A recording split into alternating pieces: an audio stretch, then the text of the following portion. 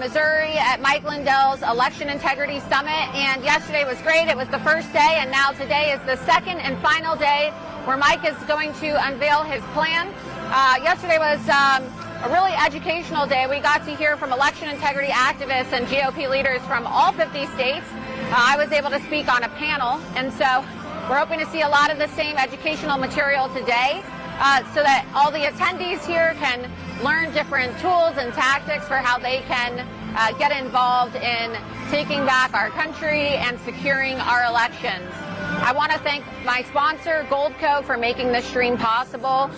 You know, we're living in really dire times, and a lot of people are struggling financially, and a lot of people have witnessed some of the greatest loss of personal wealth in U.S. history since the times of the Great Depression. And so we need to make sure that we are protecting our wealth, and the best way that you can do that is by backing up all of your wealth in gold and silver, especially right now as the deep state and the globalists are pushing us towards a cashless society. So you can do that by going to goldco.com/Laura Loomer, goldco.com/Laura Loomer, and tell them that Laura Loomer sent you.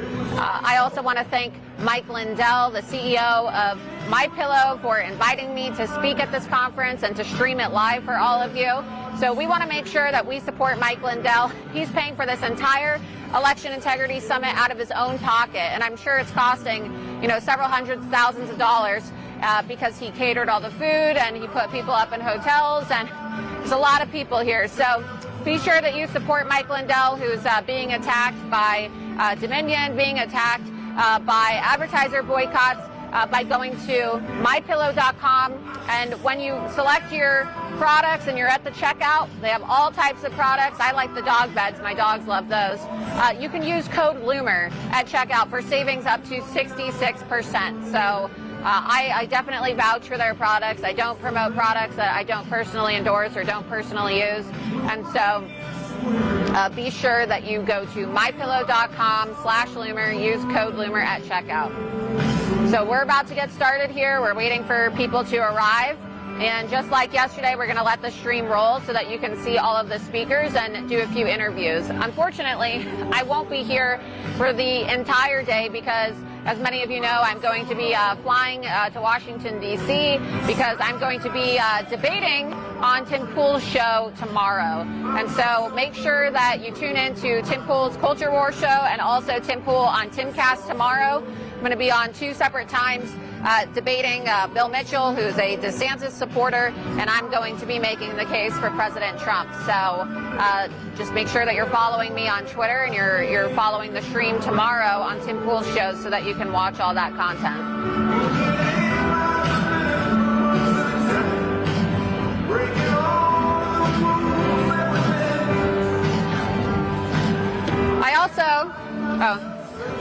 I also brought a copy of my book for Mike Lindell, and so I'm going to be giving him a book. I wrote this book called Loomered, How I Became the Most Banned Woman in the World, and so if you are interested in reading about cancel culture and big tech election interference, which I wrote about extensively, you can actually get this book on my website at loomered.com, LOOMERED.com, like the book title, and you can click on the tab that says Illuminate Shop and order a book, and I also sell signed copies, which I will personally sign and send to you in the mail. Another thing that we've been talking a lot about here at this conference is all of these witch hunt indictments against President Trump. And as we know, President Trump is under attack by the deep state right now because they don't want him to be the nominee. So you can also get this Donald Trump did nothing wrong shirt as well. Now we're going to stop for the prayer. As we acknowledge God this morning. Father, in the name of Jesus, God, we just praise you, God, for today. And we just worship you ahead of time, God, for everything that you're going to do. God, we just thank you, God, for bringing us hope, God. You are our hope, God. We put our hope in you. We put our trust in you, God. Because, God, you never disappoint us, Lord. And, God, we're praying for hope in our country. We're praying for hope in the nations. And, God, we're just crying out, Lord, that as you unfold what your will is, God, with this plan, God, that your will would be done and your kingdom would come to our lives on earth as it is in heaven. And whatever you're wanting in Jesus' name to secure our elections, God, we're asking for miracles and breakthroughs for our election platforms, God, to be transparent, to be secure, to be safe. And we're just asking, God, that you just have your way. In Jesus' name, amen. Ladies and gentlemen, please welcome back Brennan House for the Pledge of Allegiance and the National Anthem.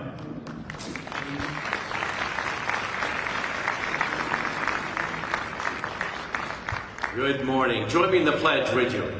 I pledge allegiance to the flag of the United States of America and to the republic for which it stands, one nation under God, indivisible, with liberty and justice for all. And then join me in singing our national anthem. Oh, say, can you see by the dawn's early light what so proudly we hailed at the twilight's last gleaming, whose broad stripes and bright stars through the perilous fight o'er the ramparts we watched were so gallantly streaming,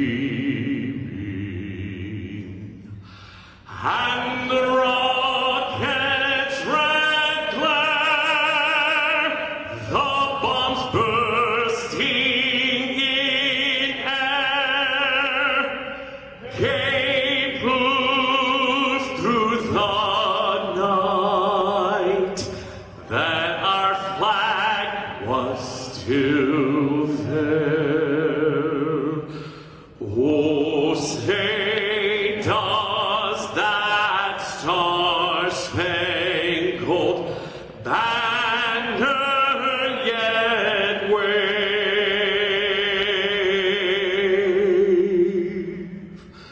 o'er the land of the free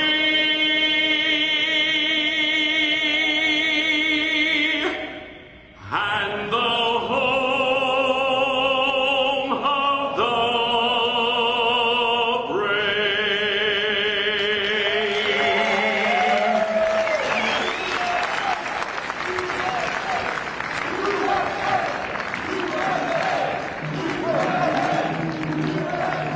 Great. So, Ladies and gentlemen, please welcome your host, Mike Lindell. Mike Lindell. Go back on Mike. Morning, everybody. The day is finally here. I want to talk to everybody from around the world. We're streaming in 85 languages today. The plan to secure our elections, and it secures them immediately, needs to be, you need to take the time right now to tell everybody you know to tune in today at frankspeech.com. I'm gonna kind of frame this morning for what's gonna happen today. And no, I don't have a teleprompter. You know, we've been working for 2.5 years, and some of you even longer than that, to secure our elections. Over 70% of the country does not believe that our elections are secure anymore. And that's very sad. But what I'm here to say is, well, like in the times we're in, and you've seen yesterday when I did the segment, what got us here. When I did that, you know, I'm talking about all the hard work that you guys have never given up. It's like as soon as you go in for a lawsuit that should be very easy, and all of a sudden the judge says, no, I'm not looking at it. Matter of fact, I'm going to sanction you even for asking me. Or you don't have standing. Or you go to your legislatures, and most of them are Republican. You go there and they go, no, you can't do that. You can't go to paper ballots hand counted. What are you thinking about? We went through this in Arkansas, where they had a county that went paper ballots hand counted, And the Republican legislatures in Arkansas put up a thing, if you do that, we're going to defund you. We had in Missouri, where we went out, where all of you went out last year at this time, and I said, we need to get cast-full records, or we're going to lose our country. And everybody did, went out there. But a lot of the states, like in Missouri, this lady asked for her cast-full record under the Freedom of Information Act, and they sued her. They went after her. Shane Scholler, I mean, he's a Republican. You know, it's disgusting. So all of these things, but yet, even though the pushback and all the hard things we've done, well, about a year ago, I'm sitting there and I'm praying, and God gave me this plan, and at least the seeds of it. It said, we have to do something. We can't wait, God, until after the 2024 election. Our country will be gone. It'll be gone. And I was very excited, but and I've learned during these 2.5 years, this is all in God's time, because they're going, well, Mike, why didn't you come out with it right away before the 2022 election? Because we weren't ready, and it wasn't the right time. This is the right time, okay? And I'm telling you, when we lay this out, the plan, it goes into effect immediately. Friday morning, tomorrow morning, everybody. This is the most exciting thing. And everything you've all been doing will become so much easier. I mean, it'll be easy. If you have anybody that blocks you now, it'll be like, they will be called out going, what, and I'm not a Democrat or Republican. This isn't about that. It hasn't been about that. This is about us having elections instead of selections. You know? Well, now I'm going to take you back, because I've got to frame this up. I've used this analogy when I've told people about the plan. I've used this analogy of Al Capone. Now, Al Capone was a gangster in the 1920s back in Prohibition, and they couldn't get him on murder. They couldn't get him on racketeering. They couldn't get him on bootlegging. They couldn't get him on gambling. But they had all the evidence in the world. They had all this evidence. Why couldn't they get it? Because he had the judges in his pocket or in fear. He had law enforcement in his pocket or in fear. He definitely had the people in fear. And he had the media on his side. The media. He had bought up all the media. Okay?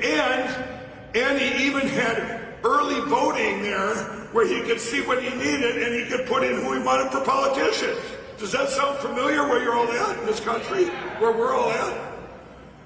Well, what they did is one day they said, well, let's go at him from a different angle.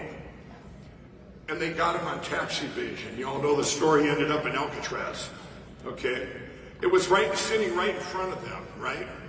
But now we're not getting the machine companies on tax evasion, okay? That's, so what this does is I want to tell you, they have all of the companies are what we've been told. We've been told one common thread of a lie, no matter what the machine brand, whether it's Smartmatic, Dominion, Hart, it doesn't matter. ES and S, let's not forget the big one in the country. And there's more, but all of them, we've been told the same lie by the machine companies themselves, by legislatures. When you guys walk into your election official, you've been told this lie. The media has told this lie from one spectrum all the way to the other spectrum. Not one of them has said the truth, okay? And you know what that truth is? The truth is they were on the internet, all of them. The big lie is they're not on the internet. We're not on the internet because you know what they're blocking? They're blocking what we've had since day one is the cyber evidence. You can't they can discredit all the cyber evidence by saying what? We're not on the internet. It's impossible. You go in, we've got people on the ground. We got 250,000 people on the ground from Hawaii to Alaska and every other state in the country. They get to their officials, they go, it's impossible in my county, we're not on the internet. Well, who told you that? Well, the machine companies did. You ever heard that? How many people have heard in this room? I want you to stand up. If you have heard that the machines are not on the internet. Every single person in this room and every single person watching has heard they're not on the internet. Okay? This is one lie, and I don't ever, to this morning, don't ever let that get out of your head. Okay? They told us, and from people down here all the way up to the top, they're not on the internet. They're not on the internet. I'm going to show you a video right now that we're going to watch because I want to take you back to this place right now, okay? So let's roll this video.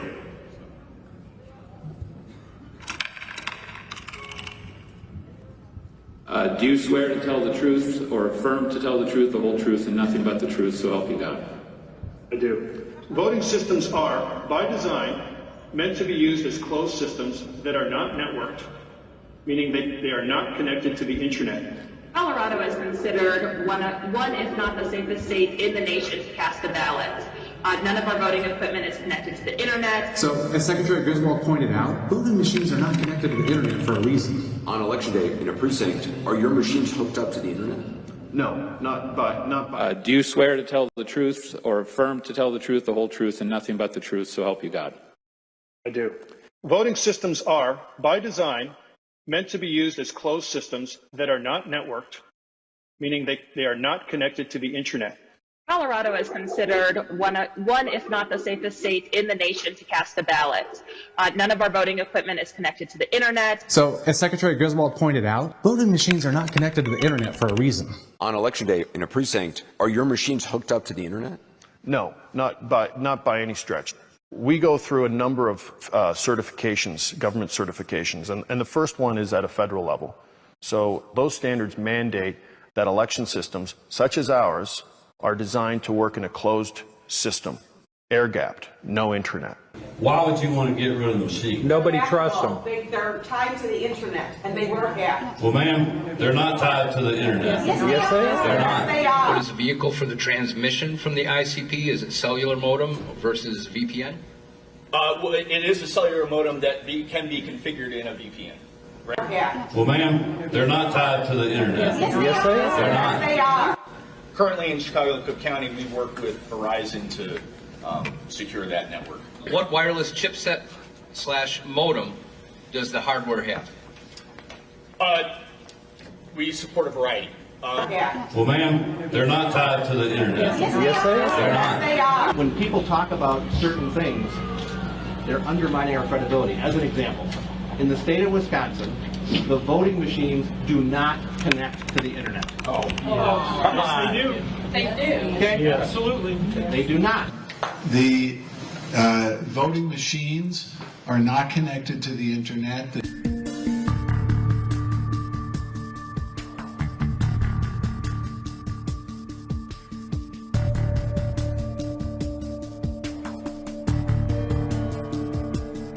Local election officials, though, they say really a cyber attack's unlikely. Georgia's voting machines are not even connected to the internet. That it's really hard to. It's almost impossible to hack that machine.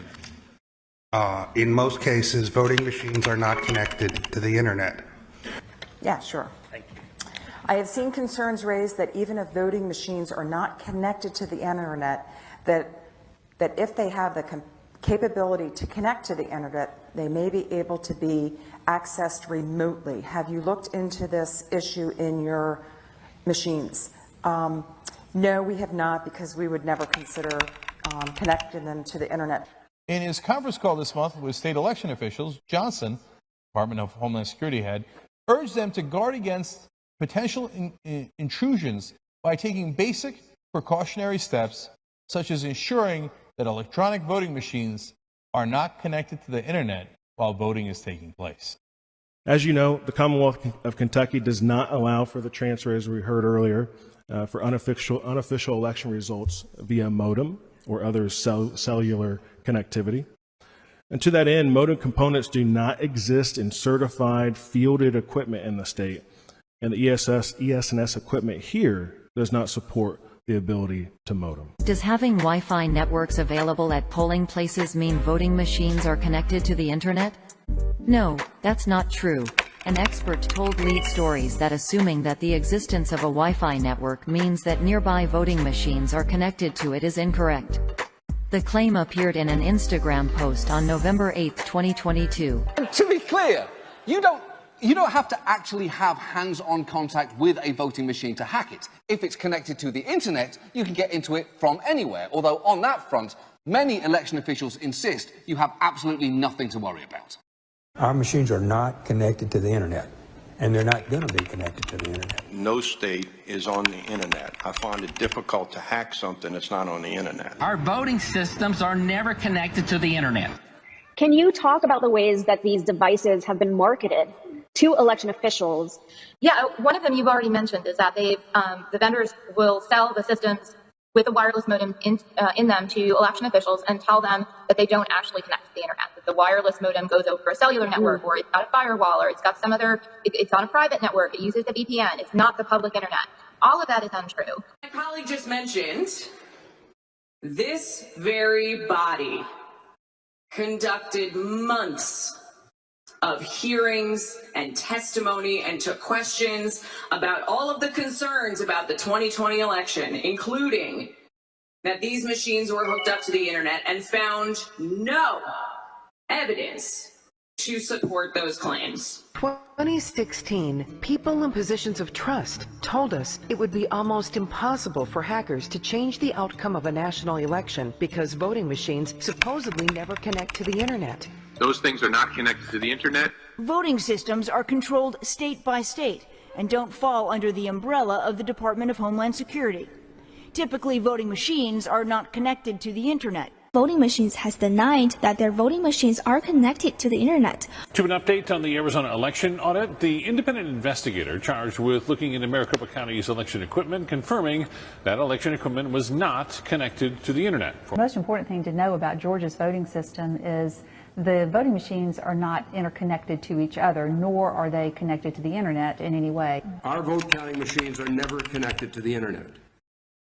For remote access software? Yes. We no longer install any remote access software. That process was discontinued in 2006 and is not allowed by any of the EAC testing. Mr. Poulos? Chairperson, we've never had any kind of remote access in our Dominion product. Capabilities. But okay. I will say that I do want to draw a caveat. Some of our tabulators have are designed around the ability to have an external plug-in modem to transmit unofficial results after polls close. Our voting machines are not connected to the internet. Those are not connected. Voting machines themselves are. We were told this lie when they took your country. Because if you're not connected to the internet, they're trying to tell you, how could you have this cyber evidence and all this stuff? Because you couldn't have been in there. You couldn't even been in the room. That's like saying having murder committed, but you're going, well, I wasn't there. Well, we think you were there. We see you there. And they're going, oh, no, we're not there. Well, we're not connected to the internet. We're not connected to the internet. I could sit and show you probably a month's worth, every day, 24 hours a day, of people that said, and you all heard it yourselves, county officials, everyone, all the way down. It could be a school board, like, well, we're not connected to the internet. We're not connected. That's impossible. We're not connected to the internet. We're not connected to the internet. I want to put this in your head so much this morning.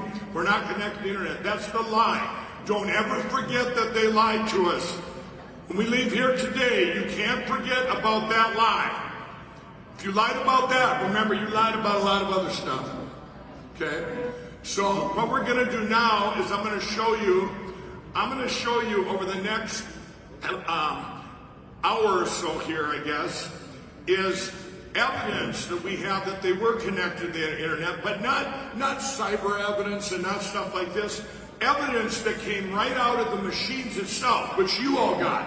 The CASPO records, the registration, the voter rolls, okay? So you're going to see what they can't say that they weren't connected to the internet when we got the stuff from the machines. There was stuff that we could get under the Freedom of Information Act, which you all got, okay? And I'm going to show you right now Patrick was there. He was there, and he's going to show you evidence he had firsthand. And then we're going to show you what we could get out of the machine. Evidence like he has firsthand evidence, they've been all just, the media doesn't put it out there, so it's been all just, we don't care if you have evidence they were online. They weren't on the internet. They weren't on the internet.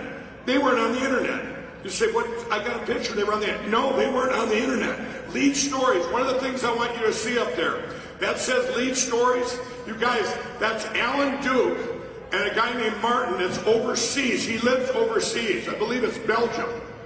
They have 3 other employees.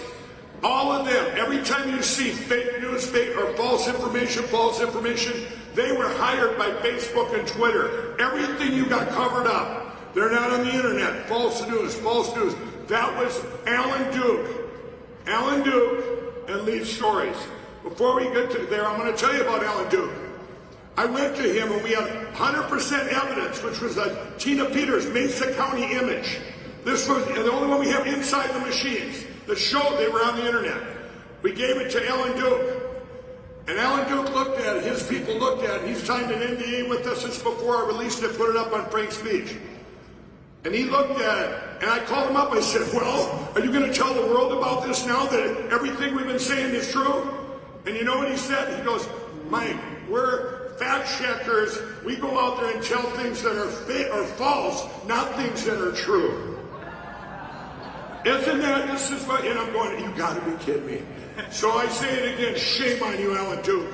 Disgusting. But anyway, let's move on. We're past that and still have a little thing back then, because I thought back then, wow, we show the world. Wouldn't it be something that the lying Facebook fact checkers and Twitter fact checkers would have came public and said it's all true, everybody?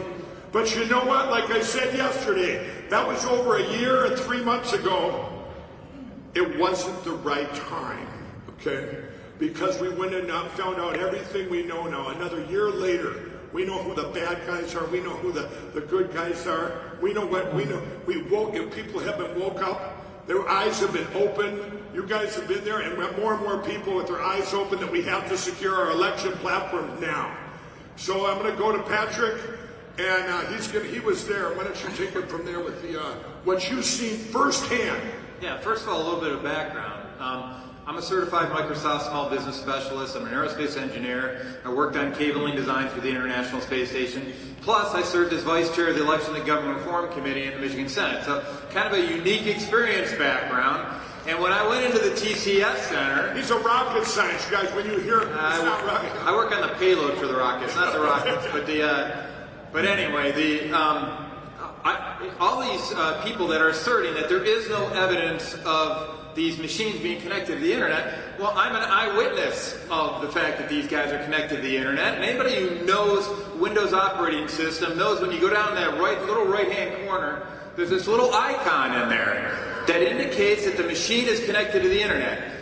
That was on every single one of the 25 ImageCast Central tabulators there were high-speed tabulators at the Detroit TCS Center during the November 3rd, 2020 election.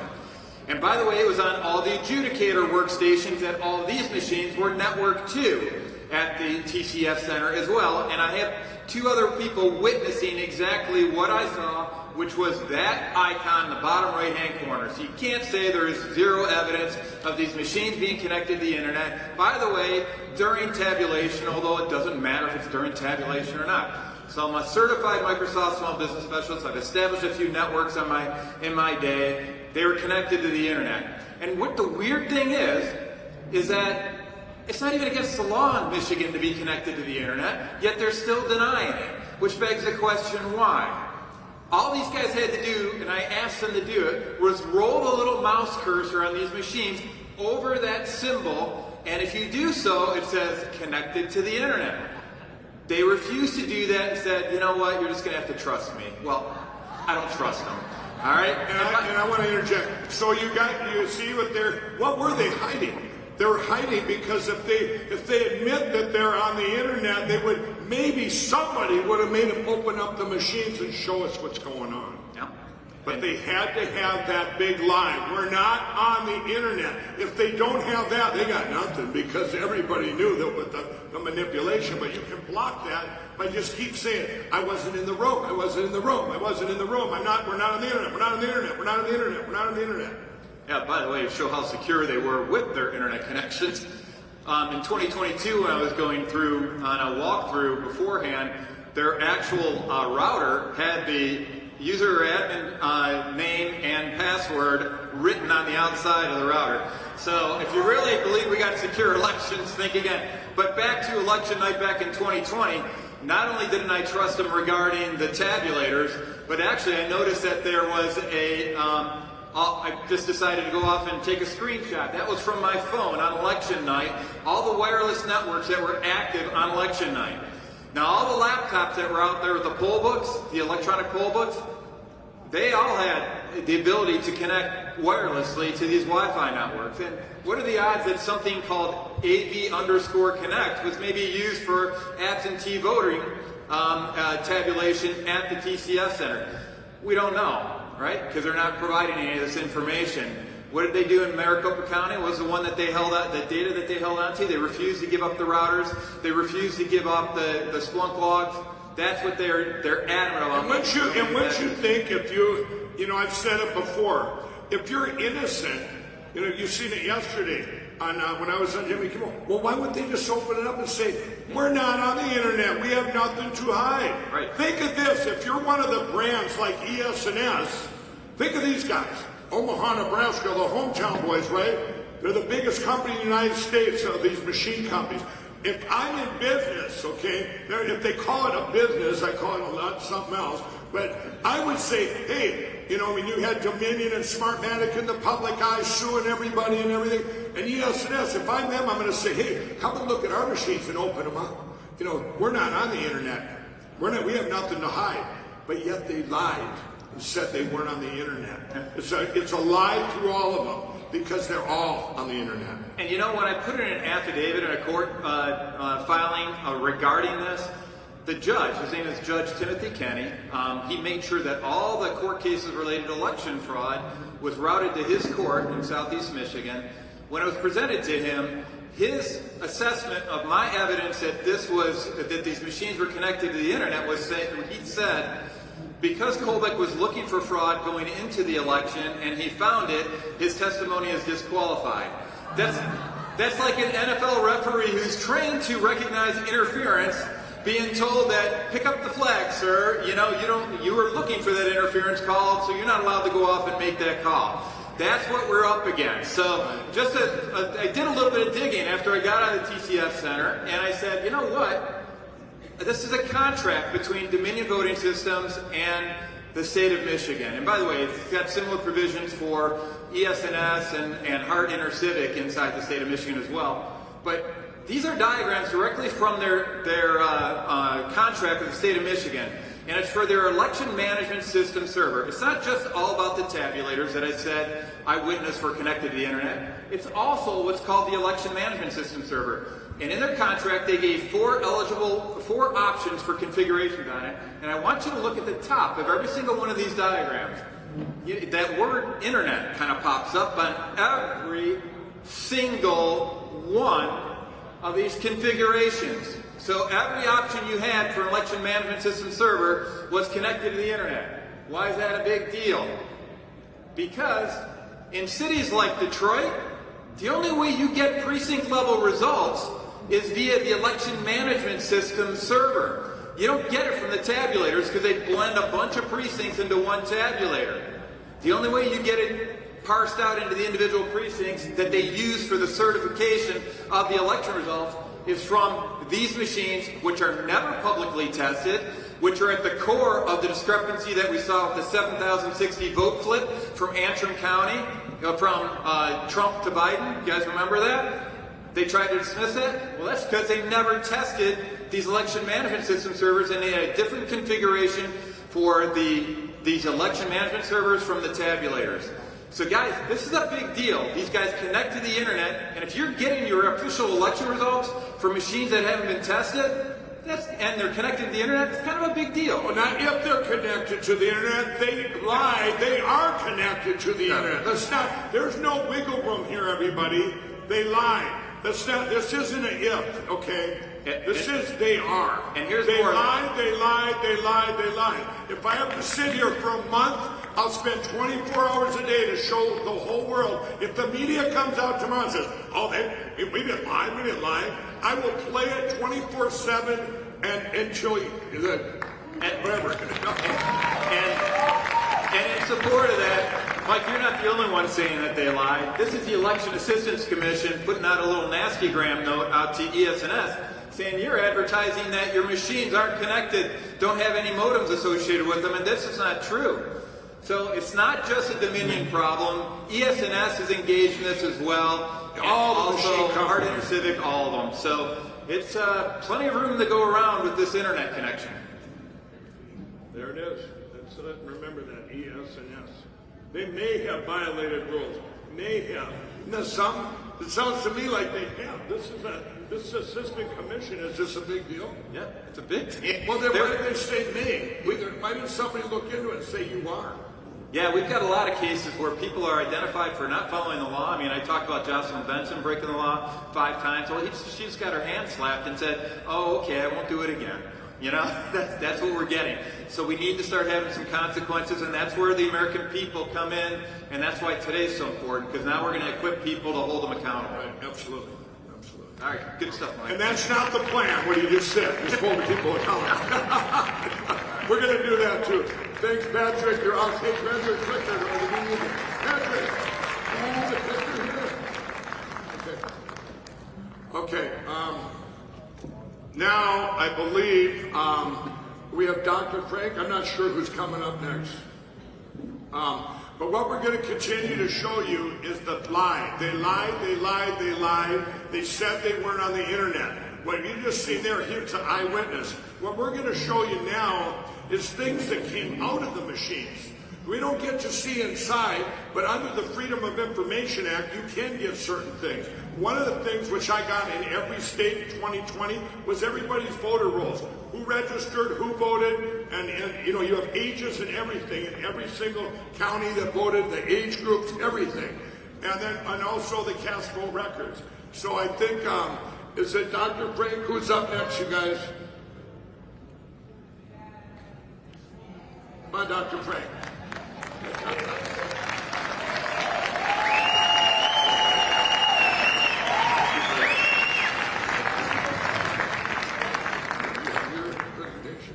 I think it's loaded. Let's see if they bring it up. Okay, let me give you a background here on Dr. Frank. First of all, tell us what your background is, a personal background. I'm a scientist, did that for 40 years. Inventor, building electron microscopes and laser scanners and stuff, equipment. I did that for a lot of years, not paying attention to elections, but doing my civic duty and voting every year. But you're not what the media calls you, a math teacher, right? A little more than that? Yeah, a little more than that. I have 60 scientific publications, cover articles on the leading journals in the world. Right. And I'm going to tell you, when I met Dr. Frank, I was doing the movie Absolute Interference. I met him for the first time, and when I did those movies back then, it was all live. It was we didn't edit. In real time. Stop that. Let's start over. Kind of like what we're doing right now. And when he started telling me about what he had found inside these machines, through the registration, we all can get it. The freedom of, I had to pay a lot of money for them. Alabama charged me $40,000, which was, highway robbery by John Merrill. Anyway, when I heard his thing, I'm going, wow. It 100% proved they're on the internet and they were computer manipulated. And it was like a perfect marriage going for everything I had for the cyber evidence that they kept blocking, saying, we're not on the internet, we're not on the internet, we're not on the internet. Remember, what he has comes from the machine, comes from our states. It's not made up out in the sky. That's why they've never been able to discredit him when he's out there going around the country and warning people, warning counties, and he does that. And now they changed it. Instead of the media attack him, they just call him the Johnny Appleseed of election crime, right? So go ahead and go through and tell us, show us what you have. Well, the question people always, we're talking about machines here, and we're talking about how about the machines being connected to the internet. But people need to understand it's not just that thing you put your ballot through. It's also the EMS, as Patrick was just describing. It's also the poll books. There are all these connections. And I remember in the state of Ohio, for example, we showed that all the Dominion machines were talking to one another as well as being on the internet. So when we talk about machines, we're not just talking about one thing, we're talking about a lot of things. And then just polling books, tabulators, printers, exactly. All of it. Everything that's run through computers in our elections. And just yesterday, the Epic Times showed this vast network that all of them are connected through. So it's not even just the internet. It's also the cellular network. So there's all these electronic connectability things that are going on. Basically, we just got to get rid of it all. We got to vote Amish. We got to vote all paper, no machines. Yes. This isn't the plan either, but we've got to get there. That's right, I'm getting there. So one of the questions Mike asked is, he says, well, what would an election without machines look like? That's a great question. Well, but what he's really asking, I think, is what does an election with no fraud look like? No computer crime. No computer crime, exactly. And so, but the problem is how do you find an election that's got no fraud in it? So here we are in Missouri. Last year, Ann Kelly was taking me around and introducing me to the clerks throughout the state. And the last day, we were sitting there with the head clerk of the state of Missouri, and he was explaining how safe their machines were and how they weren't connected to the internet. And I said, well, let's just set that issue aside for a minute. Let's just talk about your voter rolls, because I can show you that your voter rolls are being used to hack your elections. And he goes, oh, really? Yeah. And so I started explaining everything, and after about 10 minutes, he just leans back and he says, yeah, we know we have tens of thousands of ballots being stuffed in our elections. He says this, and Ann Kelly goes, what? She says, if you know this, how can you, why are you telling the clerks? And he says, well, because if we told the clerks how many ballots were being stuffed in our elections, the whole state would blow up and everyone would lose faith in our elections. You think? So anyway, you get the point. I think that's all I need to tell you. They know, and he was so happy to tell me the whole lore of all the ballot stuffing that's been going on for years. So the reason I tell you that story is because how would you know if an election can have fraud in it when we have decades and decades of history of fraud? Nevertheless, we can show what it's like without machines, and that's what Mike is really asking. Also, where would you get the data? Because we didn't really have electronic databases for the last 60, 70 years, right? Those are more recent additions. So what does an election without machines look like? Well, when did all this start? If you look back, in every state now in the country, in every state, the voter rolls are growing faster than the population. And when you first say that to people, they say, well, gee, Dr. Frank, that's a good thing. We're getting everybody registered. No, that's not a good thing, because in 8 states, they have more people in the voter rolls than they have people. Okay? And you might say, well, what's bad about that? Well, if you have a lot of people in the rolls who aren't real people, and you're mailing ballots to everybody, that's a problem. So, I'm sorry. That's a use touch, but I didn't know I was doing there. Sorry about that. So I'll give you an example. Here's one example. This is from Kentucky, the state of Kentucky. This is their voter rolls. You notice over time that the voter rolls are growing faster than the population. You can see here, the voter rolls are growing faster than the population. Here's their 18 and older population. It goes right by, and right before 2020, there's an extra little surge. The rolls go right past the population. In fact, they're up to 105% of their people registered. That's a sort of interesting thing. Judicial Watch sued them. They've been going around the country suing people for this problem, and they were required to remove hundreds of thousands of people from the rolls, which they just got put right back in again. So in other words, they're not really cleaning the rolls. They say they are.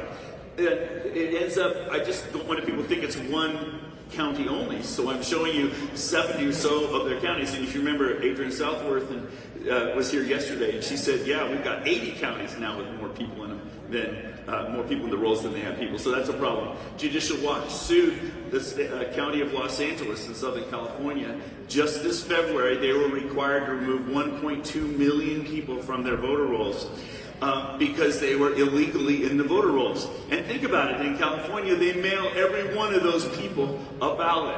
But that's a problem, you think? Within 2 months, their voter rolls were right back full again. So how can that happen? Is there some clerk sitting in her office going, oh gee, you know, I'm going to add people to a roll, you know what? No, it's because they're connected to the internet, and it's a simple algorithm controlling that, and that's what I described to Mike in that movie Scientific Proof. So that's interesting. How are they doing this, and why are they doing this, and what is their justification for being connected? The rolls are connected to the internet. What's their justification? Well, something happened in 1992. It's called NVRA, the National Voter Registration Act. And after NVRA, in every state now, I've done 46 states, 800 counties, boots on the ground, 3,000 counties I've analyzed. In every single state, you have this sort of thing. I know this is a complicated graph, but if you look back here in 1996, you can see a huge surge of influx in one county here in Pennsylvania. I was just using this as an example. I'm showing the age of the people being added to the rolls by year. And you notice there's this massive influx of voters who are not real voters. They actually didn't even vote that year. I've looked those people up. They started stuffing the rolls with people who are not real voters over the years. Because if you're going to cheat on the internet, if you're going to cheat and flip votes, if you're going to cheat and add votes, you need to have names for every one of those votes you're adding. You need to have names that you can assign ballots to. And if you don't have them in the rolls, you have no credit line to use it. So that's you guys hear that? I like that. You have no credit line. You have to have those names. So that's why the early voting falls right into their plan. Oh, you do not, yes, early voting, you're basically telling the bad guys who's already voted so they know who to stuff for. So that's why, so this is just one example. I can go into more detail, but you get the point. The problem is that every state now, every state in the country is doing this, and I just wanted to give you a couple of examples of that. So, for example, this is Pennsylvania. They're since 1960. Remember, we're wondering, what did elections look like before machines? That's sort of the question we're pondering here. Notice that the population since 1960 in Pennsylvania, you can see it kind of growing there. But look, that's the top line. That's the voting age population, the blue curve. Look at the black curve underneath it. That's who's registered to vote. Wait a minute. After 1992, look, their voter rolls suddenly started surging. But their population didn't surge. Why are their voter rolls surging? That's happened in every state. The reason it's surging is because they're giving themselves that credit line. They're registering people who are not real voters. They don't always vote at first. And then you notice, like here's the red curve. The red curve is who actually voted. Well, gee, as soon as they started inflating the voter rolls, oh, lo and behold. Hey, I got a question. Yeah. So, when they're inflating them there, when they were adding their voter rolls before, was it by hand, and then all of a sudden computers came in? It was when computers were starting to be added in the 90s. They started. So see, does everybody understand that part? Okay. Yeah. So the turnout. So I don't have time to show you every state in the country. So what I did is I added them all together. So you can see this is for the whole country. This is the 18 and older population, the blue curve, and you notice that as of 1996, suddenly the voter turnout, the black curve across the whole country has been going up, and the number of votes has been going up. We suddenly became more patriotic. I don't think so. And what happens is if you do simple math, you can say, look, the number of votes is growing faster than the population by about 10%.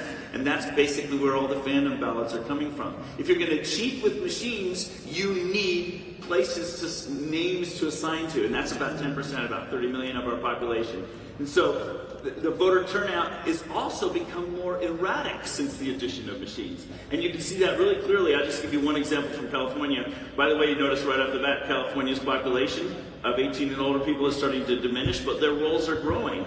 Their rolls are growing, but their population is going down. Interesting, huh? But notice how the voting, presidential, midterm, used to be pretty stable, and it's become more erratic. As soon as they added the machines, look what's happened. And that's a trend I see in every state in the country. And what's also very spooky is if I show you state after state after state, they all have the same shape.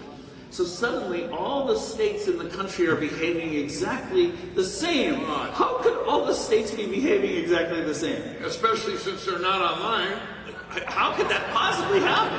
How could that possibly happen? So this is sort of external evidence that the machines must be operating. Anyway, I just show you how it's more volatile. Now, this is the money shot, as we like to call it. It used to be, and this is before machines, that you used to vote in your local precinct. You would go in, you would sign the book, you would give you a ballot, you'd fill it out. It was your local neighbors, everybody knew everybody, you could make sure everybody was the real voter, and then at the end, you would, count up the ballots and turn in a number.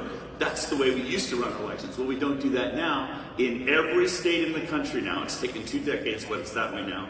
Our rolls are centrally controlled. And I use this example from Wisconsin. I'll show you a second example from Wyoming. Notice that this graph shows you from 2009 to 2021. And I showed this graph in official testimony in Wisconsin. And I was showing Robin Voss, and I said, notice, he's the Speaker of the House there, I said, notice that right before 2012, the rolls suddenly surge, and then they vote and you take people out. And then midterm, it surges a little bit, and then you take people out. And then right before 2016, the rolls fill right back up again. It's like, wait a minute, why are the rolls all full? And then after the election, this is what's particularly stunning, they remove 1/4 of the voters. They remove 1/4 of the voters from the voter rolls. I said, sir, and they're all back again by 2020. How can that possibly happen? You know what his answer was? We have a lot of turnover in those 3 largest counties. 25% in 4 years, I said. I said, besides, look at all of your counties. Every one of your everybody counties. look at that. Does that look like they were online? Every one of your counties follows the exact same pattern. How could that happen? And one of the messages that you hear is, oh no, we can't have widespread fraud in our state because every county runs their own elections. You think so? I don't think so. And that's month to month. So it's like that one movie, Identical. Identical, yes. So now that's Wisconsin. Some people might say, well, not in my county, and that's one of the things I'm doing tonight. Right. Not in my county. Well, here's Wyoming, the most conservative in the country. Here's their 3 largest counties. And you notice the same thing. Wait a minute, they're all behaving exactly the same. And by the way, let's look at all of their counties. And you're going to see they all have exactly the same pattern. Okay, so this is evidence of machine manipulation of the rolls, centrally controlled. And we don't even, this can't happen naturally. This ain't natural, buddy.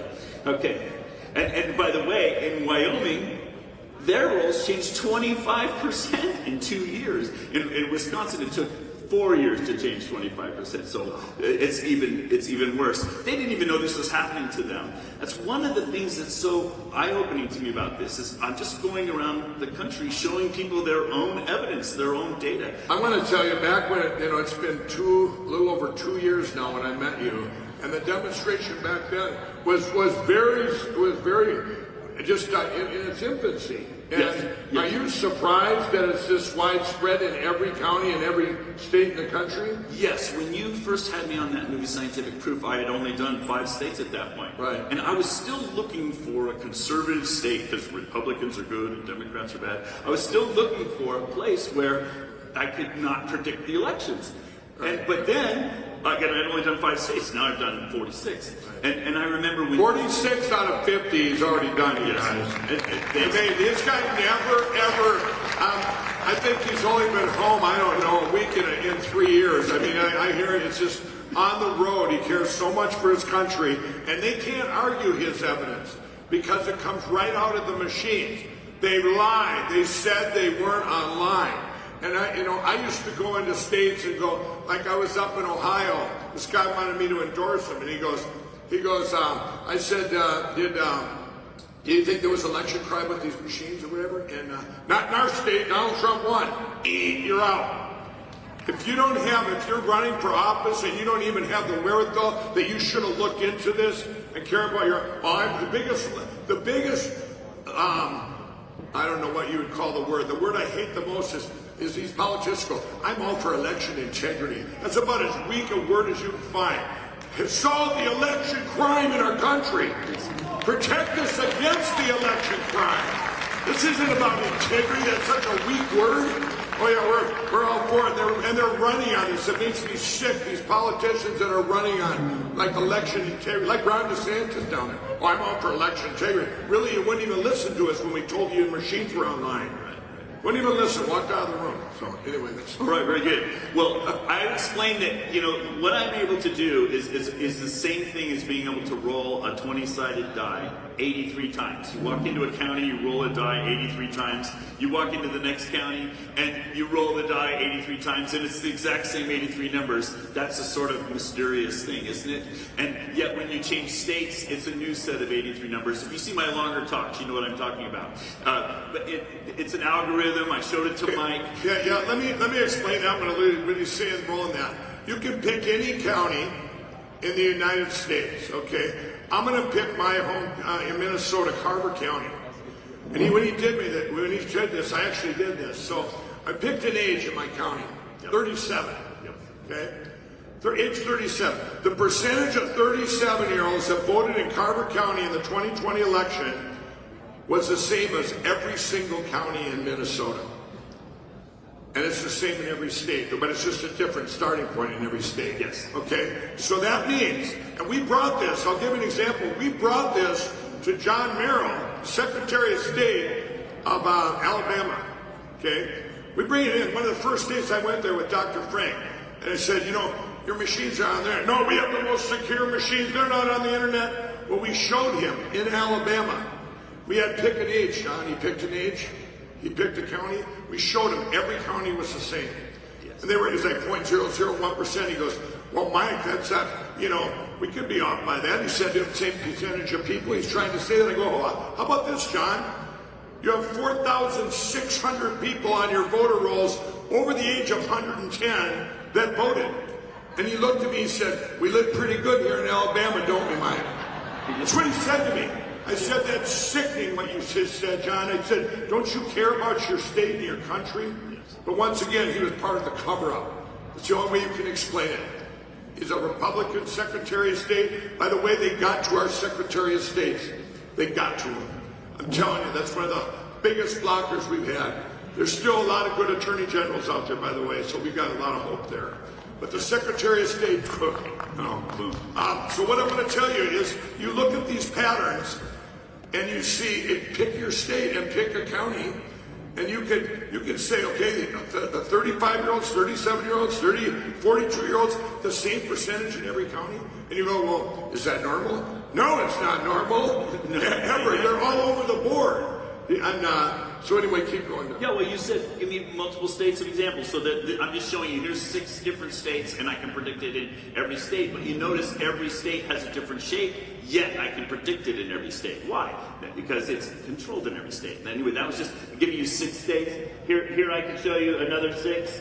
And basically, since we're asking the question, how has it changed over time? This is a simple way to show how the shape has changed over time as well. The graph closest to you is what elections used to look like before we were stuffing them with ballots. And then as you move back, it's every 2 years. This is one example, one county in Pennsylvania. As you get closer and closer to the present, you notice that suddenly a whole bunch of other people are voting. A whole bunch of older people that didn't used to vote are now voting, and a whole bunch of younger people that didn't used to vote are now voting. And that's the stuffing that's going on. Well, when you say stuff and explain that, you're just pulling names, is what he's saying. You're pulling names. Yes. That's that, what do you call it, that credit line. Yeah. They're just names. They're not people out there stuffing these. It's computer stuffing.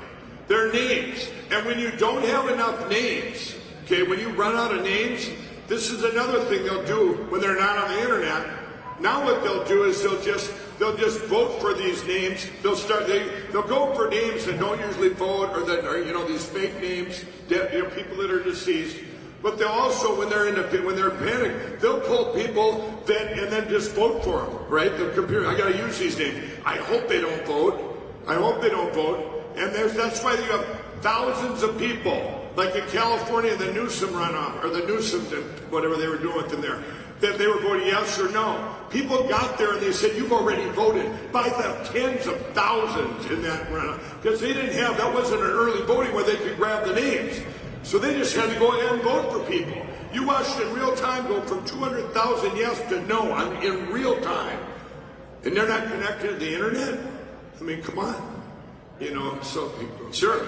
So I've already shown you how the voter rolls are manipulated in every state. I give 2 examples, but here's an example of how the turnout is manipulated. It's hard for me to show you a graph for every county all at once, right? So this is a way for me to show you every county in California. I just picked one state. This is from 1990 to present, and you notice this is the number of people who turn out in every county in California. And at the beginning, over here on the left, you can see what random elections used to look like before machines. But notice what's happened over time here. Now the state is working exactly in sync. Every county is voting out. What's the one line that's off whack there? That's one county. It's Modoc. It's a tiny little county. Nobody. They don't have machines. They probably don't. What?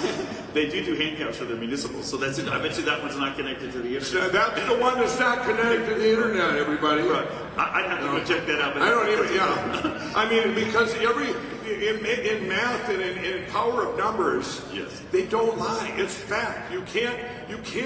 It doesn't go 1 + 1 is 2 + 4 is 4. You know, I mean, numbers don't lie. And when you get the power of numbers, when it's that many, then you get these patterns. It's impossible. It becomes impossible without manipulation, without being on the internet.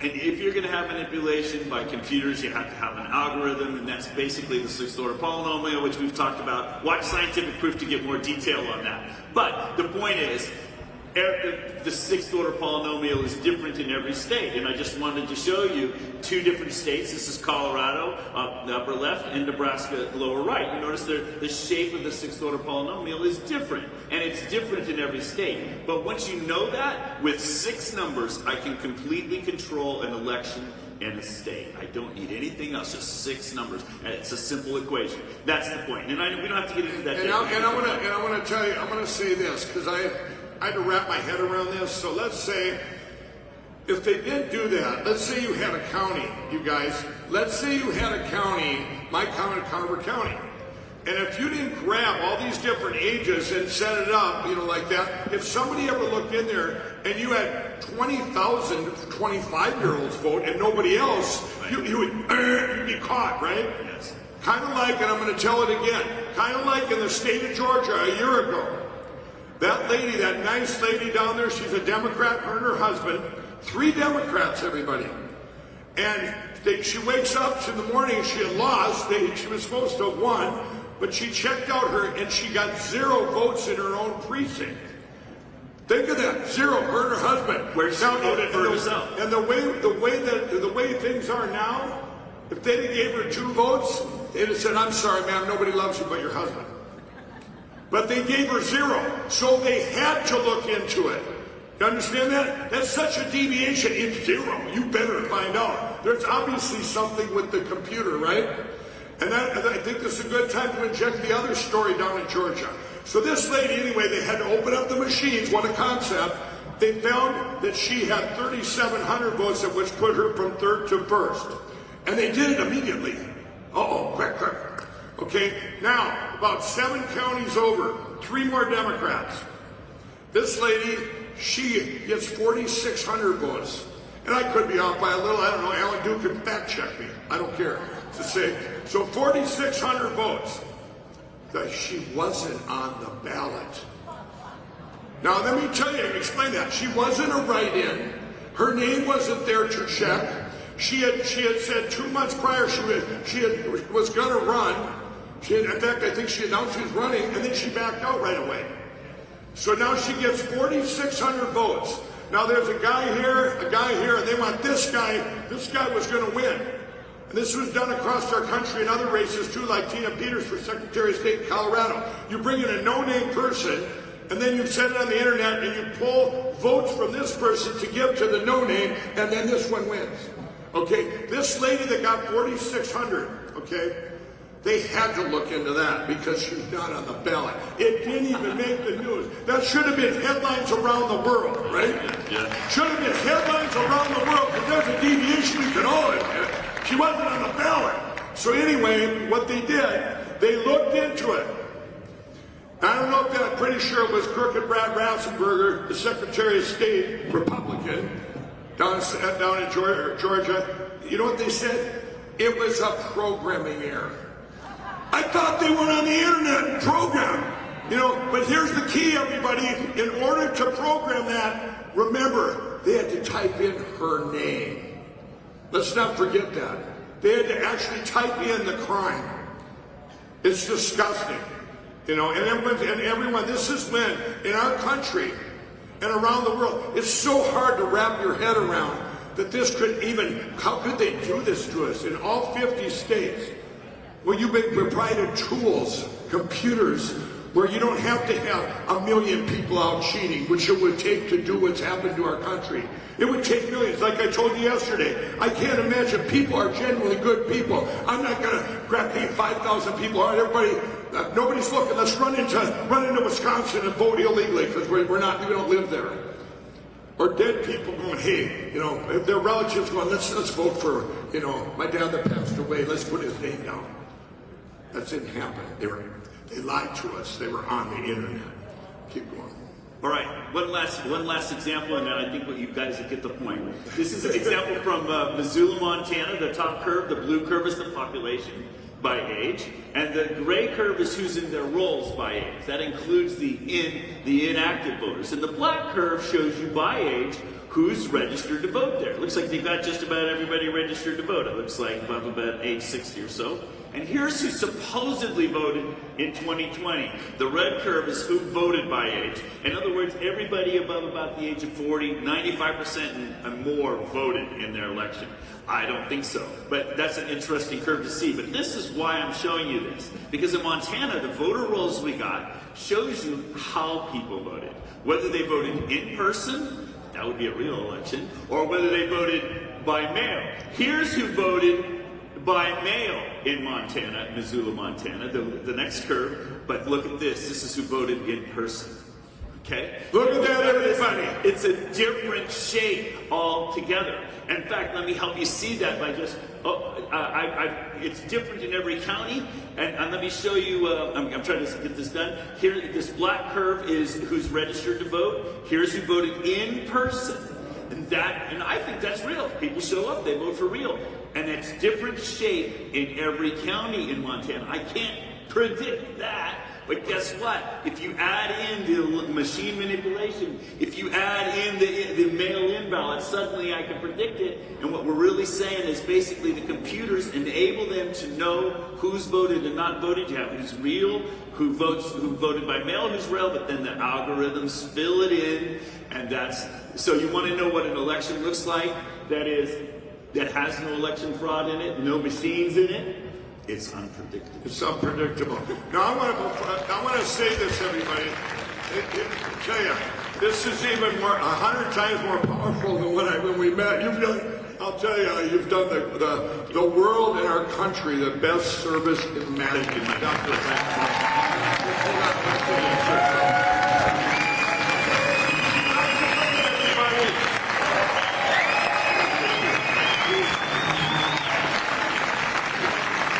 Before I bring out the next guest, I want to tell you, so what he just showed you there, and in fact, Dr. Frank, I want you to come back out here. I want to show that last slide. It's very important, if you can. Come back out. I want you to put up the day of voting in person. I want to show everyone, because I really want to talk about that. There's a lot of talk out there about ballot harvesting and early voting and all this stuff, right? Remember, they need, what do they call that, credit? They need names, okay? Now, so the bottom there is, show where they voted in person. That's the in person. So you see, okay, go ahead and show it. This is the in person, this gray spot, this 18%. Right. And then the blue is who voted. And you see that the people that voted early, all the counties are the same. If you take them, if you take the fraud out or the computers out, it's all over the board. You can't, it's random. Of course it would be random. You can't say this many percentage of 25-year-olds voted, this many percentage of 32. And we have another example. When we're bringing out the cast vote records, we're going to show you of all the cast vote records we have in 2020 and 2022, we've only found 5 counties where it wasn't computer manipulated. And you know what it showed? It's identical what he says. It's all random. It's what it should be. You can't predict 6 Democrats come in, 2 Republicans, 6 Democrats, and you certainly can't predict, let's take 2 25-year-olds, now we want 3 37-year-olds. You can't do it except for they were online, correct? Yes, I cannot predict who votes in person. And I gave you 3 examples. I kind of went speedily before. But this is 3 examples, 3 different counties in Montana. I can't predict who votes in person until, and I can't predict the outcome until you add in the machines. Then I can suddenly predict every single. So in your mind, this stuff that's out there where they're saying, let's go ballot harvest, you think that's probably a good thing or bad? Oh, it's a bad thing. You don't want to give them any knowledge. You don't want to, so that they know how to stop. Right. And there's and we're going to talk about other stuff. We're going to get into all that later on today. Sure. Talking about, because we don't. By the end of the day, everybody, when we announce this plan at 1 p.m. Central Time, that's going to secure our elections immediately. It's going to unite everyone in the country. So you have these things out there that everybody wants to do some, everybody wants to do some. A lot of them are misconstrued in what is the right thing, what is the wrong thing to do. But we've got all the knowledge now. We have a plan. We have a plan that aligns everything up beautifully. So, and I'll tell you, I'm very surprised. I didn't realize how far and how many counties and the real people in person. Where, of course, it's random. Of course it is. You know? So, once again, I would throw it for an encore here. If you're talking to Frank. Your guy is a hero. He is a hero in this country beyond heroes. I just want to really show that what an election should look like. And by the way, everybody, if you before I get up Jeff O'Donnell out here, before I get him out here, I want to tell you all something. When the cast vote records I think Jeff's coming up next. Is Jeff O'Donnell ready? Okay. Anyway, I'm going to tell you that. Okay. So before I get Jeff O'Donnell out here, we got cast vote records, and the cast vote records, everybody. What we found is only 5 counties, I believe, in the whole United States of the 2 elections. A cast vote record you're going to see either shows computer manipulation or it doesn't. There's no in between. It's kind of like what we're learning. In this country right now, you're either a traitor or a hero. There's no in between, right? And with the politicians. And so, anyway, when we found those counties. And I'm not even going to get into all that, where we found them and stuff, that didn't have any computer manipulation. There's a whole other reason for that, too. But when we found them, it was in the 2022 election. I took that and I extrapolated, had guys extrapolate the numbers across the United States. Well, our country is 68% red if you take the computers out. I mean, and you think about that, and I'm just saying that this isn't a Democrat or Republican thing. Maybe that'll be afraid of Democrats out there watching, going, oh, with this plan, I don't want secure elections, well, then they're part of the problem. But what I'm saying is, all the money that we spend on campaigns, if you're watching out there, campaigns and the resources and the hard work that people go through backing a candidate. And getting behind a candidate, like we all got behind our great real President Donald Trump. And keep clap for that. But that's I don't care if it's I don't care what party it is or a school board election or whatever. By the way, this plan will work on those too. It doesn't matter. It's if you put in all these efforts, and just to have it stolen from you, and it's like building up our lives. Whatever we've done in our lives while we're here, and then by a press of a button, it's gone. Everything's gone. So I'm going to bring Jeff O'Donnell up here right now. Everybody, let's give him a round of applause. He's another hero in our country.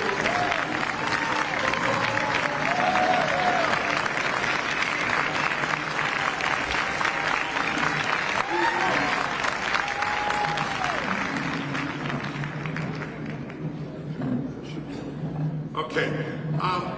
Jeff, what Jeff's done, it was about, I'm going to give a background there. First, Jeff, tell us what your background is. What have you been doing for decades? I've got about 40 years in as a software computer engineer. In the last 2.5 years, I've been doing what a lot of the rest of us have been doing, trying to fix this. But your credentials are your software, software, software hardware engineer. But I want to tell everybody that about a year ago, I met Jeff. It was in June of 22, and he'd been doing all this work for the country and cyber guys out there and lawyers out there for me and for all of you. And I did a appreciation day, and actually it was I'm going to tell you, it was in Bedminster. I had it up there, and it was going to be a big donor event. And I said, you know what? I changed my mind. I'll just keep pouring my own money into it. I want these guys to have an appreciation dinner. And I just put, rather than bringing donors, I just brought people in, my cyber guys and lawyers and everybody else that had worked so hard, and people on the ground, leaders, brought them all in together. And our great real president came in and talked to them how much he appreciated all this stuff. And it was just an amazing night.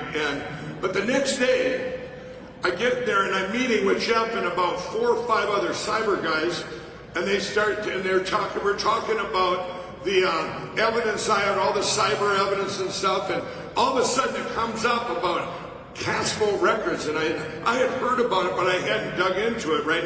Well, what's a CASFO record?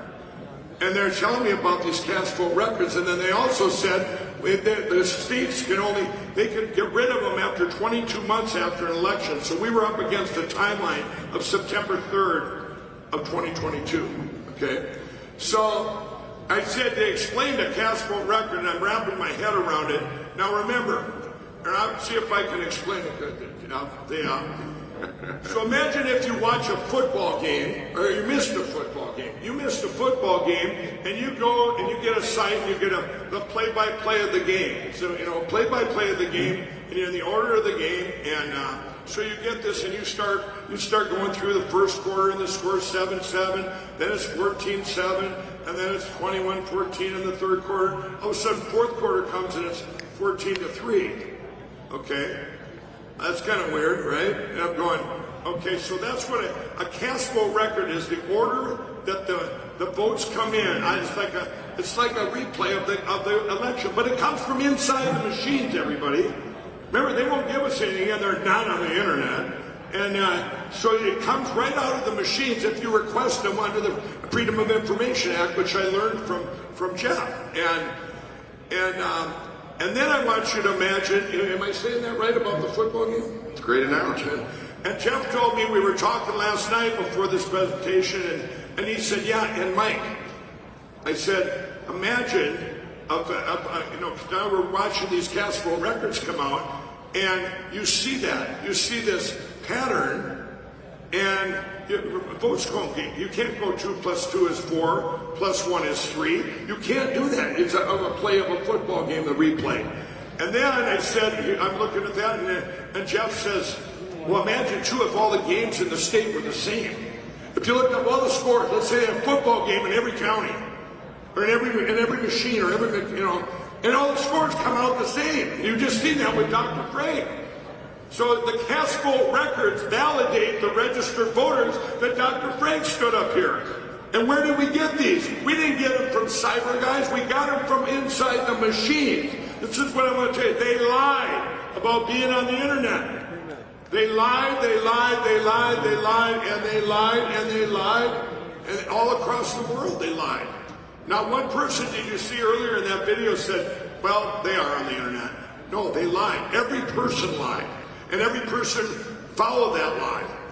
Instead of wanting to look into things, they said, well, they're not on the internet. It's an easy excuse, isn't it? And so Jeff, I want to tell you, and then we went out because of all of you. It was a year ago in this very place where I did a call to action for everyone in the country to get your CASFO records under the Freedom of Information Act. And you did. And I'll tell you, we got about 1/3 of the United States for 2020. So thank you all for that. Had we not got them, that was God's timing. I'll tell you this, because it would have been really bad because they delete them all. Now, a lot of states pushed back. In fact, the next day, after we did that call to action, there was states around, representatives and politicians from around the country. I remember Kentucky just slamming Mike Lindell in the media. He's going to ruin the 2022 election. The clerks are so busy. They're so busy getting the cast vote records everybody wants. How dare him that the public knows how to ask for something that we need to know, right? But then you go to San Francisco Township, in California. Now think of this. This is San Francisco. They got smart. The clerks are really busy getting these cast vote records. They just put a button and put them up with a computer on their website. Said, hey, you all get to see it. It's under the Freedom of Information Act. They didn't have any work to do. They had an IT guy put them up there and let everybody see what's inside these cast vote records. But yet the rest of these, and mostly Republicans, by the way, across our country, went south on these cast vote records. The state of South Dakota would not give us one cast vote record. Shame on you, South Dakota. Okay? Then my state of Minnesota said we don't even know what is a cast vote record? It tells you, the federal government tells you what it is. Well, we don't think we have to, and then lawsuits got put in there to get these cast vote records. Well, just about a month ago, Minnesota put forth a bill and passed it and said, if we figure out what a cast vote record is, we're never going to give it to the public. Seriously.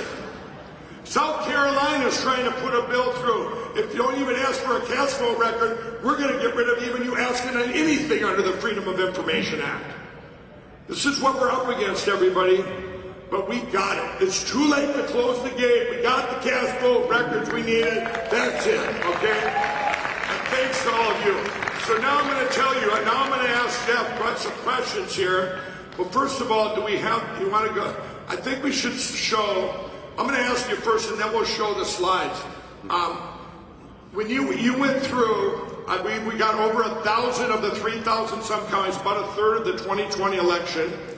And then in 2022, I think we got about a fifth of the United States. But of the 2020, or of all the cast vote records, you've looked at roughly around a little over 800. Is that correct? Yeah, that's about right. A little over 800. Now, of the cast vote records you looked at, well, first of all, I'm going to ask you this. A cast vote record, am I correct in saying there's either computer fraud or computer manipulation, or there's not? It's one or the other. Is that correct? Yes, that's what I found. That is correct. So it's either one or the other. Now, of all the ones you've looked at, is there any that weren't computer manipulated? No. Not one of the ones you looked at. Okay? Well, but you actually had, of the counties of those elections, but you did find what a real election should look like, that you went out and got a cast vote record that shows with no manipulation other than the 2020, right? Do we have a slide on that? We do. Yeah. You guys got to see, just like Dr. Frank showed you, the cast vote records collide perfectly with his. Okay? So, let's do it. Okay, hold it. So here's where we got it. All of you did this. All of you went out there. You know, remember, we have what's called the Cause of America to everybody, which we have all the groups going out to all 50 states, but we did this call to action with all of you last year, and this is what they got. The green ones, we got the cast vote records. I'll say it again, South Dakota. Now, how did we get Minnesota? I thought they wouldn't even give them up.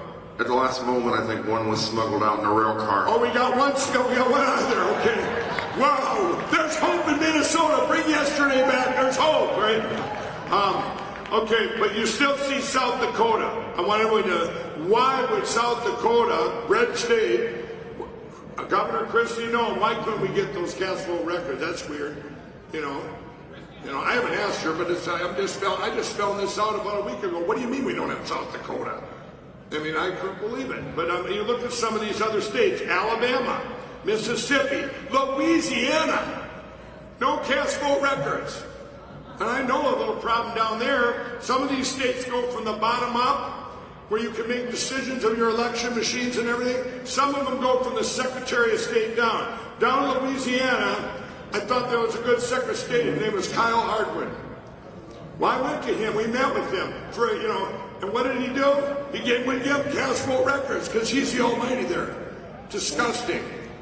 And you remember that Louisiana, you have all these things where they had the Haldeman report came out, and that, by the way, the state of Louisiana is Dominion's oldest customer.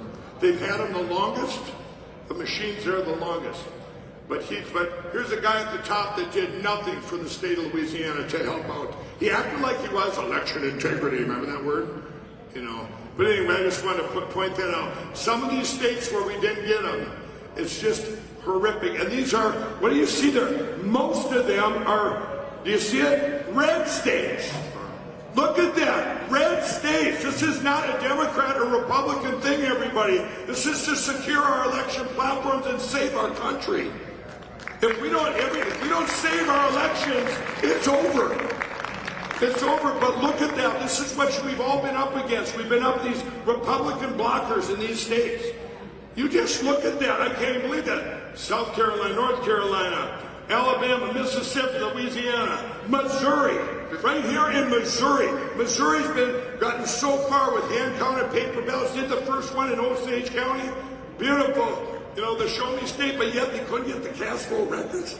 That's under our Freedom of Information Act. You know what happened here in the state of Missouri? A nice lady went to get the cast vote records and she put it in, and they charged her. The guy pressed charge, a guy named Shane Scholler or something here. Is that his name? Did I get it right? And he's running for Secretary of State, and he stopped the cast vote records, and he charged a citizen that watched this event from, charge them. What are we up against? This is bizarre. I couldn't believe it. This nice lady gets charged, and she's just watching the show and says, under the Freedom Amendment, we showed everybody how to get the cast vote records online. Just to put an email in and request them. So she got charged. This is disgusting. I'll tell you, here in Missouri, if you don't call it, that guy should be held accountable. Shane Scholler. It's disgusting. And so anyway, and he's running. Is he running for Secretary of State here? Running for Secretary of State. Remember, the Secretary of States, I haven't found any of them out there. I haven't met one that I would trust right now. There's a few I haven't met, so maybe they're out there. But anyway, so I just want to tell you, this is a part of what we're up against. And when we get to the plan, remember this plan's never been done before in history. If you're watching from home there, we're going to announce a plan today that secures our elections immediately. Friday morning, they're all secure, everybody. So, but it's stuff like this that I want to show you. This 100% proves, and I'm telling you, just because you think South Dakota didn't give us their cast vote records, we did get their voter rolls that, like Dr. Frank had here, we went through. Every state, we have one form or another to show they were 100% on the internet, okay?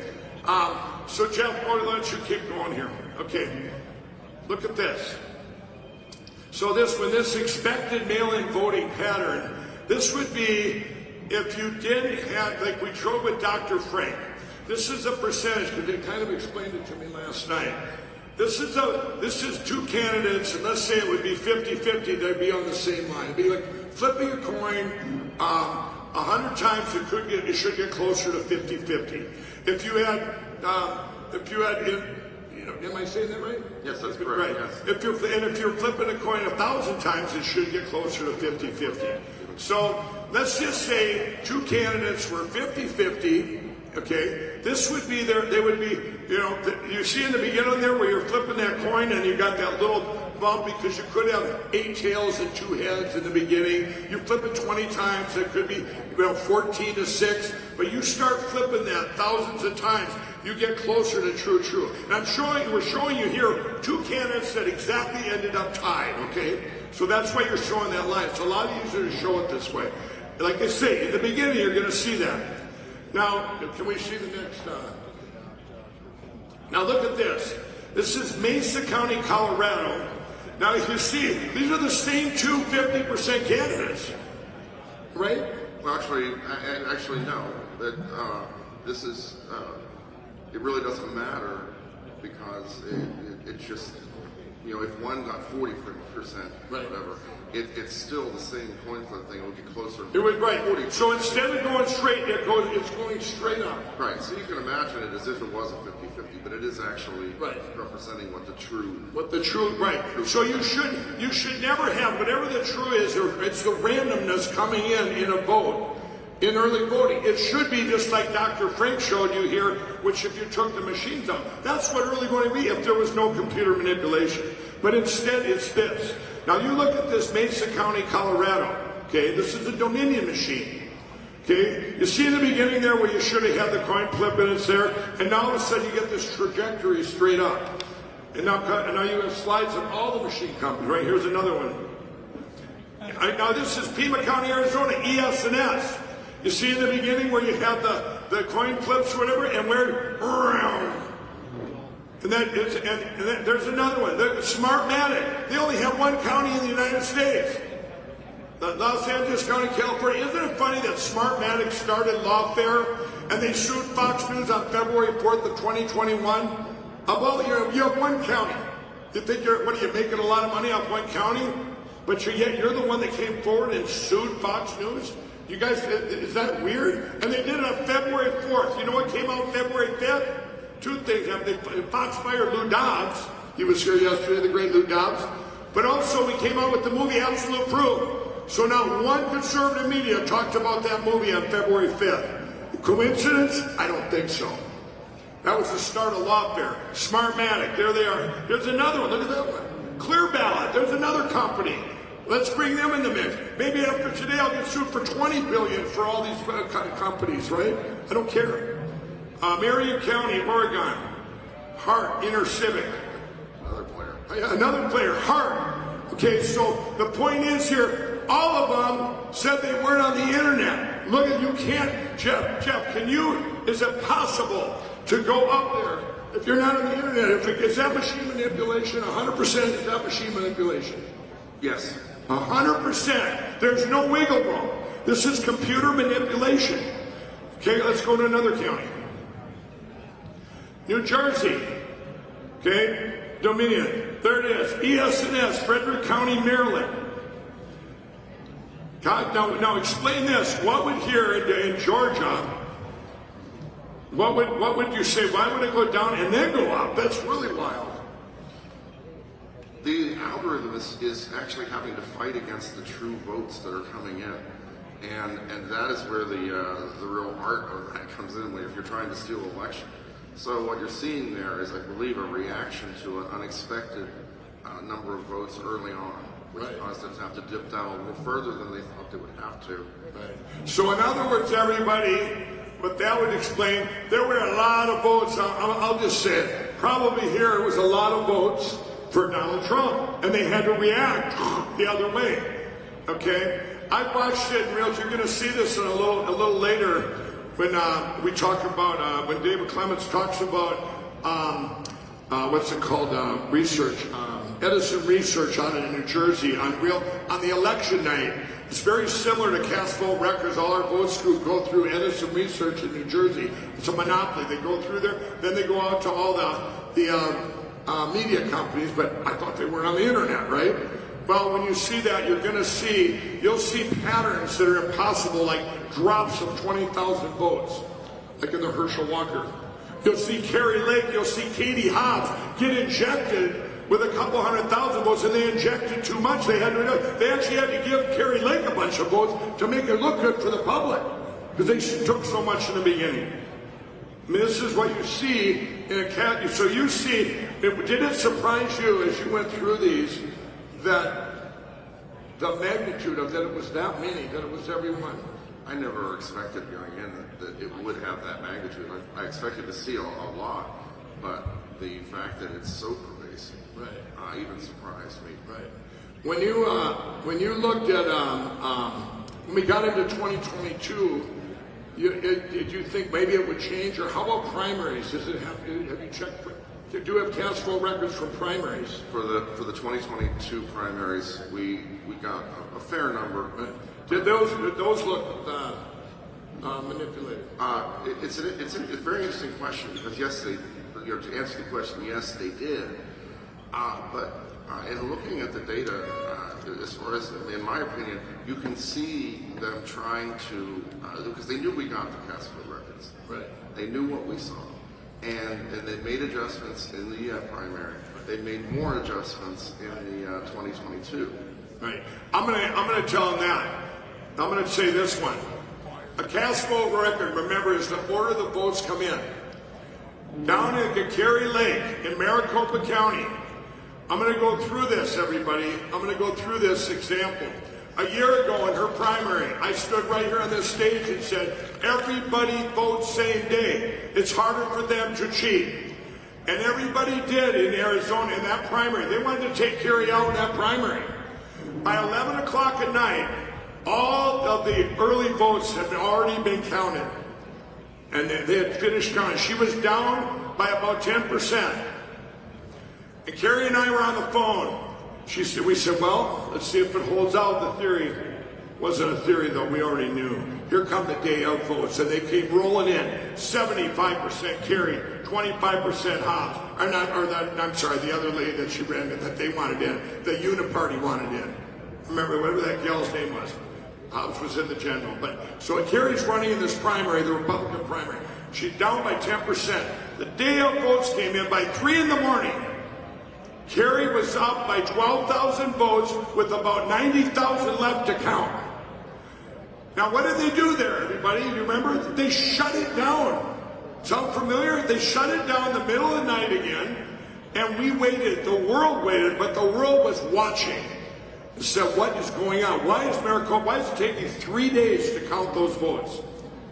And finally, they're all in this thing going, I don't know how we're going to do this. They probably went and asked Brad Ratzenberger over in Georgia, what do? We only have 90,000 votes left. How are we going to cheat?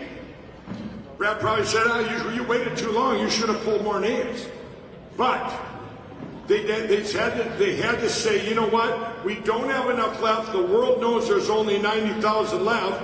And it's 75-25 Carey traditionally coming out of that county or that place. They had to finally make a decision. We'll have to steal her election in the general election. Okay. So what they did. Now here comes here comes the election last fall on November 8th. I woke up in the morning. We told everybody, do it again. Vote same day. Okay. I woke up in the morning of November 8th and I was so happy. It was all over the news, even Fox News.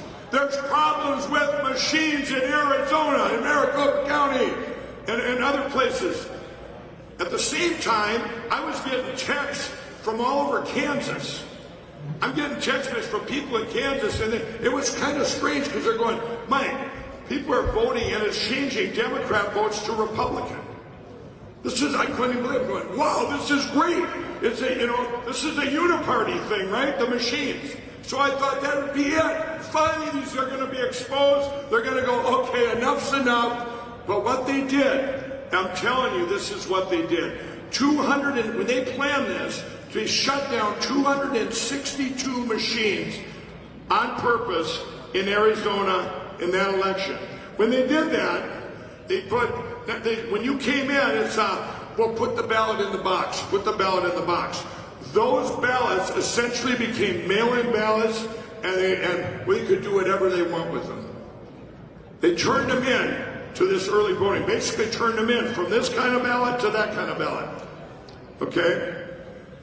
Now, the narrative was, people waited in lines and they were disenchanted and boy, we've got to embrace early voting and mail-in voting. Wrong. They want you to do that. Nobody left those lines. They went and voted somewhere else where the machines worked. Even Carey Lake did that. She went and voted. It was real easy going over to a little Bluer County or Bluer area. But they knew what they were doing. They planned it. Okay? And so what I'm saying is these when they don't have, like you heard with Dr. Frank, when they don't have the people's names to pull in that early voting, They were trapped there. But I'm getting to the point here. But you know what, Maricopa County, because we had them. You know, we went after him. Kerry Lake went after him. We have the great Kurt Olson here. You guys have seen him. They're relentless. And we went after it, and went after it and took it to court. The Supreme Court there, they're back to court. It's still going to court. We're not giving up. But one of the things Maricopa County did, they took the cast vote record and they scrambled it, like putting it in a blender. Okay? And what excuse did they use to put it in a blender? Remember, it's the order the votes came in. They used the excuse that if you drove around, if you had, somehow you knew when everybody went in to vote that morning, if you knew the first person that voted, you would know who we voted for, so we can't let that happen. We have to protect their vote. That's what they used. And they put them in a blender. So what Jeff's saying here, they knew these cast votes records, that was right out of the machines, and they knew we had them because they lied. They were on the internet. They lied to us, they lied, and they lied. But the good news is, you all got enough, and it's too late for them. They were caught. Okay? They were caught. So they can do everything out there to stop us from getting them. Yes, South Dakota, you succeeded. We don't need them now. Okay? Good for you, Special K. You can just sit with your little cast vote records because we got your registered voters. All these things say that all of them were on the internet. All of them. So, and I want to say, I'm going to say one more thing on that cast vote record thing. Down in Miami-Dade County, okay? In Miami-Dade County, did they all get the cast vote records for the 2020 election? Yes. And very easily, if I recall. Yeah, it was. They were right here you go. No problem. Here in Miami-Dade County. Okay? Well, last January, I looked into deviations in these machines. That's all I do is look at math numbers every day. My company, every single day that goes by, I can tell you, pick a deviation. You get a deviation, you better look into it because you need a different input to get a different output. And I sat on my show on Lindell TV, and I'm going, and it hit me, I'm going, what do you mean DeSantis won by 11% Miami-Dade County? And I'm going, that's a deviation, And I hadn't said anything bad about Ron DeSantis. And I said, that's a deviation. I'm going to look into it. I said it live on my show. Now the media came out, said, Mike Lindell says Ron stole his election. Of course they killed it right away because they didn't want people looking into that, right? They came out and then they buried it. It was amazing. Because now people know if I do say something out there and the media attacks me, they know I'm using them to get the word out. You can expect after this event, the media will all go Fox on me. Boom. They're not going to attack me. They're going to go silent tomorrow morning while all of you know the plan and the whole world knows the plan. Okay? But here's what, so Miami-Dade County, I said, you know what? I called up Jeff, and that night I put a shout out to the country, go get Miami-Dade County and Florida's cast vote records.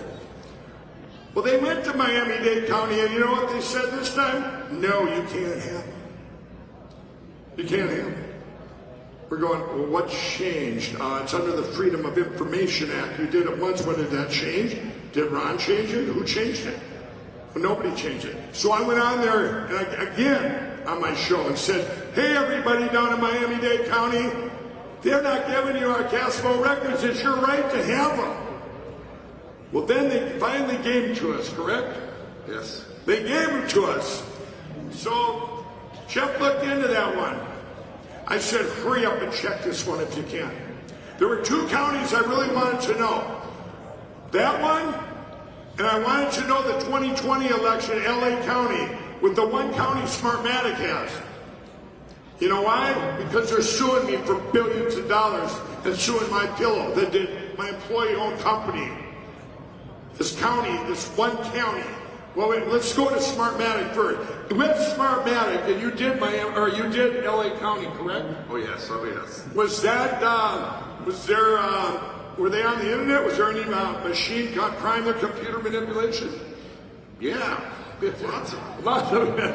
Okay, I'm going to ask you this. And did you find something interesting there? You guys, now this was Smartmatic machines, and if I could be saying this wrong, but in Mesa County, which we're going to talk about in a little bit, which we actually have the image from inside the machines thanks to the great Tina Peters, and so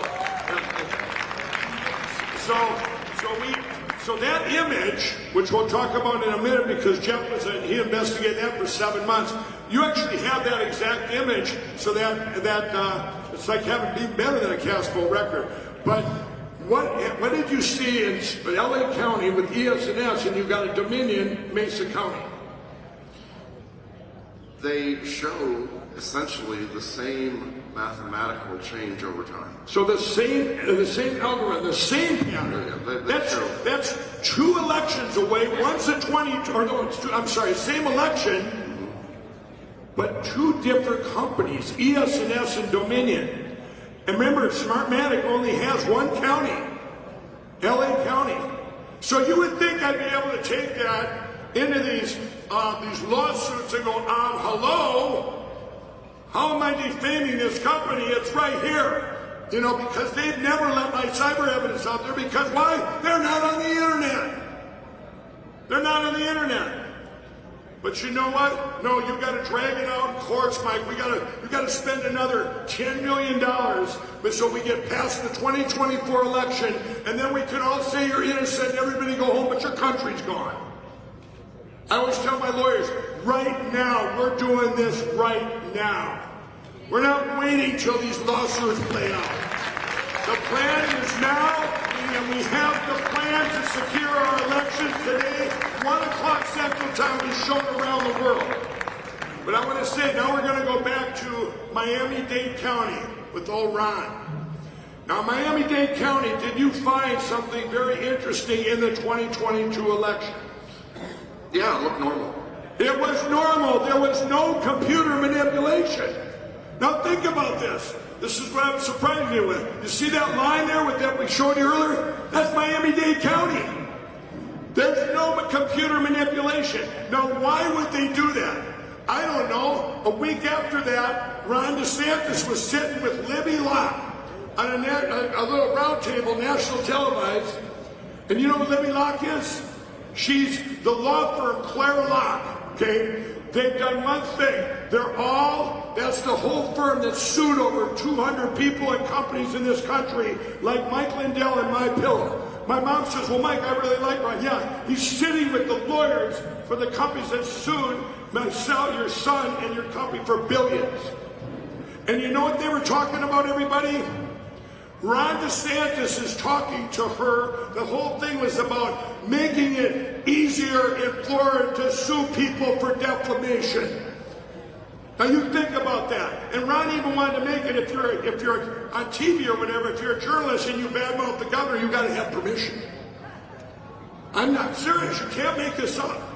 So I say to you, yeah, I don't know. All I know is that we finally have an example of a county that we thought was blue, that they convinced us was blue, that they lied to us, the propaganda. All those inner city, they all vote for the Democrats. Rubbish. That's the uniparty telling you that. Don't ever forget this isn't a Democrat or Republican thing.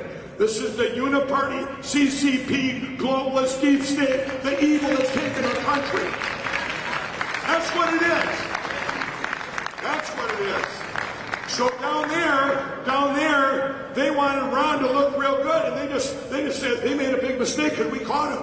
They just said, hey, we don't even have to do anything here, just let it be a normal election.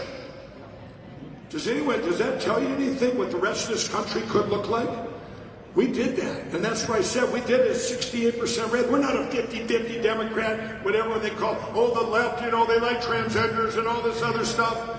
Rubbish. People want a joyful life while we're here. They all want the same things. All of us do. We're all people. These are the uniparty, the globalists telling you this and dividing our country. Donald Trump is one of the biggest unifiers of people this country's ever seen. Period. He's solution, and what will it manifest to help all people? It doesn't matter if you're red, blue, whatever. He had to pick a party when he ran. He seen problems in both parties. He had to, well, which we said, well, pick the R. Well, I'm telling you, when we get through this, the party of common sense, you call it the Donald Trump party, people are pouring into this bucket from both sides. I think probably even faster from the left. Because they see how we've been lied to. They've been lied to for decades. So I want to tell you, with the cast vote record there, you know, why would the Uniparty let do that?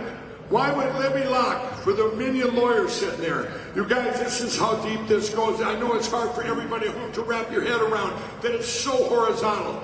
That yes, it happened in Hawaii, it happened in Vermont, it happened in Oregon, and it certainly happened in Alabama, Mississippi, Missouri, Arkansas, Oklahoma, South Dakota, all of you.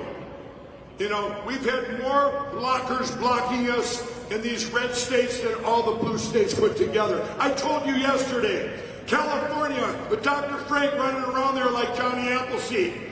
And then you have the great Shasta County where they stood bold. Kevin Kreis stood bold and said, I now want to do what's right. He came to me. He came to me and said, you know, he prayed. He prayed and said, you know, I have to stand firm on this. I said, yes. He said, you're going to be hope. You're going to be hope. You got to have courage. And he stood up with courage. Because he stood up with courage, and you had Johnny Appleseed, Dr. Frank running around planting seeds, there's 18 counties in California. They're ahead of the whole curve. That'll go probably to paper ballots hand count in the next election. Remember, everybody, that the end goal for our elections, and this said, we're not talking about the plan today. Where do we want to get to? What's the best elections in the world? I've talked to France. I've talked to the UK, Germany, the Netherlands, which got rid of their machines because of Clint Curtis. Okay, all these countries have same-day voting, paper ballots, hand counting. That's what we have to get to. Okay, period. You know, all you Republicans, I know the RNC convention's next week. You all better sit and talk about that. What we the people want. You're representing that party, you better want paper ballots, hand counted, precinct level, signature required, same day voting. Okay?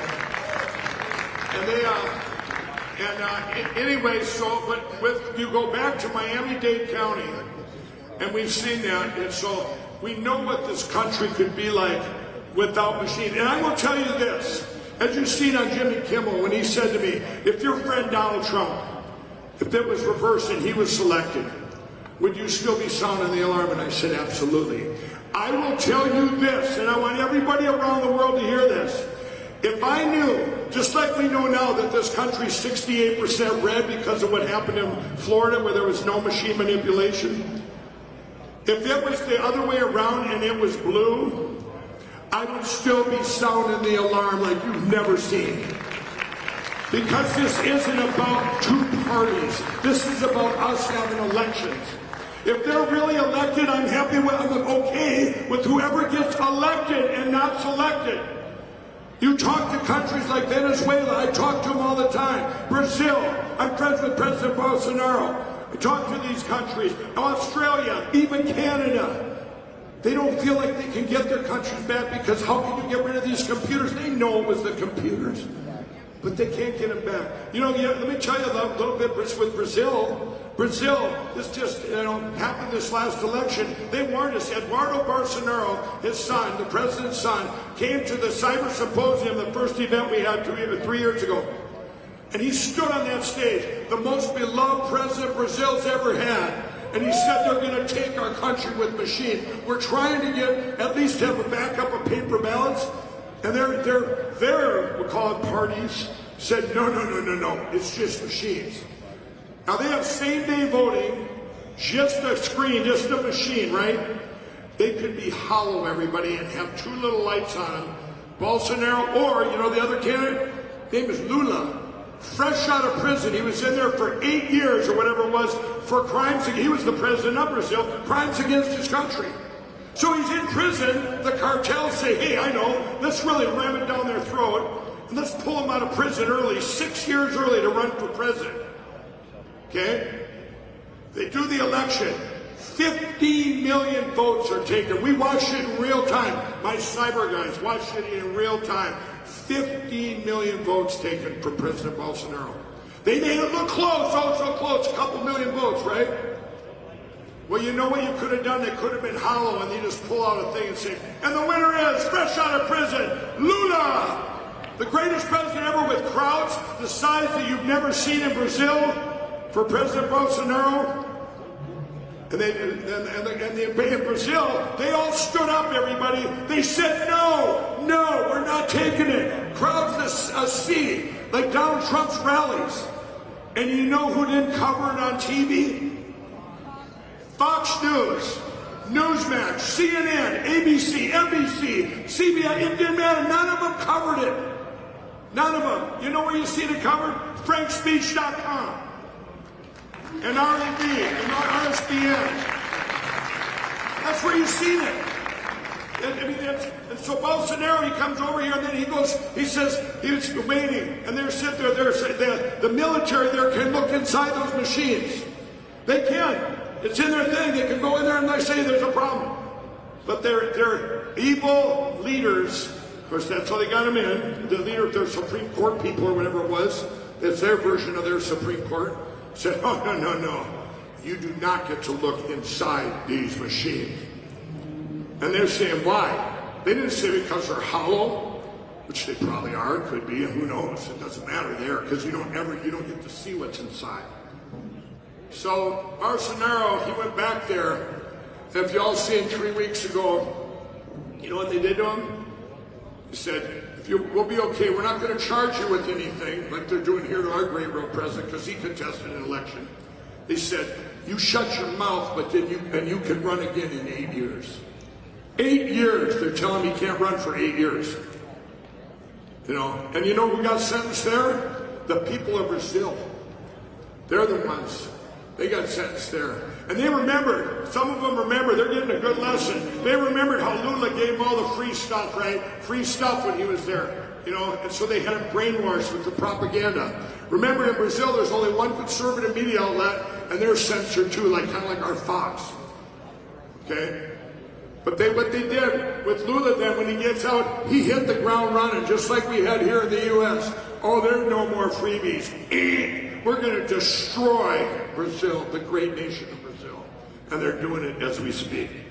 They're our hope, everybody. What they're watching today, we're going out in 85 languages. And I'm telling you, when you all hear this plan at 1 o'clock Central Time today that secures our elections here forever, immediately, nations around the world like Brazil will have hope too, because this plan will work for them too. So, anyway, we got a little off track there.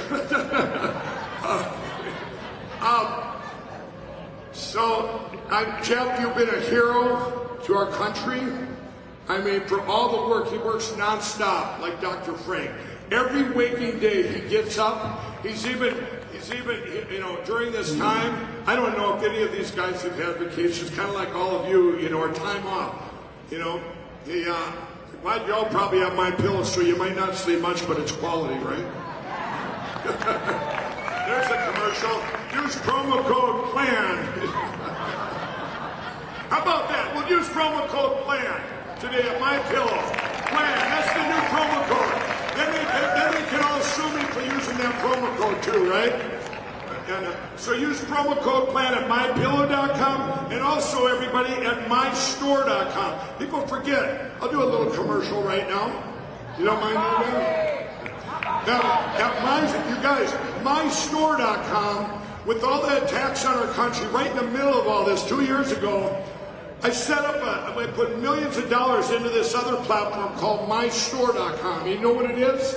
It's entrepreneurs and people that have USA products Well, I know what I went through in fighting all this stuff out there.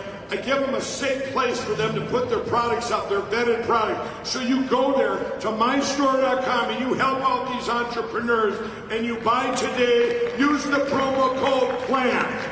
They all need your help too. My employees, I want to tell you this, my employees last night at MyPillow, there was another big threat that came in. And this is just what, what goes on. It's almost like they're used to it, but it was a threat, and they actually this was a real person. They got him, and it was a call from I think it was Indiana or Illinois somewhere, and they don't realize we could track you. Hello, you think there's internet? What? Phone lines have you mean to say Tim Cook knows where I'm at? So they got him, but my employees are back there making pillows, and they have careers there, all walks of life. You know what it's done? We have Democrats, liberals, conservatives, Republicans. Some of them don't even support Donald Trump. But I'll tell you one thing, all in many different walks of life, from Hispanic to Asian to black to white, it don't matter. This has united us at MyPillow like you've never seen in history. And this is what, and you guys, all the stuff that's going on in our country, like I told you yesterday, all these negatives, you know what it's done? It's united us as a people.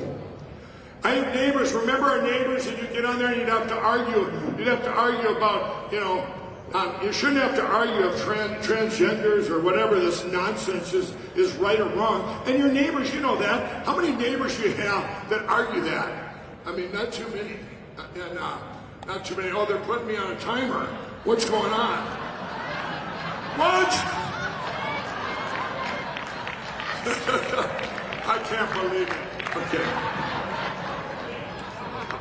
But hey, wait. Jeff gave me some of his time, didn't he, Jeff?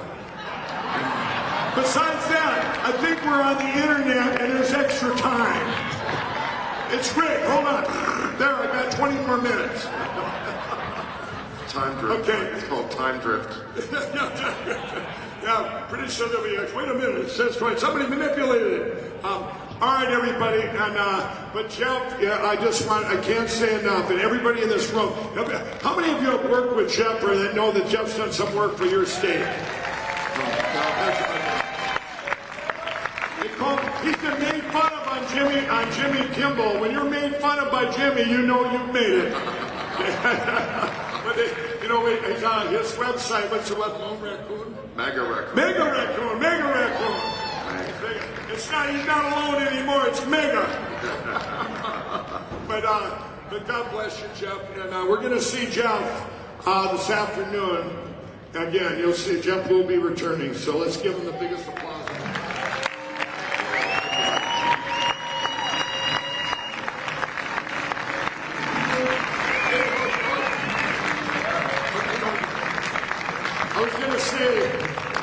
I want to put a video up now. I think it's, I'm not sure. Anyway, we had the Mesa County image. That's what I was going to put up. Can we quick put the report? Jeff was also a part of the Mesa County with the Tina Peters thing, where they went inside the machines. Okay, I'll show you this in a second. But leave that up there, everybody, for a second. Go ahead and put it up behind me. Now, let me tell you that when Tina Peters did her job, and they were in Colorado, they were coming in. They called it the Trusted Bill, and then what they did is Dominion and crooked Janet Griswold, the Secretary of State of Colorado, they deleted everything of the election 2020 and all the machines in Colorado. But Tina Peters and other clerks you didn't hear about, they did backups of their computers like you would before they come in and take it. You hit the backup button. Well, anyway, when they did that, it became a fiasco now. But for 7 months, after the Cyber Symposium, when I met Tina, and she was actually on stage there, they've attacked everybody in Colorado. Y'all know that when they took my phone that time in a Hardee's, that was because of Colorado. I'm going to arrest me. I wanted to be arrested. Y'all remember that? And but they're trying to see if what they happened to do that something was done wrong in Colorado. I'll tell you what was done wrong. The cover-up of the crime that Janet Griswold and Dominion tried to do. but they're caught, okay? And now we have inside this machine, if you see there before and after, now this, where it says you have the server name and all this stuff we can't read, okay? This is posted now when everyone around the world. I've had this on Frank's speech. They did report number 1, Jeff O'Donnell and Walter Doherty. They had done for 7 months, and other guys dug into this, and they did report number 1, report number 2. Then they were coming out with report number 3, and I said to all the lawyers, I said, you know what? The report, nowadays nobody cares about the credentials and about a report. Why don't we just put up what was inside those machines, those 2 sets of books? And they're like, oh, Mike, you couldn't do that. You might end up in jail. I don't care. I've been in jail. So I put them up there. And you know what happened? The media went silent. They didn't attack me. I'm still here. I've asked to go to jail. They won't do it. Seriously, whatever it takes to get this out there. So you know what? You can go right now to frankspeech.com. You're all watching this. Scroll down and you're going to see a big square that says inside the machines. There it is. You're a cyber guy. Anyone out there said there's no evidence. This came right out of a machine. This is up. We opened them all up, what we would be able to pull out before and after. So I just wanted to say that before I bring out. And now let's bring out, remember it's on Frank's speech. It says inside the machines, a big square there. So now I'm going to bring out Professor David Clemens. There he is. Everybody knows him. Let's give him an applause.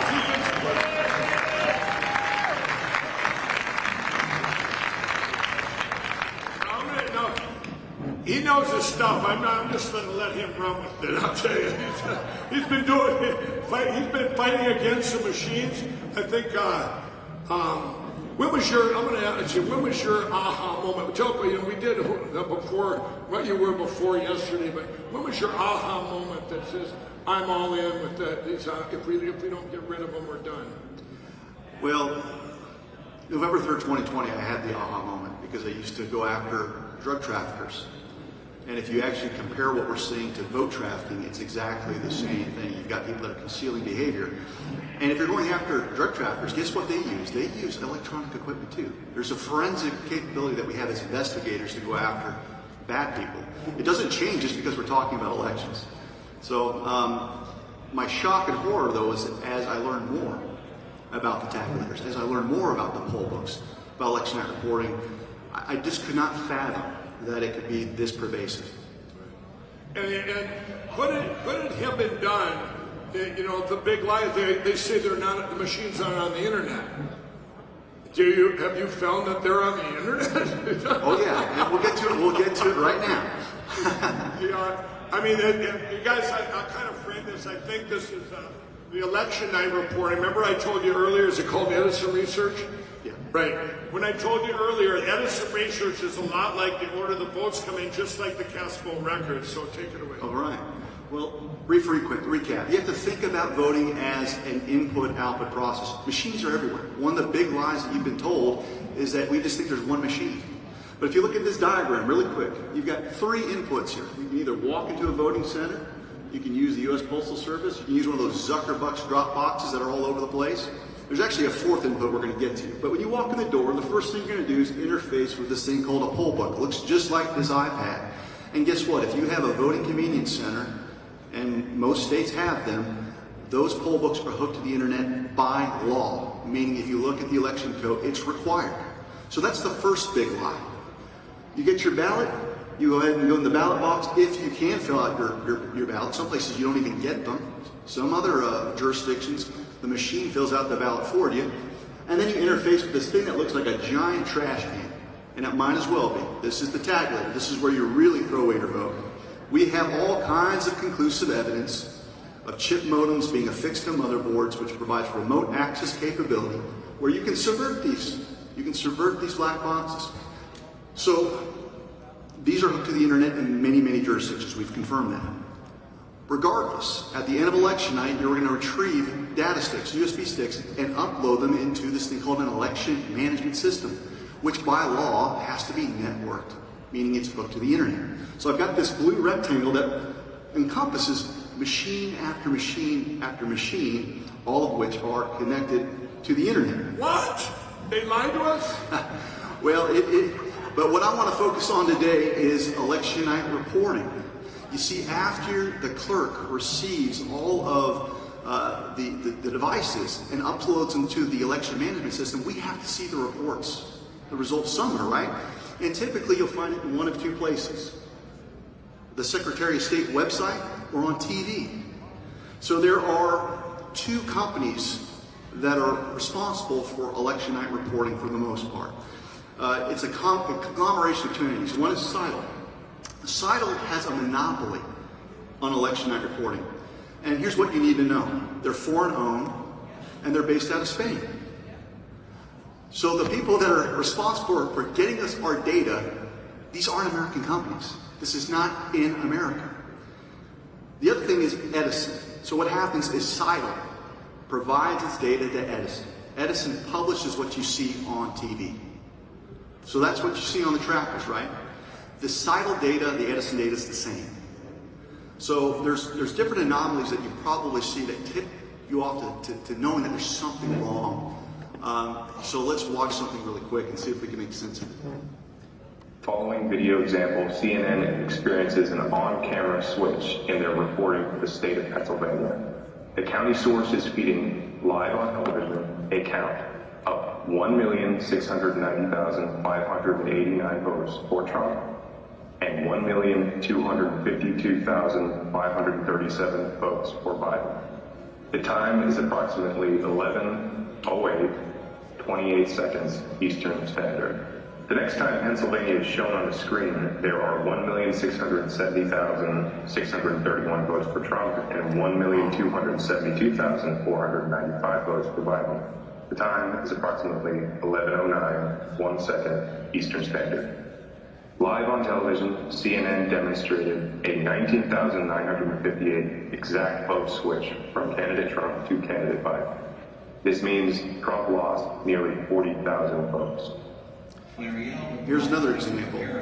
In California, Gavin Newsom was up for recall in 2021. 1.874. Where did they go? 351,000 votes in favor of Newsom's recall were deleted live on TV. So these are examples of the Edison stuff that you're seeing on TV, informed by CITL.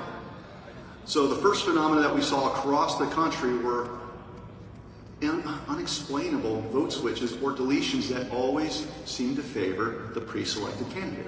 Can I ask this, Professor? So when I was explaining to before, like Castle records, this Edison research and this is, you can't go, if I'm saying this right, it's the way they come in, so you're adding votes. So 4 plus 4 is 8, plus 12 is 20, plus 6 isn't 12, right? Well, you're asking an attorney. Don't get me honest. Don't talk about math with me. But what I can tell you is that there's an impossible sequencing of votes, and that's the impact of the cast vote records, which you just addressed. This linear drive towards a predetermined outcome, and that's something that was reflected in the tabulators. On election night reporting, we see a different algorithm because it's different data that you're looking at. But this is the other phenomenon that we'll see. Here we go. This is what got everyone's attention was this thing where we've got on election night, we look at the cumulative votes of competing candidates. This is Trump versus Biden. Now, you'll see here the winning candidate at some point is Trump, and he's winning handedly in Wisconsin. And then all of a sudden, you see this massive injection for the losing candidate, that would be Biden. And all of a sudden, Trump's votes stop for the most part, and Biden takes the lead. So many of us saw this. This is what has become known as the F curve or the fraud curve. And it's become meme-worthy. This is basically the banner. This is the flag that is flown by all the fraudsters out there, right?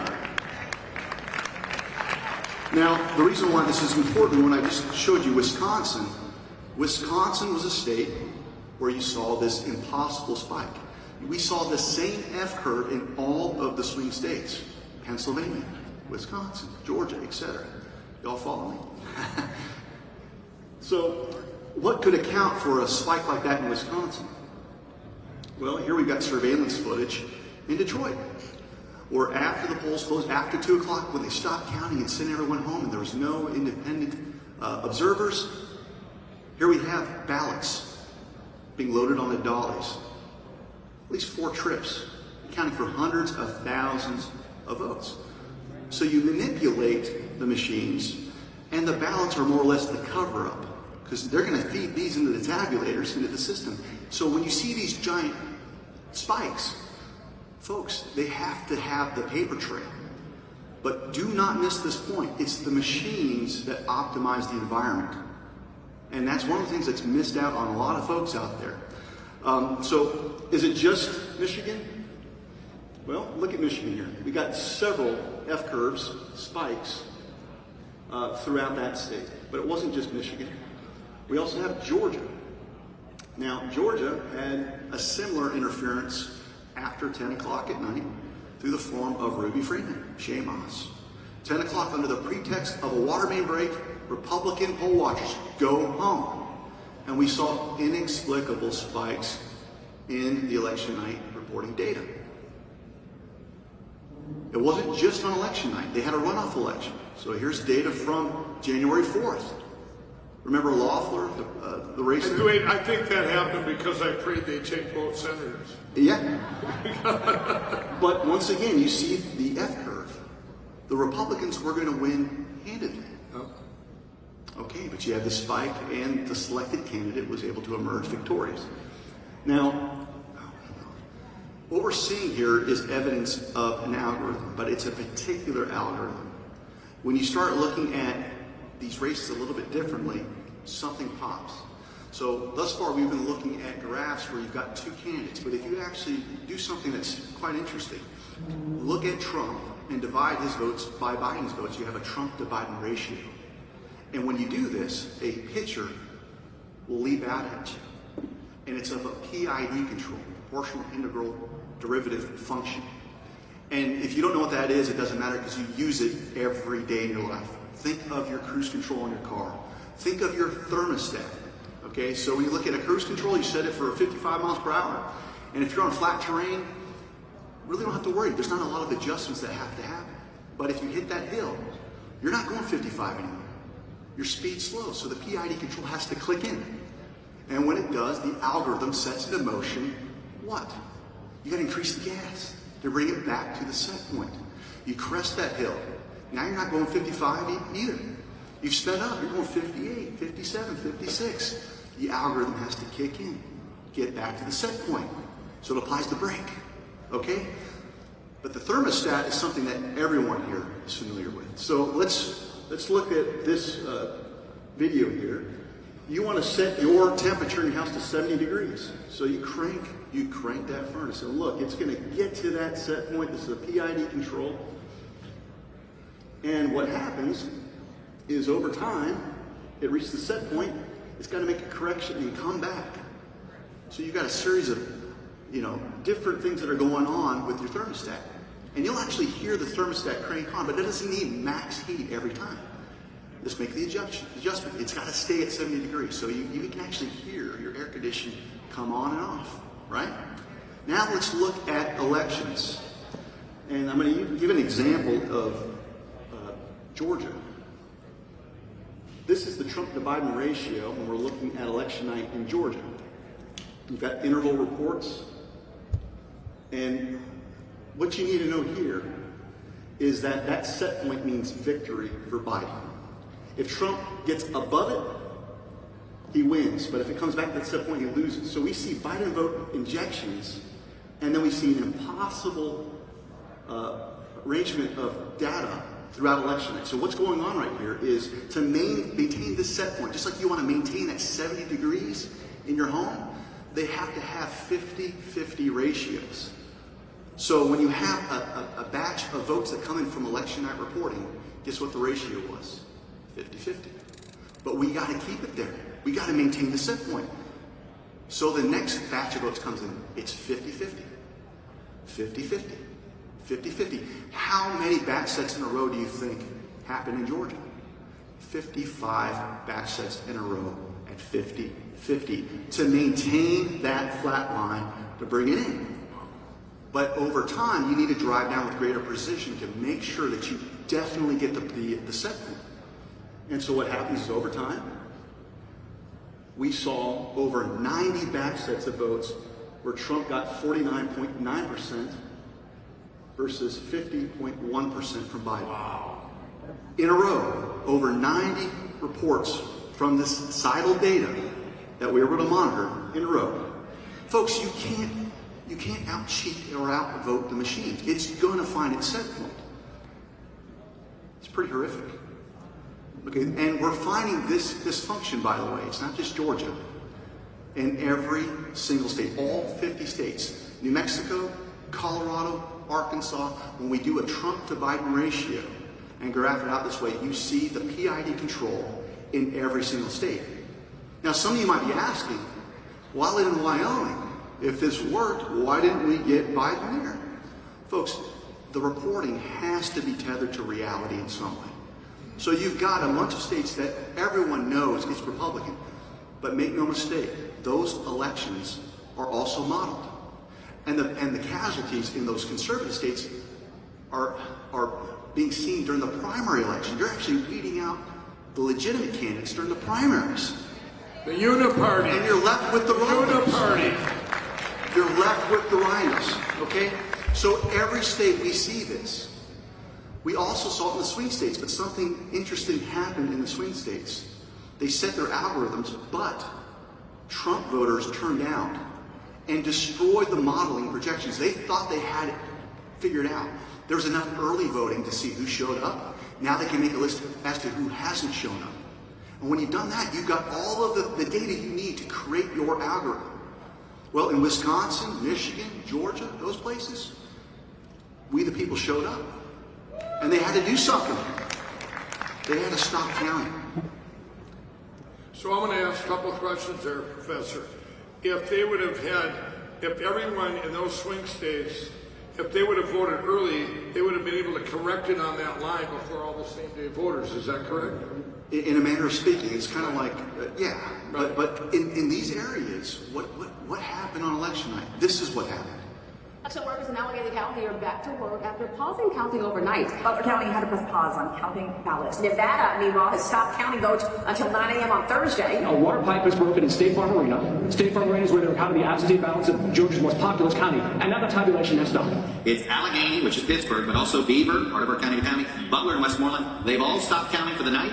They've gone to bed. They begin the process at 10 o'clock tomorrow morning. Good morning, Heather. They didn't have to press pause overnight. They will be back in a few short hours, expected to resume counting around 8:30 this morning. Fulton County is now going to stop counting at 10:30 p.m. and will resume their count at tomorrow morning. They basically stopped counting tonight. They're going to start counting again in a few hours. It's already tomorrow morning, right? The election workers stopped counting those mail-in ballots at 10 o'clock. They will be back again tomorrow at 10 a.m. And Nevada says it stopped counting the votes yesterday, the election day. But they don't say why. Why did you stop counting? Here's where it gets really bizarre. Fulton County, most populous county, it is Atlanta. They just stopped counting at 10:30 p.m. They stopped counting their absentee ballots. They said they'd pick it up in the morning. The counting in one of that state's biggest counties has stopped. Mike Armstrong is in Pennsylvania. Mike, we're talking about Allegheny County. That's the area around Pittsburgh. What's happening? What happened is that you overwhelmed their algorithm. And they had a reboot. So what they did is they shut down. And if you look at the Edison data, there's this thing called the Edison Zero. They had to reboot and basically bring down the election night reporting system. And there was a moment in time where there was no record there digitally. So what happened is they had to create new set points in the swing states. And the other places they didn't have to do that. They modeled enough thanks to early voting, thanks to ballot harvesting. They were able to model it. But in the swing states, where there's a convergence of we don't know if the Republicans are going to win or not, we have to shape perception. And you have to understand when you're talking about election night reporting, this is all about the media, the snake news media, creating perceptions. But they stopped the count. Now, there was a plan. The plan, we believe, experts believe, that they wanted to embarrass Trump by winning Florida and Texas. That didn't happen. So the others were a must. But every once in a while, you're going to have some propagandists projecting things that are implausible, but they'll tip their hand. And this happens right in this video, thanks to Bernie Sanders. But it could well be that at 10 o'clock on election night, Trump is winning in Michigan, he's winning in Pennsylvania, he's winning in Wisconsin, and he gets on the television, he says, "Thank you, Americans, for re-electing me. It's all over. Have a good day." But then the next day, and the day following, all of those mail-in ballots start getting counted, and it turns out that Biden has won those states. At which point Trump says, "See, I told you the whole thing was fraudulent. I told you those mail-in ballots were crooked." So how in the world did Bernie Sanders know 10 days prior to the election the key states that possibly needed to stop counting and needed the reboot? He did it. They weren't certain because there's uncertainty when you talk about the swing states. But what he did is he projected something in the future where we thought, well, I guess since Bernie said it ahead of time, it's plausible. That's a trick that the election cartel likes to pull out. Just like they like to tell you that Democrats prefer to vote by mail. We actually looked at the data there. That's not necessarily true. In many states, it's the same. So with this, one of the other things that you have to keep in mind is that when you start looking at the Edison data real time, you'll see something that's going to shock you. In this video, you've probably seen before if you've been following Jeff O'Donnell's work.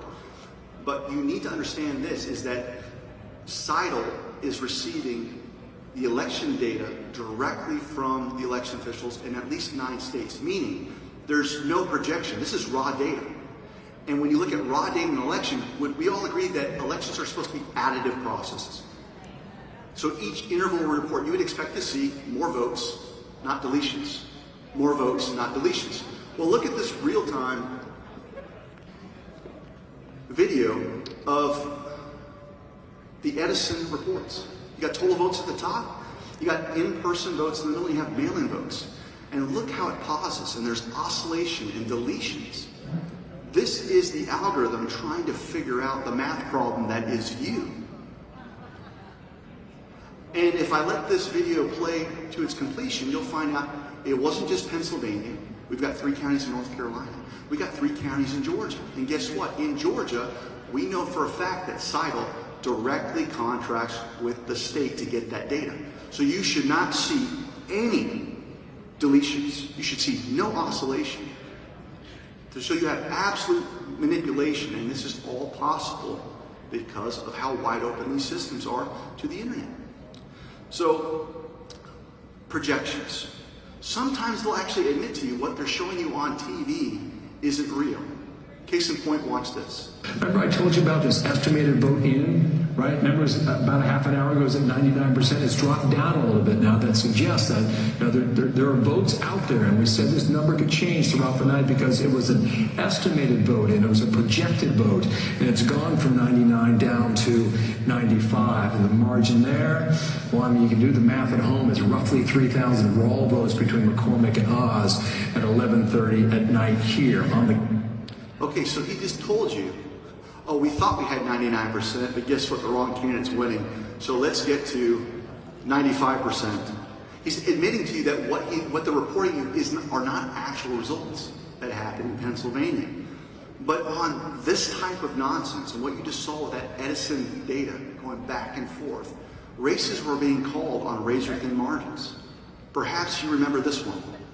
I think that's interesting, and I think that we're in the process now of getting to the point where the legal challenges or what the asks will be from the Trump campaign in some of these states. They still believe that President Trump has a path to 270, and on that call, they are still, Harris, convinced that Arizona is not done. Obviously, we dealt with that last night and early this morning on the program, and our decision desk stood by its decision to call Arizona, still does, but they are correct that there are more Republican votes coming in parts of Arizona. So let me just say this, folks. You had a razor-thin margin in Arizona. Brett Baier called it, based on what we just saw with the projections being off and the impossible deletion and oscillation. Should they be making that call at all? No, they shouldn't. And historically, the call was always made at the precinct level. The people that counted the votes were the ones that called the races. We've got it backwards. Now you've got the machines doing everything. And you've got CNN and Fox News telling you who won. And the judiciary, the legislators are loath to challenge this narrative because they don't want to be bullied by the media. So I'll end with this point, and I'll take whatever questions Mike has, is the fourth input.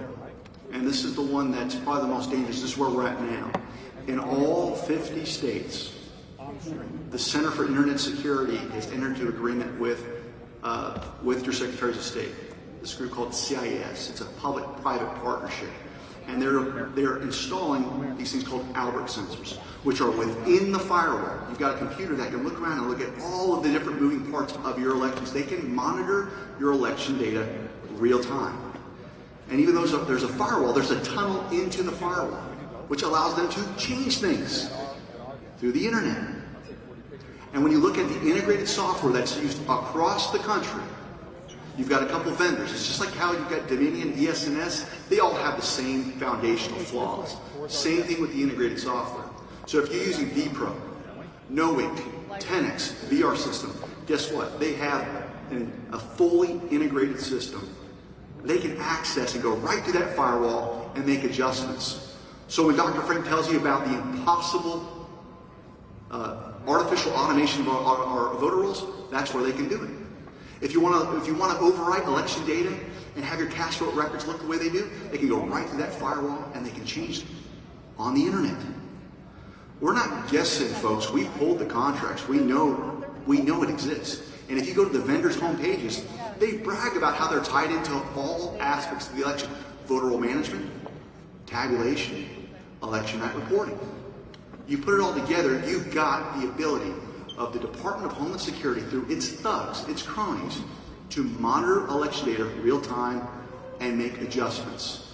And the cast vote records and everything that we're showing you with these algorithms are proof of the manipulation. So that's where we're at right now. That's why I'm excited about Mike's plan later today. He knows, okay, I'm going to say two things. So they've got the one common lie they told us. You just heard this. You got your tabulators, you got all these things on the internet. You're going from all these places that the professor just told you. They lied, they lied, they lied, they lied. The common lie was they all said they were not on the internet. What was that to block? That was to block us from ever looking at all the cyber evidence we've had for 2.5 years. I've told you this, guys, before. Now I'm going to, before you leave, Professor, I showed he's one of now 15 people in the world that know the plan. I told him yesterday. I did tell you the whole plan, right? 2 days ago. And in your expert opinion, with everything you see going on now, does this plan secure our elections? Will it secure our elections, and will it do it immediately? I think what your plan's going to do is put the deep state in a corner, because when you understand the system, we're driving their behavior to try to manipulate elections in a different way. So I won't give the reveal, but I will say this, that my pitch and plea for the last 2 years is to get we the people to show up to your local community meetings, to get in front of the people that administer your elections and certify your local election results. And this plan is going to equip you to do something in a very powerful way. So I can't wait. Here's a hero, another hero. You guys are seeing the heroes of our country today. Let's give them a quick applause. God bless them.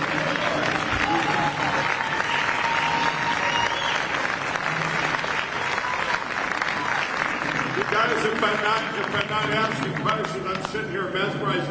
Both his, what he's shown you, and Dr. Frank, and I've seen Jeff's, but not totally everything. But I'm seeing a lot of this for the first time. They've dug so deep over since the last time I've seen their stuff. It's even more magnitude than I could ever think. Now I'm gonna have I believe it's why don't we're gonna take a 1-minute break, and then okay, guys, our 2-minute break. Why don't we break? Go ahead and go to commercial back there if you can, and we'll We'll take a 2-minute break because I've got a couple things I want to add to this before. Remember, everybody, 5 minutes? Yeah, okay. Why don't we show, what do we do? We're going to take a few minute break, everybody. We'll be right back.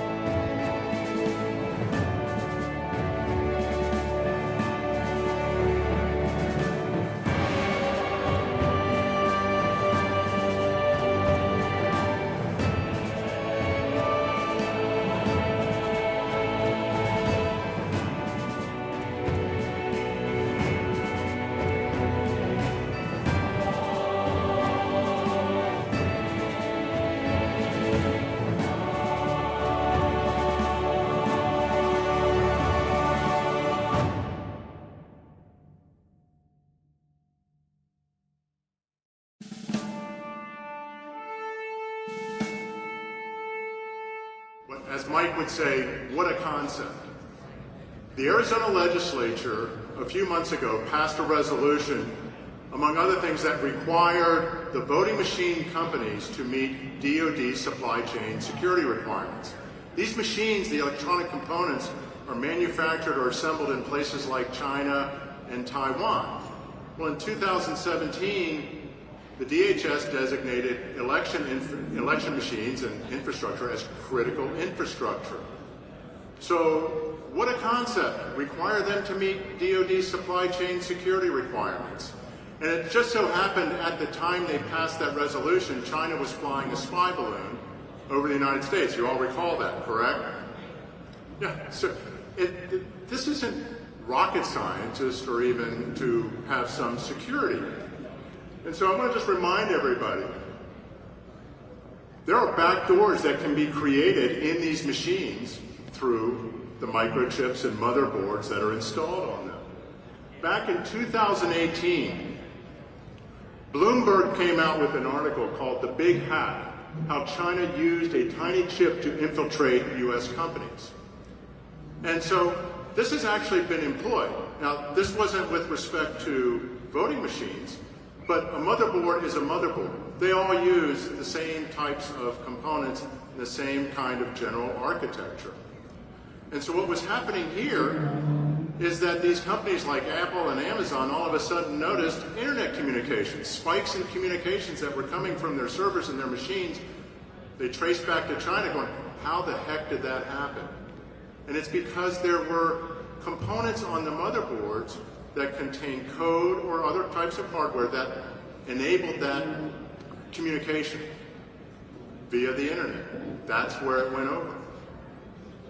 So, in Wisconsin, there is a wonderful patriot named Peter Beneger who has been on election fraud and illegality for several years now. He's been just diligent in submitting public records requests, which is something we've said that everybody out there can do. Public records requests are every citizen's right to get transparency in government. So in Wisconsin, he submitted a public records request to various clerks. There are 1,800 wards in Wisconsin. They're a subset of the county where elections are conducted. He asked for the tabulator tapes. And when he found those tabulator tapes, he noticed something really strange. The tabulators were instructed to transmit the results up to the county, which is a disclosed event.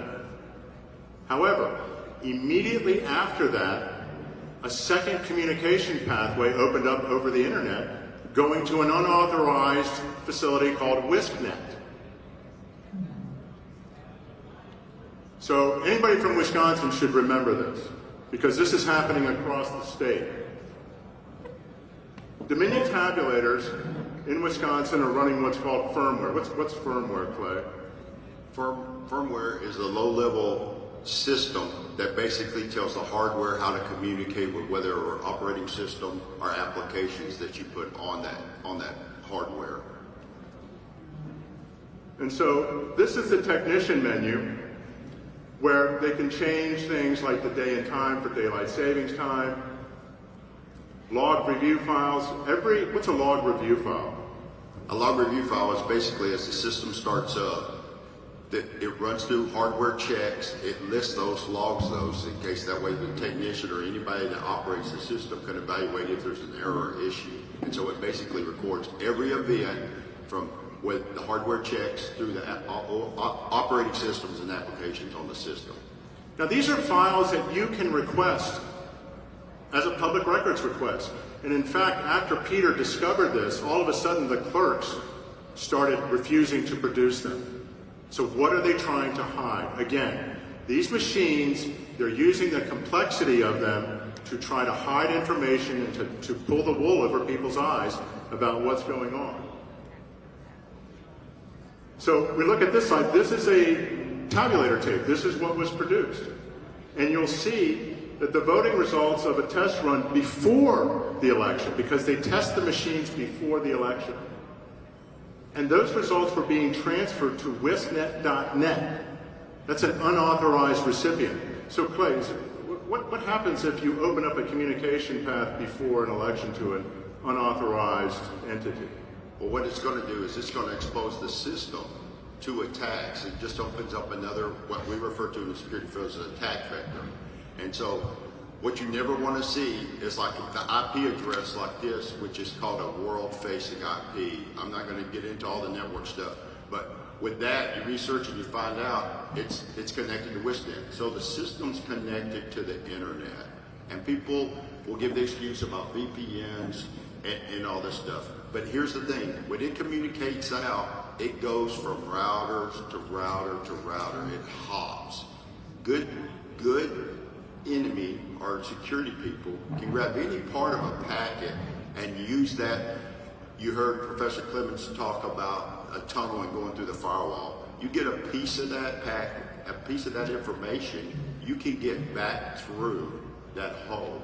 So, world facing, this exposes the system to vulnerability. To the world. When you say world facing, you mean this system.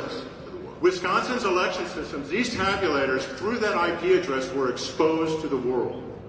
And so that's a security vulnerability that they're trying to hide. They don't want you to find out. Peter found that out by happenstance. And again, after he got these records and filed a complaint with the Wisconsin Election Commission, all of a sudden clerks began refusing to turn this information over. So what everybody needs to do, we talked about yesterday, which is all of us coming together. Our power is in numbers. Those clerks should be peppered with public records requests for things like the tabulator tapes. Everyone, they should get thousands of requests. The politicians, the legislators in Wisconsin, and other states, by the way, not limited to Wisconsin in terms of getting the tabulator tapes, but legislators, we should be peppering them, saying, why are these machines open to the internet? Particularly when they say they're not. Why isn't this information being disclosed? These are our elections. Why is this information hidden from the people that own the elections? And so this is where, when we talked yesterday, that they fear us coming together. So this is where the call to action is to start going out with public records requests to obtain this information, to going after the legislatures, to get them to do their job, which is to secure these machines. You know, the legislators in Arizona, as I said, they did part of their job. They enacted a resolution to meet DoD supply chain security requirements. Why isn't everybody else, why isn't all 50 states, why aren't legislatures doing that? As Mike would say, what a concept.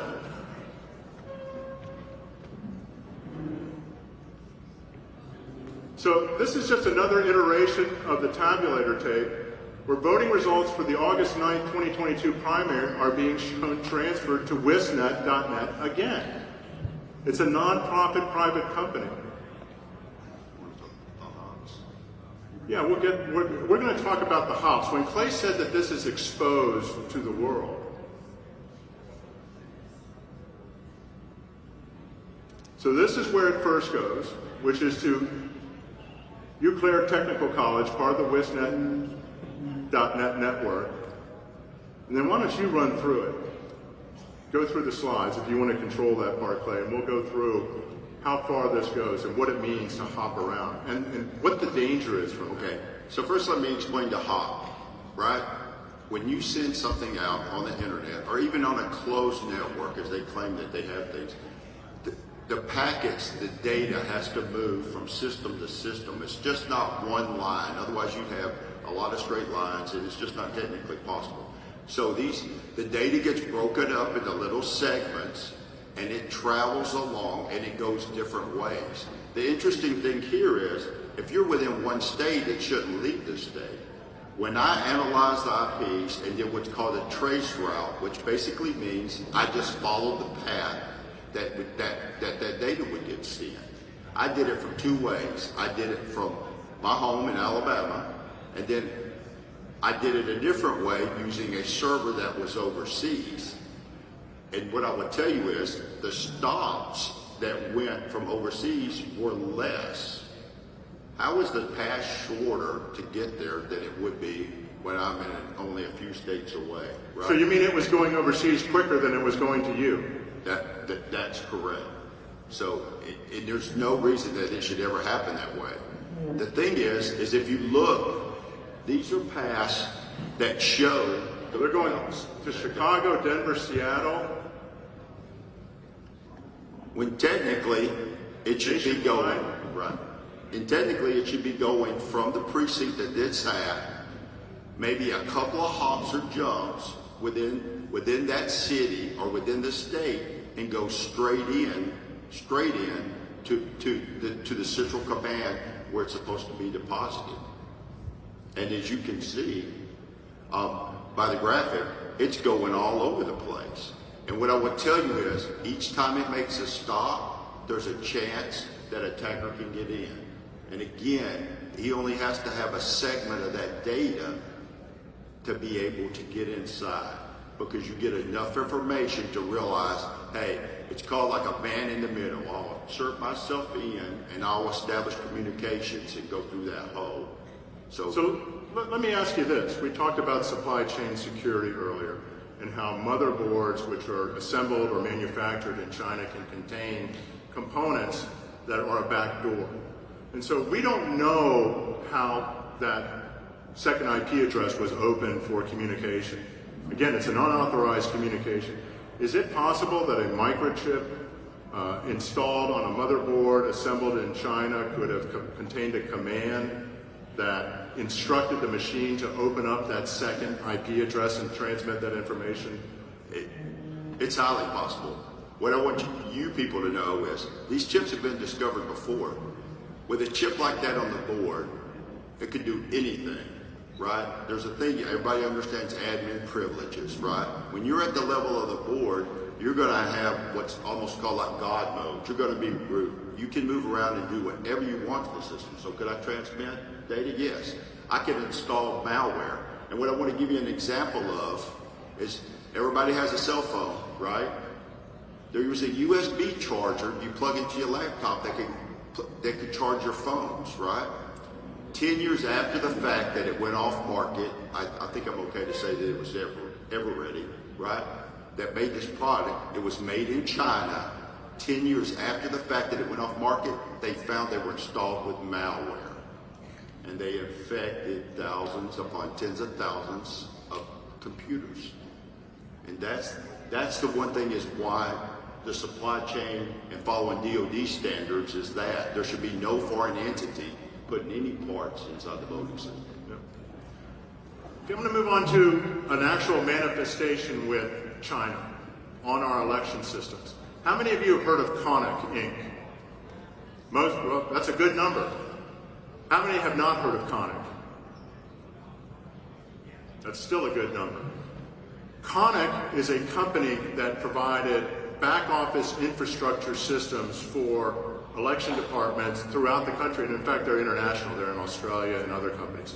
It was founded in, I believe, 2004 by a man named Eugene Yu, who's a Chinese national, and the company's located in Lansing, Michigan. True the Vote, which is Catherine Engelbrecht and Greg Phillips, who are American heroes.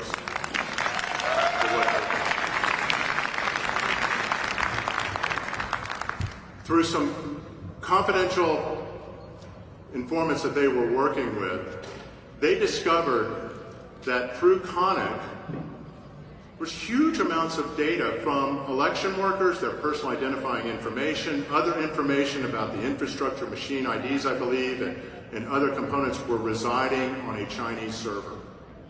All this information was on a Chinese server.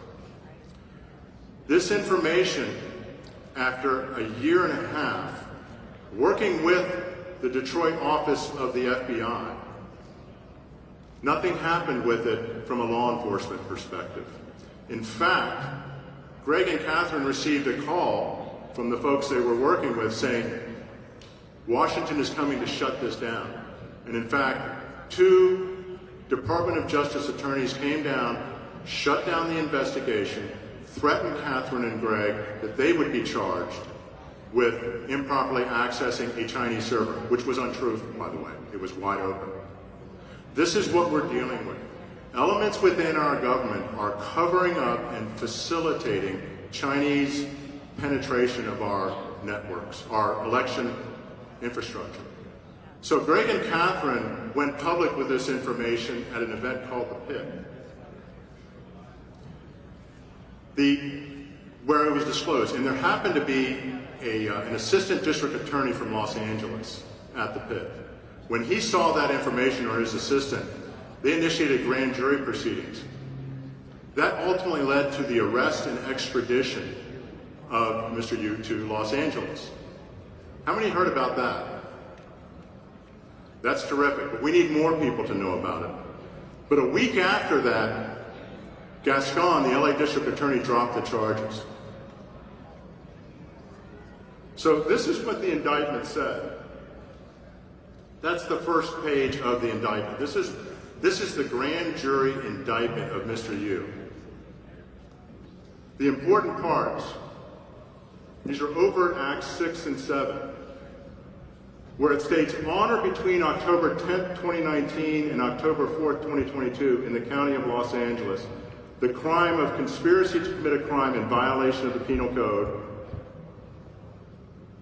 a felony, was committed by Eugene Yu, who unlawfully conspired together with another person or persons, and I'll just quickly read through it, to commit the following overt act and acts in the County of Los Angeles. Overt Act 6. And how many of you have seen this complaint, by the way? Very few. This is downloadable. And we'll put this up on Frank's Speech if it's not already there so that you can see it. On or about October 10th, 2019 through October 4th, 2022, Eugene Yu and other employees at Conic Inc. were providing services to Los Angeles County using third-party contractors based in China. Based on evidence recovered from a search warrant executed on October 4th, 22, and by the way, there's a gentleman in the audience whose name is Harry Horry, who participated at the behest of the Los Angeles County District Attorney to execute the search warrant and seize this information. Discovered that Conic employees, known and unknown, were sent personally identifying information of Los Angeles County election workers to a third-party software developers who assisted with creating and fixing Conic's internal poll chief software. Do you know what poll chief is, Clay? That's the one that controls your voter registration, all the poll books, and how you operate. And would it also include the back office infrastructure? That's what I always lovingly refer to as the smart sheet, right? Because once you have that back end, that's something that even if you go and audit the machines, it's not going to be detectable. And that's where you can manipulate the numbers with a provisional election day, you CAVA votes. It's basically the brain. You're controlling the brain of the whole election system. And I want to emphasize the one point. It's a backdoor that's can be undetectable. Yes, absolutely. So this is the key point. Overt Act 7. On or about August 18, 2022, Luis Navargoy, he's identified here as a project manager for Conic's contract with the County of Los Angeles. If you recall, Professor Clements talked about CITL. Luis Navargoy worked at CITL for 6 years. Look at the connections between CITL and Conic. This is a network that has metastasized through our country. And by the way, there is what's called an API between Conic and CITL. And what is an API and what does it allow you to do? An API is basically a set of... He's identified here as a project manager for Conic's contract with the County of Los Angeles. If you recall, Professor Clements talked about CITL. Luis Navargoy worked at CITL for 6 years. Look at the connections between CITL and Conic. This is a network that has metastasized through our country. And by the way, there is what's called an API between Conic and CITL. And what is an API and what does it allow you to do? An API is basically a set of instructions that tells you how to create code to work with other applications. It's like to interface. So if you have 2 different products and you want to share stuff and you have an agreement with another company, it can take your instructions, translate them into their instructions, and therefore you can exchange data. It allows you to interconnect. And so the main thing you've got to understand is these agreements between these companies, and when they exchange things like APIs, they're interconnecting. So even if your state's contracted with the one company, they're inadvertently, without knowing it, connected to a different company that's totally out of their purview. And here's where it gets interesting. Where Overt Act 7, this was confirmed via a messaging app, Ding Talk, that any employee for Chinese contractors working in poll chief software had, quote, super administration privileges for all poll chief clients. What is a super administration privilege, and what does that allow you to do? Super user privileges. If you understand anything about being an admin and all that, that's not to be an administrator on a system. It's not to be at the root level of the system. And normally, when you say root level, you talk about Linux, Unix-based systems. But it also, in different terms, still applies to Windows. So you're at the system level, the very bottom level. So if a user's granted super administration or super user permissions, they have the authority to work at the system level, which gives you complete and total control. Is there a phrase that's called? Yeah. You can often refer to it as God mode. So the God mode, that's the type of control that Chinese CCP contractors had on these election systems, which are also connected to CITL and possibly others. And what happened? The Department of Justice, attorneys from the Department of Justice shut this down. You haven't heard a peep about Connick since those charges were dropped. This is what we're up against. Public records requests. Everybody should be peppering their election departments for any information regarding Connick, regarding CITL. This again gets into the communication pathways with the machines, but this is our power. Our power legally is to expose this, and we expose this through public records requests to get that information. So we have the power. We have the power. People just need to exercise that power. And it's not just one request. People like Catherine and Greg Phillips have done, they have sacrificed so much to bring this information. They were actually thrown in jail by a federal district court judge for refusing to disclose the identity of their confidential informant they were working with to get this information. Rather than being celebrated as heroes, they were thrown in jail. Now, the Fifth Circuit reversed the district courts holding them in contempt and ordered them released from jail. What is interesting, that judge left the case. And when Catherine and Greg and True the Vote and their attorneys, who I'm working with, by the way, there is more to come with Connick, so beware.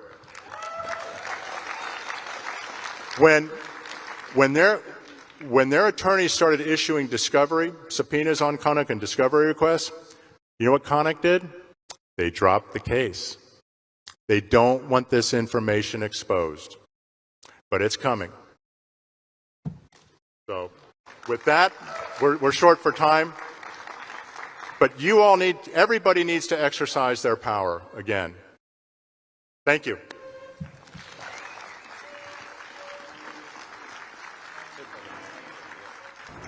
We've heard it at congressional hearings for years. Our voting machines are not connected to the internet. Those are not connected. Voting machines themselves are not connected to the internet. And we knew that wasn't true. And cybersecurity expert Kevin Skoglund wanted to prove it. So he and 9 other independent security consultants created their own search engine looking for election systems online. We found over 35 had been left online, and we're still continuing to find more. Voting machines themselves are not designed to be online. So how are some voting systems getting online? We got a first-hand look when we visited ES&S, the largest manufacturer of voting machines, and talked to CEO Tom Burt. Okay, why is there a Sprint thing here and a Verizon thing here? There's a small percentage of jurisdictions in the country, a lot of them are in Florida, who have decided that they want to modem unofficial results to the election office. You know, you do wonder sometimes whether or not our thirst for quick results sometimes may be interfering with our thirst for accurate results. You know, Cynthia, that's not my place to judge that one. Again, these jurisdictions have a need for that. ES&S insists while there are 14,000 of its modems in use, there are firewalls separating those modems from the public internet, and that the modems are turned on for just seconds. But Skoglund says that's not enough. We're seeing Illinois and Michigan. Last summer, Skoglund's team found ES&S voting systems online in at least some of the precincts in 11 states, including the battleground states of Florida, Michigan, and Wisconsin. If you were able to get inside these systems, could you do more than perhaps mess up the preliminary results? Could you actually get deeper inside the system? Absolutely, and that's my biggest concern. Top computer scientist Andrew Appel agrees with Skoglund. Once a hacker starts talking to the voting machine through the modem, they can hack the software in the voting machine and make it cheat in future elections. In August, Skoglund took his results to election officials and the press, assuming the systems would get taken down. We were astonished when he showed us some of those systems are still online. Modems in voting machines are a bad idea. Those modems are network connections, and that leaves them vulnerable to hacking by anybody who can connect to that network. We should make sure that voting machines are not connected to the internet. Period. Period. The good news, Lester, experts told us most of the country votes with paper and pencil. Those ballots counted by scanners without modems. That means audits and recounts are possible. Now, having said that, they urge jurisdictions using modems and touchscreens to get rid of them. Ladies and gentlemen, please welcome back Patrick Kolbeck.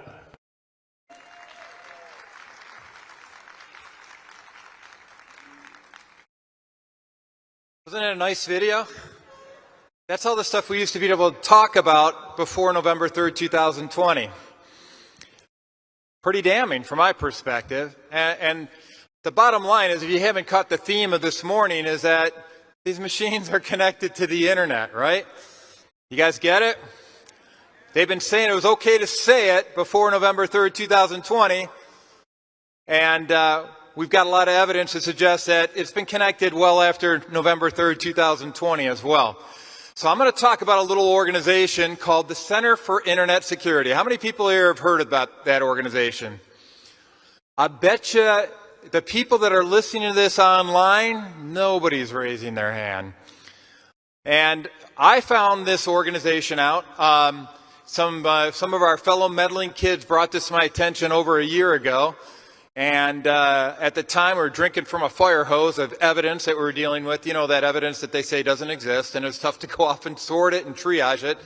But in my exploration for what I think is one of the most important data points on any election, which is the vote tally, I have passion for understanding the vote tally from the time a ballot is inserted into a tabulator all the way until it's reported out on the bottom of the screen on CNN on election night. I want to know where they're getting those numbers. And that quest led me to explore this organization called the Center for Internet Security. And I want to share some of the things that I found out about it, because here we are talking about the fact that there's a lot of people denying these machines are connected to the internet, yet they're using an organization called the Center for Internet Security to secure their elections. And why do I mean that? You guys familiar with critical infrastructure component designation by the federal government? So every time they've got a critical infrastructure like our power grid, like our food supply, they create what's called an ISAC Center and designated a critical infrastructure component, and that ISAC Center is for Information Sharing and Analysis Center. And along with that, they create a little data center that they use to kind of act as a war room. Or for me, with my aerospace background, it's mission control. We have to try to identify, are all systems go or not regarding that particular infrastructure component. Well, in 2017, elections were added to this. So they created what's called the Election Integrity ISAC Center. And in a trend that is very disturbing for me, what they did is, instead of it being a government agency, they contracted out to an organization called the Center for Internet Security to manage this information center, this mission control center. And this Center for Internet Security is located in Greenbush, New York, and it's funded by the Department of Homeland Security to the tunes of, the last time I looked at it, was over $27 million a year. Now, what are they funded for? Well, what they do is they deploy something called an Albert sensor. And they've deployed these Albert sensors all across America, and these Albert sensors are essentially internet traffic cops for local municipalities and their electronic voting systems. They monitor the traffic, internet traffic coming in and the internet traffic going out. And oh, by the way, they sip off the side of this and provide a little data stream back to their data center so that they can monitor the status of this data. And I just want to kind of put in a little highlight here from a psychological perspective. Anytime they call something a smartphone, smart grid, smart home, smart city, they think you are dumb. And so this Albert sensor, of course, it's named after Albert Einstein, right? And so they think this is the pinnacle of their intelligence. So just from a psychological profile perspective, they think they're smarter than all of us, and they're capturing all this data around our elections using these little Trojan horses called an Albert sensor. And by the way, that Albert sensor that I just showed there came from Lincoln County, Washington. We had some pretty tech-savvy commissioners out there that initially deployed this Albert sensor because they said it was going to protect. Hey everybody, we're back on stream with another interview. This is Raj Dorsami from Defend Florida. I've known him for a couple of years now. He's doing excellent work mobilizing the grassroots activists in the state of Florida to fight for election integrity. And as you know, I live in Florida. I've been very outspoken about the lack of election integrity and the issues with elections in the state of Florida. And Raj is doing incredible work, so I wanted to ask you, what are some of the action items that you have for people watching who are in Florida, and how can they get involved, and what do you think are the most pressing issues for elections in Florida? Because we constantly hear around the country, oh, well, Florida is the standard bearer for elections and how they should be, but we know that's not the case. So perhaps you can show us and tell the viewers what you're working on and why, Florida isn't the standard bearer for elections. So Laura, thanks first of all for having me on your show, and thank you for giving me the opportunity to speak to your audience. It's a massive audience, really built in part because you have been so bold, breaking things before other people have spoken about them, and now the things you've broken are actually now being discussed by many of the largest platforms. So I appreciate the opportunity to speak with you. So in Florida, we have a moving target here. Specifically, 2 years ago, Senate Bill 524 was passed. It was a strong bill. However, this year, Senate Bill 7050 was passed. It had a few good things. However, it had some serious omissions, certain things that volunteers from across the county have been asking for a long time were ignored. Things are introduced into that bill that literally had no reason to be introduced. No one was acting for them. No one was complaining about these issues. And then Senator Hudson spoke publicly from the floor, and it all made sense. When he described the origins of Senate Bill 7050, he specifically mentioned the places that bill came from. And you know what was missing?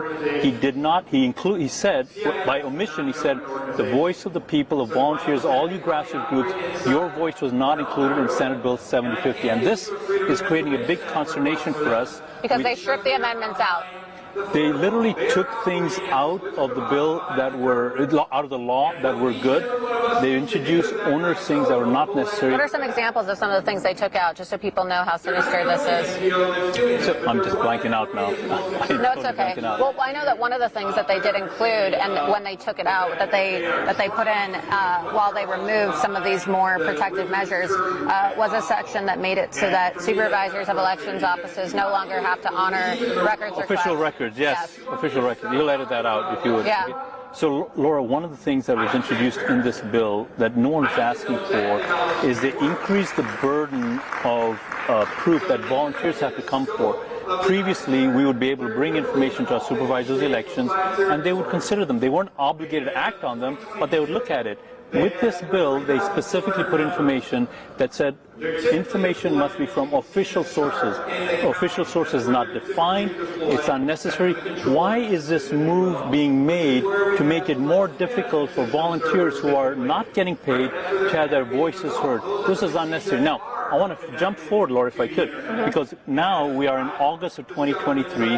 Our focus now, since Senate Bill 750 has been passed into law, Our focus What is repeat that number again, Senate Bill? 7050. Yes, and that was signed by Ron DeSantis, right? It was signed into law by Ron DeSantis, yes. and it is now the law. It is now the law. So it is now the law, thanks to Ron DeSantis in the state of Florida, that these supervisors of elections don't have to honor requests for records. So if you believe or you have evidence that your election was stolen and you want to request the cast vote records or you want to get data, they're not required to reply to you anymore. So, I just want to point that out because we see a lot of talk in the media constantly about how Florida has transparency, and they're always trying to say that we have transparent elections and that we have election integrity, but that's not exactly a transparent measure or law, and it certainly is not a measure or a law that benefits the people, right? It benefits corrupt politicians that want to hide things from the public, and maybe someday we'll have a Democrat governor again, right? Maybe we'll have Democrat senators, and so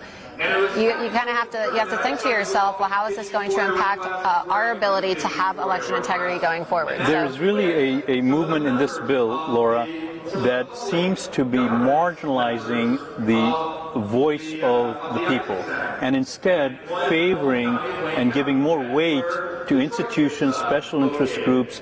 So this is really un-American. So whether it's you're watching this as a Democrat, or Republican, or NPA, our focus now, August 2023, is to do what's necessary so that your voice is heard. Now, specifically, Laura, what we're asking people to do, could I go into that? Yeah, go ahead. Tell everybody what they can do. What we're specifically asking to do is, number one, we want you in your county during the summer to meet with your officials. Why during the summer? Because your officials are not in Tallahassee, they're in your home state, they're more accessible. And that's number one. Number two, you as a constituent meeting with your official has far more weight than someone going to Tallahassee from another county and having a conversation. So it's accessible, you have more weight, but number three, we're also asking you to prepare for these meetings.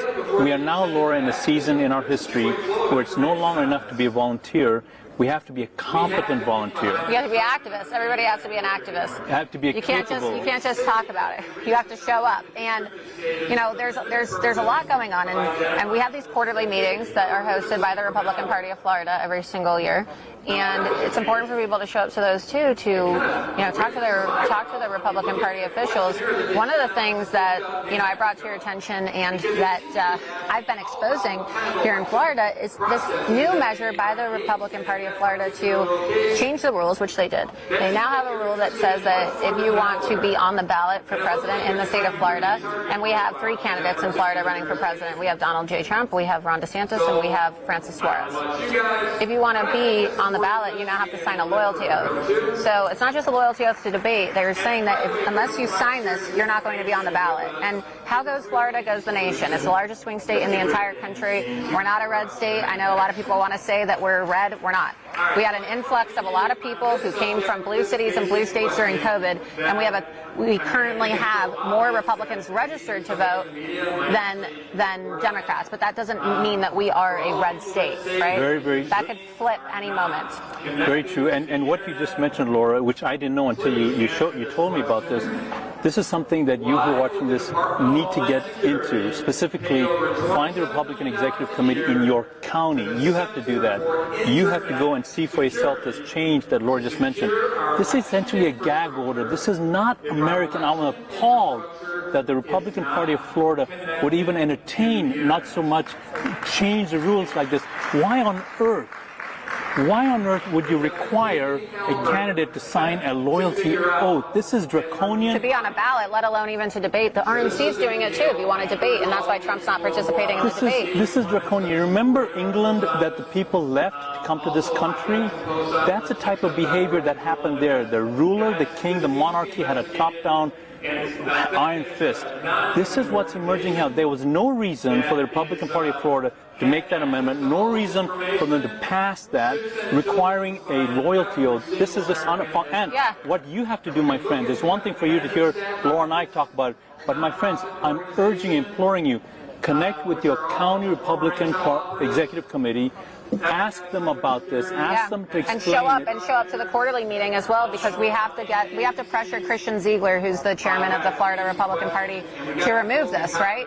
And they haven't publicly stated whether they're going to remove it or not. You have Evan Power, who's the vice chair, and he failed to disclose the fact that his wife is the CFO, the chief financial officer of the Ron DeSantis for President campaign, which is also unethical, because regardless of who you want to vote for in the state of Florida for the primary, you should know these things, right? Because it's a slap in the face for them to say that they're being neutral at the Florida GOP when they're hiding information like that. You know, if you were on a jury, if you were being selected for jury duty, right? If one of the jurors was married to the judge, they would be disqualified. So it's a conflict of interest, and so this is all confirmed. You can read about it on my Substack, lauraloomer.substack.com. I made several videos about this. The loyalty oath that we discussed also forces them to sign an oath that says that they're not going to run as third party or independent. Why? I mean, the question asked is why. So, and that's a question you should ask your local Republican executive committee. Ask them, confirm or deny or explain. In this country, it's still permissible to ask questions, so please ask them at your county. I'd love to let people know how they can connect with us, if that's okay. Yeah, no, definitely. Defend Florida is one of the largest, I think it's the largest actually, grassroots election integrity groups in the state of Florida. They have relationships with legislators and politicians and candidates. They canvass. They are very involved. So it's not just, you know, it's not just a lot of talk. They take action. I believe you guys are funded as well, right? You are a very serious organization. Yeah, self-funded, but a very serious and well-organized grassroots organization that receives funding from grassroots patriots. So how do people follow you and get involved? So, and in your county, there's probably a group. Laura mentioned Defend Florida. There's several groups. There's FFE, FRA, Florida Liberty Caucus. There's so many that you need to get involved. Now, if you want to get in touch with us, text the word DEFEND to 91776. Text the word DEFEND to 91776. We have training programs every Tuesday at 7 p.m. If you text that number, you'll get a link to join that. Most importantly, all this information you're hearing from Laura, all information from other websites, my friends, please take action at your county level by meeting with your officials. How do you meet with them? Training's on our website. What you say, training's on our website. What are the talking points? Training's on our website. So please do connect with us. Yeah, and look, you know, I have a lot of disdain and contempt for the Republican Party. That's not a secret. I'm an America First candidate. I ran for Congress twice in Florida.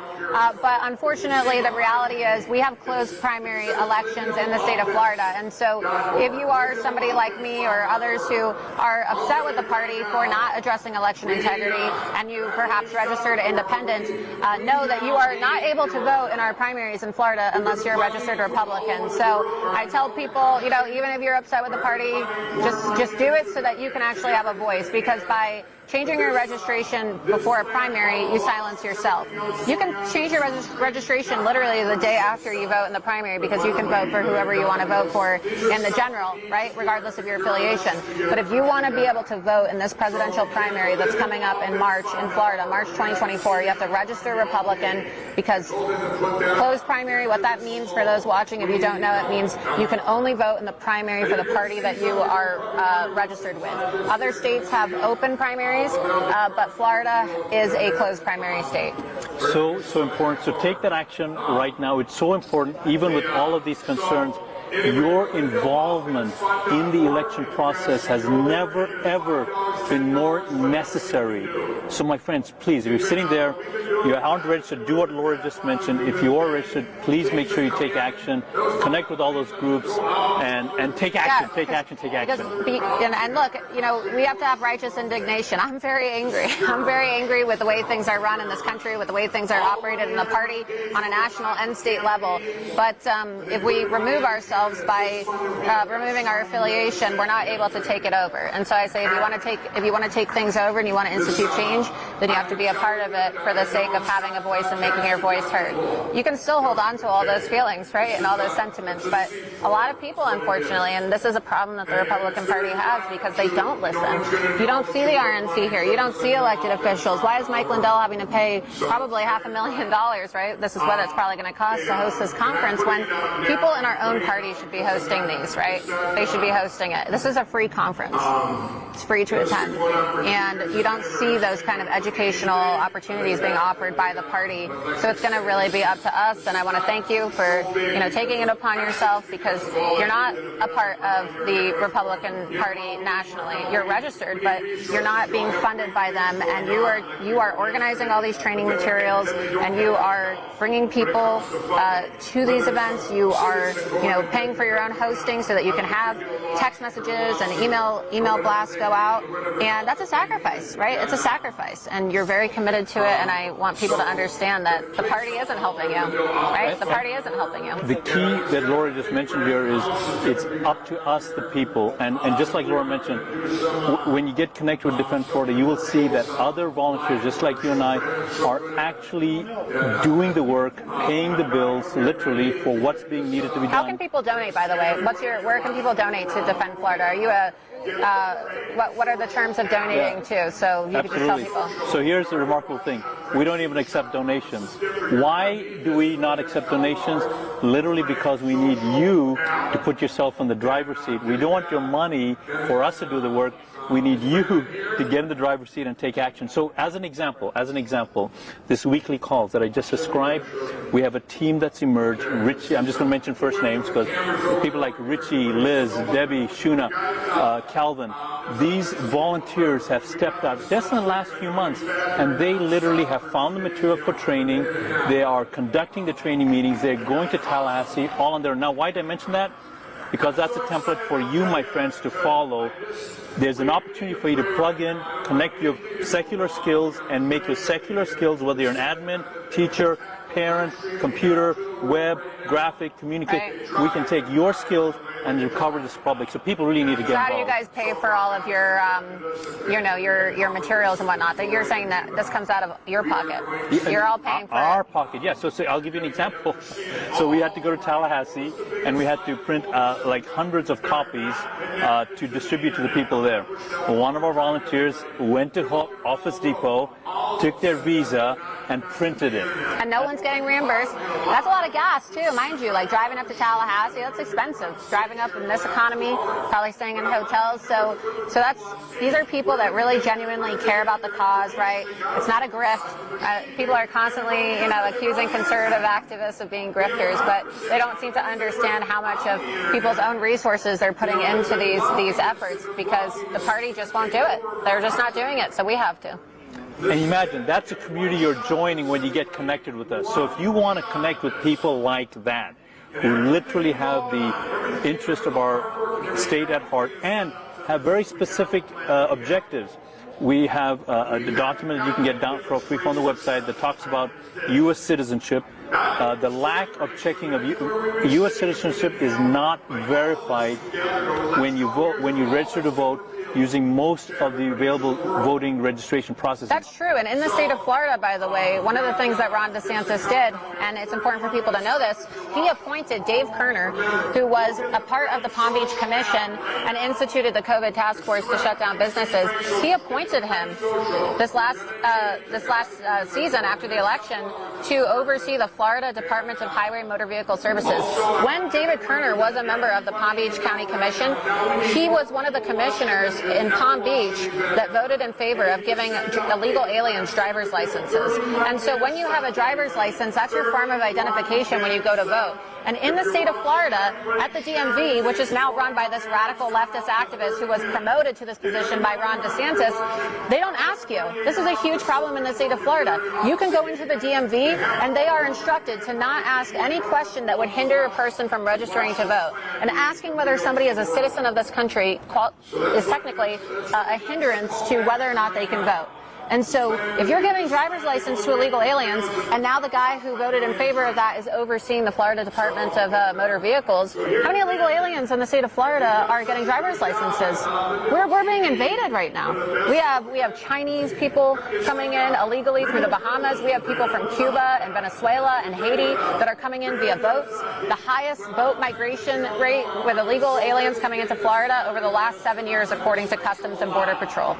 So So just know that this is what's happening. There are illegal aliens being issued driver's licenses in the state of Florida. So what do you do about this? You're listening to this and you're like, oh my God, it's overwhelming. So another volunteer researched exactly how the voter registration process works. She created a very easy flow chart. You, my friends, here's what I'm asking you. Hit the website, get the page, print it, and just meet with your legislator. Be professional, be courteous, be inquisitive, because these are just basic communication skills. This is how you work with people. And then show this printout and say, sir, ma'am, from what we can see, it doesn't look like anyone is verifying U.S. citizenship. What are you seeing that I'm missing? What can you do to rectify this? Or do you believe, sir, ma'am, that we should continue with this process? So I'm giving you ways of suggesting for you to put yourself in the driver's seat, to be part of the solution. And you've got tools. The flow chart is there. The script is there. Yep. How to make the calls. Take advantage of, now my friends, I want to say this one thing if I could. Yeah. It's summertime in Florida. And if you can meet with your officials now during the summer, then we've got a shot when legislative cycle starts that enough of you will have met with enough of your legislators so when we go to Tallahassee, there's already an awareness that you, the people in your county, want this. And only if we get enough legislators to feel that way or to see things that way will we have a shot. Because, my friends, I want you to hear this clearly. Your legislator, even if they advocate for your ideas, if senior ranking staff in the House or Senate do not like the idea, they will apply massive pressure on your legislator and force your legislator to back down. Yep.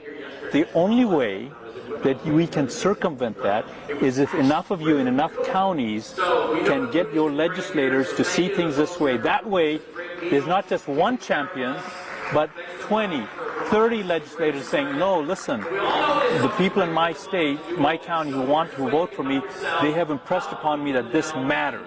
Absolutely. If we can reach that tipping point and you're the key, we got a shot. Absolutely. Again, the group is called Defend Florida. Raj, I want to thank you for all of your incredible work. Thank you, Laura. Thank you for your courage. Yeah, thank you. And, you know, Raj is the last interview of today. I actually have to head to Washington, D.C. I'm going to be doing Tim Pool's show, as you know. So tomorrow, tune into Culture War on Tim Pool's show. And then in the evening, tune into Timcast, because I'm also going to be live on Timcast tomorrow evening. That's August 18th. I've had an incredible time here at the Lindell Election Integrity Summit. Of course, this was all paid for by Mike Lindell, so be sure that you support Mike in return by going to his website, MyPillow.com, and you support his products. You purchase his products, all types of products, great products. I use a lot of them. The dog beds, my dogs love them. And you can even use promo code Loomer at checkout for extra savings. Again, that's promo code Loomer.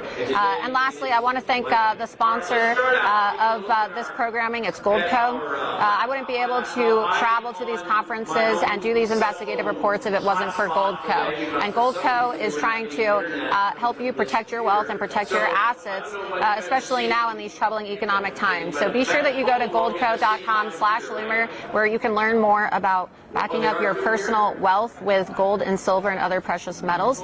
And make sure you told them that Laura Loomer sent you. And again, that's goldco.com/Laura Loomer. Even though I'm heading out to the airport, the live stream is going to continue for several hours, so you can still continue watching, and stay tuned, because in about 30 minutes or so, 30 minutes, Mike Lindell is going to be revealing his plan that is going to help secure our election. So thank you so much for watching, and as always, be sure that you follow me on Substack at lauraloomer.substack.com, and on Twitter, Truth Social, Gab, and Getter at Laura Loomer, and on Telegram at Loomer Official. I will see you guys soon, and thanks for watching. Wow,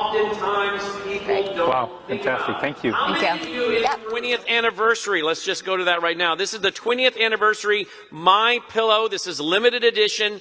As low as $69.98, as low as $19.98 with promo code, folks. You can choose your different options. You can get the queen size. You can get your various support level, and then check out the price. This is a brand new offer. It's to celebrate the 20th anniversary of MyPillow. Now, here is what oftentimes people don't think about. How many of you in the room know that to get the right comfort level for the MyPillow, how many of you know there's a chart?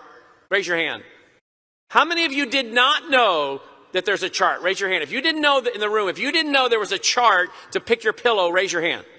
All right, there's a lot of them in the room that did not know that. I will talk to people and they say, they'll say, do you like the MyPillow? I love the MyPillow. How do you like it? Oh, it's okay. I said, what do you mean it's okay? I said, did you use the chart? They're like, what? I said, did you use your shirt size? You've got to have the right, they didn't know. I said, well, then you need to go and do the chart, do the shirt size. You have to have the right pillow to fit you. We're not all the same. We don't all weigh the same. Our heads don't all weigh the same. So I said, you got to use the chart. Some of them have gone and reordered and come back to me a couple months later and run into me. Oh, you know what? It's a totally different experience. That's right. You got to have the right pillow for you. So use the chart. And you notice there on the chart, what are they using? Your shirt size. Small, medium, large, extra large goes on down. And then you have one for men. You have one for women. So you've got to use the chart. Now, if you are at home and you want help with this, you can just call the 800 number. Just call that 800 number, 1-800. You'll see it there. I don't know if we got a phone number for the plan. Logan, maybe you can check and see if we got a custom number for our promo code plan. Because a lot of times we have a custom 800 number with our custom code. But in the meantime, you can use that order now, 1-800-544-8939. And you can talk to an operator, and they'll help you with this chart. But just tell them you want to use the promo code PLAN so the proper credit goes to help fund this event. So you can also use the 800 number, and the friendly operators there will help you do that. So here's the limited edition product made with patented interlocking fill, color piped cording to easily distinguish the loft level, 100% Giza cotton case, adjust to your exact individual needs. Because why? We're using the chart. And by the way, when you have family and friends you're telling about the product, tell them about the chart so that they have a good experience. Say, look, you probably don't know, but you got to pick the pillow based on your shirt size. So pick it right so it's tailored and adjust to your exact individual needs. 60-day money back guarantee, 10-year warranty, machine washable and dryable. Did you know that's one of the things that caused Mike to have to work so long on coming up with his patented fill? Because he wanted it to be machine washable and dryable. So again, this is machine washable and dryable. So this is again, limited edition MyPillow celebrating the 20-year anniversary. So MyPillow.com, promo code PLAN. Now, let's go back one to the sheets. Look at that. Perkel bed sheets, as low as $25. Let's go to that one real quick. Perkel bed sheets, as low as $25. So what we'll do is come down here and look. We got the twin, we got the twin XL, full set queen, we got RV queen set, king set, split king, California king. Put in what you want. Let's choose an option. Let's choose twin. It'll update, give us our price. And then, of course, again, put in your promo code. Let's go to a queen. Queen, as low as $35. Perkel bed sheets, as low as $35. What a savings. Go to the king. That's $39. By the way, you can also pick your pillowcase. MyPillow Perkel pillowcase. You can also pick the classic premium MyPillows as well. Follow those. Follow the promptings. Use the promo code PLAN for the Perkel bed sheets. Those are on sale. College kids, we know being here in Springfield, college kids are everywhere. How many of you have seen all these college kids, right? Walking around. We're in a college town. Some of them have gone off to college. Some are still to go off to college. They need pillows. They need sheets, towels, blankets. You got housewarming gifts that you need. You got wedding gifts. You got September coming up, a lot of weddings coming up in September. So these make great wedding gifts for that bride and groom setting up their first house, the first home a young person might be getting. So these are great products. Sheets, towels, blankets, pet beds, slippers, sandals, mattresses, mattress toppers, robes, and more. Let's talk about pet beds for a minute. How many of you in here have pets? Extra large for the pets. Highly recommend it. Delta loves. How many of you know who Delta is if I say Delta? Well, that's good. Delta is our studio lab. She's 9. She'll be 9 next month. And she has 3 or 4 MyPillow pet beds stationed around the house and studio. We traveled here from Memphis. What did we get? We grabbed the MyPillow extra large, threw it in the back of the SUV. I opened the trunk with the little, the little remote control on your key, pop the trunk open, and I say, Delta, get in. She immediately sees her MyPillow pet bed. She turns 2 or 3 circles, lays down. She didn't move from the time we left Memphis to the time we got here. She slept and stayed under MyPillow bed. She loves it, and your pet will too. Sometimes you guys will see her digging on it on TV, and I'll say, go to a wide shot, and she's bearing it. You know what I got to do? When that happens, pick it up, shake it 3 or 4 times, flip it over, drop it back to the floor. It's all fluffed up. She won't do that anymore because I just fluffed it up for her. But I'll tell you what she actually will do. This is no joke. Logan knows this to be true. This is the truth. If we move to a part of the studio where there's not a My Pet bed and I'm working, because we have 2 control rooms there and 2 studios there, I have the pet bed in the main studio. If I go to the Capitol studio where you see the U.S. Capitol behind me, I've gone in there and I've gone into other rooms where I'm sitting and have not picked up the MyPillow pet bed in Studio 1 and moved it to wherever I'm going. I have some downstairs in my office. But I moved into the Capitol room a couple weeks ago, and I did not bring her my pet bed. I got to the desk, I got my earpiece in, I got all mic'd up. I'm pre-recording some interviews. And she comes over to the side of the desk, behind the news desk, and she starts using her nose and she starts pushing against my leg, pushing against my thigh, hitting me with it, and then backing up and looking at me. I thought, you've already eaten, you've been outside, what is your problem? And I'm like, all right, Logan, I'm ready to go. Let's film this interview. And she pushes her nose at me again and backs up and looks at me. I'm like, what on earth? And I said, you know what? She wants her MyPillow pet bed. I got up, went to Studio 1, picked up her MyPillow, came back to Studio B, dropped it on the floor next to me. She turned 2 or 3 circles, laid down, she was fine. This is not the first time she has done that. If we go into a room and we stay for any length of time and she's ready to lay down, she will tell you, I want my bed. It's an honest story, true story. Your pet will love the bed. If you have a cat, which I do, Mo, she has taken over some of the beds as well. So they are, I made the mistake of calling them a dog bed. They're a pet bed. They're for pets. So they are for dogs. They are for cats. The cat will love them. I've got a cat and my dogs all use it. So get the MyPillow pet bed. Okay? Use that promo code PLAN. All right, see what else we got here on MyStore.com or at MyPillow. Then we're going to go to MyStore.com. All right, here we go. The My Mattress Topper 2.0 3-inch coil hybrid topper. Logan has one of these. Don't you, Logan? Logan? Logan's not yelling at me. See, I'm used to him in my ear.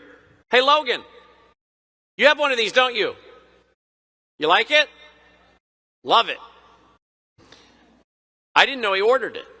He ordered it up one day, said, guess what showed up today? I said, what showed up? A 3-inch My Mattress topper. He said, let me know how you like it. Well, you just heard. If you have one of kids or grandkids that have gone off to college, you know what those college mattresses are like, right? They're horrible. If you want to make a college student that's your child or grandchild or nephew or niece happy, get them a My Mattress 3-inch topper to put over that college dorm. They will love you for it. They are amazing. And if you've got a mattress you don't like, but it's not worn out, add this to it. You can save a lot of money, and it will make a drastic improvement to your mattress. You can see the prices. Shop now. Click on it. Again, use the promo code PLAN, and we have them for all sizes. Let's pick an item here. Let's choose twin. So normally almost $360. We're getting it down to $215.99 for a twin. Let's try a queen. Queen normally was almost $500. Look at that, down to $299 with the promo code PLAN. King was almost $600. Now it's down to $359.99 with the promo code PLAN for the My Mattress Topper 3-inch coil 2.0. So check that out. Again, you can use the 800 number, 1-800-544-8939, and then be sure to tell them, hey, I want to use the promo code PLAN to support Mike's big event and all he's done to try to save our country. All right, now we have mattresses. How many of you knew that you could order a mattress from MyPillow? A couple of you did. Does anyone have one of these mattresses? You have the Topper. Do you like it? It's fabulous. Any of you got a mattress? You like it? Love it. Good. Well, you can actually get a mattress at your door in a box. Leave it to Mike Lindell to think of you getting a mattress at your front door in a box. Well, there it is.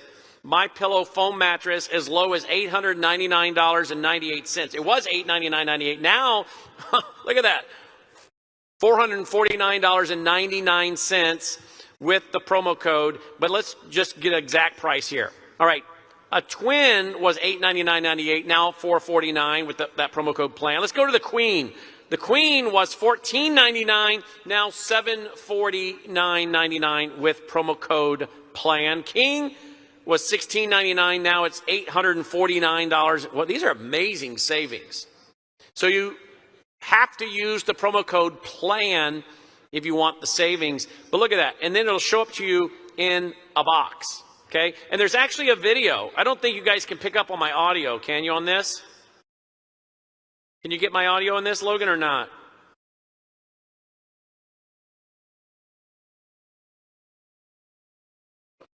I don't know if they can get my audio, but look at that. You guys get the idea. Foam mattress. That's how it shows up in your in the box. Open it up. Is a utility knife.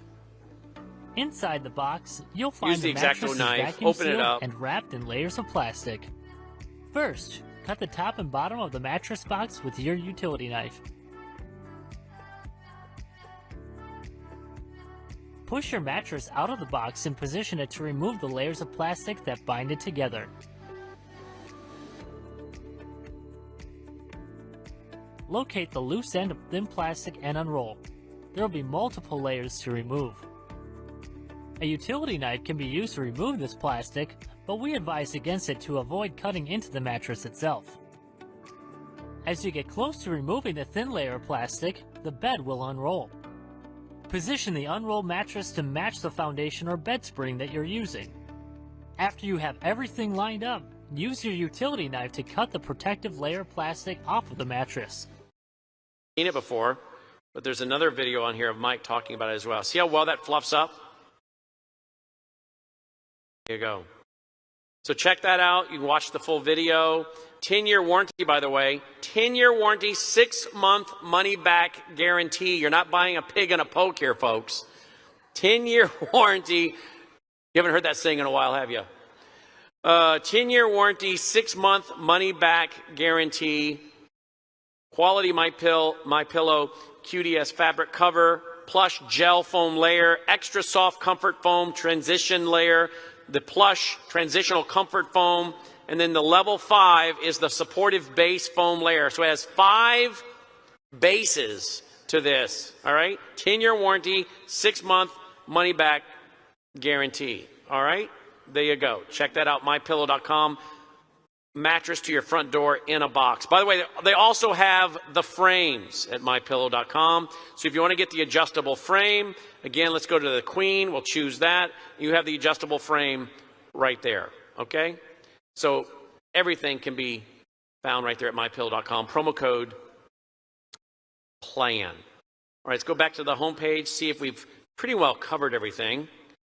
And then we'll head over to MyStore.com.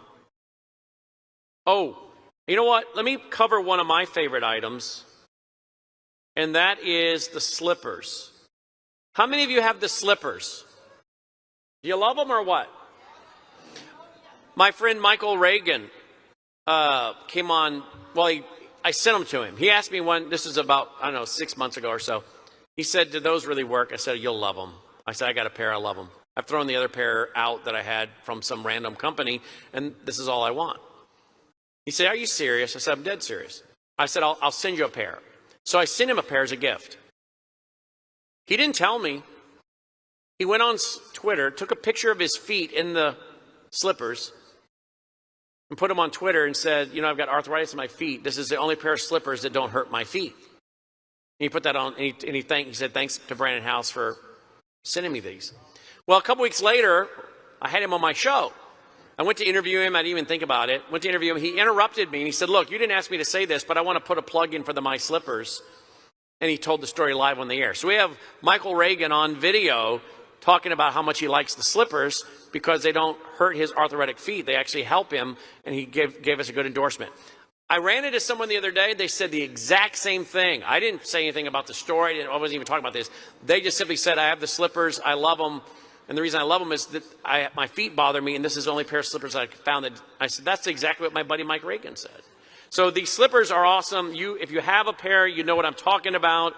If you don't have a pair, there's really no way to describe them to you. You kind of have to experience it. They're amazing. You'll love them. They even come as a moccasin. Some of the kids in our control room wear these as their daily footwear.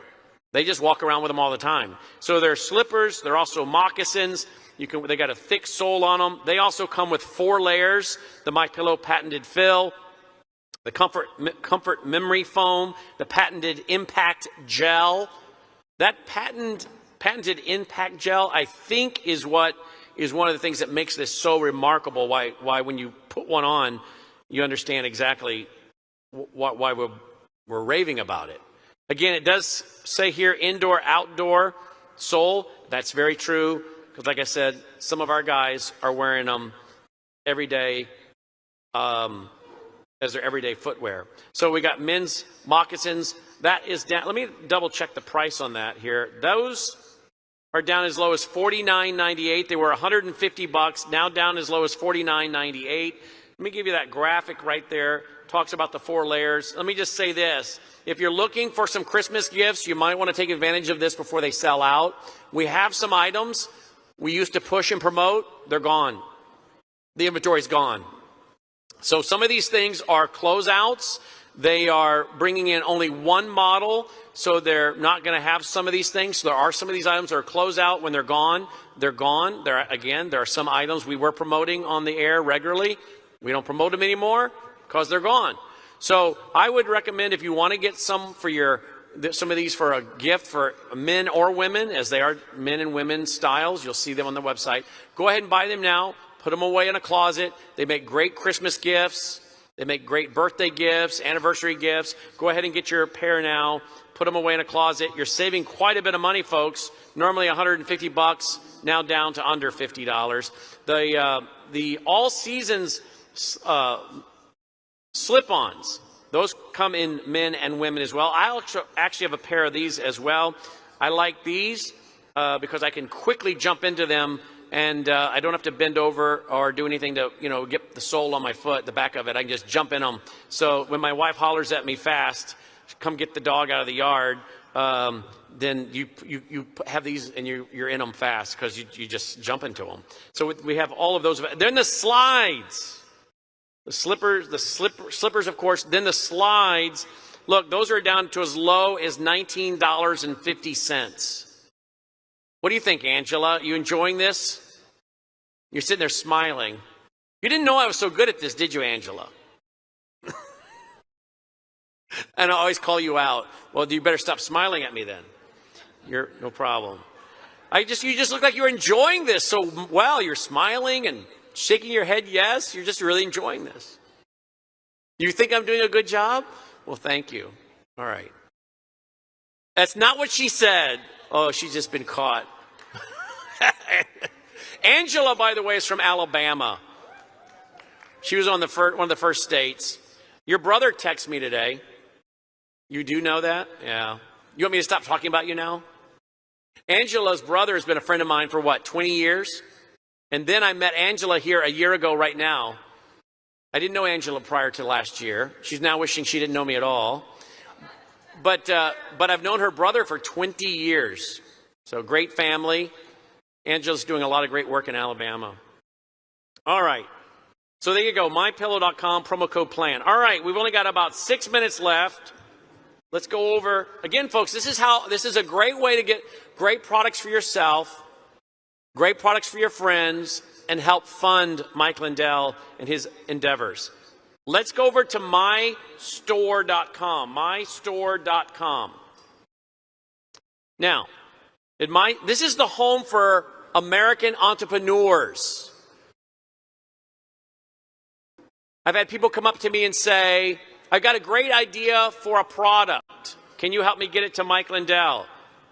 Here's what I say. I'm not so sure he's interested in people pitching a lot of stuff to him because of his busy schedule, all he's got going on. But if you have a completed project, a completed item for sale, then you need to go to MyStore.com.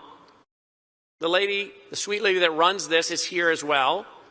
And she will put you through the process. If you're an entrepreneur, you have a developed product ready to go, then you can apply and get your product approved to come into my store if they approve your application. It's a home for American entrepreneurs. So as we scroll down, one of the first things we're going to see, of course, is the MyPillow 20th anniversary. We've been over that. Let's go to the MyCoffee. This is something that's been out for about a year now, maybe not quite a year yet. Or maybe it has been a year now. Time's going so fast, but we got the whole bean. You can grind it yourself, already ground, light, medium, dark roast. This is non-GMO. This is not sprayed with pesticides. How many love your morning coffee with the smell of pesticide in the morning? The smell of pesticide in the morning with your coffee. You love that and you don't want to give it up. How many? None of you? Okay, great.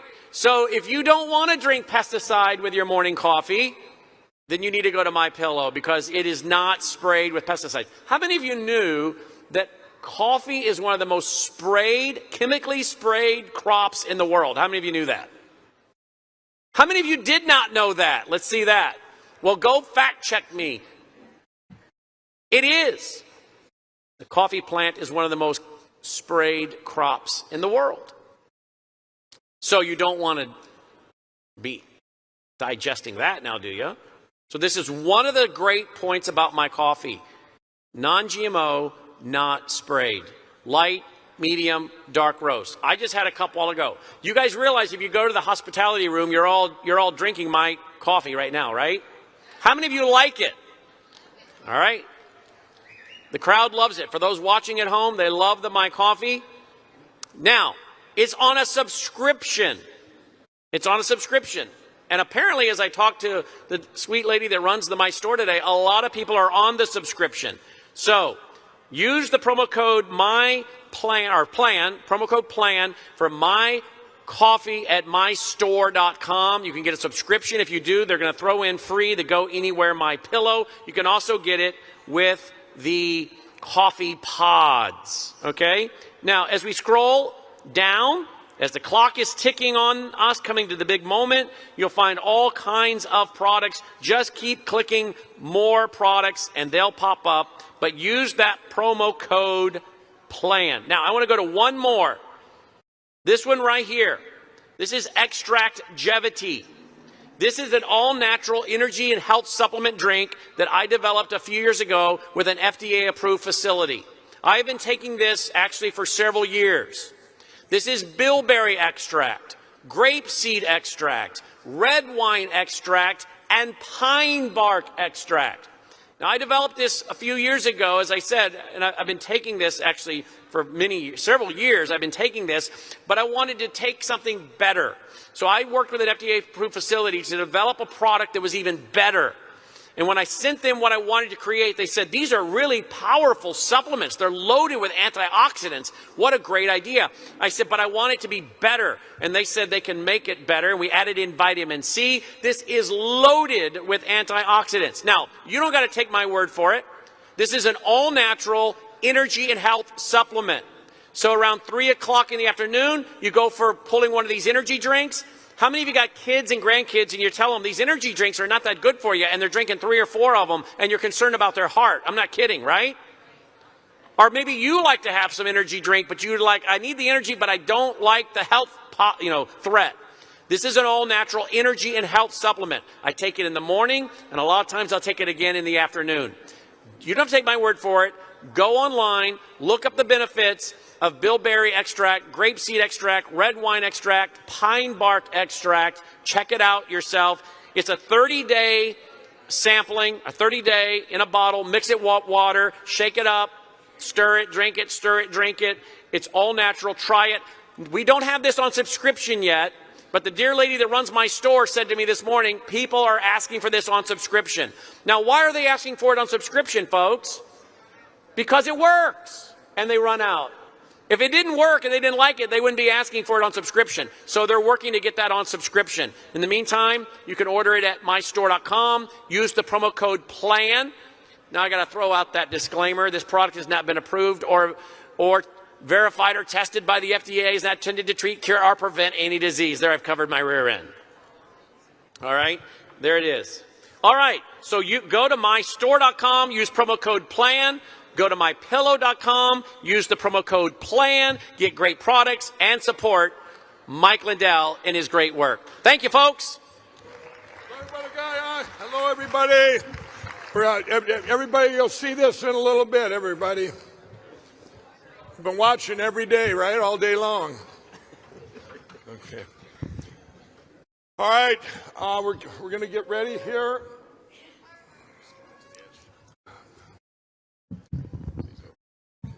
So we can hit the middle. Do we need this? Disconnect. Is he coming out here right now? Yeah, you want him out here right now? Yeah, tell me. Come on. I don't need this, do I? Okay. All right, everybody. This is a moment we've been waiting for. If you're watching from, I'm going to say hello to everyone watching from around the world. We're streaming in 85 languages.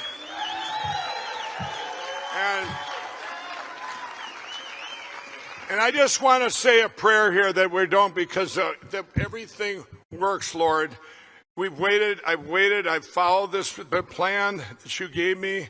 And I just pray, Lord, that this goes off, that the word gets out of this plan to every person, that they can spread the word, and that this is the answer. This is the hope we've been waiting for, Jesus.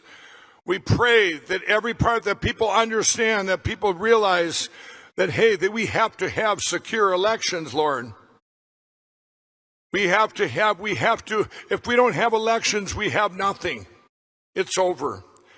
And Lord, we thank you. I thank you, Lord, for every part of this, for every person that's been part of this, for every person that is in our country. I pray for every single person in our country that they can be told that, hey, we have a plan that's going to secure our elections, our sacred elections. And we ask all this in Jesus' name. Amen. Okay, we got a little bit of setup first. There's Jeff.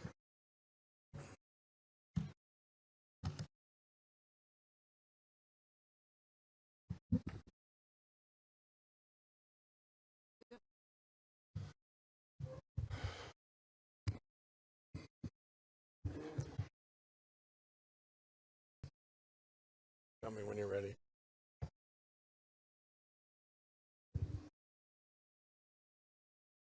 Are you ready? Just get in position. Okay. Just give me a sign when you're ready. Are you ready? Okay. All right. I've been telling you all, we've been told a lie over years now that the machines are not on the internet. If anybody just watching that just tuned in now to frankspeech.com or any of the other networks that are running this, and this morning we went over the biggest lie we've been told that's blocked all of our cyber evidence and everything. We're not on the internet. We're not on the internet. We're not on the internet. We're not on the internet. I'm sorry, there's nothing to see here. We're not on the internet. We have been told this by every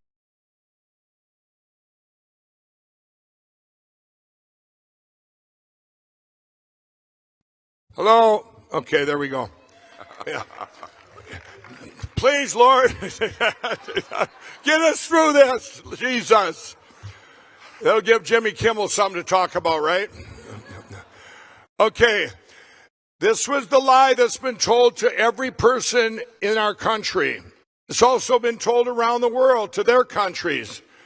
These electronic voting machines, from routers to printers to polling books to the computers, they're not online.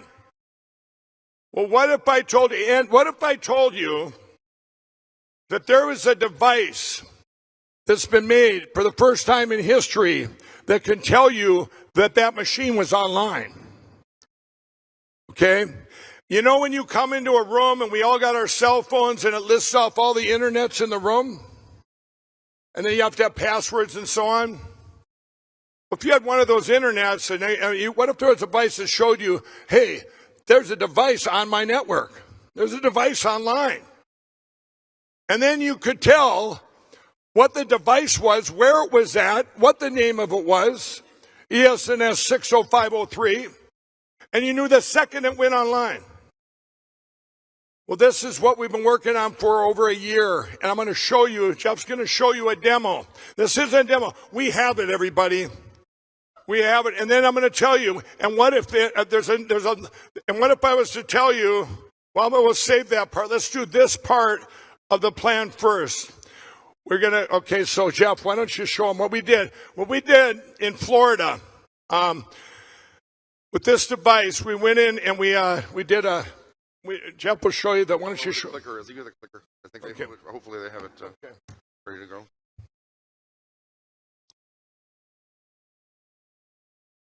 Okay, you guys in the back, do you have it up there? The video? Yeah, they're ready to go? No, I said the video. Yeah, they need to. Okay, then what? No, I'm talking in the back. The Election Crime Bureau is proud to introduce the WMD, or Wireless Monitoring Device. The wireless monitoring device is a sophisticated network connection monitoring system, designed specifically with election security in mind. We have been told that our election computers are never connected to the internet. The WMD will put that to the test, by detecting and reporting, in real time, Wi-Fi connections in county and state election offices. All internet routers and access points will be reported, as well as any devices to which they connect. The WMD incorporates many years of research and state-of-the-art development. It is a low-weight, low-power device that uses only passive signal detection to detect online systems, and it will never interfere with any normal network operations. When an online connection is detected, the Election Crime Bureau Master Alert system will be quickly notified, and the alert will be displayed on the alert web page.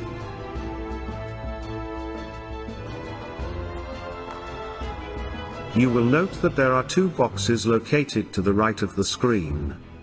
These boxes display the information about the access points at the top and the wireless clients at the bottom box.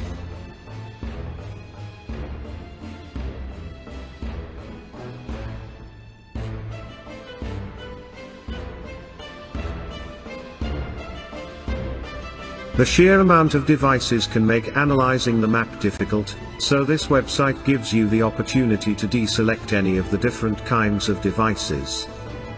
Note that the points on the map are color-coded to simplify identification.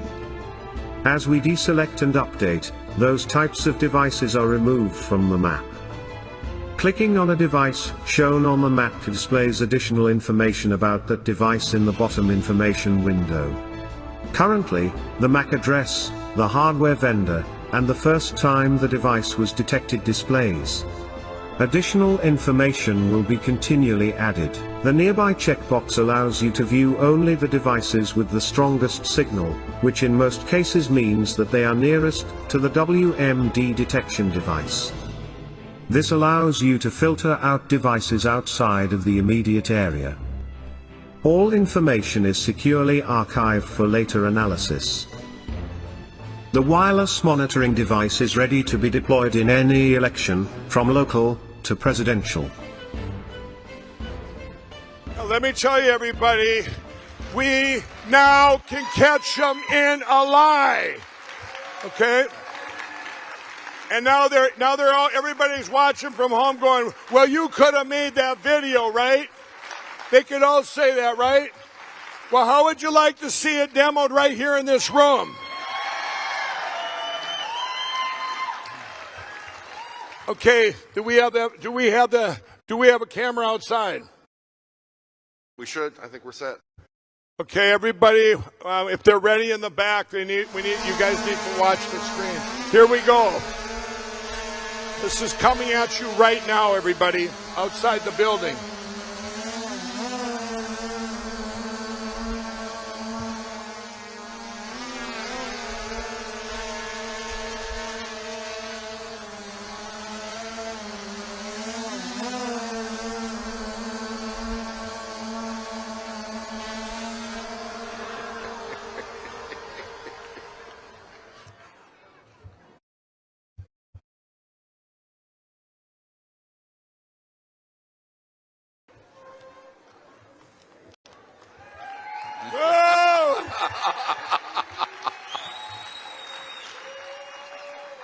This is what they came for. Special delivery, everybody. Special delivery.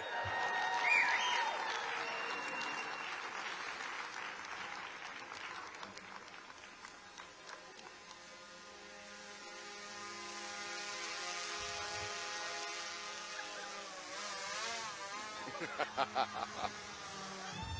we go.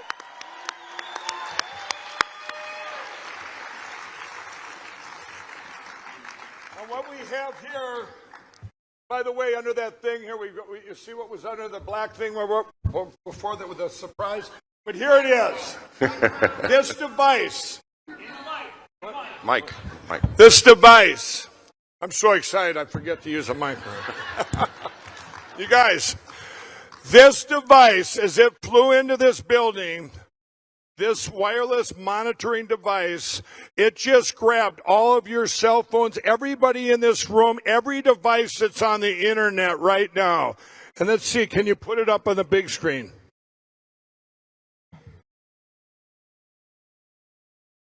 Now, what this does, when this gathers information, I have a command center. I'm not even going to say what state, so they don't go after that. But there's a command center where this information goes down. It flashes. It'll go, router online, just went online in Missouri, right? It goes there. It comes back. And now, here's what just came in. As we came into the building here, you see all the cell phones there, all the computers. We've got all these things up there, like you've seen that we pulled off that we did in Florida. Now, can you take? Okay, he's blowing them up a little bit. So if you went there, each one of those. Now, can you tell us? Like you see, they're labeled cell phones, other, and this. Now, can you take out all the cell phones? Now, this is what we would be doing. This is as it goes through this filter. Imagine it's election night. Now, we already filtered this out. We were showing you that there's no device in the world that does what this does. Okay, it doesn't. It's passively captured, but now it's going to tell you which device. So he just took out all the cell phones. Okay, now let's take all the backstage off. That's hilarious, actually. Okay. You see these? You can drill it down to anything. Now, when we have, and we've done it before. Now, we haven't been able to get. We didn't want to take the chance. We could have got some machines in here, some actual election voting machines. We had them. We had access. But you know what? You see what happened in Michigan, where they went after Matt DePerno and all of them for having a machine, right? I didn't want to take that chance. This is too important to the world, okay? I'm telling you, what we can do now, if you're in a room, and you're here in Springfield, Missouri, and you're in this room, and this is an election room, beep, beep, beep, the router just went online. This red alert goes out there, and boom. And I'll tell you in a minute how you're all going to know in real time. Okay? But we catch them in every single lie they've ever told. If they lied about being on the internet, what do you think they're hiding, huh? But now we've got a way to monitor. We've never had this before in history. They can't lie to us anymore. And I want to ask you, Jeff, so if we, when this travels, oh, by the way, you guys, this isn't, we're going to have these devices. We've for this fall's election, we want to get every single parish in Louisiana covered. We're doing this right now, okay? Right now. Mississippi, Kentucky, you have local elections. Anyone that has this, everyone that has an election, I don't care if it's your school board election, you got this device, and you know what? You lied to me. You lied to me. You lied to me. And so Jeff, I want you to explain when you what we're doing with the filtering. So let's say you have let's say it comes down and you have a printer. Mm-hmm. Does it show what does it show exactly? The IP address? What is it all? Tell us what it's going to show to us. Yeah, it will show the IP address, what is the internal, what's called a MAC address, which is like the hardware identification of it, and will also show what it's named on the internet. So will we know the brand? Yeah, we'll know the brand. Yeah, we will actually Remember, know they the all brand. lied. Yes. And we will know that. We will know tablets. Polling books, it doesn't matter. Polling books. It will know exactly. We can identify. And remember now, so let's say you're all in this room and you're all in there voting, right?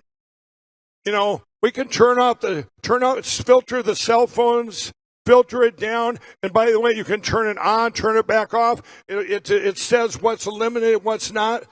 Let's say you had people in there. By the way, if you have people in there where they're doing cell phones and they're using that are tied in with it, it'll detect all this stuff. So you catch them in a lie that they're on the internet. And now we say, what are we going to do with that information, right? How are we going to get that? How are you all going to see that? We've got ours, right, Jeff? I mean, is there anything else you want to show everybody? Well, I kind of just wanted to, if you don't mind, point out one of the exciting things about this is it is proactive in that it lets us know when new devices come online. And real time. It's real-time crime. And this thing can even send out text messages to people saying, hey, a new access point or a new printer came online in such and such a place. So you get that when you're having this. Let's say you're a county clerk and you have one. Let's say the machine companies have lied to you. And we've all been through that. You go into the county clerks, you go, well, my machine, they told me they're not online. If they have one of these, they're going, it just went red. And they're going, hey, our machine just went online. Our router just went online. Our tablet went online. Shut her down, right? So this is and this will show up right away in this red alert, kind of like Ghostbusters. We got one, right? We got one. But it goes. So what I'm going to do, and I'm going to tell you now, I'm going to tie into this because let me tell you there's other kinds of crime out there. There's other that we see all the time, right? And I'm going to tell you in a minute, but that the people out there right now that we have reporting, I guess I got to backtrack here. This is just one alert. This is a red alert, okay? That the machines went online, right? So if you're a clerk or if you're all of us now, all of you at home, you don't want to know this too, right? Well, we've had whistleblower sites. You've had, just like I told you, I think yesterday or today, when Kerry Lakes, the race was going on and all those machines broke there, they said they were broke down in in Arizona. I'm looking at Kansas going, people are sending me texts going, Mike, these votes are going from Democrats to Republicans, the Union Party, remember, they show no shame. They don't care who they want, right? Well, the text I was getting was from my team, okay? And we have a thing called Cause of America. We're 250,000 strong in all 50 states. Now, if you had, and other affiliated groups. So if you're putting up stuff on, let's say, reporting crime, right? If you're out there reporting things, you know, hey, there's drop boxes here, these machines aren't working here, or they're saying they're doing this and this, or you see anything out there. Well, any whistleblower site, the downfall is that if the public's reporting it, you all know what happens, right? You get false reports. You get the bad guys putting up stuff, so you all look over here instead of where you need to be looking. But what if you had 250,000 people in all 50 states in every county in the country, and you had all these people? They're the ones that you trust to be able to report all this. That's what we've had over the last 2.5 years. We have 250,000 people. It's even bigger than that. I'd have to ask from the affiliate groups, and maybe it might be up to 500,000. It might be 1 million. But it's all of you and all the people that are out there. Well, now, in fact, and why don't I pause there? Unless you want to stay here, Jeff. You want to stay here for this? You go. I'll Yeah. Okay. If you guys, I guess if you want to, just go ahead, bring her out here. I want to talk about why Jeff's leaving. With this device now, we all say, oh, thanks, Jeff. Yeah, Jeff O'Donnell, the hero. Thank you, Jeff. I'm trying. We didn't, believe me, we weren't scripted on this plan, right? I just want to get out there. But this catches them in the lie. And now if you had 250,000 people or 500,000 people, which we do, we needed a way to report back to you the cause of America. So if we, what we have, and now I don't know if I have the thing here. Okay, here we have. So here you see, you're identifying, when we have people out there with the cause of America, my team, they're out there, and I'm going to show you here. Let's say you see houses that have 5 or more registered voters, and you get there, and all of a sudden there's one person living there, and nobody else voted, and there were phantom voters, right? So you have, or let's say over here where houses that have one more person over age of 75. There's all these things where we're out there checking. And this is a different kind of crime, right? This is a different thing. All of a sudden you're going, hey, there's 5 people that says 9 people voted in this house and only 1 person lives there. And then you go there and it's nobody lives there or that 1 person, and they might not have even voted. Now they're reporting this stuff at the Cause of America. They're reporting this all the time. So we get this. But what we have now is we have a tool you all downloaded. It's called Frank Social, and I'm going to have Renee come out here. With this app, okay, when Renee comes out with this app that you just all downloaded, if you haven't, get franksocial.com, the Frank Social app at franksocial.com. With this app, you're going to be able to see what she's going to show you, this real-time crime. All the reporting, everything we're out there, you're going to be able to see the red alerts in your own county. You're going to be able to see all this, okay? And so we will now become a policing of our own elections, okay? We will not have to, we instantly are policing our own elections. And is Renee here, you guys in the back?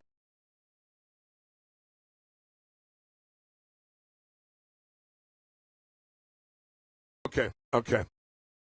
We're going to we've kind of went through because I want to bundle this for you. What you're going to see when she shows you this Frank Social app, when she shows you this, you're going to see a real-time crime stream, constant crime. All these reports coming in from every device, from every Cause of America person that's out there on the ground. They're out there putting in things they see, taking pictures, and it comes right back to this app.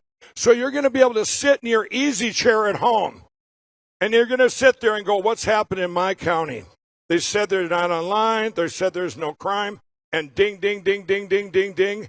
But we'll need one thing for you all to do. And that will be to share it everywhere. You're sharing the real-time crime. You're sharing the lies that they've told us. Okay, that they told us that they weren't online. Okay, so this is Renee is she's part of the team that developed Frank Social, and what I want to show you here is now. So you got to follow this. So now we have a device for the first time in history can catch them in a lie. Okay, having this device, and then. So this goes back to the command center, right? And this comes back in real-time crime. And then you have all of these other crimes that are out there being reported by our big team at Cause of America. Now they're all going to come into the Frank Social here. And when you get there, why don't you go start as you would get on there, you click elections, right? Yes. Okay. So, can you hear me now? Yep. When you land on Frank Social, you'll first, when you sign up for your account, you'll select your state. So you'll automatically be following the Cause of America for your state. But when you get on the app, you'll end up in the Frank feed, and you'll see the tab that says elections. Right. So here, I'm going to backtrack a little bit on there. So when you got, there's 50 states with the Cause of America. Everyone, there's all 50 states are on there.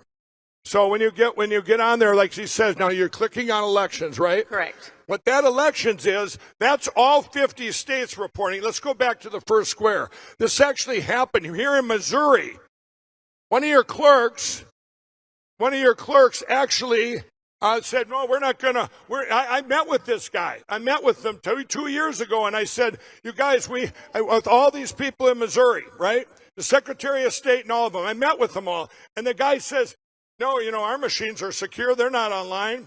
Well, then he finds out they are online, so he's trying to cut the wires, right? So this is, so as you go down here, you'll see Colorado, you'll see crime. This is stuff that's going on right now. You guys can find out what's going on right now, today, tomorrow morning. You're going to just go, everyday stuff's reported. This is the real-time crime line stream. It's a real-time crime stream from all 50 states.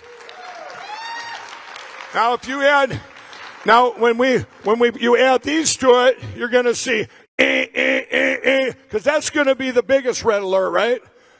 You got election night or even in the early elections, or those machines, when they go online there, you've seen it all today, right?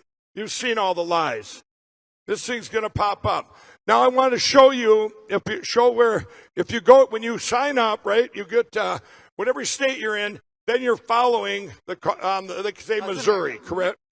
So this is if you go, here's all the Cause of America. So if you go to this site and you want to find out what's going on in Hawaii. So there, there's the Hawaii call. Click on Hawaii. So if I click on Hawaii, it takes me to the Hawaii page. Internet.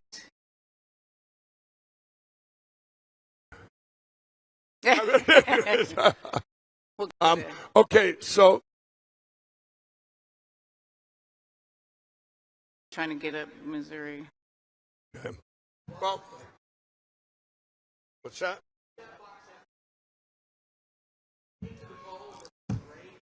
Okay, you know what? So while we're loading here, because this, you guys get the gist of the reporting, right?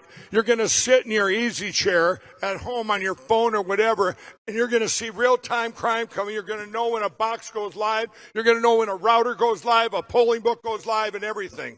Okay? And then it all goes through. It was a good question here, because we're going to take questions on this. What's the range of this box? 100 to 200 yards. But you don't, and it goes through buildings, it doesn't matter. Okay, you've seen it as it came in as a drone. It was collecting that, it's collecting as it's flying. It could fly over the whole city and keep collecting, right? It could collect every single device here in Springfield. It would just keep flying in a stream of those coming online. And then you lose it. The closest you get, which I guess, as Jeff has told me, I didn't, but the closer you get, that's fine. Just put this regular screen back up. The closest you get, obviously you want to be in the polling places, but you could be outside or whatever. But just think of the clerks Think of if they want, if you wanted one in your own county or your own precinct, I mean, it's every single place. I don't care who you are. I don't care if you're Democrat, Republican, it don't matter. This touches them in a lie that they're online. It's us against the machines and the uniparty, everybody. That's it. Do you agree? And so maybe we will take some questions, but so what we have, if you the plan, you guys, when we have these machines catching in real time. By the way, it only takes I think 30 seconds to go from any place in the United States, including Hawaii and Alaska, 30 seconds to a minute, where this thing, just say you just turned it on, that router or the EE, they just turned on the Dominion machine or the Smartmatic or whoever it's Heart, Diable, whatever. And it goes bing, back to the command center and back, and your device or you at home sitting there are going to go, we got one. And it's right in your own, and all of you out there that have went to your county commissioners or you've went to your election officials and they've said, well, ours aren't online. Well, think how they're going to feel when their machine's gone, that they were lied to. My advice to them is get rid of them now. Get rid of them now. That's all right. Because you can't lie to us anymore. And maybe some of you guys, maybe some of the clerks really believe it, that they were duped or whatever. Maybe we were duped. I was lied to, and they were lied to. The lie goes right down the line. It's a lie line. Lie line, lie. Well, we're not going to take it anymore that if you're fifth in that line of lies. We're not going to take it.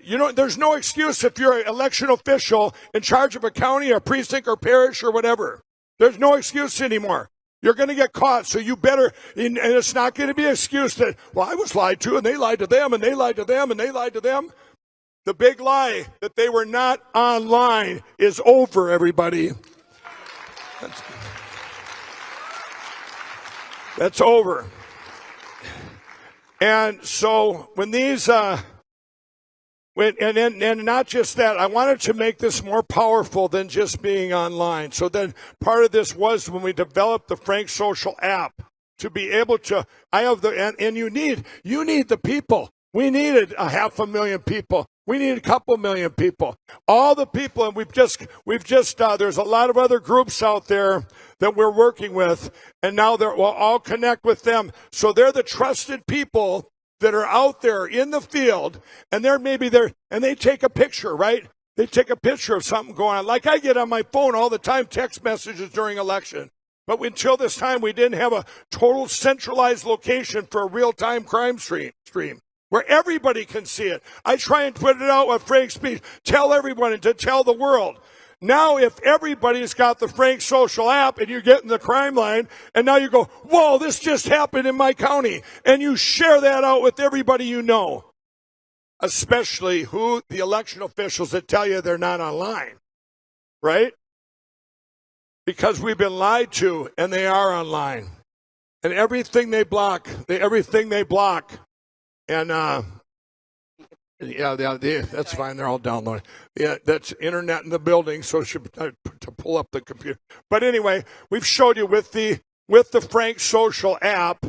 Now you're sitting at home, and you're sitting there, and I don't care if it's today, tomorrow, during the election, wherever it was. You want to find out what's going on right in your backyard. You can filter it down, everybody, and say, hey, we've got six things going on here at the same time. One of the things too is cool is all of a sudden, let's say it's the device and it catches that this county's online here in Springfield, and now you can see, wow, there's 7 counties just went online. They're popping up like whack-a-mole, right? Which is what's going to happen, Unless I don't know if they get out in front of this and take them all offline. If I was the evil, I don't know what their plan's going to be because we've got them now. And I'll tell you this. So let's say like I had on the election night of 2022 or the morning when you had all that stuff going down in Arizona, and I was getting these reports coming in out of Kansas, right? I couldn't believe it. These are Democrats votes flipped to Republican votes in Kansas. And you all say, well, why? You've kind of been educated today about all that, right? Well, Now, if you're living in Kansas, you'll have your Frank Social app, your crime line here, and you're going, whoa, look what's happening here in my county in Kansas, and let's see if it's other place in Kansas. They're going to pop up, just like little lights, and the ones that are, you'll be able to tell too if the common they filter it out, so the common crime, we'll call it common crime. So there's common crime. These are all online. These are all flipping Democrats to this. These all have people that are in there, and they're not letting people get in, like you've seen other stuff, like Republicans not being let in the door or putting paper over the walls, right? You'll be able to find if it's going on in other places immediately, in real time, everybody. So and now you'll be able to report that, or send it out on all your social media and everything. I'm going to tell you that right now, too. The way we get around the media and the way we communicate, the communication hub, and when you have Frank Social there and you got your real-time crime and filter it to your counties, you need to share that out on every platform you have, which right now, when you get home, don't just have one suckabuck's Facebook or Twitter or Truth Social or Gab or Getter or Instagram or Telegram or Cloud Hub. Frank, you got to get an account on all, because even if you have 10 friends or 20 friends, it doesn't matter. You need to share it on all the platforms and just get the word out there. You know what I'm saying? We got to communicate that. Now, once that's all out there, everybody, here's what this is going to manifest to. I'm going to take you through an election night. So let's say it's election night this fall, and I'm sitting down in Louisiana, and I'm sitting in my easy chair going, wow, this is going to be good if we can finally catch them. And all of a sudden, bam, my own county, red alert pops up on my phone. I'm going, okay, let's see where else it's happening. Well, these machines are going online, right? And now I'm taking it and I'm sharing that out, right? And I'm sharing that out. You get all that going on, and we're reporting all that. Now I'm going to bring you back what the manifestation of this is. Everyone in this room, and a lot of people, over 250,000 that at home, which are part of this Cause of America and part of these other groups, that have went out there and they have tried. Over the last 2.5 years, they've went to their legislatures and their politicians, and they want law changes or to bring us back to, a fair election with paper ballots, hand counted, same day voting, precinct level signature required. When we go out to them, they say, oh no, these machines are great, or this is great, or whatever. Or we go to our county officials, they say, oh, their machines aren't online. Now we're going to have the tools to say, you lied. You lied. That's a big lie. And when we have the elections this fall, we're going to have, that'll be the prototype to the world. Just like Osage County here, right here in Missouri, showed the world that paper ballots hand counted could be done this last spring. And it was done beautifully between Democrats and Republicans working together. They got done within 20 minutes of all the machines, which, by the way, sometimes take months to get the count, right? So this will give show the world that they lied. Okay? And then you know how much easier it's going to be for all of you to go to your official in your city who controls the elections, and we want the machines gone. We want them gone. We don't want to have selections. We want elections. Period. Right? Is that what we want?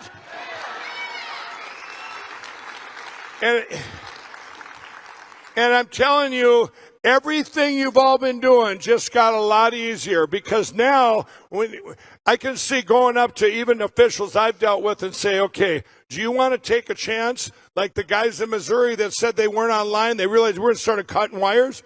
Why don't you just get rid of them now? In every single county that everyone lives in, you need to go there and say, you know what? Have you heard the plan? We're going to be watching you. We're going to be watching you. You can't lie to us anymore. We know, well, that you could have been part of the lie, the stream of lies, the string of lies. We're not going to, but that's no excuse anymore, is it? It's not an excuse. We have a complete way to get the real-time crime in now. And then also, one of the things this works too is you're out there and all the people that now are in the cause of America and that are in all these groups. We have tools, the tools now where we're going to be out there. And by the way, all that stuff that goes into a reporting tool, you know, it would be worthless if we didn't trust the people that were reporting it. You guys need to understand that. This is so important.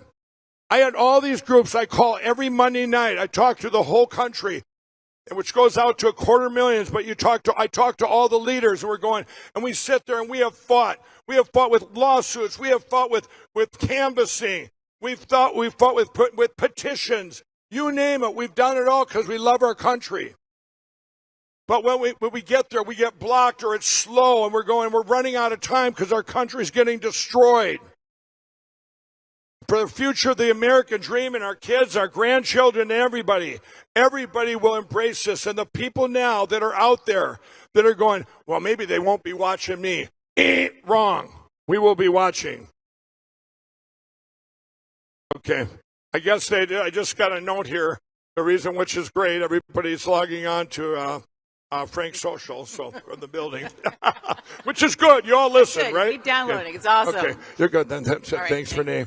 and I think the important thing is that you can post on Frank Social the truth about the elections, the crimes that are happening, and your voice won't get canceled and you won't be shadow banned. Right. No, that's right. That's right.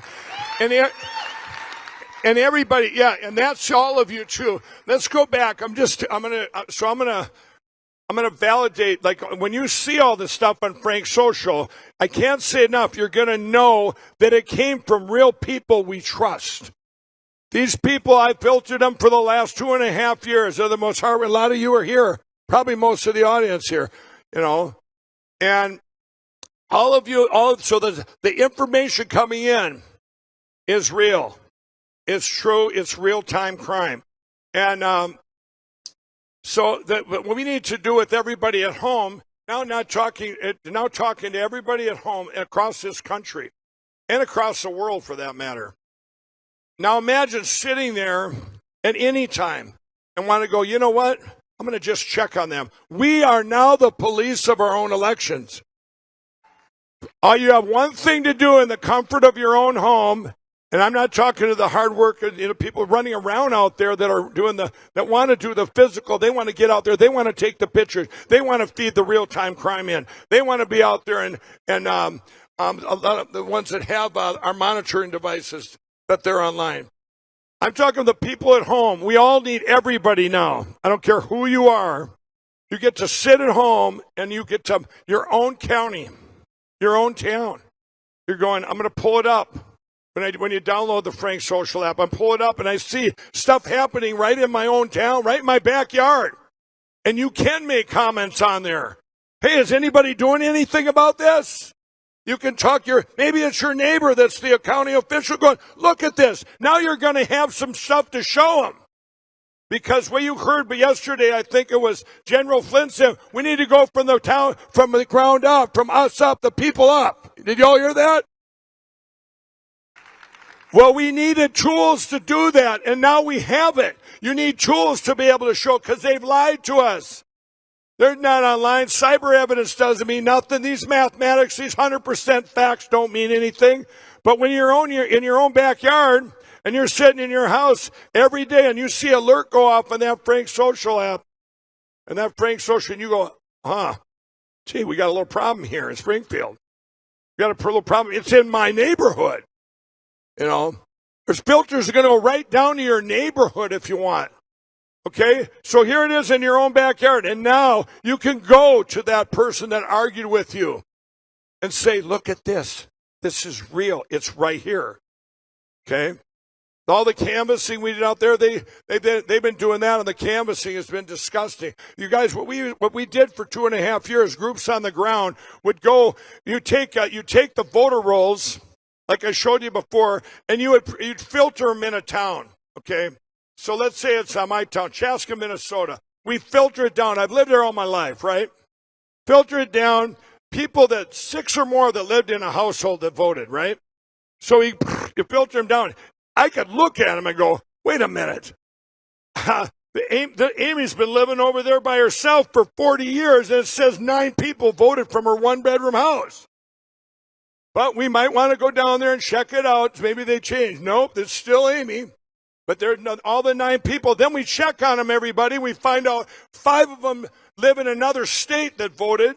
4 of them are deceased. And then we go back to our county official, or our county that covers our elections, and they go, you've all been there. You go, look at this. They go, you're the best county official ever, but look what happened in our county. And they all become defensive. I didn't do that, Well, you didn't do it. The box did it over there. That computer did it. But some of them still go, it's impossible. They're not online. They're not online. They're not online. So now, can you imagine going in there now, same scenario. And I go into my person, I'm going to go, they're online. Okay, we got you. They're online. And and by the way, when you show them, you're going to be able to see, like Jeff said, the name of the computer, the name of the router, where it's at, this MAC address, going, there it is. And remember, this is captured in time. So, can you imagine? There's a lot of stuff we're going to be able to do. Go up to the sheriff and go, hey, we got some crime committed right here in our county. It's illegal to vote in another county. These people names didn't well, that wasn't the crime, everybody. The crime was that computer crime that we've all seen happening. So we as a nation, we as people now, we are going to be the police. They can't lie to us anymore. Is that exciting? They can't lie to us anymore. We're going to save our country now. All the stuff we're doing, everybody, all the lawsuits out there, all the stuff going on, where this is being proactive, where we're going to show the world, we got to get rid of these computers, right? But in the meantime, all the stuff going on, we're catching them in real-time crime. It's kind of exciting, You'll probably get, very addicted to watching this real-time crime going, hey, we got one in our neighborhood, and we have, if you get addicted to it, that's okay. That's probably a good addiction for now, But it is, it's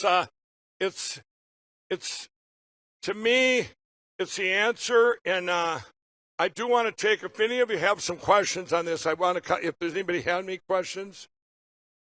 Hey, hold on, could someone come out here with the, Pat, can you have it for questions?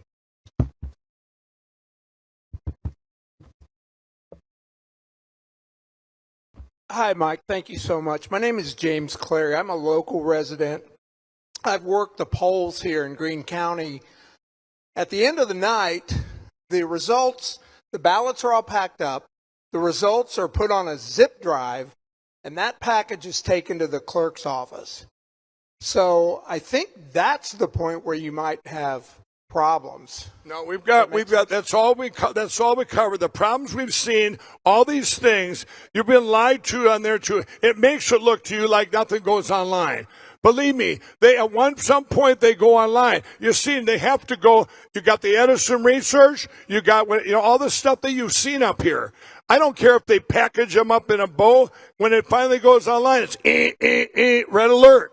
And if you see any other things like people burying ballots or suitcases going under table or trucks pulling in, now you're going to have all of that across the whole country in real time, you guys. Real time. Absolute real time. So if it's happening here in Missouri, you can look, wow, it's happening in 3 other places.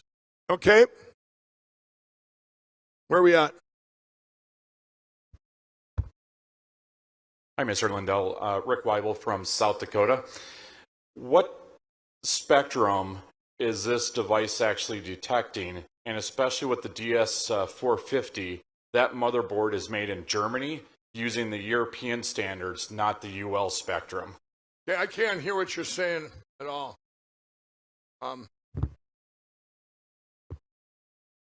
Rick Weibel from South Dakota. Curious as to using the UL spectrum for the radio frequencies, what range?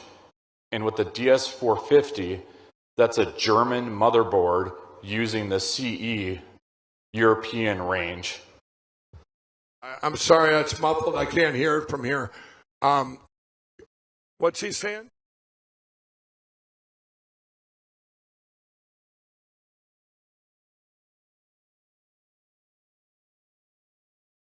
Oh, don't worry. You know what? I've questions about this device. Trust me, it's been a year in the making. It's all covered. Every single part is covered. There's no holes. I don't care if it's German internet, Italian internet, China internet.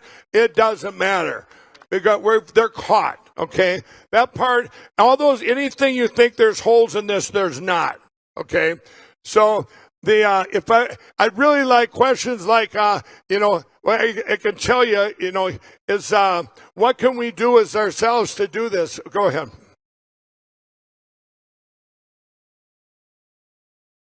%. A cell phone, it doesn't matter. You've seen every device go up online. This device that captures anything that's online, and when it goes online, at that exact moment in time. And it knows when it goes offline, and it knows what device it is. It knows each and every one of your phones. Now, it doesn't go inside. You know what I mean? I want everyone to know that. These devices, they're perfectly legal. They don't go inside. They're just capturing, like when you go into a room and you see all these internets that show up on your phone. Well, imagine if someone was stealing your Wi-Fi at your house. Now you would know who's doing it, and you'd know what device was taking it, right? That went online. That's all it is that now we know the other side of the coin, what device, when it went online, what the name of it was, what the IP address was, where it's at, and is it a router? Is it it don't even show that, a router, a printer, which machine, is it Dominion, ES&S, whatever, and where it's at, an exact location in real time.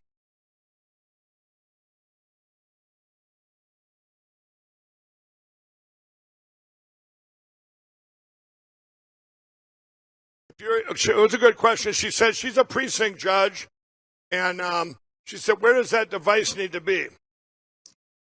Within 100 yards. You can. It's a legal device. You can bring it right in and just, you'll have it, and you just have it with you. You can set it anywhere. You've seen the drone. As that drone flew over, it gathers.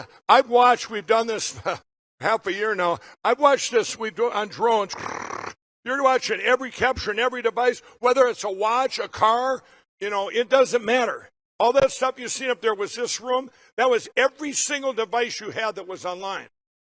And if we would have shut everybody's phones off and took them off the internet, that would show, they're all going to show when they exact went off. And you could pinpoint each person in this room. You know how they track cell phone signals? They did that in the 2000 meals. You don't think they're going around with, that's just the GPS part. Well, this part, so if you have one in your own precinct or county, whatever, it's in this, this building would go out, I believe it's 100 yards. I think they even can be set for more, but you can be, it's not like you'd want them in there. So you would want them in there. We want these officials to know that they were monitoring them. And they would want to know that too. If I'm an official and I'm going to take the chance in any election going forward, that when everybody's been saying get rid of them, and now I'm going to take a chance that the machine, who's telling the truth, the machine companies or the evidence? They're online. Everybody, they're online. So it's like if I'm an official, I'm either melting them down right away, which you're probably get in trouble for that, right? At least at this point, till we get ready. But I would want to get rid of them immediately because I don't want to have to answer to my town, my precinct, my friends, and say, why did you keep this? Don't you care about our country? Do you see what I told you yesterday, how this is going to filter down? If you don't want to have our elections policed, are you the uniparty? Are you in on it? Anybody you question now, or anybody that questions us on this plan, they've got a big problem. Why would we not want to watch our own elections? There are elections. Mike, what happens if Google and Apple try to take your app down? The Frank Social app? Yes. We got a backup plan, but that's a very good question there. They can't take down franksocial.com, but the app, I guess they could that. But we have a backup plan, which I'm not going to say the backup plan, okay? That was a really good question, though. Let me tell you, everybody, I've been attacked for 2.5 years every day. My company just again today in the back. Just attacked. You can't even believe. And so I always have to have backup to backup to backup. I mean, when they attack MyPillow, we've had cyber attacks, you name it, it's happened to my company. They've tried to do everything but shoot me, right? And I'm sure they tried that once. I do a lot of my speeches like this. I don't know. Hello, thank you very much. Hold still. Remember that one? Can you hear me? But we have it. We have that backed up, and we have everything backed up. Like at MyPillow. By the way, at MyPillow, I even had 2 separate factories and everything duplicated because if something happened, you can't get interruption insurance. All my stuff is in real time. When you see my commercial, those are real time. That commercial has to do it during that time. During this, we have to, it all happens in real time. Remember, this is real time crime, right?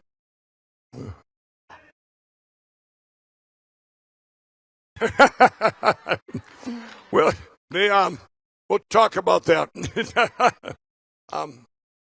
I guess I have a similar question to that, and that is, Josephine County, my name is Holly Morton, where would we get them, and how much approximately will they cost? Okay, well, I'm going to tell you right now that up until now, my plan was that we would be giving them out for this election, and that was my plan, but I ran out of money. And that's why you see that LindellOffenseFund.org. If you're a big donor out there, or if you're a micro donor, what we're going to have up is when we talk about the election crime bureau site, and we're going to talk about that in a little bit. You're going to find out how you can help everything going on in this country, even in your own backyard. You're going to imagine this massive site. I'll tell you a little bit about it now. About 7 years ago or 6 years ago, I developed the Lindell Foundation website. It took millions of dollars, and I thought, you know what? People like him, and they like in their own backyard. But I had tested it in 105 countries or 102 countries around the world. So you could beam in to an exact need in your own backyard, or you could expand out and donate there. It was like this massive fund me site, but it was you knew what you were putting the money to. You knew what it was going to do. And you knew, and it was like this pass-through where every dollar went to this and this and this. And that got put on pause. I started actually in Detroit. I spent so much time in Detroit there. We were doing it as a prototype there to try it out, and then these 105 countries. Well, then, I don't know, I think the problems came along, like where I started getting attacked starting in 2017. So that was one piece that got put on pause because I set up another thing that was the Lindell Recovery Network for addicts. And when I set up that, to me, that's where my passion was, to help addicts. And by the way, you can go to LindellRecoveryNetwork.org. It's free. I used to be a crack addict. I set up, it's free, everybody. If you know someone in addiction or that feels hopeless out there, get them there. And I will tell you this, getting off addiction at that site is just a bonus. Finding Jesus is the real win.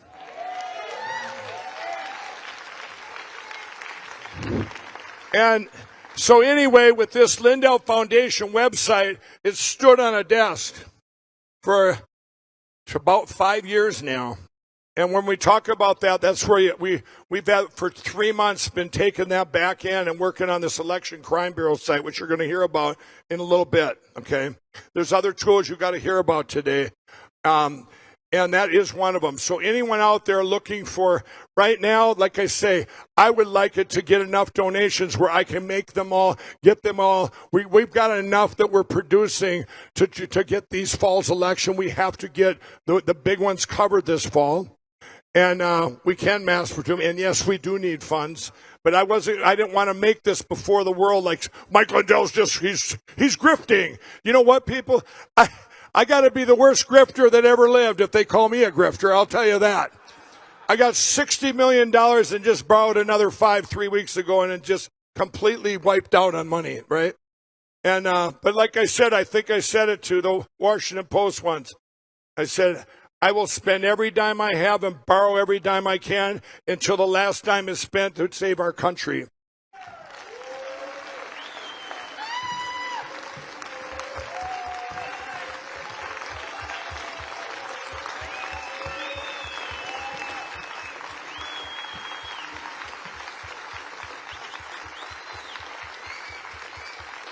Thank you.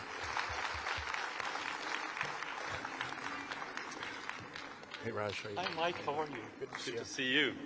Mike, are you going to still answer? We're gonna come back to the plan and stuff again, but I want to bring up the important part. One of the big pieces to this is that we have people reporting the things, or the people. And by the way, we know if there were people, there's no way to set off a fake alert either. So if you'd have people out there that had one of these, we would know where they're at and everything too. So they couldn't. The reports are real coming in, but also, and because I did it in where I had at Frank's Speech, I had report crime. I think it was crime.frankspeech.com, and I had everybody, all these reports coming in. You guys, we got thousands and thousands in the 2022 election during the 2 weeks, 3 weeks after. And when we got them all, everybody, it took an army of people to go through them all, and then you get to them. Wow, this looks good, and you find out it was a lie, that somebody just put it in there, or you find out that this one here was more important. We had teams of people, but they'd all have to come back to me or to a couple other my key people to come back and go, oh man, I got to look. It's what to leave in, what to leave out. These two, there was so much evidence and stuff that poured in, everybody. That poured in. It took so many people that we, and then you're going to hear about that at the Election Crime Bureau. But one of the things is the trusted input. You have to have trusted input in order to take all that and go do stuff with it, okay? Which you're going to hear about the Election Crime Bureau, which we already have that set up. So all this input. But one of the things is with the Cause of America, what we've done for over 2 years now, and met with all these other groups that are umbrellaed under there. If Renee was still here, when you go to their Frank Social, let's say it's Cause of America Florida. Everyone that's underneath that, think of Cause of America as just a name on that site for your state, right? Well, all these other groups are there, and one of the biggest fighting groups that I ever seen was Defend Florida. And Raj is in charge of Defend Florida, and I'll tell you, what these guys did down there, I mean, it was amazing. How much canvassing did you do? We have 67 counties, and the volunteers of Defend Florida canvassed 32 of those 67 counties. This was when people were still saying there is no problem with the voter rolls. What is a voter roll? Right. But a lot of that work that the volunteers did, and it's you and I, it's what they did that put voter rolls on the map for Florida. Right. And we've had legislation passed since then, last year, to address that. Right. But what I'm saying is these groups like Defend Florida, I guess I'm bringing Raj out here. I want you to what was the thing that when we came to you with, like, it's Cause of America, like I say, that placeholder, have one voice, everybody, that we have. One voice. Think of it as a hub of a wheel of information. And Raj would reach out to me, or reach out to Cause of America for resources, for information, everybody. We provide information like the data. Remember, we have every voter roll in the United States. All these groups need these things to do their job so they can report the real-time crime. You got it? So I wanted Raj to come out here. I mean, what do you think of the Cause of America and having these groups? How important is that? Mike, this is not a single sport. This is a team sport. And what Mike is talking about, I just want to impress on you, is so vital, because when you go back, you have to embrace other groups throughout the country. And Cause of America is your hub to do that. Specifically, what we did, we needed access to certain high-ranking officials in the state of Florida that we could not open the door to. We tapped the Cause of America network, and someone in that network was able to open the door. We needed to get word to Mar-a-Lago. None of us had access to that, but someone in the Cause of America network had that. So my friends, this is so vital. My friends, the opposition is more funded. They've been doing this for longer than we have. They have more resources. The one thing that we have that we are not tapping is each other. And Cause of America is your pathway to tapping these groups. If you want to know where is a spike in voter registration, you may not have a data guy like Chris Jersky on your team. That's why you need to tap Cause of America. You may not know where drop boxes are being deployed. Cause of America is your conduit to do that. So my friends, I'm imploring you, when someone comes to you and starts bad-mouthing another organization, just walk away. Right. Just walk away. That's all. Well, and thank you, Raj. And this is what, now that my biggest point isn't, us getting other groups and stuff, which they're all going to come on board now, I would hope. But, because we need a centralized communication system. And now everyone watching at home, I just want two things to know. The input you're going to see is real, and there are trusted people out there that are putting in the input. We have been dealing with 2 years now just on Defend Florida, and there's many, many groups. I believe there's upwards of 100 other groups across all 50 states from of the bigger groups. I'm sure there's probably upwards of 1,000 of smaller groups, and they have needs. They have needs out there. They're all doing all these good things being done. You heard yesterday from all 50 states, and you heard the hope. They're out there going, maybe they need a lawyer, maybe they need more funding, whatever. We've been doing all that with this hub of a wheel and the communication. All you have to do at home, everybody, when you have that Frank Social app, is do one thing. Keep an eye on your crime in your own backyard and the country, and then share it everywhere, or use that information to go on the ground, go to your officials, say, look what's happening here. You're going to have it now. That's the beauty of this, is it's trusted information coming from people that have been vetted and behind saving our country for over 2.5 years. And Raj, I'll tell you guys, I use you guys for example all the time. Let me tell you what Defend Florida, when they went out and canvassed, I think they canvassed more than any other back then. This is a couple of years ago. And we took in Florida, okay, remember I've told you the cyber evidence I have that from January 9th. Remember, the biggest state that votes were taken from in the country was California. Makes sense, they're the biggest, most population, whatever, was 1.5 million. Second to Texas with 1 million. And third was Florida with 960,000. Well, what we did is we took the 960 that I had from the cyber evidence, and then we took over here and we used the cast vote records and extrapolated those numbers that came into between 900 and 1,000. Then we took Defend Florida's on the ground canvassing, because they went right to the problem spots, so we were able to pinpoint and filter down. And we took that, and that was between 900,000 and 1 million. So you had 3 different camera angles of the same same diamond heist, right? And so all the things we've been doing for 2.5 years, now you can all be a part of it. We needed one thing, everybody. We were missing one thing, because we don't have the media. We don't have the judges. We don't, just like, remember I told you when this started, the El Capone, we don't have the media, the judges, the politicians. We don't have the election platforms that have all been corrupted. But what we do have is all of you to get the word out. because we have to get the word out. And now we have a device. We have real-time crime. Remember, you're taking Frank Social, and now you're, by the way, there's going to be on their end and at Frank's Speech, you're going to see a demo on that later too, where you're going to be able to share all the platforms. You see something on there, you're not only commenting on your own backyard, talking to your neighbors and stuff or whatever going, because you can filter it down to that too and say, hey, look at our town. What's going on? What's going on in your backyard? What's going on here?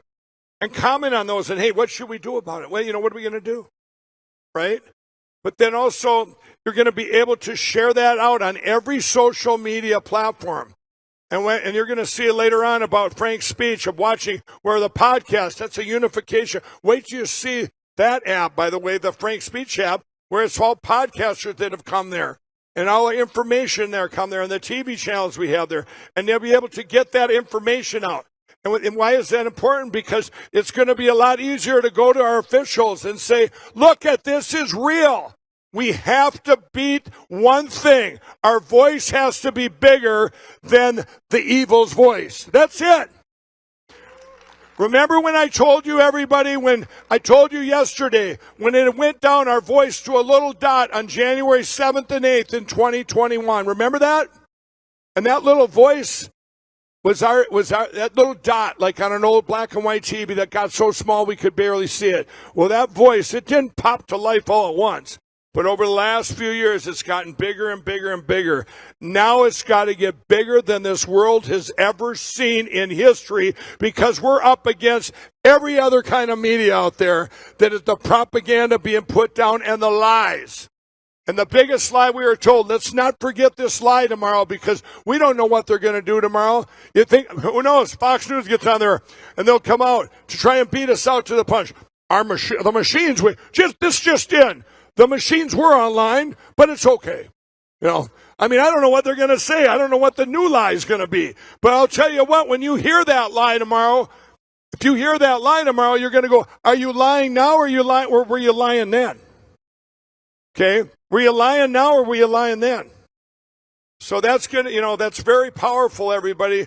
But my guess is they're going to go silent on it, so it's going to be up to all of you to spread the word of the plan.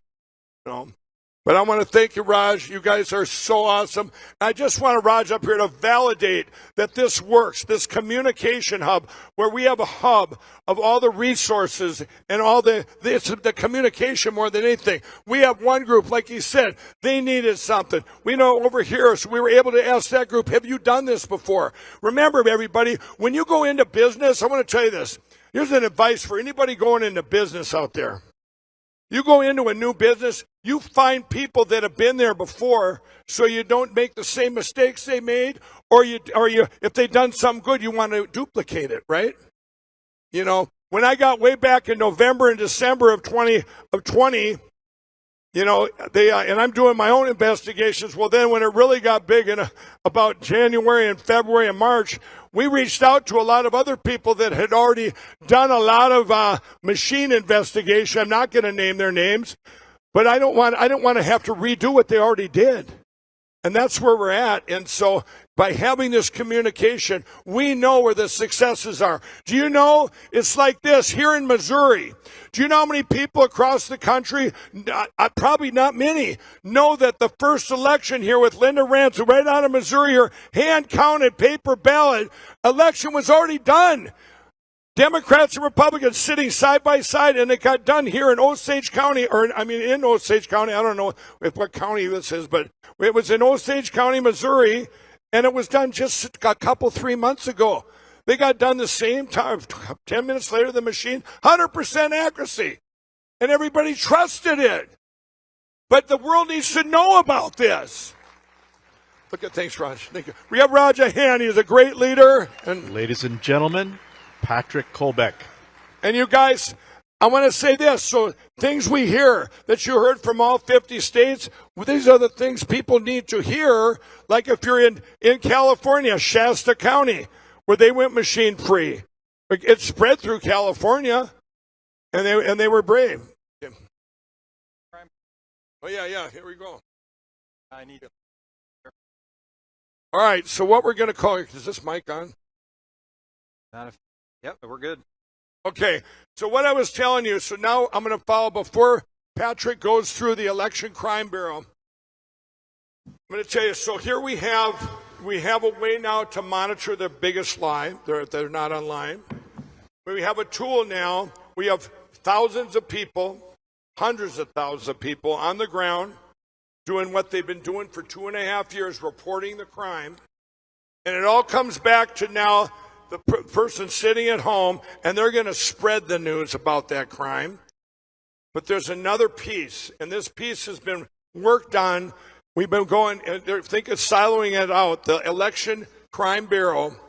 This is what we've done now, this organization, where what do we do with all that crime that's coming in? And Patrick's going to tell you about that now, of this other tool we have that so you know where this is going, and you know then that we're dispersing out what needs to go to lawsuits, what needs to go to help people on the ground, what needs to go for a sales pitch to your county clerk. Go ahead. All right, well, now the key is how do you convert that plan into action? It's really what it comes down to. So you need a persistent organization. The bad guys have hundreds and hundreds of organizations that are committed 24/7, 365 to making sure you don't have any freedom anymore, that they can steal the elections away from us. We need organizations that are equally equipped. It's got to be persistent. We can't just simply show up 3 months before the election, try to figure out who's running for office, and then say, hey, maybe I'll be a poll worker this time. Nope. The days of the easy button are long gone. If you want to keep our freedom, it takes eternal vigilance, and you got to put effort into it. And that's what Mike is setting up here with this Election Crime Bureau. It's providing a persistent organization. We can't have a Moment of Truth summit every single year. We can't afford to go off and do this election summit every single year. We need to make this a part of our daily lives. All right? So let's go through. And I want to make sure everything that's been done with all the different resources that we're putting out at your disposal, it takes an organization to make it work effectively. And so, before we get into that, because I didn't say at the end, now that you all know what plan you're watching at home, and I wanted to, this is a shout out to anyone that wants to put any money into anything, whether it's a candidate, whatever you want to do to help save our country. Here's what you need to do. The Lindell offensefund.org. There's also a way to put checks on there, everything. You want to get a hold of me directly, if it's a big, big donation, I'll come out and say, hey, we need your help. We need the help. With this thing, what we're telling you now about the Election Crime Bureau, that takes money, and that's what runs everything. The lawyers I have hired, the cyber people I have hired, everything that I've been paying out of my pocket, everything. I mean, every person that you see out there, most all of them have come from where I have put it out, and I need your help now. The Lindell the Lindell Offense Fund. We're always on the offense. And I want to say one more time, this isn't for my big billion-dollar lawsuits with these criminals.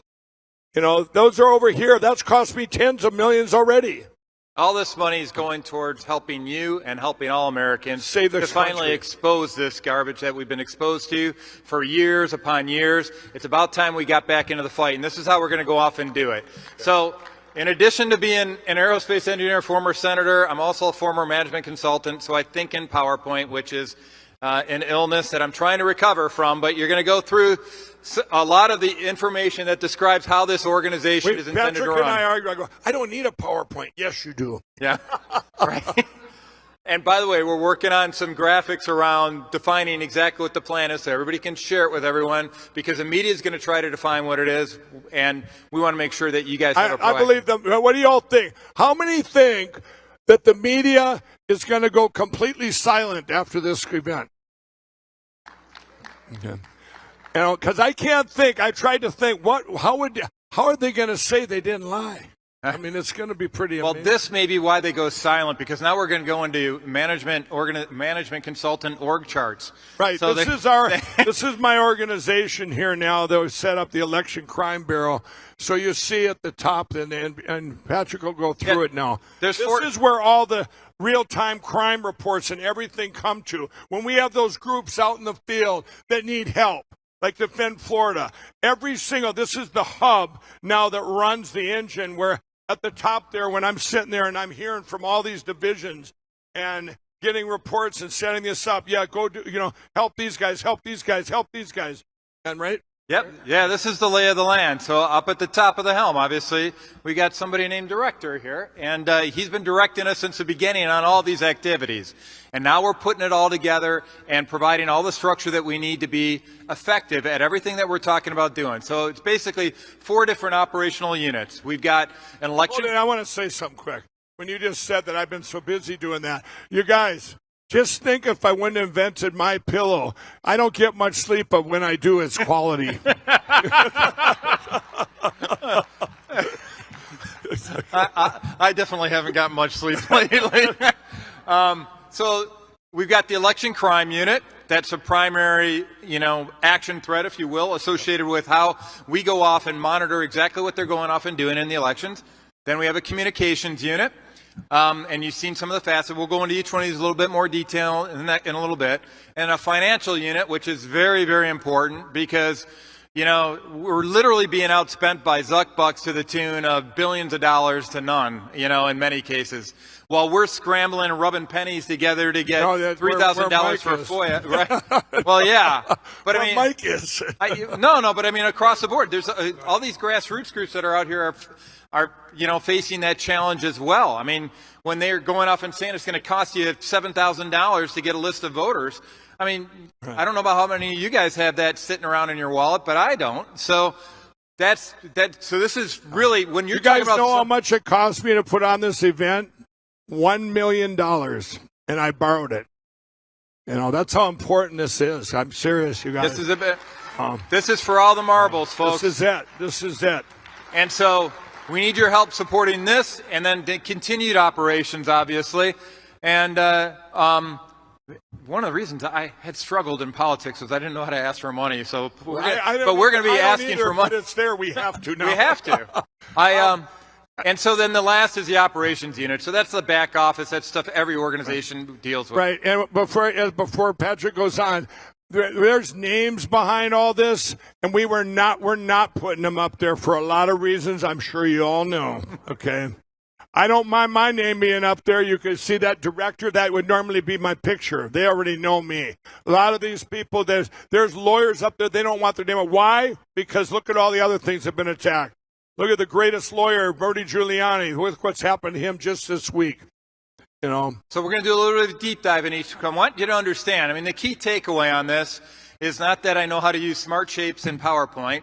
The key takeaway on this is that we put a lot of thought into how this is going to operate. We got a lot of thought into how to make this idea of the plan turn into something that can last not just for one election cycle, but in perpetuity. All right, so this is not something that is intended to be okay, we presented at the summit and then we're done. No, this is something we want persistent. Before he says that again, I got to say, because you're sparking my mind here. Everybody going, what is the end game we all want? I just want you to, the end game we all want is paper ballots, hand counted, same day voting, precinct level, signature required. Amen, huh? That's what we have to have, period. So if this plan will get us there, but in the meantime, now we have the biggest tool to use because of they've been stopping us or at least holding back everything, right? Holding us back because they fail it in 2024. If they can push it by there, our country's gone. Okay? This gives us the tools to get to that beautiful place we need to be. And by this fall, the way it's laid out now, it's on God's time. This is beautiful because I'll tell you what, in 2024, it's going to be a pretty amazing election when we have paper ballots hand counted and no machines. All right, so now we're going to go deep dive into the business model. And this diagram here, for anybody who's never seen one before, I call it a SIPOC model, or otherwise known as the technical term is Gazinda-Gazada model. All right. So it's just talking about we as an election crime bureau, who are we connecting with? We're talking to partners like Raj. We're talking with Cause of America. We're obviously talking to donors, advisors, but we also want to make sure that the information that we're collecting here is going out to law enforcement, and it's going out to prosecutors, and it's going out to the media. And if they won't put it out, we'll go around the media. All right, so that's the core operation for the Election Crime Bureau. And I want to drill down into specifically the Election Crime Unit branch. We got 3 different areas of expertise there. One's a cyber unit, and you're seeing some of the aspects of that today with the WMD that was released today, the wireless monitoring device, all right? We've also got a legal unit. Yeah, go ahead, yeah. Thank you, Vanna. Yeah, that's right. And then we got a legislative unit talking about model legislation and pulling that together for everybody and providing guidance and policy advisory for that. So there's the Gazinda Gazeta for the election crime unit. So next is financial unit activities, and as you can tell, this is a very important part. And don't forget the Lindell Offense Fund, and just share it with your friends and family. The Lindell Offense Fund funds the Election Crime Bureau. It funds it all. This is the only thing. And that was before it was me. And now I need your help. Okay. When you go back one slide. I want to tell everybody this. You see these slides here on those units. Where's the units? You had 3 things up to the unit. When you see the cyber unit, those are teams of people. You've heard some of their names. A lot of them don't want to get their names out there. I mean, you've seen Dr. Frank and Jeff O'Donnell here. They're out there. These guys out there, and they keep getting attacked. But there's a team behind that unit, right, that you don't even know about. And you've never heard their names. And then same way, that legal unit. You've got Kurt Olson. Everybody knows who he is, but there's a lot of lawyers behind there, too, that are getting paid that are part of that team that you don't know, okay? And then you get over here, the legislative unit. Those are not just people, but those are teams of people that know legislature that are going out there, and we're finding out where we can go, where the breakthroughs are be. From now on, we're going to have doors that open, like the prayer that we pray to God, open doors that no man can shut, and shut doors that no man can open.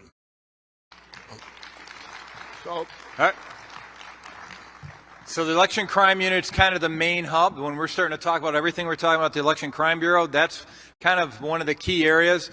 But let's get into the financial unit just a bit. So this is fundraising, and it's not just for the operations here. It's for as we get above, and we get into the point where we can actually support broader activities, the goal is to help support a lot of other folks and a robust set of needs that you are going to help define.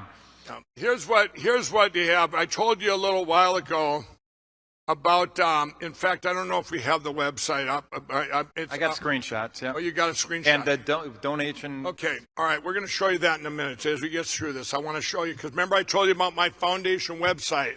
This is the back end of that you're going to see in a minute, so go ahead.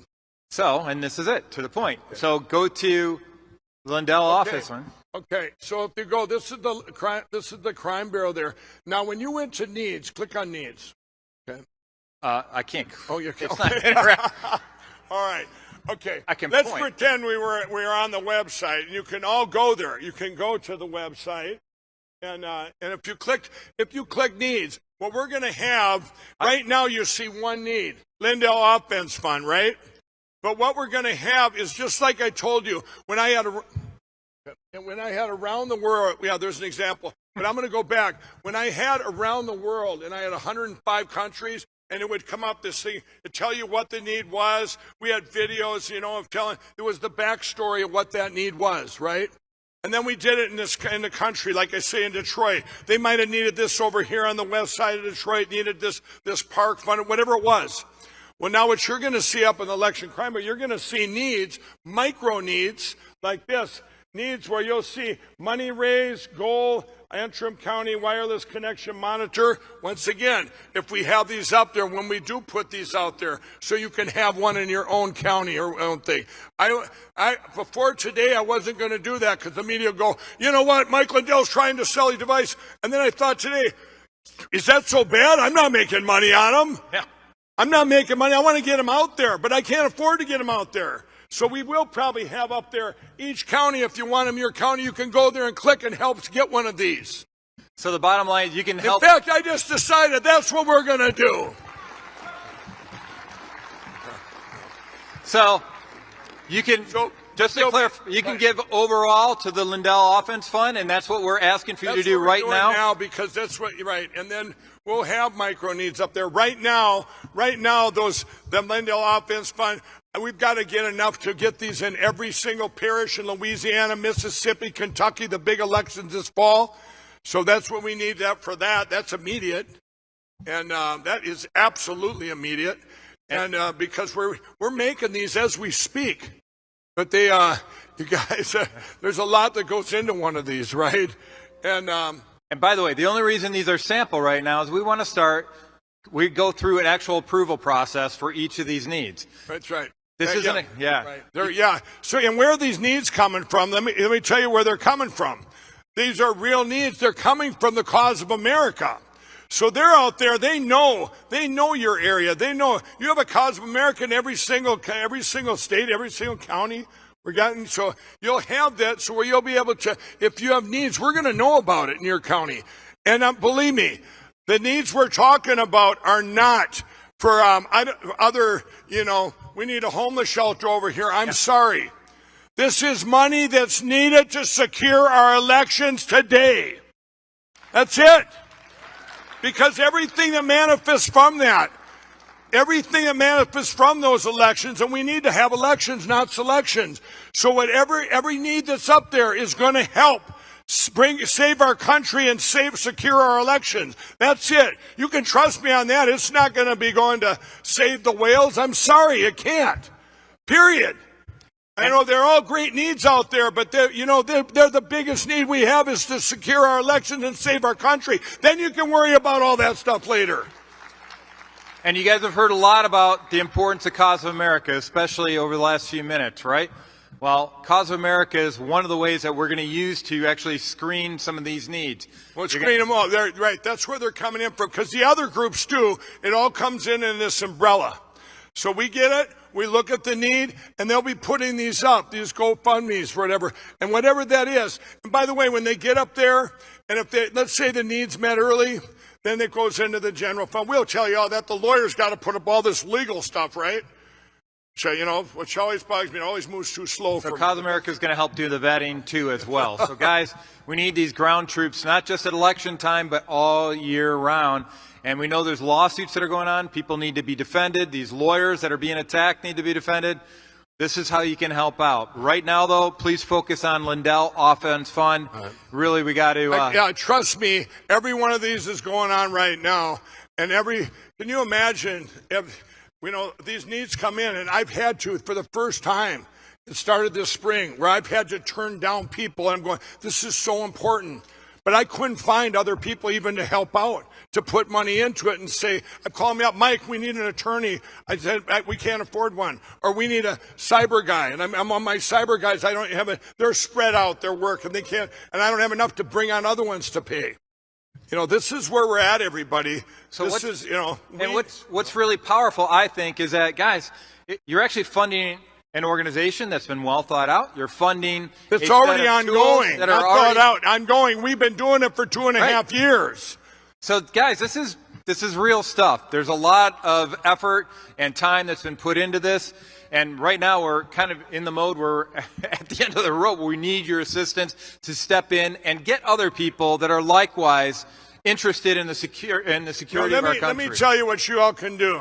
You can, everybody watching from home. You all know if you're in the RNC or you're out there and you're your Republican campaigns, or for that matter, you're out there and you're a Democrat.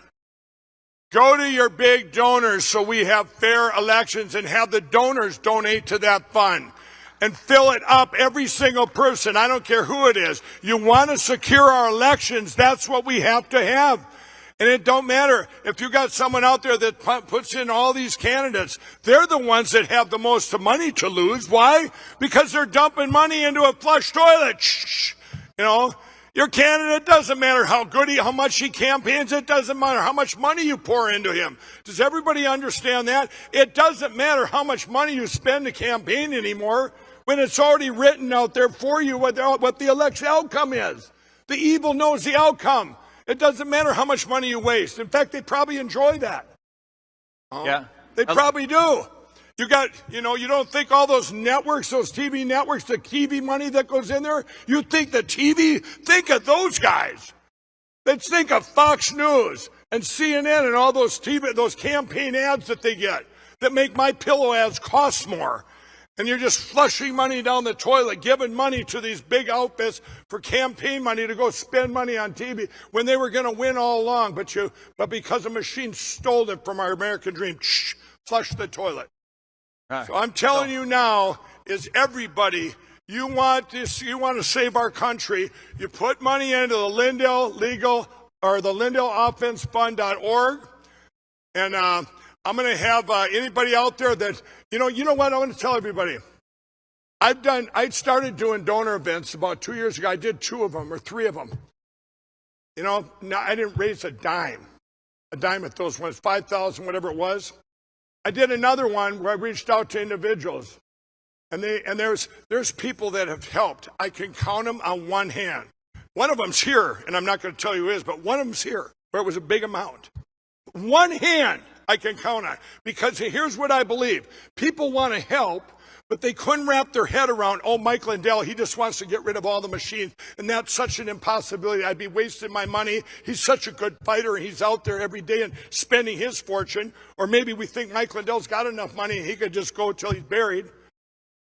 And that's a good, you know what? Both of them are probably good arguments if I'm out there going, well, Mike's got enough money, and you know what? He'll never be able to get rid of the machines. That's such a, nobody will, you know, it's an impossible task. Well, I'm here to tell you, now you've seen the plan, it's not so impossible, is it? God gave us this plan, and with God, all things are possible. And now I would hope that everybody, that all those people across this country that want to save our country know where to put the money. They know where to put it, because I am promising you with every sales pitch I've ever done, this is it. You don't get to sit back, and we talk about courage being contagious. We have the people that have courage, everybody. They're in this room. There's hundreds of thousands of them out there. Most of them have quit their jobs and volunteering. They're trying to save their country. They've whole lives, you've seen yesterday, devoted. They spend 12, 18 hours a day trying to get someone to listen, a judge to listen, or their county clerk to listen. We've been taken over by these computers. 51 countries, 52, Brazil being the last one, have lost their freedoms forever because of these computers. And we get one shot to save our country, and for that matter, save the world. And this is where you need to put your money right now. Every dime you can spare, the Lindell League or the Lindell Office Fund.org. It needs to support all the people that are out there right now doing the work. There's people out there, do you know what I do? I have borrowed money so many times where I didn't have it to give money to people that didn't have the money. One of them is on this stage right now.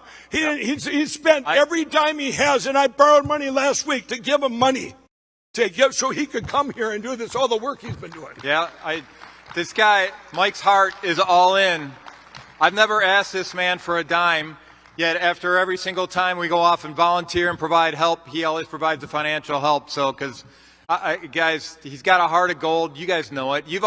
Many of you have sacrificially given to come here to this event yourself. Now we need to share this word out to as many people as possible. And, you know, many hands make light work. I always talk about one of the ways you can go off and take back our country and restore the voice of the people is that with some simple mathematics. You know that, big donors obviously have been very frustrating. They're not contributing as much as we'd like them to see, but we want them to contribute. But you know what? 10,000 $10 donations equals 10 $10,000 donations, right? So you may not have a lot of money, but you know what? It's the same amount of money. And if you have that mindset, you know, you just donated $10 per month for an election cycle. That's $2.4 million. For our country, this isn't about a candidate anymore. And we outnumber the bad guys, and it's about time we let them know it with our pocketbook and with our voice. And the key on getting it out with our voice is one other aspect of the Election Crime Bureau organization that Mike's been laying the groundwork sacrificially on for years, and that deals with the communications unit. I mean, Frank speech, what do you think that is? That's a way to go around the media and provide communications directly to people. That's why I built that. That Social. That cost me almost $12 million, and it was a burn rate of $1 million a month. Cause of America. I'll tell you one thing. I would have flown every one of you here, and you know that if you go back a couple of years when I had the money to do it. But this has been, why do you think they came after me and sued me? It ain't the $8 billion. It's the tens of millions of dollars I'm paying on lawyers and everything else to fight that. That's a big distraction for me. I don't even care about that. You think I care about losing $8 billion 2 years from now? I ain't going to lose that. It's all a facade. It's all a distraction and a big lie. Every one of those indictments for our great real President Donald Trump, every lawfare lawsuit in this country, when you get past if we get past the 2024 election, oh yeah, you all win. All of us would win. But then we've lost our country. So isn't this the plan, the perfect timing in history, everybody? We've got all the tools now. So don't underestimate the power of this communications unit and the fact that we've already put all the effort into developing these assets. They're there. They're there for the taking. And now it's a matter of everybody using it. And one of the key things I want to remind you everybody of, in the Frank Social app, if you go into your profile area, there's a little link, and you can share that link with everybody on Twitter, on all the other social media networks. Take advantage of that, because that'll plug them into social media, and that'll expand the effectiveness of this communications unit.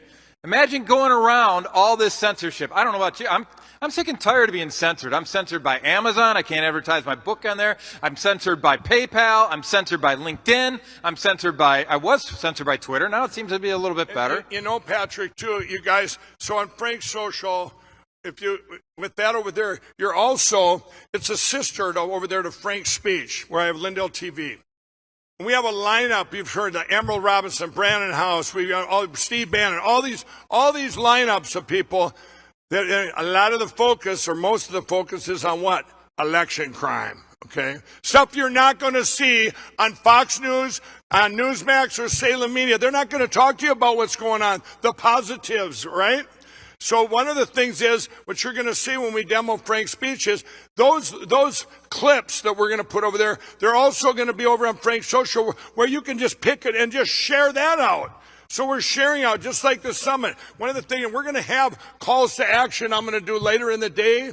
Later in the day here, I'm going to give you calls to action. Some I haven't even told you yet, because they're still working on two things that I thought of in the back. I go, wow. And this is a way tomorrow morning, I said to you all, I said, wonder what the evil's going to do. Are they going to go silent on us, or are they going to go into attack mode? Okay, it's going to be one or the other. But I have a way tomorrow. You know, with the part where they go silent, that's the part actually that scares me the most, I'm telling you. Going silent. Okay? Because we need this plan, everyone in the country to know that we have a plan, that this plan's there. But I have a plan on a call to action I'm going to tell you later today that's going to solve that for tomorrow morning. Trust me. And all of you will be involved in that. And it's very easy. You can do it from the comfort of your own easy chair tonight. And as we start getting more and more media folks that realize that what we're talking about is true, and they frankly can benefit financially by getting the word out, because then they won't suffer the same fate as places like Fox when they get rid of folks like Lou Dobbs or Tucker Carlson, right? When they start waking up to the fact that what we're talking about is important to their viewers, we're going to make sure that we have another mechanism to amplify your voice. So this communications unit is very powerful. We've got organizations like Turning Point, et cetera, that are all working and rowing in the same direction with everything that we're doing. Now, by the way, everybody, I told you there were 15 people that knew. I had flew out to Turning Point and met with Charlie Kirk and Tyler Baller, and they when I told them, they were going, wow. You know, and I couldn't get to everyone before this. It's like MyPillow. When you have MyPillow for radio host tries it, now they believe in it. They're selling it from the heart. Well, everyone I had told, including General Flynn and everyone, I wanted them, what do you think of this? And from the heart, they're going, this is it. This is it. This works. We got them in the biggest lie that was ever told to us, the lie that blocked us getting through those doors we needed to get through. Mind you, it's not their only lie, but it's the one that we can demonstrate with the resources we put out right now. And so Anyway, so we've also got Cause of America. That's kind of like a grassroots communication effort. I mean, we've got calls every single Monday night that are going on right now, and you get to be kept up to date. By the way, they have employees, a lot of them. I've been paying them for 2.5 years. That's out of my pocket. Yep. And then don't forget, we got the Frank Speech platform. So he's actually got 3 live stream broadcasts. And all these other podcasters that we've seen out here with folks like Emerald Robinson and Joe Altman, you're going to hear from a little bit later. It's the guys, and Steve Bannon and all the folks you guys know. They're all out there with a whole, and Sharona, and we've got podcasters. These were put on there. Well, those are Lindell TV 1 and 2, but all these podcasts we put on, these are people that also that lost their homes way back on January 7th and 8th when they were deplatformed. Remember? Then they tried to turn out our lights forever. They were deplatformed on Vimeo, Evil YouTube, and all those other platforms. Yep. Did I say? It's amazing, by the way. I'll say something about YouTube. RSBN's been live streaming this, and I still can't believe YouTube hasn't took it down. That's a little mini miracle, I'm telling you, everybody. Somebody dropped the ball, and it's too late now if they've already seen the plan, right? I feel a little bit like I'm in the land of misfit toys, from Rudolph the Red-Nosed Reindeer. But I'll tell you, it's a home, and there's a promise around that, and I'm confident that the pit that they dug for us, they're going to fall into, and everything's going to be turning out just fine, guys.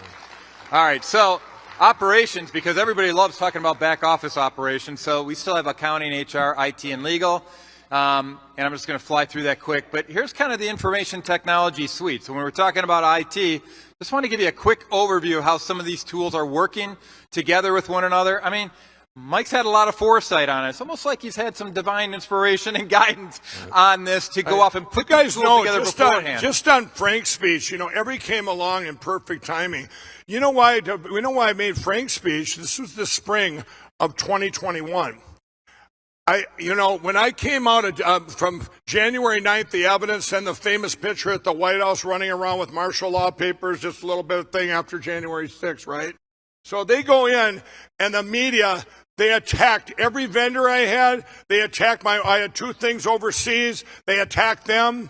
They attacked everything you could attack day by day by day. But what did I do? I kept going, hey, did you hear about China? Did you hear about these machines? Did you hear about Mike, you lost 4 more retailers today. Did you hear about the machines? The bad media attacking me, I was able to get the word out. I didn't care how much I got attacked. I didn't care how far it went down, because I had seen that this was these machines. It wasn't about one election now. It was over, and it was so critical. But I will say this: if you look up there, does everybody remember on Newsmax? It's very famous. On February 4th of 2021, I went on Newsmax, and there were 2 reporters, and I had just lost, MyPillow had just lost the Twitter, which was historical. But let me give you a little background about that. The media didn't attack me for like 2 days. It got, as we streamed into February. So like 2 days, they didn't attack me. So I'm going, I got to get this back in the news. I'm being ignored, right? So I go, I'm laying in bed, and I go, it's like 11:30 at night. And remember, I had already lost my personal Twitter. And I'm going, maybe if I get I lose MyPillow's Twitter, that would make worldwide news, right? And I'm sitting there, so I'm getting on Twitter, and I go, this is what at Jack Dorsey, this is what at Jack did to me to take my Twitter down.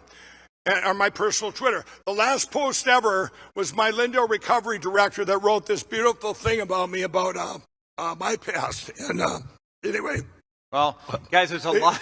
I'll give you. Let me finish this. Yeah. And and I just think of that letter. And anyway, so she writes this. So I'm laying in bed, and they didn't take it down, right? And I put up another post, and now it gets to be like midnight. I'm going, I got to get up in the morning. I got to get to bed. And I'm going, finally I said, at Jack, we know you were in on this crime, this election crime. We know you were in on this. And all the bots and trolls would go, take him down, Jack, take him down. And he took my Twitter down, my bill of Twitter.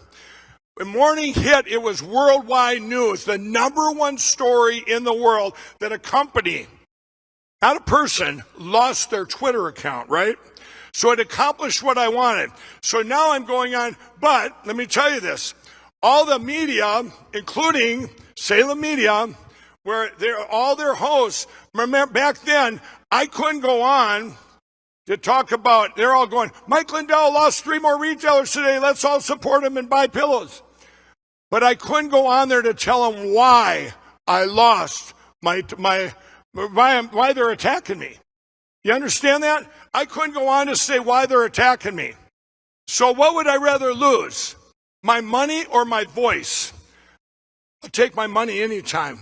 They can attack me all they want. I can't lose my voice. So anyway, I go on Newsmax. And I'm landing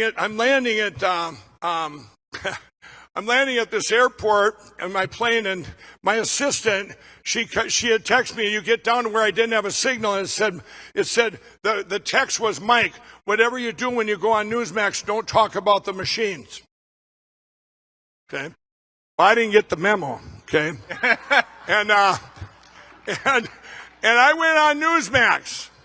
And I get on there, and they got this guy, and there's a gal and a guy, you've all seen the clip, and they go, if you don't look it up, says, Mike, you lost your Twitter account, boy, cancel culture. And I go, did you hear about Dominion? And I'm starting, and the guy, he went ballistic, and he's going, mute me, Mike, we're not talking about machines here. And he got a list. We here at Newsmax do not believe there was any election crime, blah, blah. He's trying to read this, and they muted me. Then I come back on, and he sets it down, and he goes, so Mike, and he started asking me another question about the Twitter. I go, did you hear about Dominion in China, whatever? And he goes, we, because I'm not going to listen, right? I go, why am I not telling you why they took my Twitter? So he rips his microphone off and leaves the stage, everybody. Does everyone remember seeing that?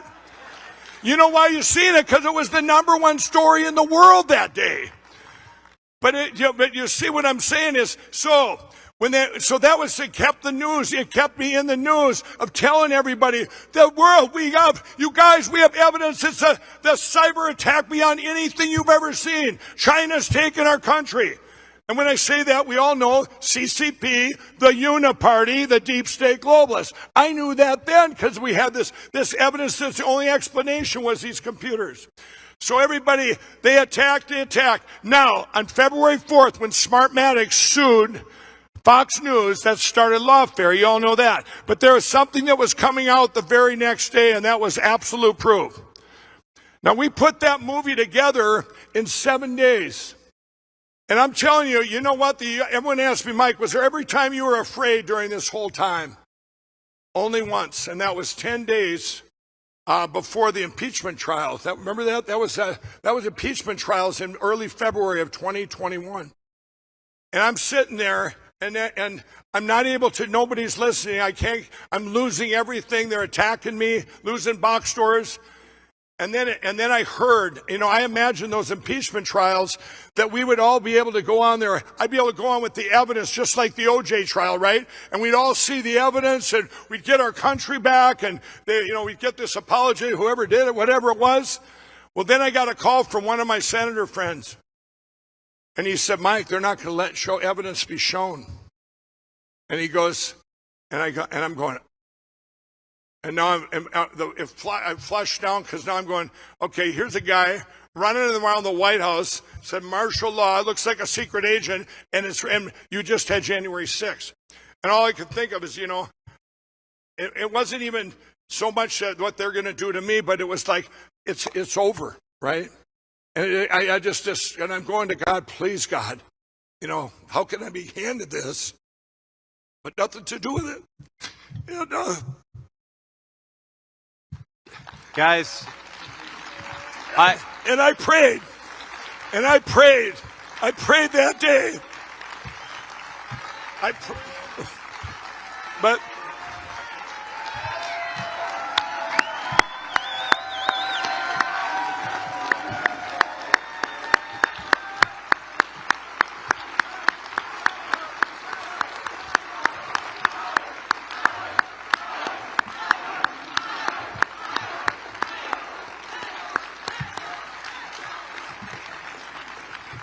thank you. But I prayed that day and I got down on my knees and I said, God, how can we be given this? Give us grace. I said, we need something right now. And it was like right away, because we couldn't communicate this to the world, this evidence that I had. It's not what I had thought was going to happen. We'd be able to put it out there. And it was like right away, do a movie. Well, I'm going, I'm going to do a movie in what, 7 days? And I wanted it to be out, you know, in my head it was doing, and it's got to be out by that Friday. The impeachment trials were the following Tuesday. And they were all about that there's no evidence, remember? And so by a miracle, we put that movie together in 6 days. Patrick, you were there. Yeah. I didn't know anybody. I didn't know all the people that came for that movie. I had never met them. I didn't know Patrick, Matt DePerno. This was all miracle that this was put together and done in 7 days. Actually, I think it was 6 days, actually. But anyway, on February 5th, when we launched Absolute Proof by 9 a.m., and I could tell you the backstory as I'm driving from Brandon's house. First time I met him, too. And we made this movie, and we only had one copy of it. And I remember all the security had left except for one guy. And we had to have this done by 9 a.m. because it was going to be shown. And so he's editing, piecing it together, giving me this drive I had to take out of there. And I remember I had to go to my hotel, and I said, keep the security guy here to protect that copy. I remember heading to my hotel, and I get there, and it's like, you know what, I'm not even going to go into that, but there was something happened there, and I got pulled over, and I thought it was a bad guy behind me. And I mean, I'm going like this, and he's following like this, and it's the middle of the night. We're the only two on the road. And here I'm just going to hit the gas to Florida, and to take off. And he turns on his lights. It's a cop, and he goes, Mike Lindell, he says, are you done with the movie? And we hadn't even told anyone. He had heard as a neighbor. And I go, yeah, we're done. And I said, I got to get to my home. He gave me a police escort there and all the way back. I was up here. But anyway, so this comes out the next morning. And I think you all need to know this. This launched at 9 a.m. the next morning, all the way up to February 4th. I was attacked every day from morning till night by media. Every single day. That's all I did for 18 hours a day. I'd let them call me at midnight. I don't have a PR person. It was just me getting on the phone, talking to the New York Times and CNN, Politico, Huffington Post, the Daily Beast, the Daily Mail, all of them just attacking me relentlessly. They're writing their articles, and I go, yes, I lost 3 more regions. I would spread out the disaster so that I could keep it in the news. Spread out the disaster as my company just, well, when this movie fell on February 5th at 9 a.m. and it went live to the world, I'll tell you what, you talk about going Fox on someone, which I mean silent. Every media person in the world, it went completely silent. Google blocked it. You couldn't Google my name. You couldn't Google Absolute Proof. You couldn't Google nothing. They took over Google. They took over my Wikipedia. You couldn't even do anything. Okay? You could not do anything. You talk about silencing someone. But you know what? People were so longing for the truth that 150 million people seen that movie in 4 days. In 4 days. And that was all of you sharing it. It was 2 hours long, and then YouTube made a big mistake. They forgot to take it down for 2 hours, and it was too late then that it got out. But they broke YouTube. They took that out. They took it down on Vimeo. We broke other platforms because there were so many people hitting it. And then one platform, by the grace of God, stayed up so everybody could watch, right? But here's the point I'm getting at. You talk about communication. There's a point to all this. So the point I'm getting at, from February 5th on, every single journalist in this country, I have hundreds of them. Everyone's got my cell phone number. Every single one. And went by. No one. I would call them up, and they wouldn't answer. Text them, I get no text. Silence. 17 days went by, everybody. And that scared me. I'm going, you could have all the evidence in the world. They want to silence someone, they can take you out of the loop. And that scared me. I'm going, what? How do we ever get anything back? How do we ever get this out there now? So I had to get back in the news again to be able to spread the word. So I called up Swin. He worked for the Daily Beast back then. And I go, Swin. I go, at least Swin, him and we've argued so many times, I became kind of indirectly with all these I call them the left media, right? One guy that works for the Daily Beast now, I made him read my whole book. I usually do that. I read my whole book and I witnessed to him for 4 hours on a Saturday afternoon about Jesus one day, hoping to turn him. I said, what went wrong with you? His name is Zach. Because he was born in a Christian family or whatever, and then he got in college and they just, brainwashed him, zapped him, Well, anyway, I called up Swin. I said, Swin, Dominion hasn't sued me. Why don't you go ask them why they haven't sued me? And he goes, I go, be a real journalist and go do some work once instead of being lazy and just attacking me every day. Go ask them once. Give them some account. Why aren't you suing Mike Lindell? Because I'm thinking they're not suing me because I got all the evidence, right? And if they sue me, I can show all that. So he goes over to Dominion. Ding, ding, ding, ding. Goes over. Hey, Dominion, how come you're not suing Mike Lindell? Oh, we're going to sue him. Yeah, we're going to sue him. So Swin calls me back. He goes, yep, they're going to sue you. I go, well, why don't you do a story about it? So he did. He puts out, Dominion's going to sue Mike Lindell, blah, blah, blah. I'm waiting, and 3 days go by. I call up Swin. I go, Swin, you better get over there to Dominion and tell them chop, chop, or you're going to be known as fake news. True story. So he goes over and he tells Dominion, and that day, the next morning, Dominion sues not just me, but they sued MyPillow, an employee-owned company, and they attacked them. And that one, now, that wasn't in my thought. I'm going, they've done nothing, and you're destroying them, their families. And so they come out with this, but it worked, though. They started calling me. Now, I had made a movie, Absolute Proof, but I had made a short half-hour version. I want to all hear this because to see what we're up against in our communications. So I had made a half-hour version because I knew what was going to happen, right? The first gal that called up, I think her name was Kathy. I think she's for the New York Times. I can't remember. But she was the first one to call, 6:30 in the morning. I figured they'd call earlier than that. If, they don't care when they call me. I've told them, call me anytime because I needed to get the word out, right?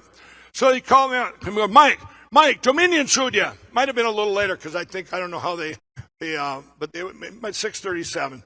So anyway, yeah, that's Central Time. So it was like 7 o'clock. She goes, Mike, Dominion sued you. Dominion sued you. I go, Kathy, you don't call, you don't write. I said, did you watch Absolute Proof? No, I did, but Dominion sued you. I go, you didn't watch. I said, all the things you attacked me for all the way up until February 4th, and I told you all your answers would be on February 5th. You didn't watch what I had for proof there? She goes, no, but Dominion sued you. She wants to write an article. You go back. I made a short version for you, Kathy. You go back and you watch this half-hour version of Absolute Proof, or you can lose my number. You're never going to get an attack story again. And she goes, but. I said, no, you're the first one that called me, and I'm sure every other of them did this. Every other one of these rotten journalists like you did the same thing. So she went and she watched it. Now, I'm telling you, not one of them. This went on all morning where I had to send them over to watch Absolute Proof, the half-hour version, and they would come back to me, and then they do their hit job, and I was able to get the word out again. Yes, I lost 6 more retailers. Twitter, blah, blah, blah. Yes, Dominion sued me and my company for $8 billion or whatever it was. But did you hear about, I'm answering them, did you hear about China? Did you hear about our machines? Did you hear about we're going to lose our country? Don't you journalists care? But it was able to get it out through all the garbage, where all you heard. Now, the last caller, it was like 1 in the afternoon, my favorite. Her name is Susie, and she's from, I believe, the Washington Post. It's been so long now, I've told the story a million times. Washington Post. She calls me up, and she talks over me. She's a little snot, and she goes, and she sits there, and she's she is Asian, and she calls up and she goes, Mike, Dominion sue you. And I go, Susie, did you watch Absolute Proof? No, but Dominion sue you. And she said, and her and I have had, and I go, Susie, you're going to go watch this like everybody else had to. She goes, no, I got to get this report. I go, you're going to lose my number, and you'd be the only reporter in the United States, but for that matter around the world, that I don't take their call. She goes, I said, go watch it right now. It's 28 minutes long. So finally she goes, okay. So she goes and watches it, right? But I'm timing her. It's like 14 minutes, and she calls me back. She called me back, and she goes, I go, Susie called me back. I go, Susie, did you watch it? Yeah, I watched it. What? No, Dominion Susie. I go, Susie, what was in it? Tell me what was in it. I don't know. She goes, Sidney Powell, whatever. And I go, wrong. She wasn't in it. Now you got to go watch the long version, Susie. It's 2 hours long. So she had to go watch 2-hour movie, right? So, and let me finish. So after that, the reason I'm telling you this story, right? That took I was able to use those lawsuits for only about 4 or 5 days.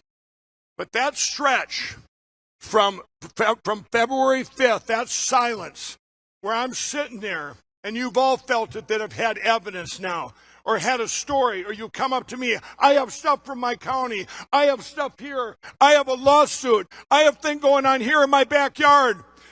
Mike, can you get it out there? Can we get it out there? Somebody needs to hear me. That's how I felt. And I felt so alone there that I've got all this and I couldn't get it out. So I said, well, how do you solve that? Because I was blocked on every network, including the Salem Medias and the Newsmaxes. Stuff I expected to have me on and tell the world. But so you know what I said is I got to build a platform. I got to build my own platform. Guys, you know how authentic Mike is. He's just laying his heart out for everybody here, guys. I'm going to tell you, that's why I built Frank's Speech and Lindell TV to get the word out to all of you. And Mike, this is why I feel guilty coming out and putting my time. There's a whole train system running in the back there. But guys, the story is compelling, and I think a lot of us folks in the audience here feel the same way when our voices are silenced. And what we're doing here with the Election Crime Bureau, what we're doing with the plan, is providing you with a way to amplify those voices and get your words out there, get your stories out there, like Mike is sacrificially invested to make sure that he can get his word out. So guys, this is what it's all about. This is what you're all going to see on the plan. And now I think the next person we're going to have talk is about Frank's Speech and how to get that word out to as many people as possible. Well, this is the Frank's Speech will be part. And let's give Patrick the biggest hand. He put this all together.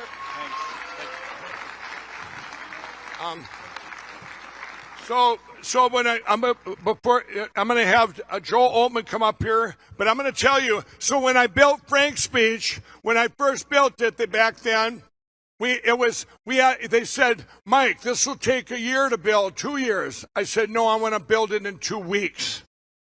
We have to. The country depends on it. And we pieced it all together, if you all remember. We just put it together, and I was just pouring money into it. I don't care. And I bought all my own servers. And then I bought these protector things. They're called polyaltos or some things. They protect you from bots, from things breaking in. I bought, they were $500,000 a piece. I bought 4 of them.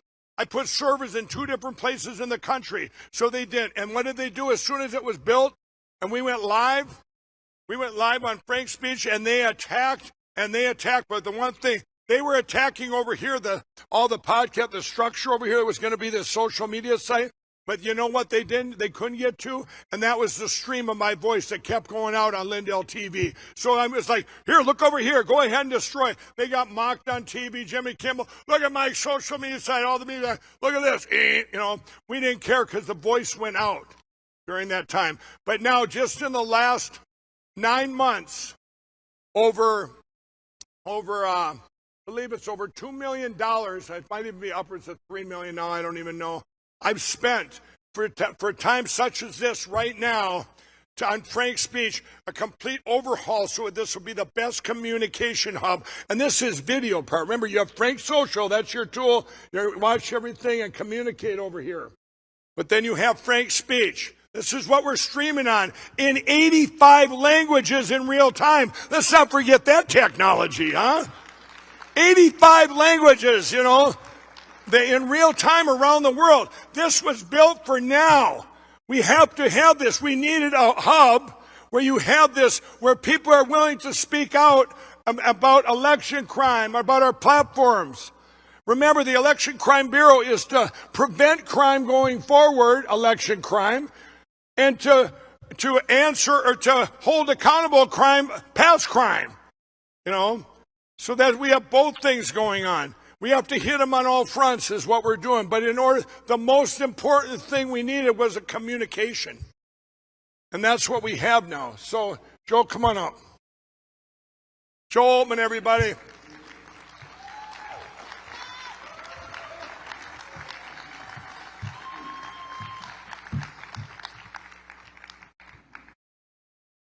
How you guys doing? How long? Hey, how long? When? How long? 40 minutes, 30 minutes, 40 minutes. Depends on how much you talk.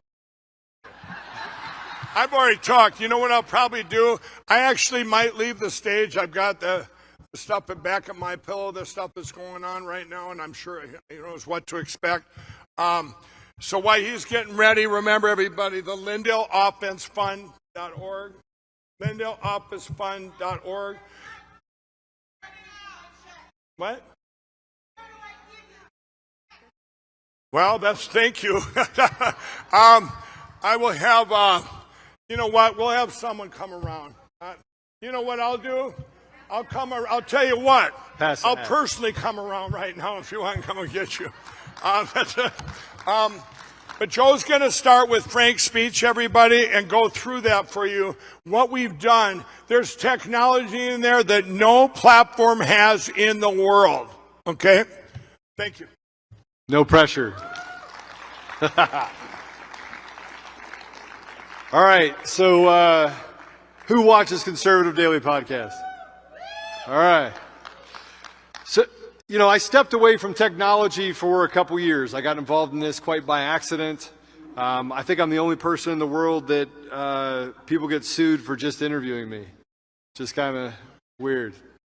For those of you that don't know, I was a tech CEO for about a decade, built my company on a cocktail napkin. I love data. I love technology. It's something that I've had a lot of passion for. The other thing I have a passion for is our country. And I feel like, how do I put this? I feel like sometimes if you have a plan in your life, just tell God that, because then he has a sense of humor and he will take you a different direction. And so I stepped away from technology, ran around the country talking about the election fraud in the machines. I built this model back in December of 2020. And you know, for that I got canceled pretty hard. My companies got attacked. But I felt like it was the fight that we need to all be in, right? And there's many of you from different states that have been in that fight. But one of the things that I started to recognize very early on in this is that technology is the thing that's going to win the fight. They talk about AI, they talk about these platforms like Bards and ChatGPT, and I don't know if you guys saw this, but Gateway Pundit broke the news that Google is now going to censor, silence, and remove independent media from their search engines.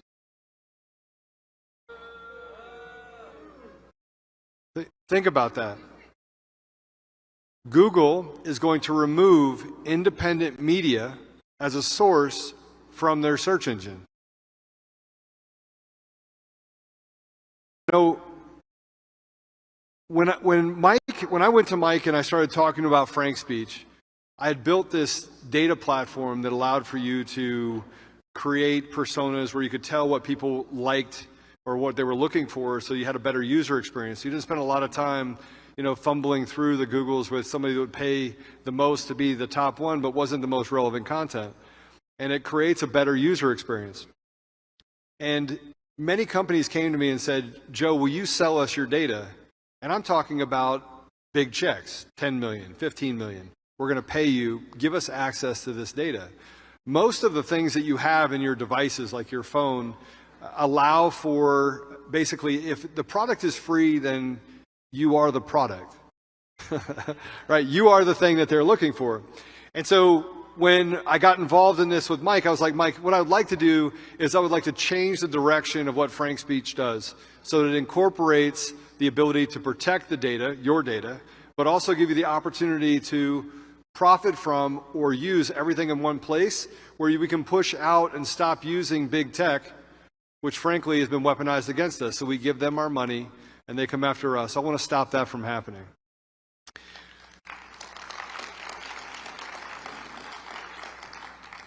So Frank Speech is a free speech platform. And when I talk about platform, there's a lot of different things. Like, how many of you have more than one social media account on your phone? Like all of you? and how many of you look at multiple news sources when you're looking for what relevant news is out there? So you're constantly fatiguing yourself by running from place to place to place, trying to get the most relevant information. And then you have to use this thing called discernment in order to tell you what is real and what isn't real. And we are always looking for truth.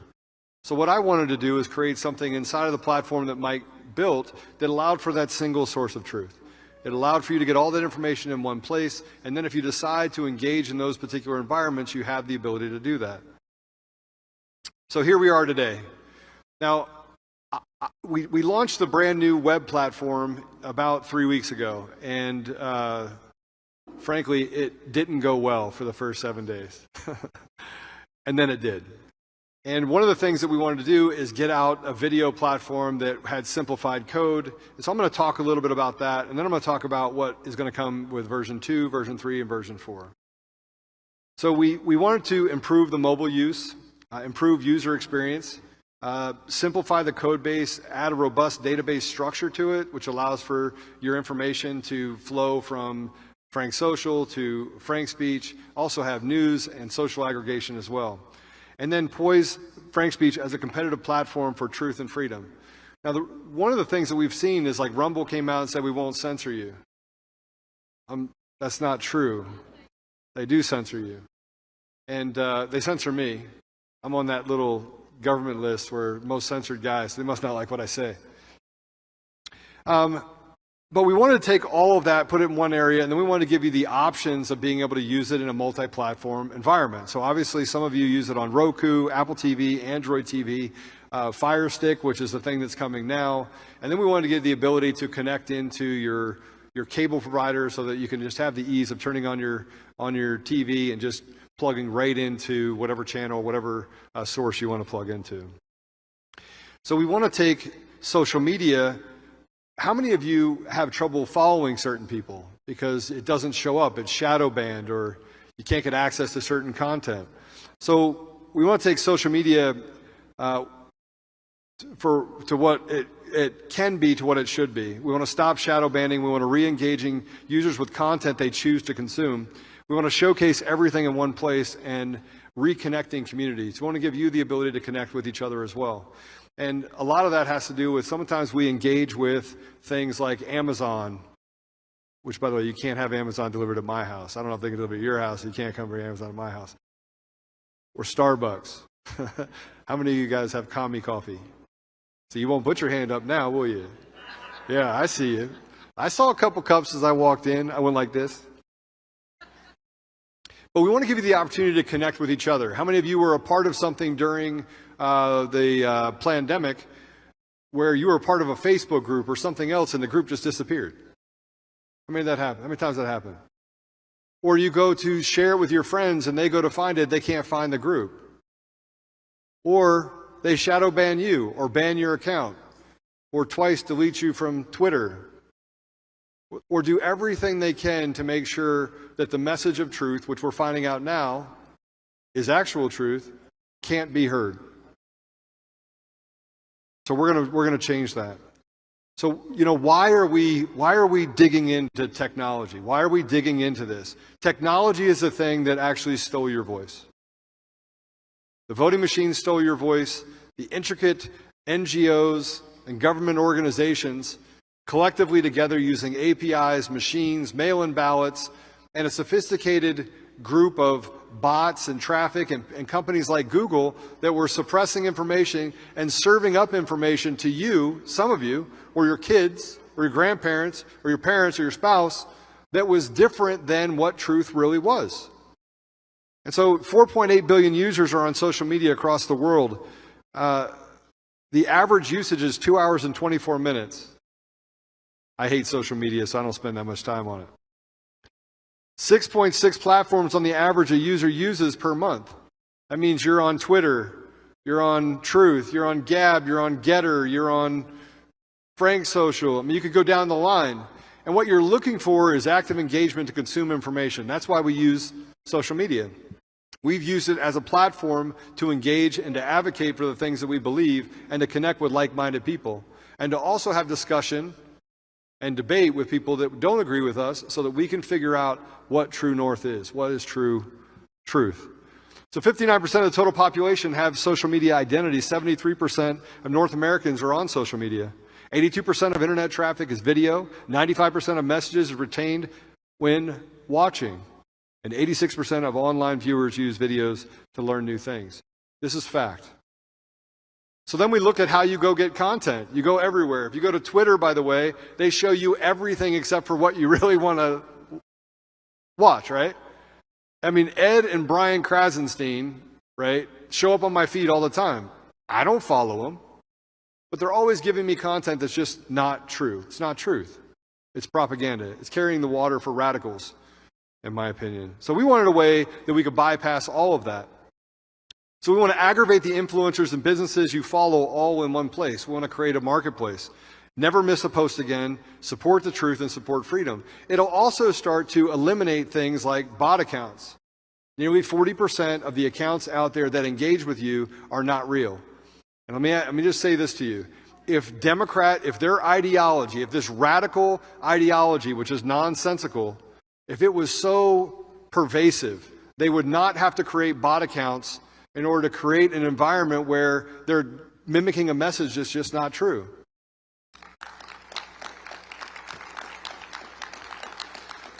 So as an influencer, you can connect your accounts you want your followers to support. You can share your posts, videos, written content, and more. You can do that all in one place. So Gab, Getter, Twitter, it doesn't matter what accounts you have.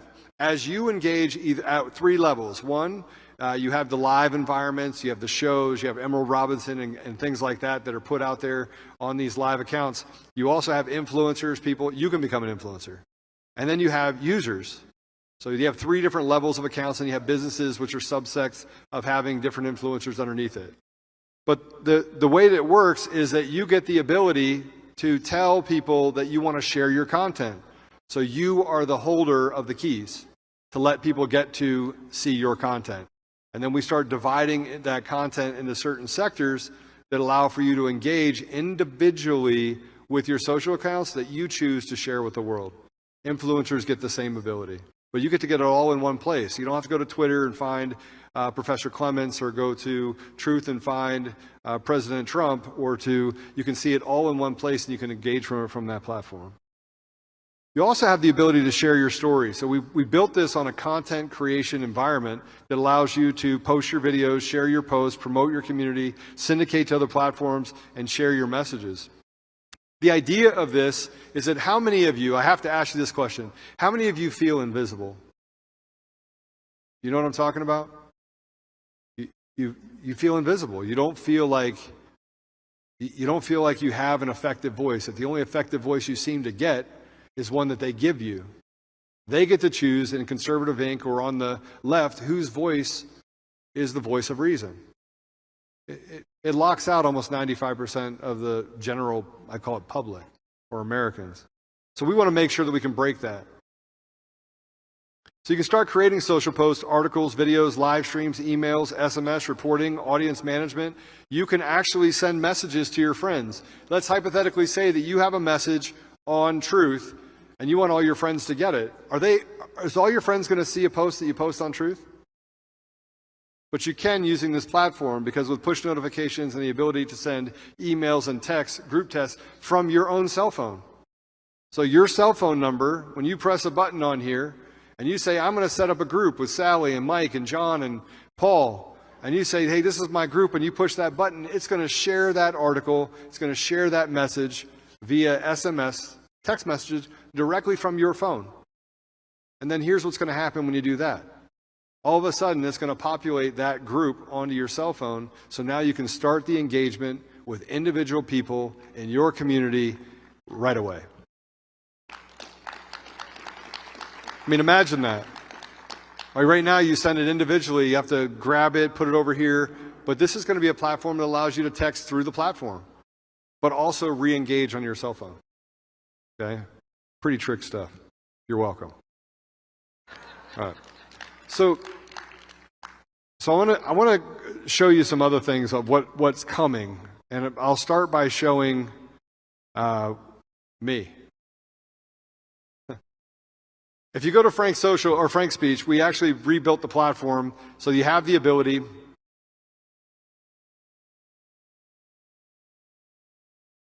to pick between 3 live channels. We are going to be redoing all the channels that are there now. These are the stuff that you can activate through Roku. You also have the ability to look at recent posts that you looked at, clips of different events. So you don't have a lot of time, you want to spend 2 to 3 minutes and look what Emerald's saying or what Brandon's saying or what others are saying. You have that ability. You can go to live and choose between the different live platforms that are live. This will support up to 90,000 live channels at the same time with 5 million simultaneous users. That's just more people across than that will ever be on this platform across the globe. You have news aggregation. So again, anybody ever used to go to the Drudge Report? All right, well, this is the Drudge on steroids. Because this allows you to develop your own content based on, here are the groupings or the information that I want to consume based on those particular categories. You get to choose it. You set up on the back end, so you're actually telling it what kind of content I want to get. I want to get Gateway Pundit, National Wire, Epoch Times. You tell it what content you want to get. You tell it even down to the local level what content you want to consume, which here's an interesting little tidbit. What if you could write articles?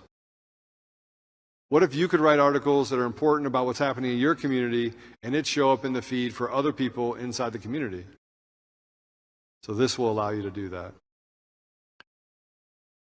You'll also have the ability to obviously have Frank Social, which will integrate into it. And this is where I get into what is it going to look like? What is next? The reason why we're showing you this is really simple.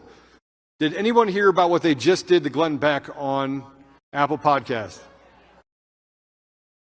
They canceled him. They removed 3,300 podcasts for Glenn Beck from Apple Podcast.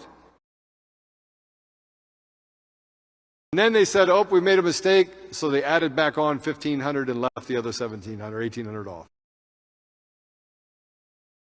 So Google is telling us what information we're allowed to consume.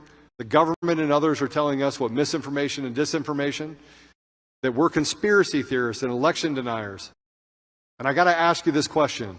Based on the immense amount of evidence that you've seen, which we've only presented a small portion of that, why is that not enough to get us back to hand count paper ballots, voting day only, in person with an ID?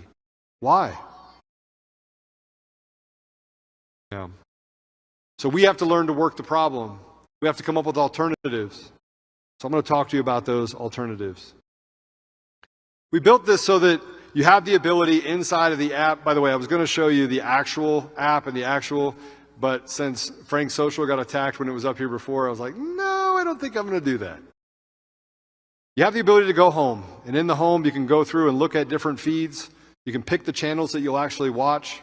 You can look at videos in real time, from live videos to any of the other information that's been put out. You get to decide whether that information comes in from single sources or from other verified sources that you may want to listen to, or things that are breaking. So it'll all be based on an intelligence on the back that tells you what's trending. On the social media side, it's going to give you the ability to toggle between Twitter, Gab, Getter, Facebook. Nobody goes there anymore. Actually, some of you do. Truth. Is there any others? Did I miss any? Rumble, well, no, Rumble's on the video side, but it will be connected there as well.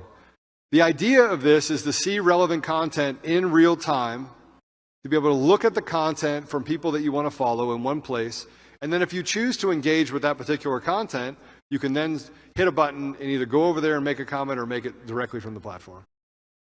Is it convenient? Yes. No. But you would have to be a member of Twitter to actually comment on that particular post. The other thing is what we'll say that like the Lahaina fires that they just had, and you want to share that information quickly with your community, this has the ability to recognize that that is a newsworthy event, and it has the ability to then carry forward that message to people that are in your circle of influence. The idea is to hand power back to you in order to build your community, not allow for them to build a community around you and make you a part of I don't know, a slave? All right. News the same way. You have the ability to pull in all the different content that you have out there. Gateway Pundit is probably my favorite. I get a lot of my information from there. But then I built this other thing that I thought was interesting, and this all came about by Mike Lindell had his book on audio. So we were able to add that to some of the sites you have on MyPillow, but I wanted to build out a podcast environment. I want to give you the ability for them not to have ability to cancel any of the podcasts or any information, again, handing you back free speech. And then you can literally go through in this and you can create other channels. So there's other things that as you hit create, it'll give you the option to say, what else are you trying to create? You can build it, send it over to the developers, and they will figure out a way to add that into this one platform. Any questions?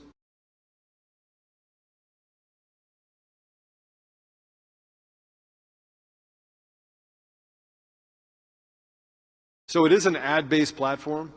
So the question was, what if they're paid platforms like Epoch Times? So depending on how these relationships and these conversations go with them, the idea is to have more free-flowing content and to get them more access to users. So it is an ad-based platform, and then the ads that will be sold on this platform will be directly related to people who support free speech. So we'll no longer have to see bad advertisers. Yes, ma'am.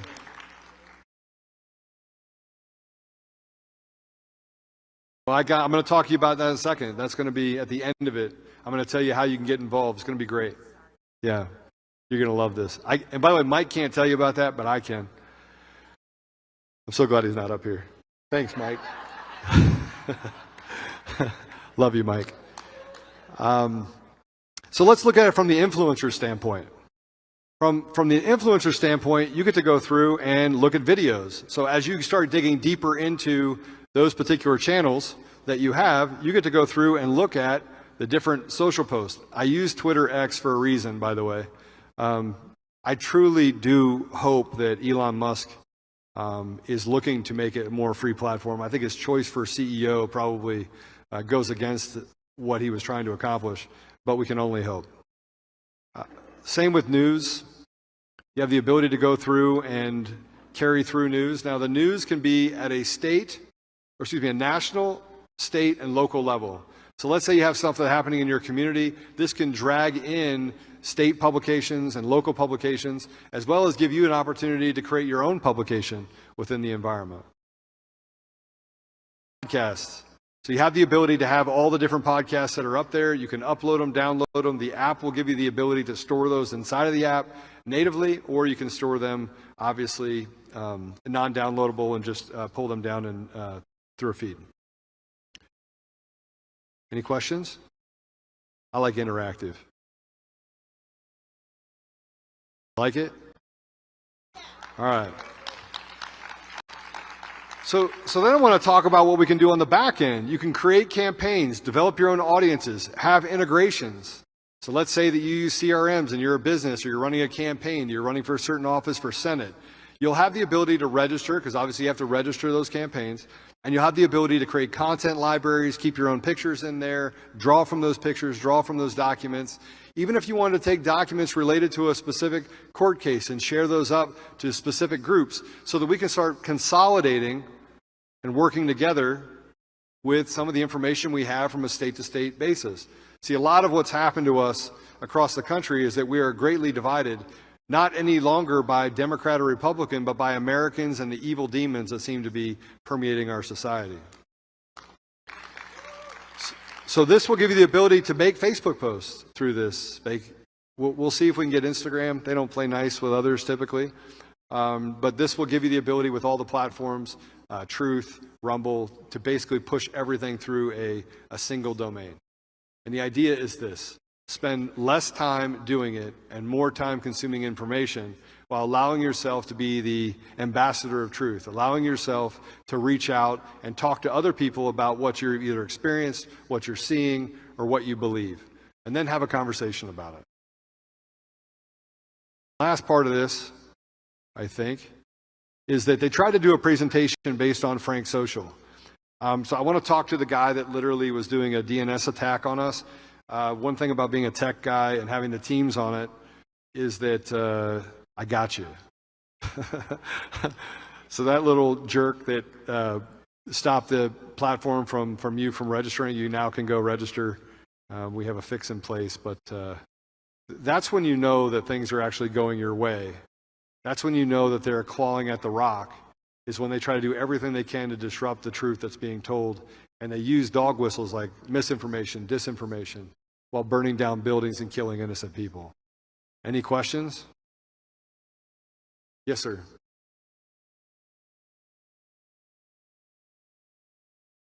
Sir, say it again. Yeah.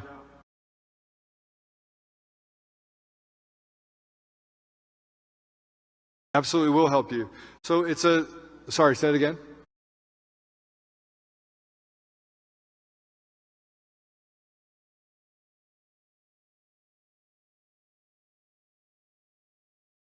Well, one of the biggest complaints we had, so the question is, how is this going to be better for you when you have relevant music videos and things that you want to upload, and how can you make sure that you can have adequate reach? I assume that's what you said. And that it hasn't been very user-friendly on Frank Social in the past, correct? So it's almost like Facebook 2010. You guys remember that? The little wheel that spun forever? We get so mad at it, we just throw our phone, but we'd always come back and look for it again, like, all right, is it done yet? Is the wheel of death done? Where's my relevant content? Right? So yes, the object is always to create a frictionless environment, a frictionless experience. And so as we start adding in features and getting more of your input on what you're looking for, where you'll have a place that you can actually go in and say, hey, these are some of the things that we're experiencing. What if we could, eliminate some of these features and add these features? So this will never be a finished product, but it will give you better access, and it will have a more frictionless environment to be run with that'll give you the ability to share with others. And you can make money on it. Yeah.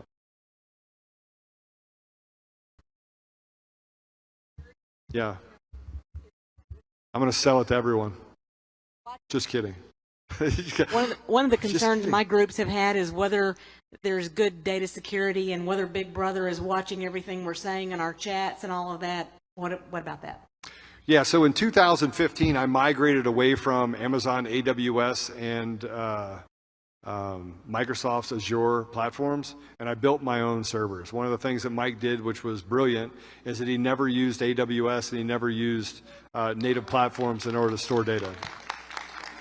Now, with that, I'm collecting your data. I'm just going to tell you right now I'm collecting your data, but it's not for sale. There's no ability to sell that data, remove that data, and how we deal with data privacy is that we remove PII and we strip it down to a shadow. I still have to have the ability to figure out what is friction and what is not friction with you individually. I still have to figure out what relevant content is for you so that I don't start serving things up that you have no interest in. Otherwise, the platform becomes useless to you. But that data security will be tied to something that looks like a shadow. There'll be no ability for them to get your address, phone number, name, any of that information. That'll all be stored and pushed out, and basically destroyed. And the only thing that'll be left is your ability to control your own data and how people engage with you. And here's the last thing I'll tell you about this in particular. When you go to Google and you hit an ad, you pay a VIG to Google to do business with that business. And many times it's not a relevant experience. So what we're going to do is turn it around, and as advertisers engage in the platform and you choose to engage with advertisers, they have to pay you in order to have an opportunity to sell you a particular product or service. So you build a bank. Yes. Sir. I know it's not working. Okay. We're fixing it right now. We got a clown show guy that's basically hitting it 20,000 times a second. Okay. Thank you for what you're doing, Joe. Appreciate it. Thank you. Appreciate it. Any other questions? How are you going to finance this thing? Ha! My man. Have you guys seen Denzel Washington? Every movie is like, my man. I'm the white version. So there's two things that are happening that you need to know about. One is that I went to Mike and I was like, listen, I will put my technology into frank speech. So I need you to understand something else. Mike did not say, I'm going to give you equity to do that. When I stepped back into technology in November of last year, and very quickly clients came back to me and said, now that you're back in tech, we want to do business with you. So the Lord has blessed me immensely and given me a lot of gifts. And so being able to step back into it, I thought it was time for me to give more.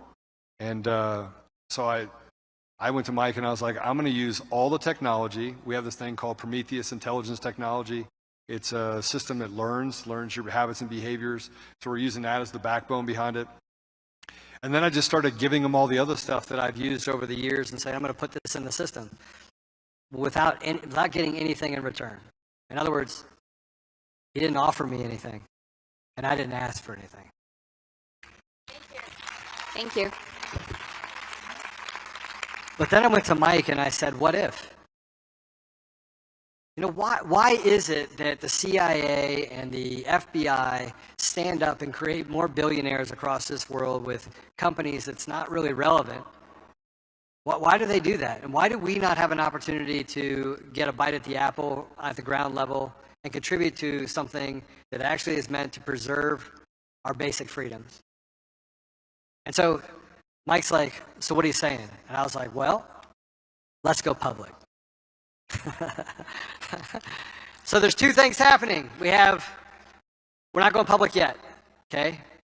But there's a crowdfunding environment that will happen. I can't say when it's going to happen, but a crowdfunding will give you the opportunity at a very basic level to contribute and become a part of it. And then we have another offering that we're doing right now that's to raise about $30 million that is open for sophisticated investors. And you know, we built out pro formas of the ability to make money in the platform very quickly. And because most of the technology costs were a burden that I had initially, it cuts down on our need to spend money on R&D when I've already done it. So if you are a sophisticated investor, and I say that not because I'm trying to insult anyone, but you're a sophisticated investor, you can send me an email. I'm going to actually put this on TV. I got to figure out, hey, Apollo, can I have an email? Can you get me an email, please? I just need an email, somewhere that people can send me an email. Yeah, I would love it if I would send it to you, actually. That sounds great. Only because I get 3,000 emails a day now, so if you add to it, it could be... Okay, Apollo, APOLLO, at conservative-daily.com. And you can send me a message and I'll have a conversation with you. I'll share some information with you. I want, and this is the last part, I think I'm out of time. I don't even know if that thing ever started, but what time is it? Am I out of time? 3:42? I got 5 minutes. Yeah, I'm 5 minutes. Mike didn't ask me to, yes. Email address for everyone. Please, Joseph? Yes. Yeah, my name is Joseph too. Hey. Please repeat the email address, and I have a question. Yes. For everyone here and for Mr. Lindell. Yes. Have you looked at Bitcoin? You're looking for money. You're looking for a good investment. Do you know what Trader University is? Do you know who Michael Saylor is? If not, I'm going to send you some information about it. Okay. Okay, thank you. All right, sounds good. Apollo, APOLLO, at conservative-daily.com. So some of you know my story, right? I'm not going to tell you my story, then go find it. No, I'm just kidding. Read one of the 4,000 articles at like the Washington Post or some of these other leftist magazines, and then if you have a great imagination, you can see that none of it's true. But so I didn't get involved in this for the same. I didn't wake up. I wasn't the guy that got involved in election integrity. I was the guy that got involved in my community burning. That's how it led me to this. I was a tech CEO that watched one of my friends die. He committed suicide because the stock market dropped by 1,000 points. It was just awful. And so I was watching Antifa and these guys burn down buildings and do really bad things to us. And so I stepped out to help the community during that, built technology to help restaurants so they wouldn't have to close, and just started giving it away for free.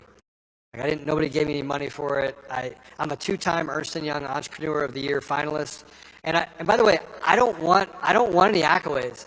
I believe that God gives you gifts, and if you use them, He will reward you.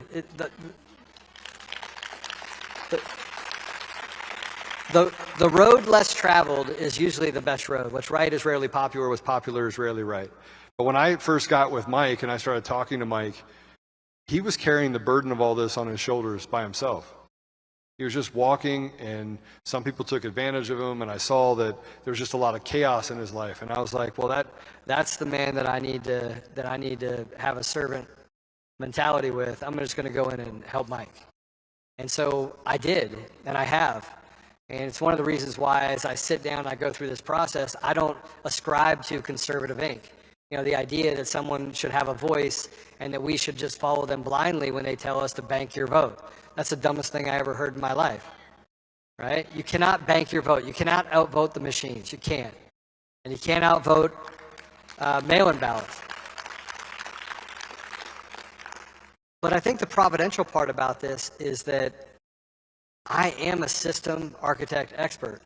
And they never imagined in a million years that I would be the guy to step forward after they said that I lied when I told the truth, to say, all right, well, let me just prove that Dominion is a faulty system. Let me prove that ES&S and Smartmatic and all these different systems are complicit in the behavior of stealing the voice of the American people at every level. And so Mike was literally in that fight. Mike was doing the hard work. Mike was doing the things every day and just running and plowing the fields. And many of us were looking towards President Trump or looking to Mike Lindell or looking to Steve Bannon, and we were like, okay, what are they going to do next? How are they going to save us?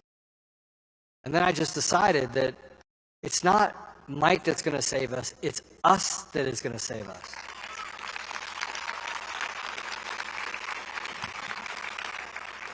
So there is a 4-step process, right? If you want to, I want you to engage in Frank's speech, start using it as something that you engage with, Frank's social, recruit other people, become an ambassador of truth, but you are actually the key. You are the one that can get in the gap. And that 4 steps is to pray first, right? Start everything with prayer. The worst thing that could happen to us is that we would become the very thing that we're fighting against. Tim Rantham, how you doing, brother? We do not want to become the very thing that we're fighting against. Second of which is we have to stand. You have to make a decision to stand. If you are sitting on your butt having a conversation with someone, and then you don't believe enough of what you're saying that you're willing to stand up for it. So you have to stand. So as I close up, I want you guys to do something. Stand up. I'm not, because this is a small mic. I end every time I talk with this. You were born for a time such as this. God placed you here at this time. He brought you here because restoration is the thing that needs to happen in our communities. The women that are here have literally held together everything that has happened in our community. Even getting the opportunity to save our nation is because of the women that are in this room and the women across the country that have stood up while men have been out working.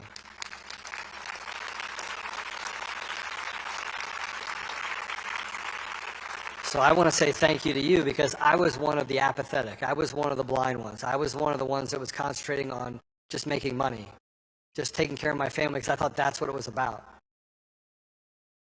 But now it's time. Men would say, well, I have to go make money. I have to protect. I would rather eat ramen noodles than watch my children suffer for my inability to stand up for truth, to stand up for the integrity of this country.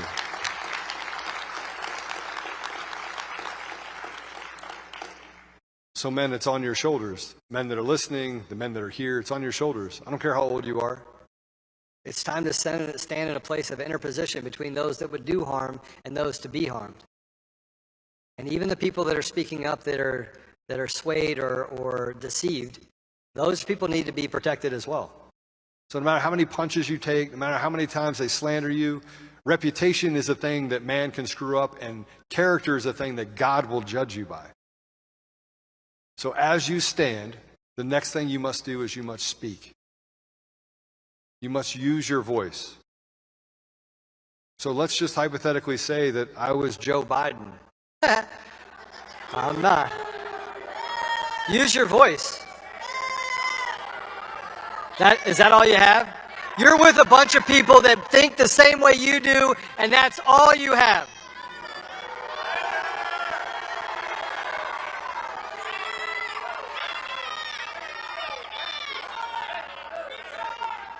I'm going to tell you something. The reason why it's difficult to speak is because they want to use guilt and shame to drive you from the truth. They want to drive you into a hole where you hide because it's more convenient. It feels better.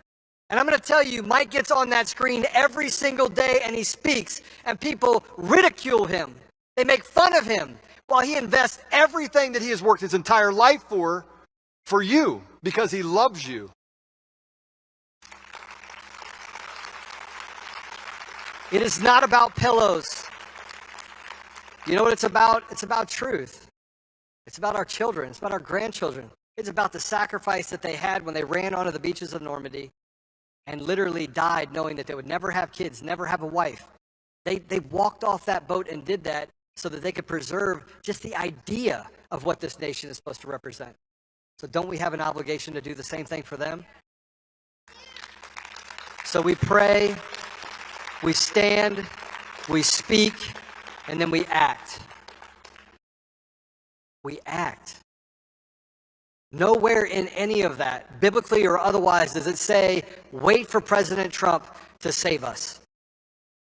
He's under indictment in 4 different cases. And he gets on the TV and he smiles and he says, I will not quit you. But did we start quitting him? Did we stop speaking? Did we stop standing as a shield for the man that has literally stood up for each one of us? Did we stop speaking truth? Did we stop letting them know that the devil does not have a place here in our community? Are we going to meetings? Are we signing up for precinct leaders? Are we doing everything that we can to protect our country and to protect him? Give him cover. Are we doing what we need to do for Mike Lindell, to give Mike Lindell cover? Are we doing what we need to do in order to give our kids cover? I want you to think about this. I don't care if I go to jail. I don't care if I die. I don't care if I am hurt. Those are sacrifices that people made long before me for generations. So you must pray, you must stand, you must speak, and you must act. And if you do those 4 things and you stay faithful, and by the way, if you act, go back to prayer if you feel like you're becoming the very thing that you're fighting against, because it will reset you back to the standing, the speaking, and to the acting. Listen, I'm going to build this technology. I'm going to do everything I can to pour everything I have into it. I have some of the best teams out there. We're going to build some of the best partnerships out there. And we're going to develop something that gives you back your community. But I need you to do your part. God bless you all. I'm going to head out. They got other people to come in. Thank you.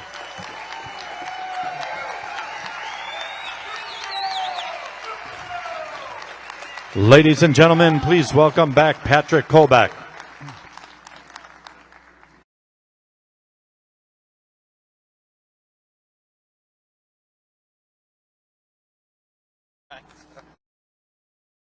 All right, everybody. Now that you guys are all stretched and ready to go, now you're ready for the call to action, right? And Mike's going to come up here and close us with this as a reminder, but I just want to hit it off real quick, all right?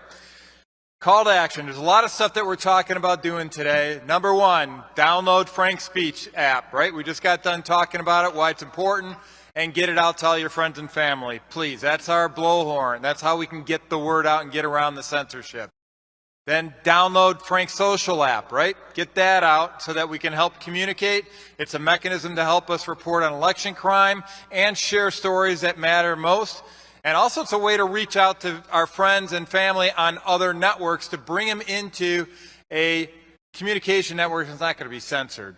The next step, if you go to electioncrimebureau.com right now and you click on the home page, you're going to see a pull-down menu that Todd, back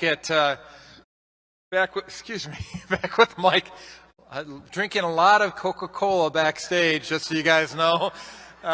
It works better than toothpicks. So,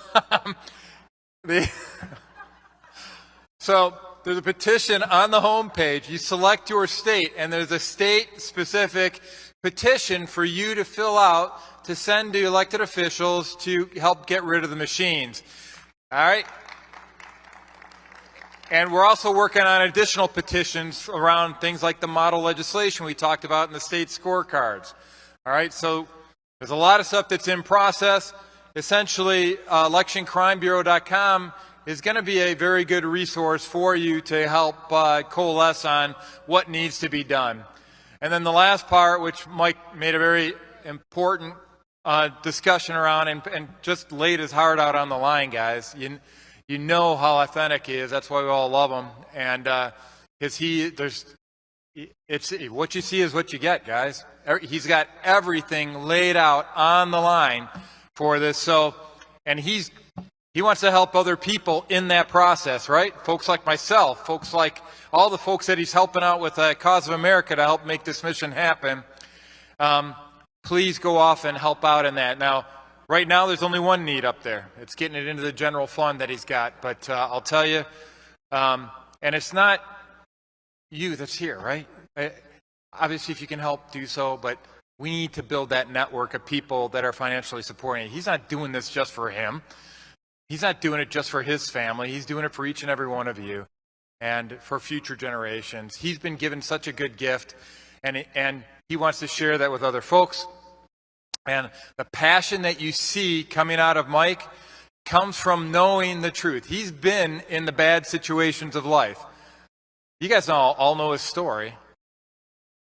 He's laid it all on the line, and he's fearless about what the future has in store. That's why he's willing to go off and risk everything to go off and make sure that the truth is told. For me, it harkens back to the end of John, the Gospel of John. If you guys remember, right after Jesus Christ was sacrificed brutally on the cross, all of his disciples were huddling up in another chamber, locked in a room, freaking out because their leader, the one that they thought was going to deliver them from the oppression of the Romans, sound familiar? was killed. He was murdered. What happened after the third day? He appeared to them. What's the first thing he said? Peace be with you.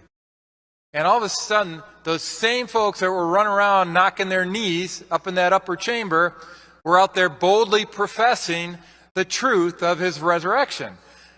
Don't you see that passion in Mike? It's like there's a boldness. They went back to the same people that crucified Jesus Christ and started talking smack to him and said, no, guys, I know you guys killed him, but, we're still here. And no matter what you tell us not to talk about, no matter how you try to censor us from talking about this, we're going to do it anyway. Because we're not answering to you. We're answering to a much higher authority. And that's what it's all about. That's why you see that passion in Mike. And that's also why he's so tough to put into a specific time frame for his speaking slot. So, all right? It's got that passion and authenticity, and that's why everybody loves him. And so, guys, so when he's making that plea, he's not doing it for his sake. He's doing it for all of our sake, okay? All right, so these are the call to actions that we're hoping you can do right now. But there's something else that Mike and I were talking about. This isn't a one-time event. I mean, this isn't something you just pop in and say, okay, everything's fine now. I did my duty. I went to the Mike Lindell event this year. No, we need to have some ongoing dedication to this. That's why Joe was talking about Frank's speech, about using this as our communication blowtorch. That's why Renee's talking about Frank's social and getting active on that. In particular, use it as your special area around election-specific stuff to get the word out. There's a lot of other platforms out there, and we definitely want to share information with those platforms too. But here's something that's special. We know it's not going to get censored. It's not going to get shadow banned. We're going to be able to get the word out to you. And you can build a special little collaboration portal for you to get your word out. All right, so that's kind of what we're trying to do in ongoing land, and I could swear I had a third one. There it is. All right, when we get the needs that have been approved through the process that I outlined on the needs management process, once we have authorized needs posted on there, then we're going to have the equivalent of a Give, Send, Go or GoFundMe donation page. So if you've got a project in Montana, for example, you know, Lisa, Teresa, you know, maybe there's something you got out there like you know, a hand count demo or something like that, and you need $500 to buy something on Amazon to demonstrate how easy it is to go off and do, right? Put it up in the needs. And once it gets funded, then we'll, after it's an approved need, once it gets funded, cut you a check and you guys can get moving. There's a lot of things that we like to do in the grassroots that frankly just don't have the financial support needed to get it over the finish line. This is what we're building with this whole plan with the Election Crime Bureau, is the ability to go off and reach out to other people in an organized, vetted, and trusted way. So we've got the one-time call to action here for what we're doing today, what you can do right now, and then, and it's not just for you in this room, it's for the people that are watching, and it's for the people that they're sharing all this information with. Please get that information out there. But there's a one-time call to action, and then there's the ongoing calls to action. Make sense to everybody? I'm backstage. We're working on a documentation of the plan that we can share with everybody and put it out there. We hope to get it out tonight, if at all possible, or at least a summary of it for everybody to be able to share. And it'll feature a summary of these calls to action as well. But if we don't get it out tonight, just please be patient. It takes a while for the caffeine to work through the system sometimes. So thank you guys very much for your time here. I appreciate it. And I think next we're going to talk about a fun little subject that a lot of people don't like to talk about. So we know that when we're talking about what our plans are, that there's a lot of people that would like to make sure that those plans don't come to fruition, right? And we've all met this in our respective states. We've all met it in our own personal lives, that there's a lot of, as Mike calls them, blocks or obstacles that are put in our way. So we thought an appropriate way to bring this plane in for a landing for this event is to start talking specifically about some of the obstacles that we expect that each and every one of you are going to be facing as we go out back into the world. We got the plan. Now we're going to go try to deploy it. What's going to happen when we do that? All right, so we addressed some kind of like the top 4 obstacles that you're going to have speakers come up and talk about each one of them individually, and then interweave into that discussion some of the tools that we've discussed here and how they can be used to overcome those obstacles. So, by the way, this is our cut at addressing these obstacles. You may have even better plans than we've got on how to go off and overcome these. That's why we have communication mechanisms like Frank's Social and Frank's Speech. We want everybody to contribute, everybody to share, okay? All right, so here's a list of obstacles that we came up with just to get the ball rolling. First of all, obstacle number 1. How many people have heard the narrative that says voting machines are not the problem? There's nothing wrong with them. There's nothing wrong with these, right? Well, we've already proven everything about the vulnerabilities and everything, but how do you go off and approach that? Well, we got some technical experts that are going to address that up front here. Dr. Walter Doherty is going to lead a team to come on and walk us through how to address that obstacle and provide you with some data. Obstacle number 2. when we get rid of the machines, we're going to be going to hand counts, right? Well, those are just impossible to do, aren't they? We can't do hand counts. Never mind the fact that that's how we used to do it up until, what, 60 years ago? But now we're in the era of Common Core math, and maybe it is a little bit more difficult. You never know. So we have to show them specifically that hand counts are indeed possible. And Linda Rance, who's been doing this for a long time, is going to walk us through how to approach that obstacle as well. The third obstacle, we're going to bring up Dr. Frank. How many people live in those solid red counties or solid red states where they say, no problem here. I don't know why you're so concerned about the machines. Stop taking away our toys. Well, Dr. Frank's going to address that directly, and he's going to talk about what's worked with him in places like Shasta County, California. Yeah, that's right. California is actually getting rid of machines. How's that?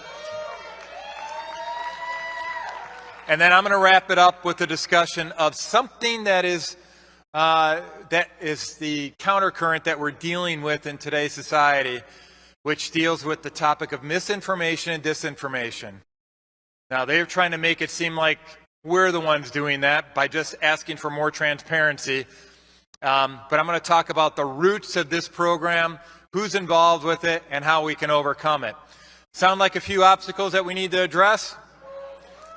All right, well, thank you guys very much for your attention. And you've heard the plan. Now we're going to hear about how to overcome obstacles to the plan. All right, so we're going to start off with a distorted slide. That's not the way it looked when I came up here. It's not fitting into... All right, anyway. And I think we're going to get the voice of God introduction here from Tim for our first speaker.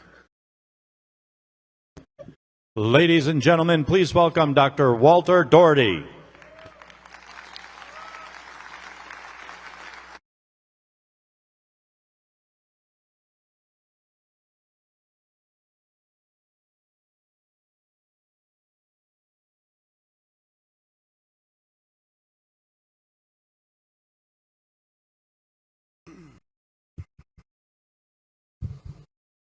Thanks, everybody. Great to be back with you.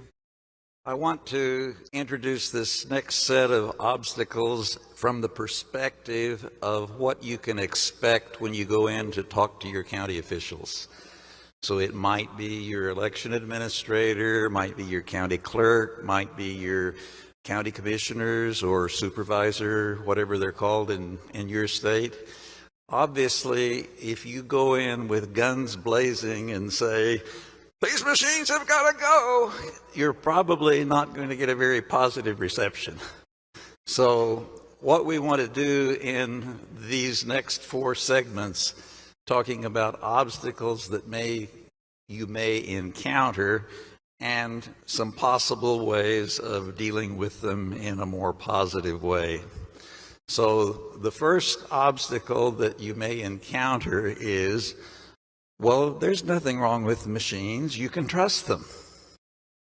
So that means that you have to have some information to come back to them and say, no, you can't. So what information can you present that would bring home the message that you can't trust the machines?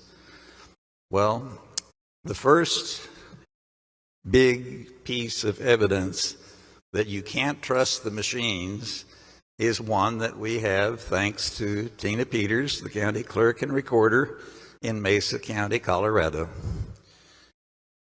TinaPeters.us. You can link to all of her information there. So as county clerk and recorder, she was responsible for the elections in Mesa County and received notice from the Secretary of State that a Dominion technician was going to come in and update the software. So, being a responsible person, she asked, is this going to delete anything? Because after all, a county clerk and recorder has to maintain records, and records includes, for example, federal elections. Records must be preserved a minimum of 22 months. So that's federal law. States can extend that, and Colorado has. So Colorado extended the retention period to 25 months. And it hadn't been 25 months since the November 2020 election. This was in May of 2021. So she said, is this software update going to delete anything on my machine? And the technician said, well, yes, that's how we update it. We erase your whole disk, and then we install the new software. And she said, you are not erasing anything on my system until I make a backup. This is not only required by the laws that I just mentioned, it's also a best practice for anybody with a computer. Would you keep your money in a bank that didn't make a backup every night? What if there was a fire or a tornado? You'd never get evidence of how much money was in every account back. So it's just good practice to make backups, and that's what she did. Now, the ordinary way of making a backup is you have some important files on your computer, and you just say, copy them to a USB drive, and I'll put it somewhere else. That copies those files. So that's just an ordinary backup of some files. What she did was to make a forensic disk image. And what this amounts to is a bit-for-bit, 100% clone of the disk. So it copies all of the files, but they are in exactly the same location on the disk. It copies all of the deleted files, and they are in exactly the same place on the disk. It copies all of the random zeros and ones in the empty space on the disk to the same place. In other words, it's 100% bit-for-bit copy. It's a clone of the disk. And it's also accompanied by a chain of custody.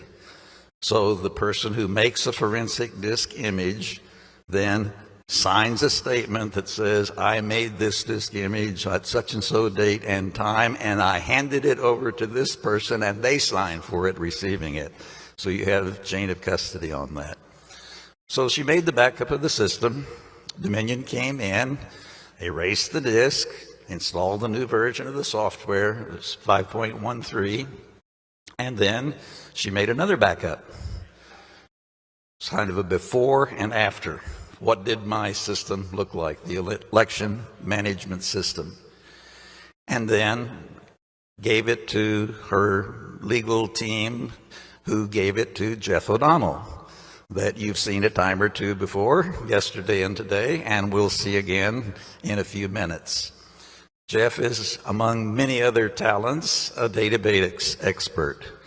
And so databases you can think of as just being kind of the next step up from a spreadsheet.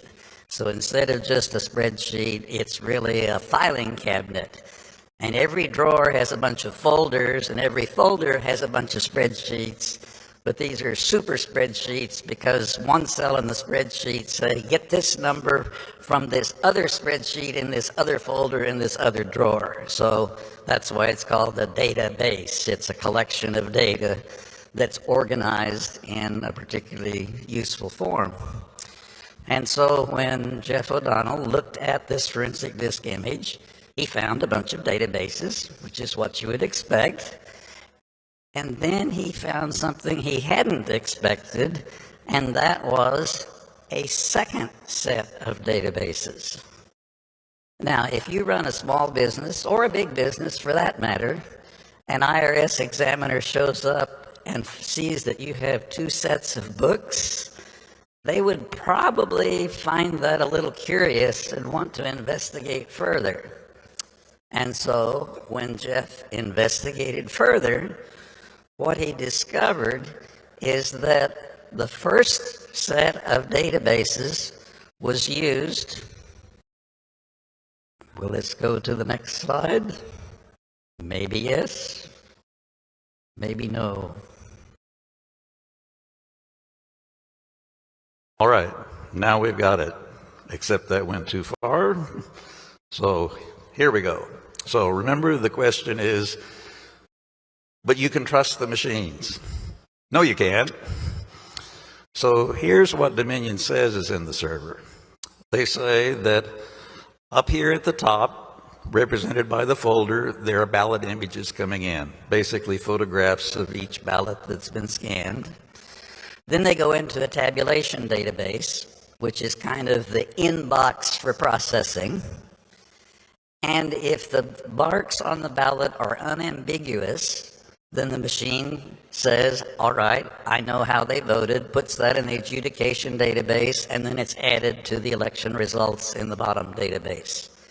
What do I mean by unambiguous?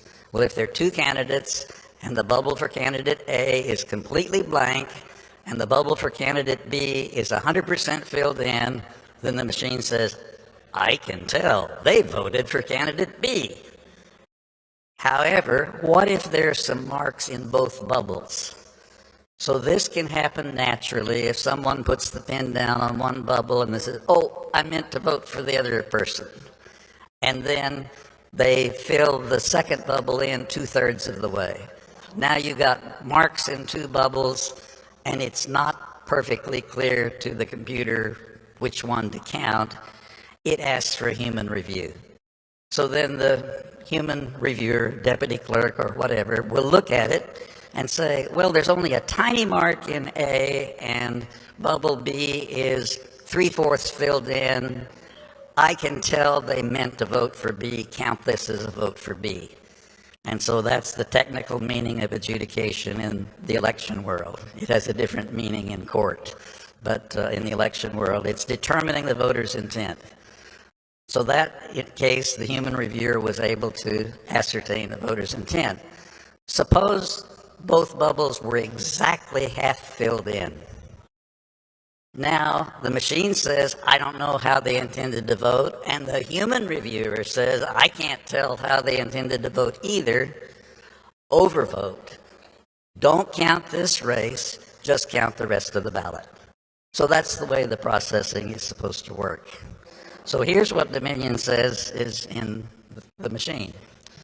What Jeff found is there was a second tabulation database and a second adjudication database, and the records in them weren't the same. So reconstructing the sequence of events, it's kind of like looking at your bank statement where you can see the order that checks and deposits came in to get to the final result. So there's a journal in the database that basically says, I first did this, and then I did this, and then I did this. It's just a record of the actions that were taken. It became clear that after about 25% of the votes were counted in the first set of databases, some but not all of the ballots were copied to the new second unauthorized set of databases, and then it proceeded to the end of election. So that's what happened in November 2020.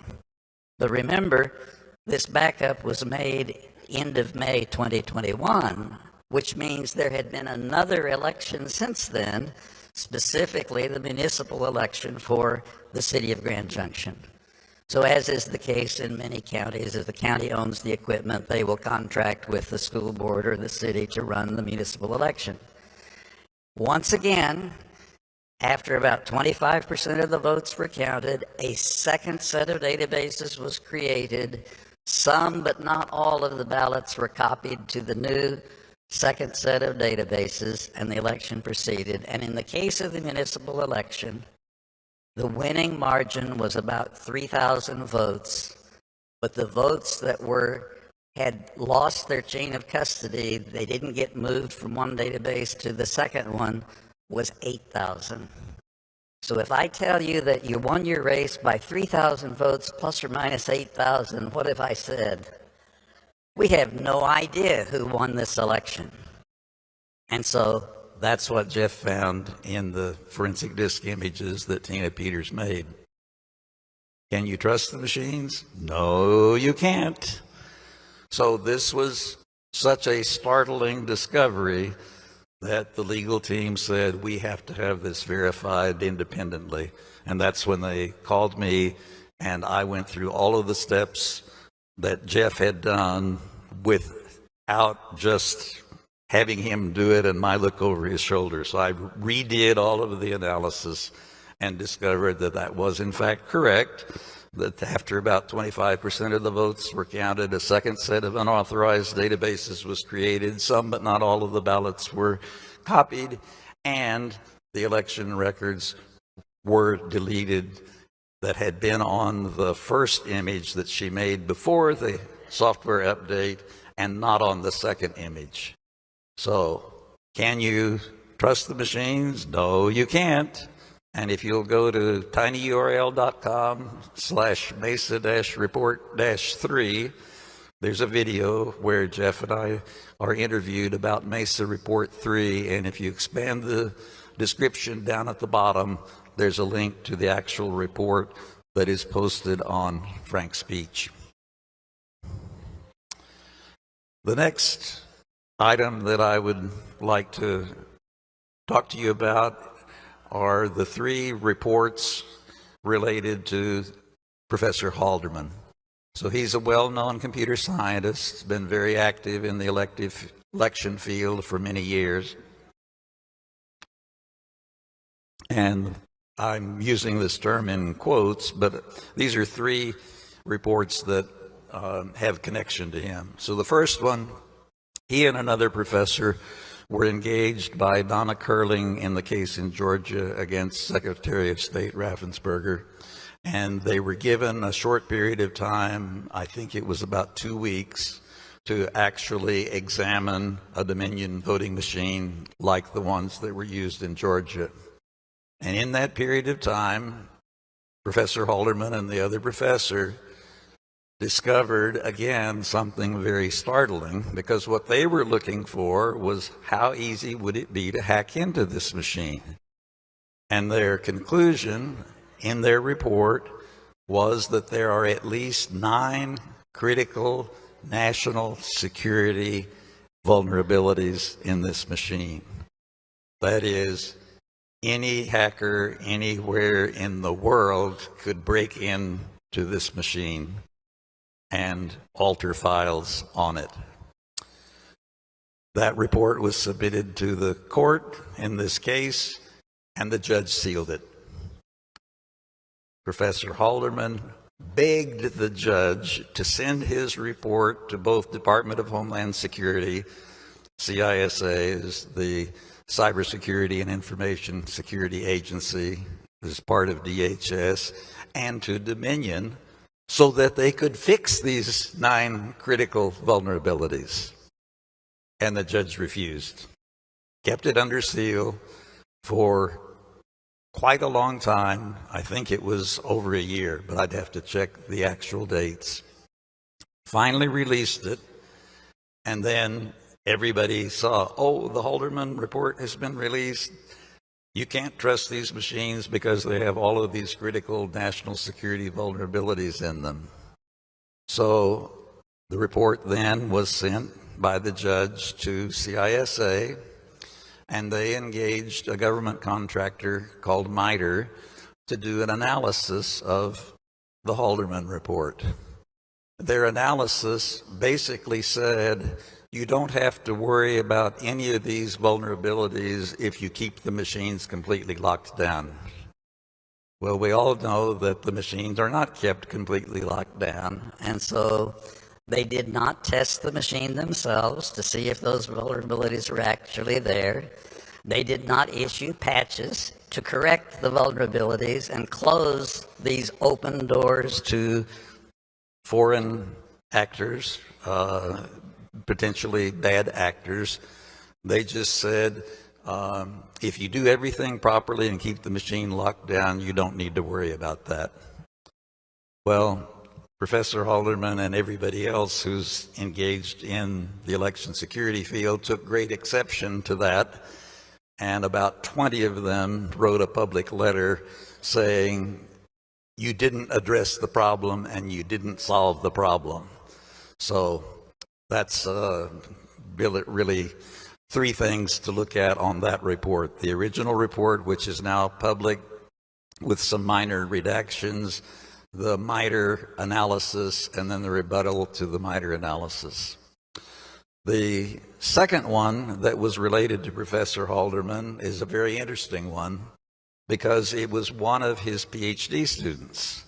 And so this student, for his dissertation, hacked the driver on a Canon scanner. So when you think about hacking a voting machine, you say, well, there are lots of things we could hack.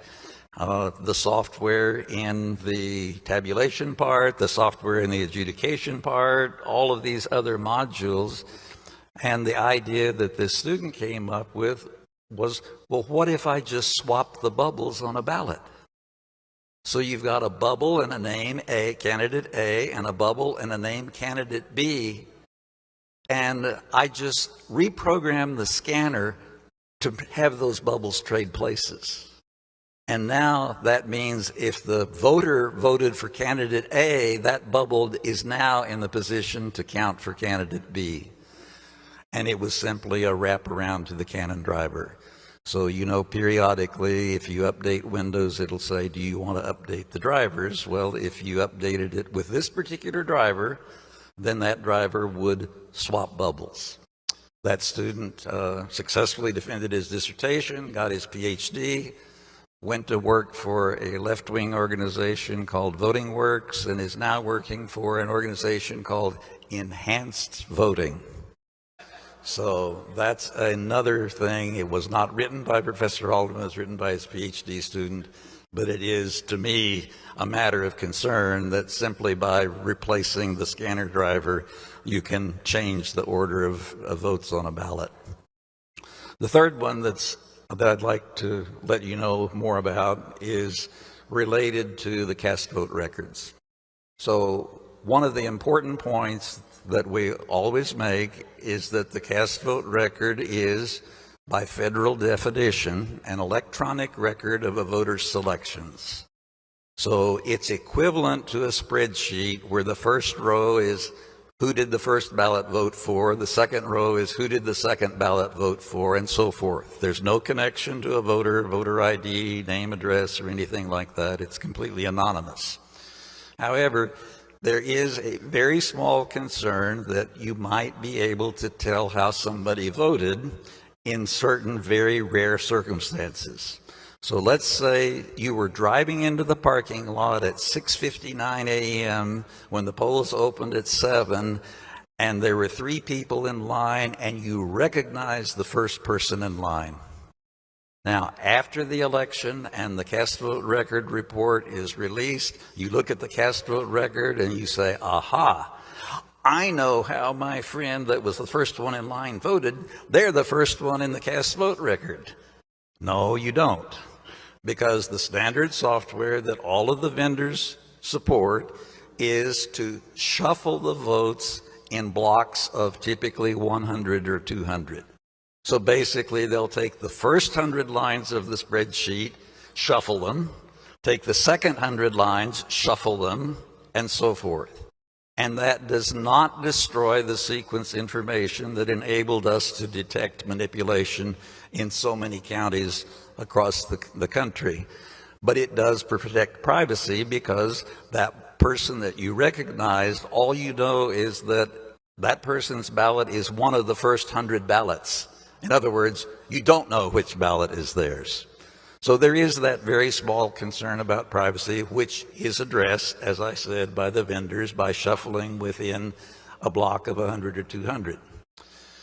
What Professor Halderman's students discovered is that they used a very mathematically weak random number generator. And that means, and followed by a substitution cipher.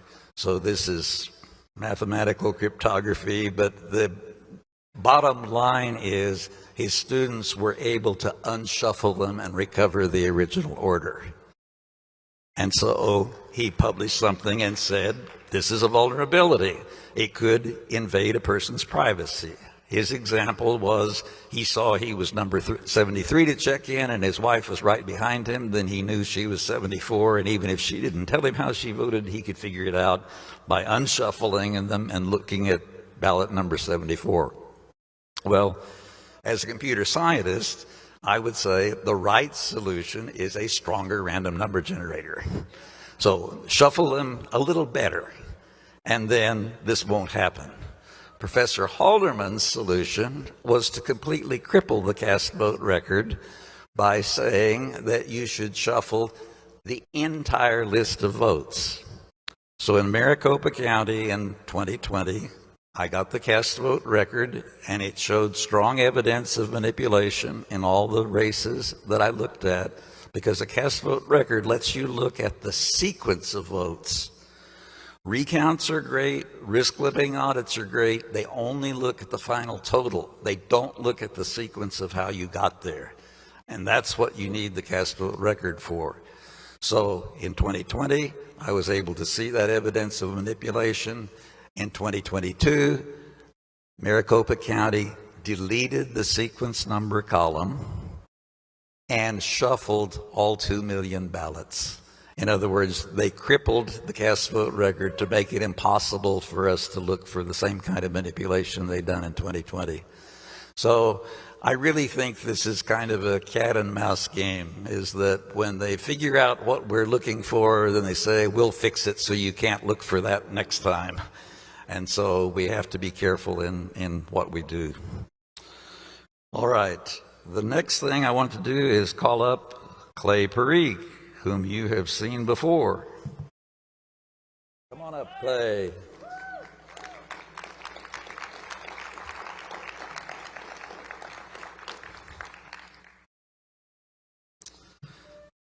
Now, I know it's small print and you can't read it up there on the screen unless you've got eyes in the back of your head, so I'm going to give you a piece of paper here that's what's up on the screen. This is the SLI Compliance Certificate of Accreditation. So accreditation of voting machines is a complicated process, but if we boiled it down to 2 steps, the first step would be that the vendor submits a system to the EAC, the Election Assistance Commission, and then the Election Assistance Commission has a certified laboratory test the machine. And so then if it passes the test from the certified laboratory, then EAC certifies it. And it depends on the state, but in the state of Texas, where I'm from, it's actually in state law that no system may be used unless it complies with EAC standards and is certified for them. Here is another certificate. So now I'm going to give you 2. And here's the second one. This is from ProVNV.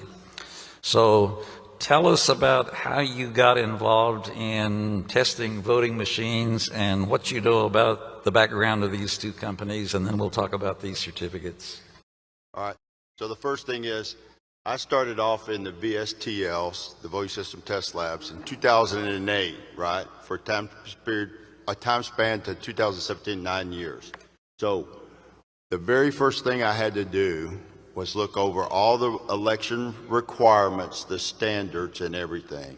This included going back to the FEC, right, the Federal Elections Commission, which had the VSS standards, and then looking and reading over HAVA, the 2002 Act, right, which basically started this chaos and formed the EAC. And then I had to look over the voluntary voting system guidelines. And at the time, they were version 1.0, which, by the way, is the only version anything. Well, no, there is one now that's accredited under the newer version, right? Even though they've had reiterations that went up to 2.0, right? So one of the things is they have a requirement. The EAC is co-chaired by NIST. They do the laboratory inspections and do that part. The EAC checks all the steps and all the processes, procedures to make sure the requirements are met, how their testing procedures are done. Together, they review their thing, they give the lab a certificate that says they're qualified. Now, the EAC, as Walter just said, it went through, there's a process, a project plan, boom, boom, boom, everything gets submitted. The final test report gets submitted, and the EAC does a certificate of conformance. This is the very first top part of it, because this is the actual certificate, and then there's the report that follows. Now, the EAC has guidelines for itself and the requirements. The things that are incorrect here is that they say the executive director and the active executive director, right? The chairman of the EAC is the one that's supposed to sign the certificate, right? So in their formal certification process, if the person with the authority to sign does not sign, that certificate and that certification is basically void. That's exactly right. So here is the Voting System Test Laboratory Program Manual, and section 3.6.1 says a certificate of accreditation will be issued to each accredited laboratory. The certificate will be signed by the chair of the commission. So the first certificate I showed you was signed by the executive director. It was not signed by the chairman. The second certificate, which is up on the screen right now, was signed by the acting executive director. It was not signed by the chairman. That means that the laboratory's certification is invalid. That means that EAC cannot certify that these systems meet their requirements because the lab that tested them wasn't certified. So let me ask you a question, Clay. Suppose a friend of mine said, hey, we're getting married. Walter, would you perform the ceremony? And I say, sure, you're my friend. I'd be glad to perform the ceremony and I'll sign the marriage license. Are they married? Not according to the state you're in legally, right? Personally, I believe marriage is between God and your spouse, right? That's the thing. The government should not be involved. But as our current laws state, you do have to have it certified, right? And by a legal pastor or somebody ordained, a magistrate or whatever. Not any Joe Schmuck off the street can sign it, right? And we've all seen this in plenty of TV shows and all that. So the marriage is invalid. And if you went to court, it would say, hey, you're not married. That's right, because I'm not an authorized signature. Well, now in Texas law, it says that you can be a priest or rabbi or ordained minister or a member of a religious organization which authorized you to perform marriages. And so suppose that I sent in $5 and 3 box tops and I got a certificate of ordination signed by Yogi Bear. Then I can say, okay, I met the requirements. You know, I'm authorized by the state of Texas to perform marriage licenses, and I signed the license. What do you think is going to happen when one of those two people turns 62 or 66 and files for Social Security for spousal benefits? Social Security is going to say, give us a certified copy of the signed marriage license from your county courthouse, and it wasn't signed by an authorized signature. So what else can you tell us about these testing labs that people need to know when they go in to talk to their county officials? Well, the one thing I want everybody to know as far as these testing labs, right, is that besides the project plan that has to be approved by the voting system test labs, they run through the project plan, they do a test report. There are requirements in this test report that should be done, right? I've recently helped with a case in Missouri that deals with the test reports, not including their appropriate tables for the requirements, right? Therefore, that certification, whether it's by the EAC or the state, because the state requires a federally certified lab to do it, it's not tested to the same standards. Therefore, it invalidates the test results and the certification, right?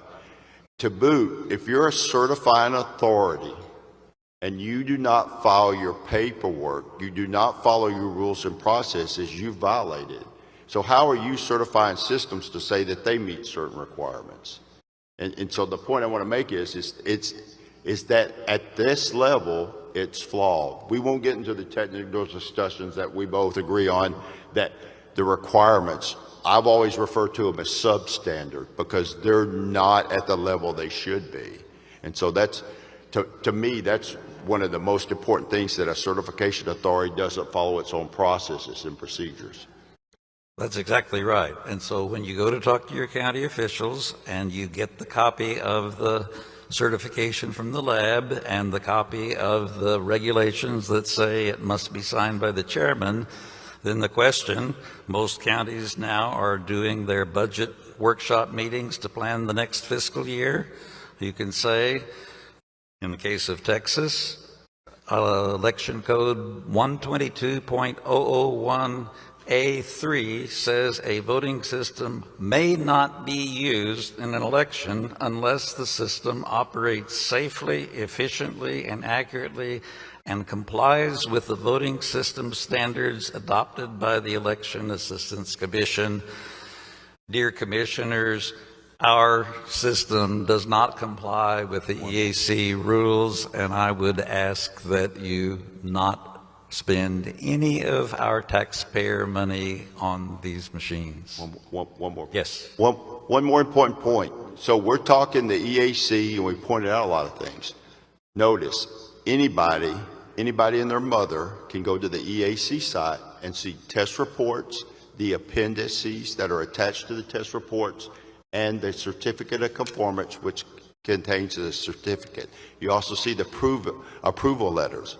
So if the federal government is saying their federally certified labs can provide all this publicly and free, and you go to your county or your state because your state requires the Secretary of State to do the certification or whatever the thing is, they should provide you their test reports, their certification letter, copies of all this to you with no hassle and no charge. If they're not, you definitely need to pin and question them on that. So I just want to get that point out because a lot of states block their citizens from this information or try to make them pay for it. So just go to eac.gov. It's a little difficult to maneuver around the site, but you can navigate it and find what you're looking for at eac.gov. Thank you, Clay. All right, anytime. Appreciate it.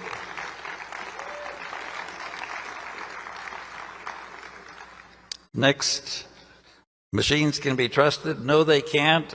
Dr. Charles Bernardin.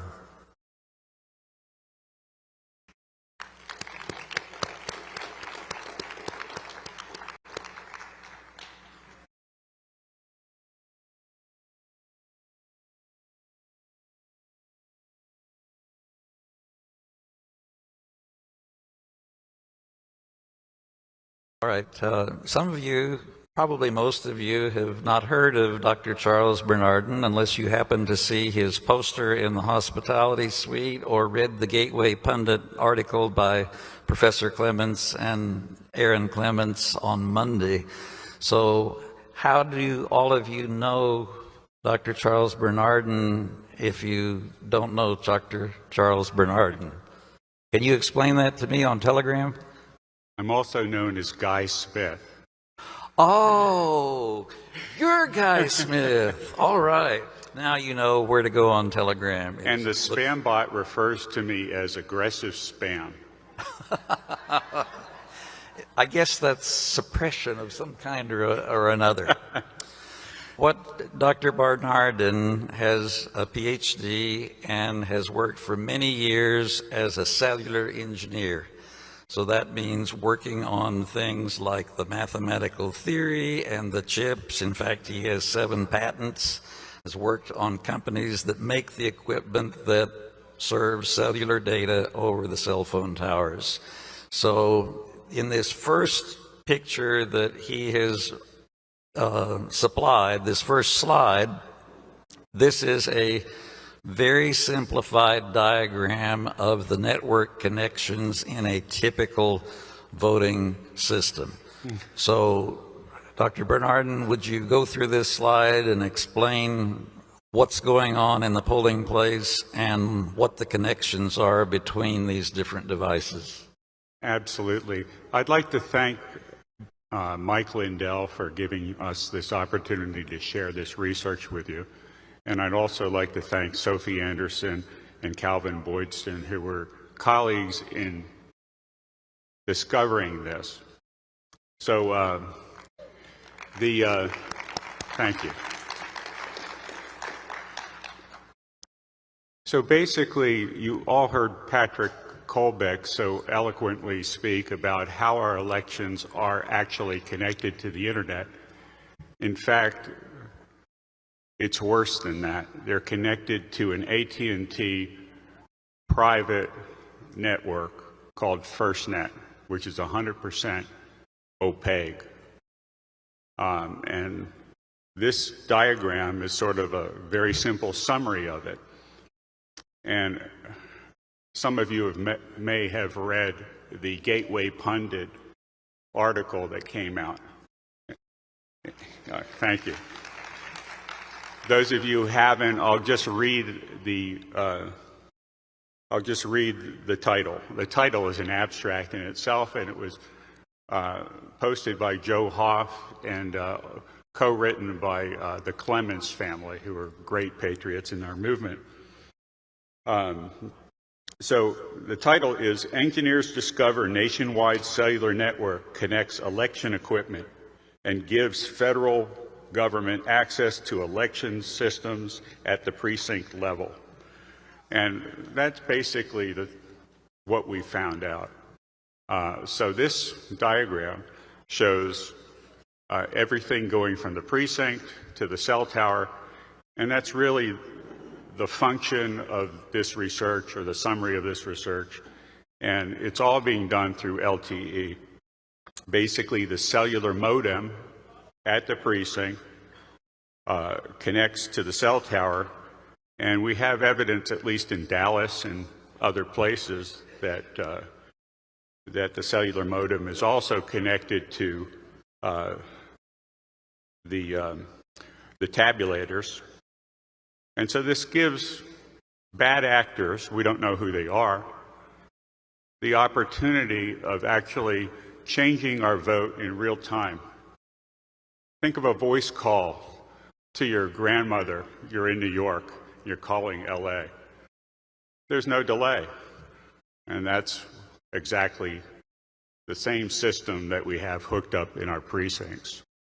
And it gives bad actors the capability of actually changing our votes, manipulating our votes, and we have some, not extensive, but some evidence that that is going on.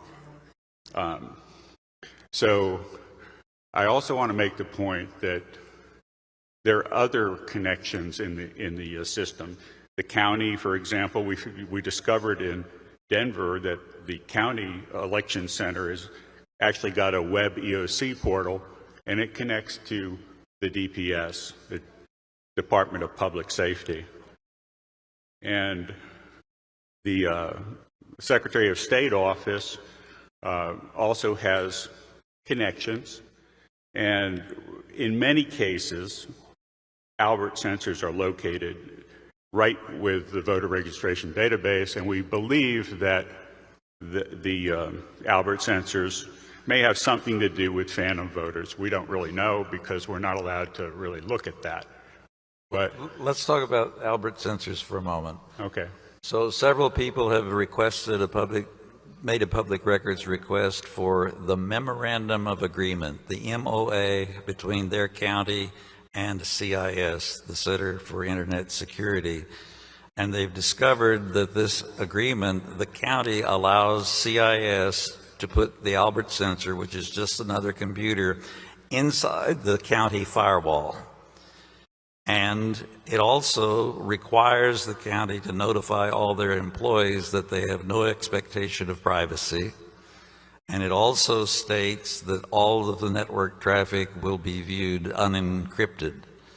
Now, the purpose of this is to monitor for attacks and malware in the system. Well, if you have a tunnel through the firewall, is that just one way, or could that be a two-way connection? Oh, I think they're all two-way, but you know, we really don't know a whole lot about it. There's no blueprint, but I worked in Nortel Networks for about 10 years designing networks, and this is the best blueprint that I've been able to come up with after studying the system at various levels. So I believe it's fairly accurate, but we don't, for example, have any Wireshark or any traces like that going on. Well, if you look at the upper left-hand corner of this diagram, there's something called FirstNet up there. Yeah. What was the origin of FirstNet, and what is its purpose? Yeah. Well, FirstNet is a private-public partnership between AT&T and the government basically for the purpose of public safety. And public safety is kind of the Trojan horse, you know, police, firemen, medical, and so forth. We all want public safety, right? But in addition to that, it had several other features which I think favored some of the processes that the federal government wants to put in place. And so on the left-hand side of this plot, for example, we have the FirstNet networks, and they can be all mobility. It's really designed for mobility, but it's perfect also for pop-up vote centers or pop-up precincts. So what we basically found was anywhere you could make a phone call, the government has the capability now of setting up a precinct, putting voting hardware in that precinct, and being able to penetrate and manipulate the data across that cellular link. So that's obviously very dangerous. Look at some of the other things on the enterprise side, on the right-hand side of that chart. Basically, all those red areas are the ISACs that Patrick Kolbeck talked about this morning. Health ISACs, electric ISACs, water ISACs. Notice you'll never find the election infrastructure ISAC. You won't find that anywhere. You have to really dig. But they're also hooked up to the election infrastructure ISAC. And obviously the way to control a nation is to keep a really good view of what's going on with their critical infrastructure. And I believe that that was part of the purpose. So these connections are secured via VPNs, maybe through an IPsec type tunnel. And so basically that's the whole purpose of it. So this is now implemented on the 5G network. The way I understand it, and tell me if this is correct, is that you got one set of hardware, the cell towers and the equipment, but you got two ways of using it.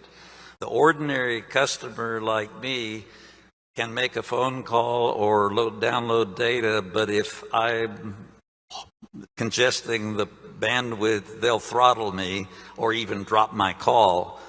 But the first responders, all of these ISACs, including now the election ISAC, get priority. And so their interface says, always give them service, and if necessary, drop other people's calls. So is that a fair way to describe it? It is, but if you're trying to discuss it or describe it to someone less technical, just say that FirstNet is Deep State's internet service provider, and you know, it's basically 5G rebranded. A very simple way to look at it. Okay, so we've got the 5G network, and ordinary people can use it one way, where the government has priority over you. And what's interesting is when it actually got created. Does everyone remember when Devin Nunes revealed that Trump was being wiretapped? That was, I think, March 22nd. Well, like 9 days later, the very last day of March, whatever, how many ever days that is, basically FirstNet was created and given this preemption authority. So the question is, the day before that, when they were in our cellular spectrum, what were they doing? Were they preempting us? There was no such thing as preempting. So this was something, this was an artifact. They had a public emergency, and his name was Donald Trump, and they had to get rid of him. There you have it, Dr. Charles Bernardin. Thank you very much. Thank you.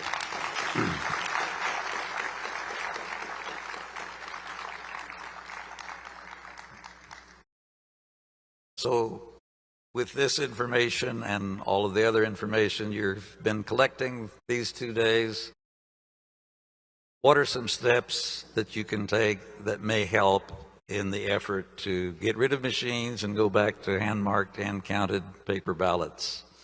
Well, the first one that I already alluded to is ask questions.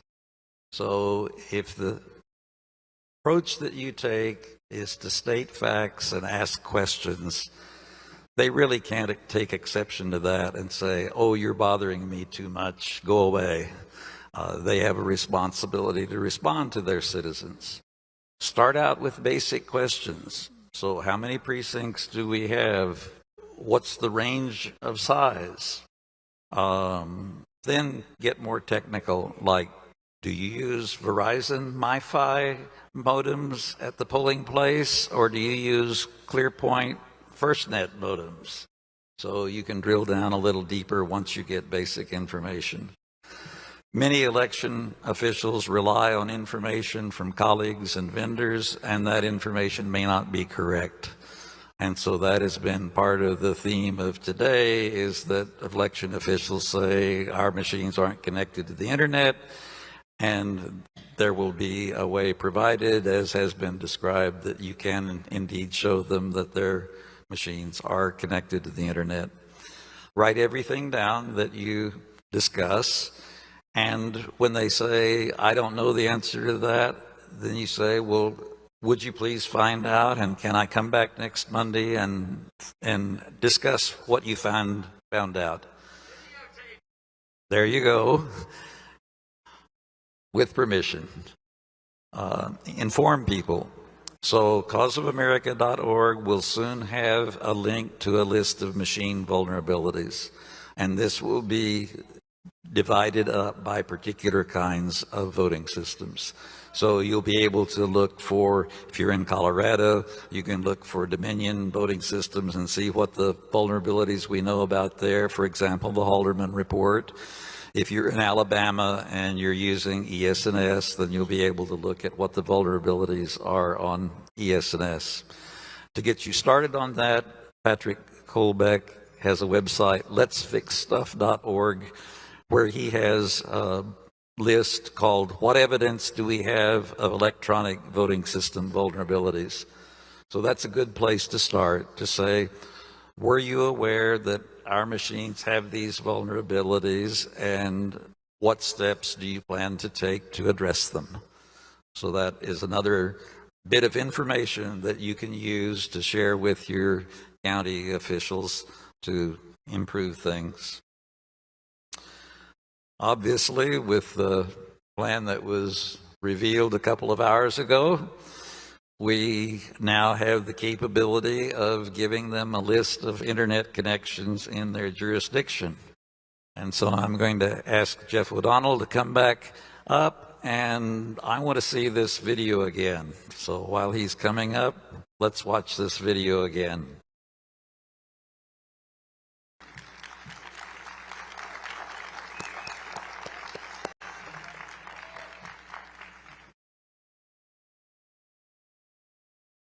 System, designed specifically with election security in mind. We have been told that our election computers are never connected to the internet. The WMD will put that to the test, by detecting and reporting, in real time, Wi-Fi connections in county and state election offices. All internet routers and access points will be reported, as well as any devices to which they connect. The WMD incorporates many years of research and state-of-the-art development. It is a low-weight, low-power device that uses only passive signal detection to detect online systems, and it will never interfere with any normal network operations. When an online connection is detected, the Election Crime Bureau Master Alert System will be quickly notified, and the alert will be displayed on the alert web page.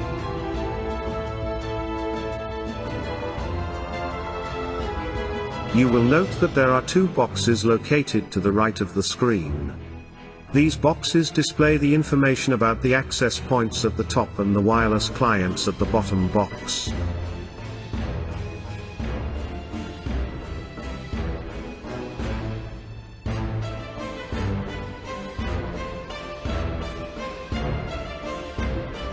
The sheer amount of devices can make analyzing the map difficult, so this website gives you the opportunity to deselect any of the different kinds of devices. Note that the points on the map are color-coded to simplify identification. As we deselect and update, those types of devices are removed from the map. Clicking on a device shown on the map displays additional information about that device in the bottom information window. Currently, the MAC address, the hardware vendor, and the first time the device was detected displays. Additional information will be continually added. The nearby checkbox allows you to view only the devices with the strongest signal, which in most cases means that they are nearest to the WMD detection device. This allows you to filter out devices outside of the immediate area. All information is securely archived for later analysis. The wireless monitoring device is ready to be deployed in any election, from local to presidential.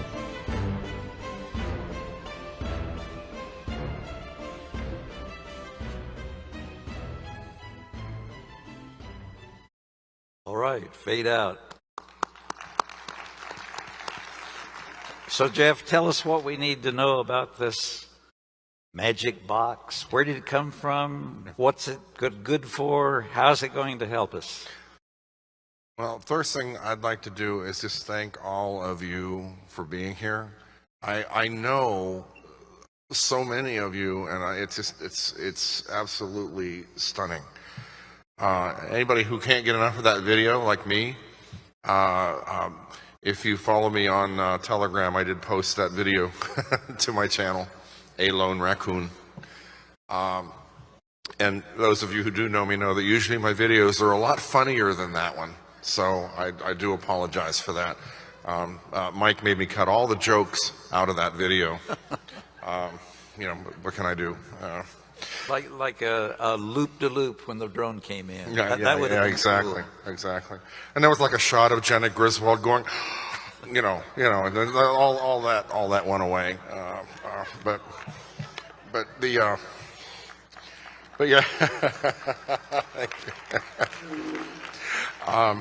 She's gonna look so good in that orange jumpsuit. I mean, seriously, isn't she?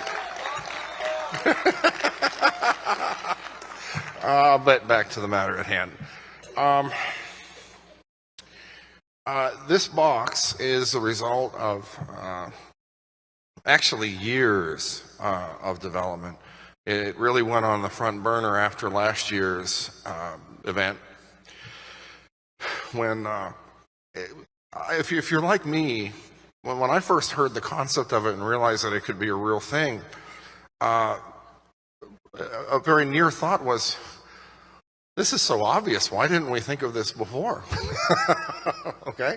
I mean, it should be, I mean, the idea is going to take a little time to sink in, and all the different, but the point is, it's a box that, a magic box, I like that, which when you combine it with the software that we developed, that will centrally archive all of the data from all the places around the country and alert instantly when there's, and you know, you can even decide what you want to be alerted on. You know, it's really not news if a cell phone fires up in an election office. That's probably somebody walked into the election office with a cell phone. But if a new computer that hasn't been on the internet before suddenly fires up at 10 o'clock or 11 o'clock at night or 2 in the morning, that's news. and you want that. And this is really all about transparency. I mean, isn't that ultimately, it's what we ask for, because we know if there's transparency, there will be fair elections. There's no way around it. So this device can be within 500-600 feet of the actual office, meaning they don't want you in the office, fine, go stand outside the window. If it's close to the road, go, you know, find a parking place and sit in your car and turn up the air conditioning and just let the device do its work. It's going to be so simple to use. It's just a basically an on-off switch. On and you're recording, and off you're done recording. I mean, that's what it is, and it will take care of everything else. And it will. Look, if you think of this whole thing as a chess game we've been playing, you know, this puts them in check, and I'm very happy that we're on the offense for a change. We are on the offense for a change, absolutely. And they have to do something. They can't just sit back, because if they proceed business as usual, they know that now they're in for a lot more trouble even than they already were. If they have to make changes, then they're panicking, and when they panic, they make mistakes. We already know that. Look at every report I've ever written. It's a result, really, of them just messing up because they had to react to something unexpected. So how much does it cost, and how do I get one? The cost is still being determined because of the price of the components in here and the chips and that is always fluctuating. It depends on, you know, volume runs and a lot of things, and also we're trying to make sure that we're not putting any more expensive hardware than we need to. You know, if it gets the job done and takes $30 out of the box, we will do that. So, but it's not going to be cripplingly expensive. I would look, and don't quote me exactly. Because, you know, I'm not entirely in charge of pricing this thing, but I would, you know, it's going to be in the under $500 range. You know, it's not going to be a $1,000 device. You know, it's going to be at most half $1,000 device, which I think with as many patriots as we have in each county and you know everybody else, I don't think that's going to be a problem. You know, the people who get these devices and take them into or around the election offices, the Secretary of State's offices, precincts, if that's what they want to do. You know, the other side has ballot mules, right? Well, we're going to have truth mules. They are going to be our truth mules, because what they're doing, we will know the truth. And as you all know, I've done a lot of, as you have, I've done a lot of research and studying and writing on the fraud. And I can say that this removes a significant vector, attack vector for that fraud. Even some of the other ways that they commit fraud, in a lot of places, I think they still had to do some, connection. They had to even, some may have a lot, some may have had a little. But, well, if you saw the diagram that Dr. Bernardin had up, he had tabulators connected with a modem. I can think of no legitimate reason that a tabulator should ever have a modem in it. If you can think of one, then let me know and I'll revise my remarks. But let's thank Jeff. Appreciate your coming out. Thank you. Appreciate it.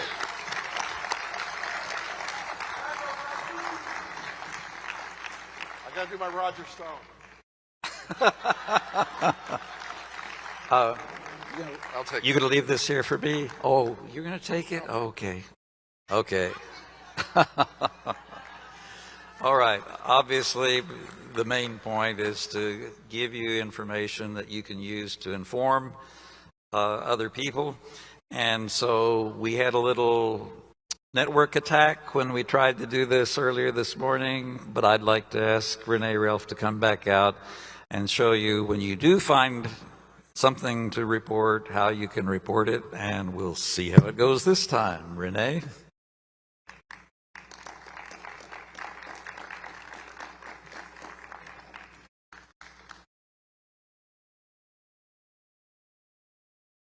That's right. Let's do this again. Do it again. You know what I say? I think that everybody now knows that Mike Lindell was dangerous. He's even more dangerous now that he has an army of people who can report election crime on Frank's Social. And so we were able to, we identified the attack, we got the network back up and fortified, and I'm excited to take you through it again if you want to actually see if we can do this again. All right. So when you log on to Frank Social, the first place that you end is going to be in the Frank feed, and you'll see that there's a For You tab. That is where the influencers that Mike has promoted that week will show up. Next to that is the Elections tab, and that's where the Cause of America, boots on the ground, you are the Army. General Flynn said it last night. We're going to take back America, one city, one school board, one state at a time, and then we're taking back the mountain of our government, our media, our social media, and our voices will not be silenced. So the Cause of America, 50 states all are on Frank Social now. They have the ability to, and as Mike said, in real time, report election crimes. If you, as citizens, are reporting things, you can post things on the app. I just suggest that you tag your Cause of America state. We're also going to be putting in counties so that you'll be able to just narrow it down closer and closer to where these are happening. And then that data is going to go on to the Election Crime Bureau and light things up in the moment. But the great thing is that you're going to be able to see what is being reported by the Cause of America folks live. I want to go to the Elections tab. That's where you will find all 50 Cause of Americas. They're not in alphabetical order. They're there based on what they're posting. So if they're actively posting things, you're going to be able to see them quickly. I'll go to Cause of America for Missouri, and you'll see that if you want to follow Missouri, because you think, great things are happening there, or it's a show me state, they may know something that the rest of us need to know, you just hit the follow button, and then they'll be in your feed. But you can see the things that they're posting and just staying connected.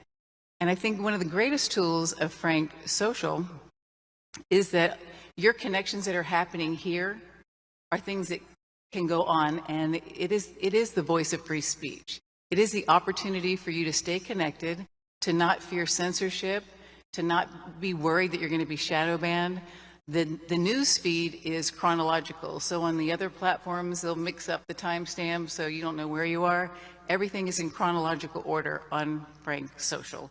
So we want you to stay connected. We want the Cause of Americas of each state to create that community awareness. It's not just for reporting election crimes. There's a lot of things going on before you get there. Educating, connecting, staying engaged with what's going on in your community, so that we are the Army that is the threat to the current status quo of our country. Thank you, Renee. Appreciate it very much. Anything else we need to know? It's back up. So if you had any troubles downloading the app, I'll be here. I'm happy to help with any questions that you guys have. You can find me out there in the hospitality. I do have one other thing. We have lots of these cards. They're in the hospitality suite. Take as many as you want. This is an easy way for you to engage with your community, get them to follow you on the app. There is one other thing we didn't get to show you, is when you have the app downloaded and you get on your profile, see that little black square with the arrow up?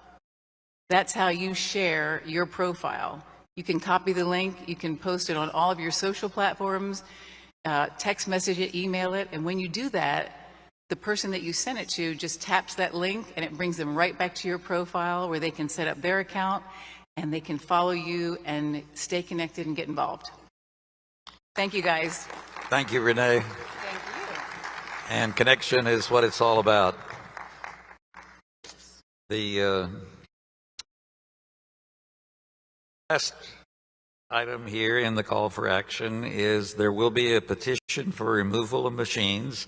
I've already mentioned that one thing you can do is to remove the funding from the budget in your county or your school board or whatever the jurisdiction is, and inform them about the invalid lab test certificates, which in Texas and many other states will make them invalid, and work toward implementing hand counts. So we've had lots of calls for action, some very general, some very specific. Find one that you can do and do it. The next section is going to be another obstacle. When you walk in and talk to them and say, we can't trust the machines and here's why, we need to go to hand counts, they will say, oh, but that's not possible. Our county is too big. We have too many precincts. We can't get enough volunteers.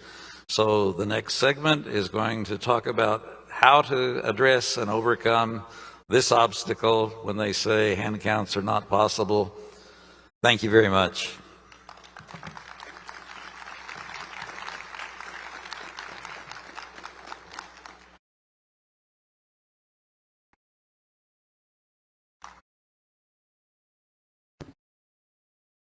Ladies and gentlemen, please welcome Miss Linda Rance.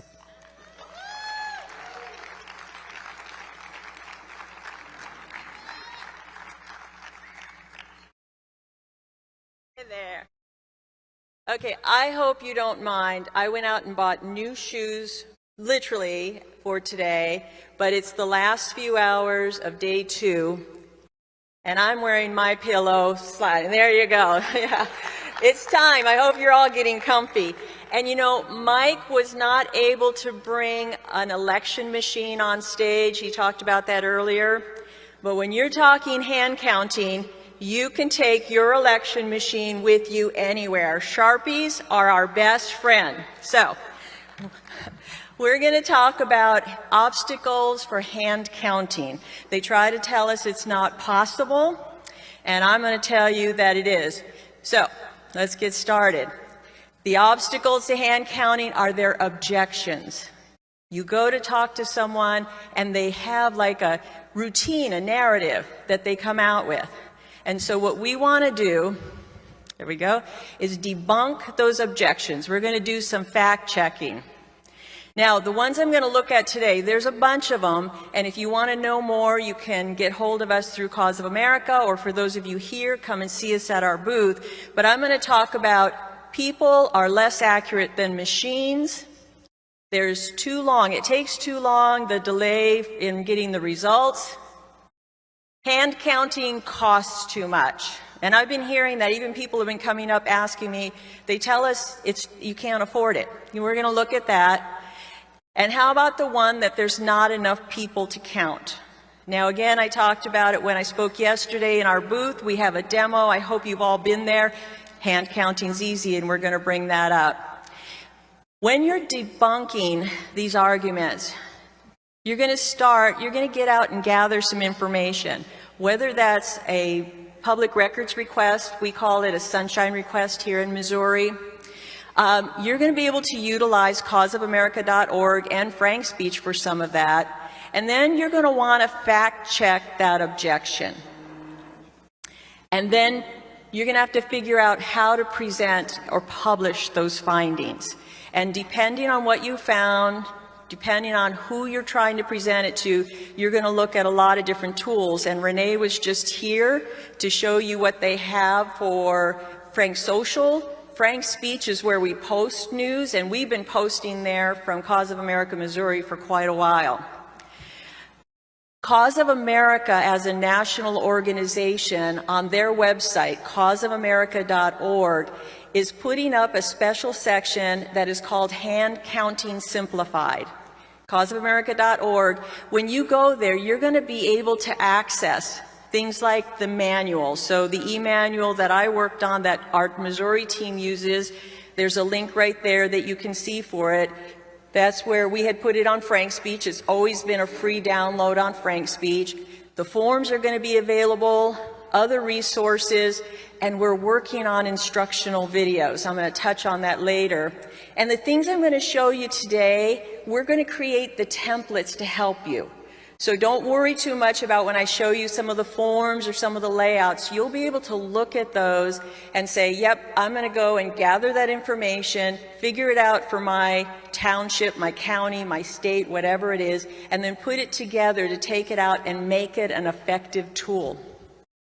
Now, the first one, whoop, that jumped ahead there, let's just go back, that they say to us are that people are less accurate than machines. I'm sorry about the layout there, but it says people are less accurate machines. I love these old pictures. I found them at the Library of Congress, and it's pictures of what it did look like when we used to do the elections ourselves. So these are all great shots. You'll see those throughout. Now, the articles that you'll see that'll come up, oh, there we go. This first one from NPR is just an example for you. And you see right in the headline, first word, research.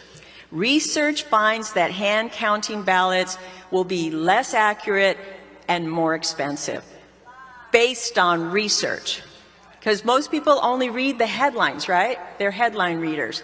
But if you were to scroll through that article, and it was actually the transcript of an interview, you're going to find out that their so-called expert said there have been very few studies that actually confirm that people are slower than, or that the people are less accurate. Very few studies. Really, but it was based on research, and again, maybe it was. Maybe they found one study. We don't know who did it. They don't cite the source. They don't tell you anything about it, but they know most people are going to scroll through just to find that headline and say, I already know it can't be done because research showed. Okay, how about this one, the Washington Post? I bet everybody here reads the Washington Post. Their article had a thing in it that having people hand count ballots, well, it opens up the process to more errors. Okay, well, again, you see how they did a nice little subtitle on that one? But if you were to scroll through that article, even the Washington Post comes out and says there aren't many studies about the accuracy of hand counting. They haven't done the studies. Okay, we are looking at that, and we have people that have been here. You may have spoken with some of them or heard some of them speak. Some of the groups, South Dakota, California, some of these states that are out there doing the hand counting, and we're putting together actual real studies. And even out of Osage County, where we did a hand count an election, it wasn't a study, it was real life. It was a real election, and we have, yes, thank you, real numbers for it, yeah. So in the solution, we are going to show that hand counting is more accurate compared to the machines, to having machine counting. So you're going to look for those articles. They're out there. Gather them. And here's where you take it and you start posting them on Frank's social. Let's start sharing together. In the e-manual that I created, there is a whole section I call the newsroom. And over time, I had collected article after article about everything that they were trying to say to us about whether it was election fraud, election crimes, hand counting, and I put that together. But what a better resource to take that, get it into Frank's social or Frank's speech or into the Cause of America site where we can put that, and now we're working together. That's what Mike's talking about, right? We're all gathering that and putting it together. And if you have studies that you've done, or if you're working on a manual for your state, a hand counting manual, they actually, when Cause of America team, we want to take that. Because as you look at your state and whether you can hand count or not, I will tell you, the Missouri model is really super easy because it's paper, it's pen, and it's adaptable. But your statutes might have something in it that's a little bit different that you have to change. Well, maybe we go over to Texas and we look at their model and we think, okay, well, you can use this piece and this piece of Texas, and then somebody else put together a form. We're going to be able to work together. We don't want to create something new that we have to get past the legislature or past a commission. We just need the permission to hand count. And so we can take those pieces and put them together. And then grab those reports, grab those studies, we'll put them on where we can all see it. And then we're going to be able to get hand counting into more areas. Okay. They tell you that there's going to be long delays for the results. You know, you've already heard this weekend, in Osage County, we had the election. We're allowed to start counting 1 hour after the polls open. So some states can do that, not all can. But when after the polls opened, our counters, the earliest they showed up on April 4th was at 2 o'clock in the afternoon. It wasn't a big election. We didn't need them to be there all day. So based on voter turnout, we anticipated the need and had them out there. So they want to say that there's long delays for results, and they have no basis for these claims because they're not looking at it and they haven't studied it the way all of us have. And they tell you, you've heard it, I was in a election official, I'll just tell you, I was at St. Louis County here in Missouri, and they have 600,000, thank you, registered voters. And somebody who was with me looked at him and said, you got to get rid of these machines and go to hand counting. And he goes, you're not going to get the elections for the results for months. And I just laughed and I thought, and this was November, right? I started writing that e-manual in October and didn't finish it until we showed it to Mike Lindell on December 29th of 2022. So right smack in the middle of it, when I'm right into writing, I'm thinking, you're so far off base. But that's what they believe. So then they say that nobody's going to want to wait for those results, no matter what they take. Even, let's say you can't start counting until after the polls close. And they close at 7 o'clock here. So you can't start counting until the last voter's out, the door is locked. And if it takes 6 hours, or you have to kind of decide on who, you know, how many teams you need, maybe it's midnight, maybe it's 2 in the morning, maybe it's the next morning at 6. But I believe that our citizens, that our voters, that all of us would rather wait till 2 o'clock in the morning, or let's say 6 o'clock in the morning the next day to know the truth, rather than have them put some stuff into a machine and then tell us the machine jammed, we'll pause, or we've stopped counting because of a leak. Yeah, so, yeah, not doing that. So I don't believe this claim anyway, and then they also tell us it's critical to have fast results because the media needs it. Yeah, they're our friend. And we have good media here, okay, but they still all want it. Well, here's the thing. You can schedule enough hand counters to get it done in a reasonable time like we did in Osage. We were only behind the machines in the biggest county by about a half hour or so. And we were done. They were just bringing back the little USB drives and letting the machine run its little engines, okay? And then they're posting these results. We were done. Those election results, when you finish them according to our model, unofficial results because they still have military and overseas to count, but the results at the polling places were signed and certified by those election judges. When they were sealed and taken back to the clerk, they were done. They didn't have to do whatever they do back at the office. So in this one, we can produce the same day results if you do the scheduling right and if you look at it, and depending on when you're allowed to start. If you can't start until after the polls close, it may be the next day.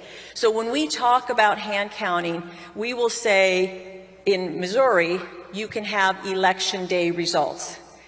In other states, you may have to say same day results based on when you're allowed to start, but it's still that you can get them done. So when they come to you and say, can't be done, takes too long, ask them which hand count process they based it on. Because they'll look at you and say, and they have said this, I don't know of any processes, we just know you can't do it. Okay, then you're going to create voter turnout charts for your county. I'm going to show those to you for your county, your township, whether it's have a city, whatever your voting jurisdiction is. You're going to create these turnout charts, and you're going to do it for 3 different elections. So you're going to be gathering that information, and then you're going to go to Cause of America, template not up today, which is August 17th of 2023 for if you're watching this recorded, but those templates will be up. And here's what you're going to get, and then you're going to share the charts. But this, first of all, is a report. It's usually called an SOVC, statement of votes cast, statement of votes cast. You know, it's a report from the machines, but it does list by polling place, because sometimes they combine precincts, and we need to know which precincts were combined into a polling place so we can look at the turnout. And the first columns show that, how many registered voters and how many turned out. That's really important to be able to plan. And then I take that information for 3 different elections, and if you look at this chart, the vertical lines are the turnout for each polling place, and they're in color. So red would be a municipal election, the light blue is a primary, and the dark blue is a presidential, and that one was the 2020. And you can see this county, St. Charles County, same one where they cut the wires, just a little side note, has about 290,000 registered voters. Now, the horizontal line, the purple one, 600 votes cast. If you look at the red vertical coming up to it, in that municipal election, even in a big county like that, not a single polling place got 600 ballots, and that's our threshold for one counting team. 4 people at every polling place, and they can be the judges who are already there, at least in Missouri, they could easily count one team. You've got 290,000 voters who are eligible to be election judges, and you only need in the hundreds. That's a small percentage. Next line, the gold line, is 1,200 voters, 1,200 votes, 1,200 votes cast. Okay, 2 counting teams. In the municipal and in the presidential, it was the midterm primary, none of them went above 2 counting teams. And the top line, the green line, is 1,800 ballots. Now you can see they have some polling places that pass that. So you're going to plan more teams at those. Once every 4 years, do they have a need to have way more people out counting? And we know that we can get the word out and we can help to show that those people will step up and do it. But the long delays, it's not true, because you're going to put in enough teams to get in there and count those ballots. If you had to put in 3 teams that started in St. Charles County in that presidential election, and they could start at 7 o'clock in the morning. No, I'm sorry, polls open at 7. Okay, I've lost my numbers. They open at 6 here in Missouri. You can start counting at 7 in the morning. Okay, 7 until 7 at night when they close is 12 hours. You would have St. Charles County voted in one day, and they would still post at the same time as they do from the machines. Okay, this is the big one. Hand counting costs too much. So, here's what they won't say. Here's what they won't tell you. How much it costs to use a machine. It is nearly impossible to find out the big picture total for using a counting machine. They just won't.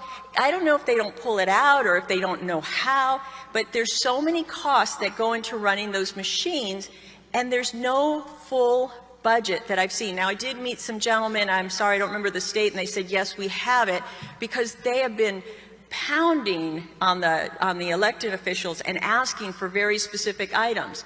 But for the most part, we just can't get like the big number. So they won't tell you how much it costs.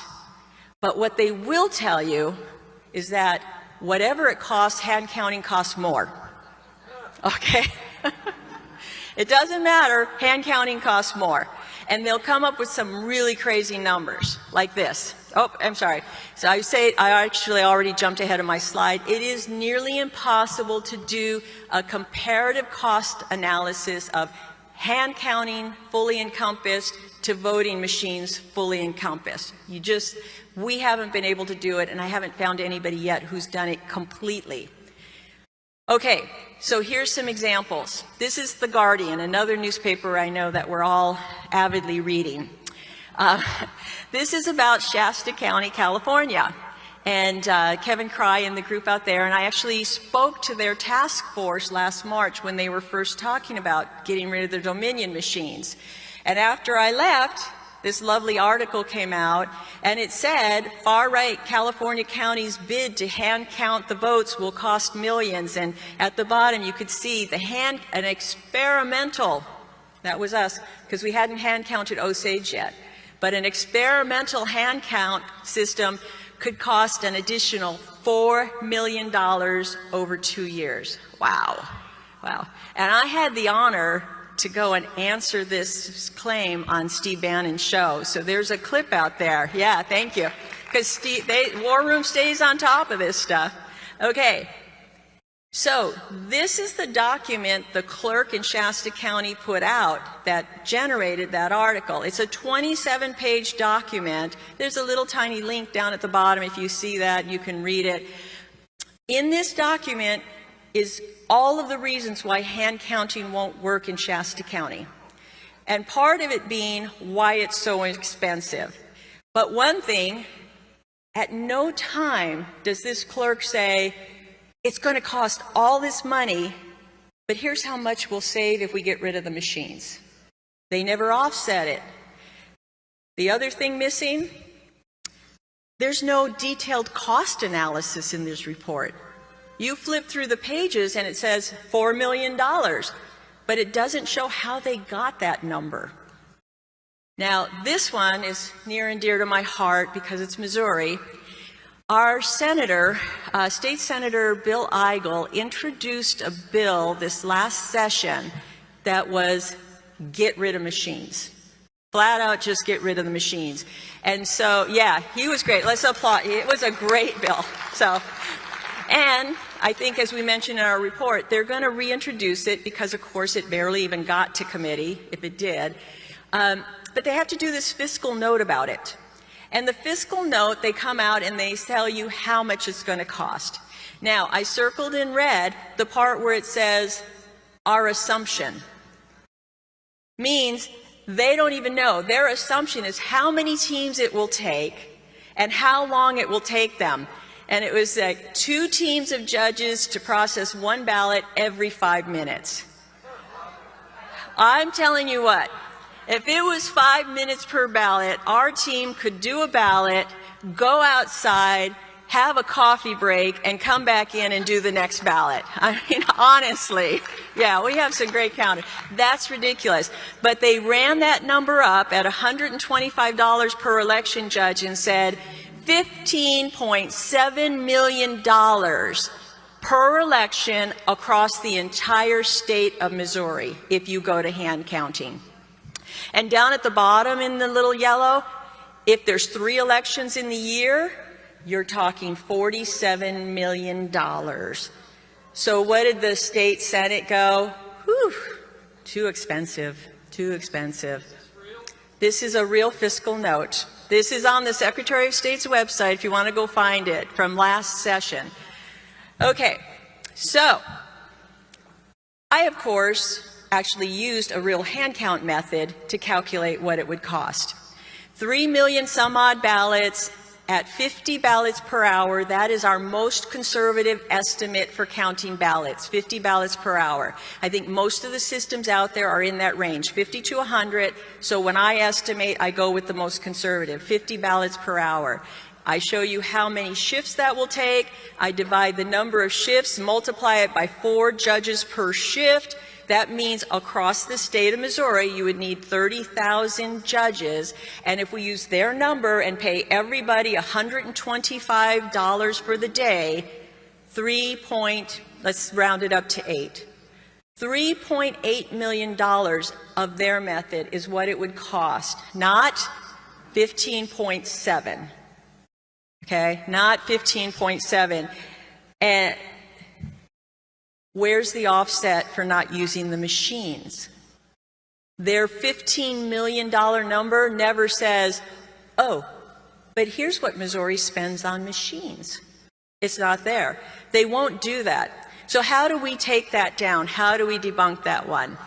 So what I found that we were capable of doing was limiting the comparison. Instead of trying to do the great big number of hand counting cost and machine cost, instead we pulled out some very specific, we wanted to try to bring it down to, it costs this much to pay an election judge. What part of the machine cost could we tie to that to be really conservative with our number? So the example was a 5-year analysis of specific machine costs compared to 5 years of paying election judges for those elections. And so it kept it conservative, and yet it showed how much money could be saved. Saved, not cost the state, but save the state.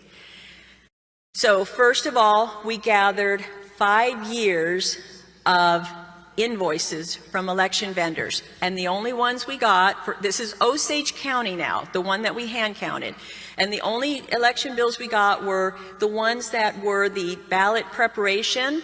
Now, you need ballots for hand counting or for machine counting, so we took those costs out, right? We didn't try to pad our numbers. We took just the things to program the machines, the maintenance on the machines, and then we asked for the vendor invoices for that part of it, for those equipment. And so we had also like the Dominion, Osage uses Dominion, and so we got the annual license fee for Dominion. Okay, then we asked for the report of election cost. Now, interestingly, we were told we don't have anything. You know how when you send in a request for records and they say there's nothing that responds to your request? We're like, well, you put in the newspaper how much the election cost. So we just wrote back and said, we're probably calling it the wrong thing. Would you tell us, give us whatever it is that told you how much the election cost? And we got an answer back that said, well, we didn't make a report. We just went through the expense sheets, our dailies, and we just added it up and said, well, that's what the election cost. So again, they're not really tracking on it. I am telling you, some of these clerks who inherited or grandfathered into this job, they've been taught by the clerk before them, who was taught by the clerk before them, and it's watered down. They're not looking at it as closely as we do. We know more. We know more about this because we're really digging into it. So instead, we got these invoice things that are sent out to what they call the political subdivisions, like, here's how much the election cost, and here's the share that you have to pay. I won't go into that one. That gets really confusing. And then you have to know your hand count process. So I'm using the Missouri method, but a different method might have different costs involved, but you're going to look at that. Okay, so then you put together an Excel sheet. You look for errors or omissions. For instance, we asked for 5 years of invoices, and after I laid everything out in Excel, I realized some of these numbers are missing. Some of the invoices were missing, so I was able to estimate. Then you splice it in. We got a very conservative number, and I was able to put together a chart. Okay, 5 years. Let's see, counting teams. Okay. Oh, I think my chart got lost on that one. Okay, well, there was a chart there. But you take the 5 years of hand counting costs now. So we did voter turnout for every single election. And when we found out how many people turned out, we knew how many teams we needed. Remember, I did that for Missouri as a whole for the state. So we found this out, and that will be another template that we'll put together, and it gives us a chart that shows us how many hand counting. Okay, so this is the chart. I'm not going to go through it. When you look at it online again later, you'll see some of the numbers. It'll be up on Cause of America. But across the bottom, there's a green row, and that is what it would have cost to hand count each of those elections in the last 5 years. So that's 5 years of actual elections.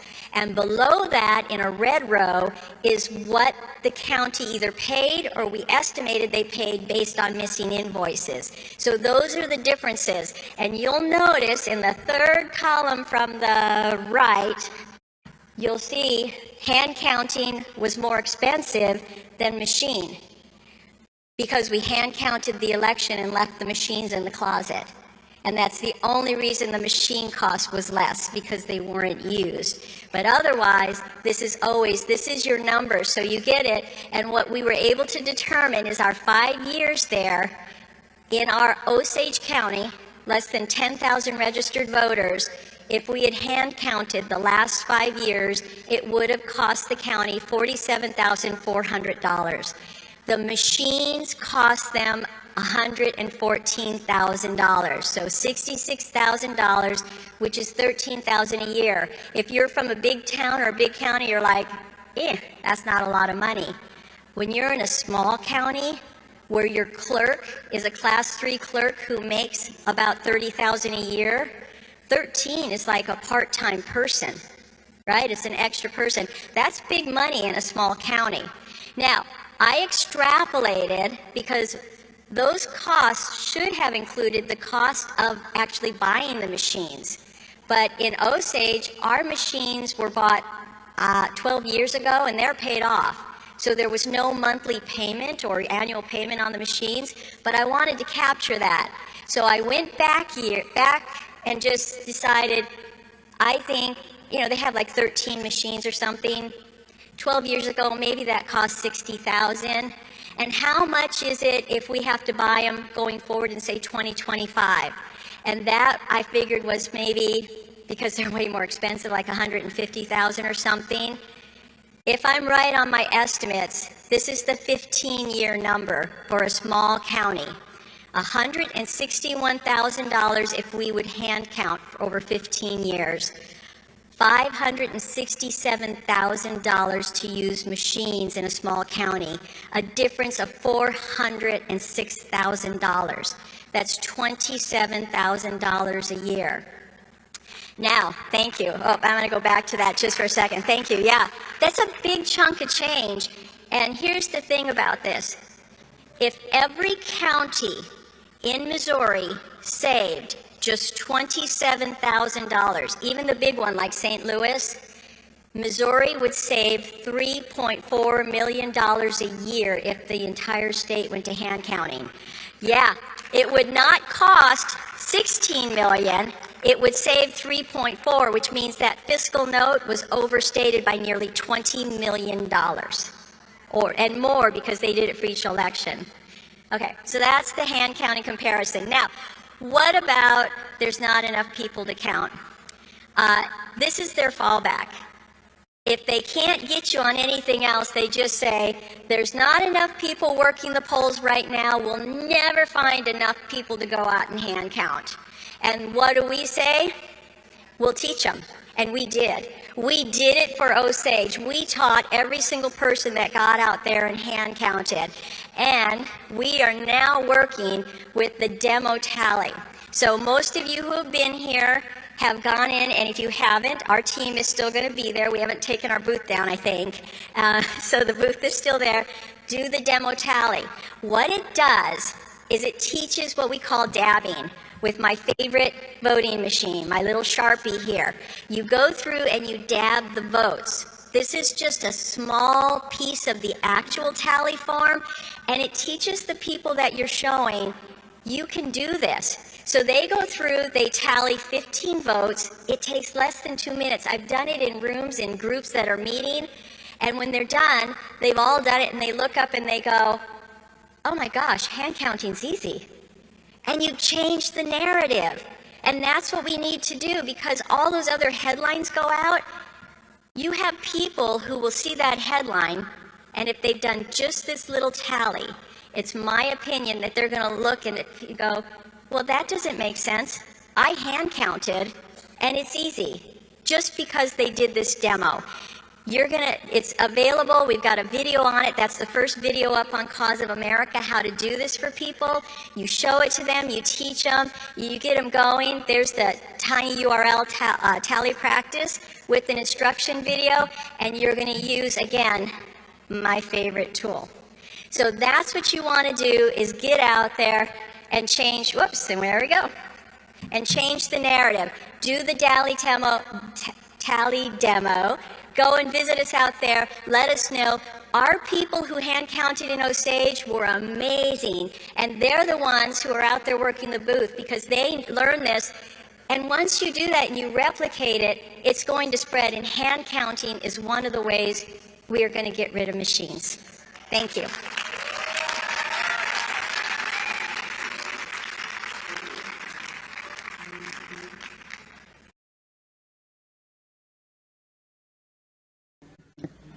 Ladies and gentlemen, please welcome back Dr. Douglas Frank.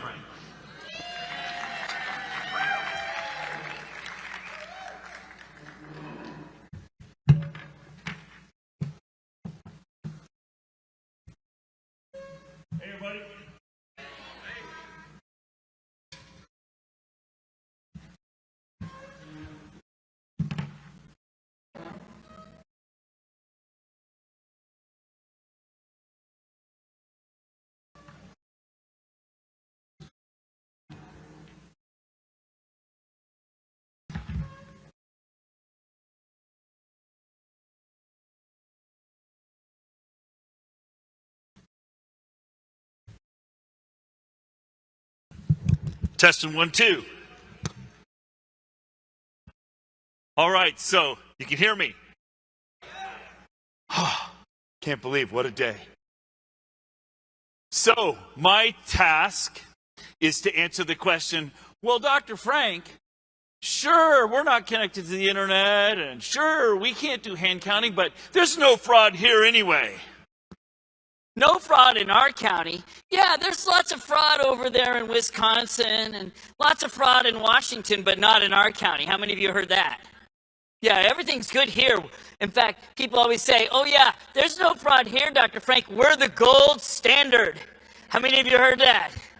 Do you know how many Secretary of States have told me that? Oh no, Dr. Frank, we're the gold standard. And so all I do is I just say, well, you don't even know how many people voted in your election. How do you even know whether you have fraud or not? And that's usually how I start with them. And that's an interesting thing. But I also tell them we find fraud everywhere we look.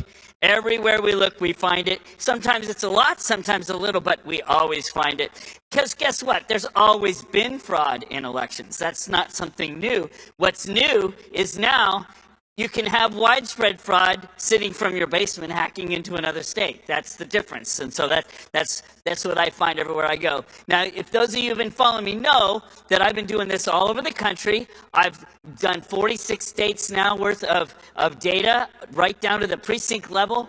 It's about 3,000 counties. And I do all sorts of different kind of analyses. I look at the election history. I do a reconciliation. What do I mean by reconciliation? You saw me doing election history earlier. Reconciliation is when you say, well, how many people do you think voted? And then how many ballots do you have? Oh, gee, it doesn't agree. Oh, that's interesting. And so you show county clerks that they're out of control of their own election. So when you have a clerk that says to you, oh, some people call them ROVs, some call them, election officials, whatever. Whenever you have an election official that says to you, there's no fraud here, just ask them a simple question. How many people voted in our election? Can you give us a list of everybody who voted in our election? And they give you a list. And then you just go onto the Secretary of State website and look at the number that's there, and it never agrees. How do I know? I've done this 3,000 times. They never agree. Okay? And so then you go back to your county clerk, your election official, and you say, I asked you for a list of everybody who voted in our election. You gave me this list. It has 1,000 names in it, but the Secretary of State says 1,100 people voted in our election. Who are the other 100 people? That's so simple. You don't have to argue. You just say, wait a minute, you don't know who the other 100 people are. How do you even know whether there's fraud or not in your election when you don't even know who voted in your election? See the problem? It's a very simple thing. So that's one of my first favorite answers to that I give people, because none of them reconcile. Then also there's voter roll manipulation, and you saw me showing you some of that earlier today with Mike. And then I do a county level analysis. Oh man, I just love sitting down with an election official. Please invite me to your county if you haven't already. I just love sitting there in front of the election official who says, oh yeah, our elections are perfectly clean, Dr. Frank, and I just show them their own data. You should see the looks on their faces when they see their own data for the first time. Why? Because most of these election officials are not computer geeks. They're not data analysts. They've never even they don't have the ability to actually graph out their own data and look at their own data. And when you show it to them, they're like, that's us? Yeah. Try this. This is a fun one. Ask your county election official, what percentage of our voting age people are registered? Just ask that question. I've done it all over the country. The typical answer, oh yeah, 60 to 70%. Oh, yeah? Wait till they see it's like 80, 90, or sometimes, like I said this morning, they've got 105% of their people registered. It blows them out of the water. You know why they make that mistake? Because they forget when they just compare the number in their rolls versus their total population. And they forget to subtract out the 0 to 18-year-olds. It's a very interesting situation. So anyway, I do that.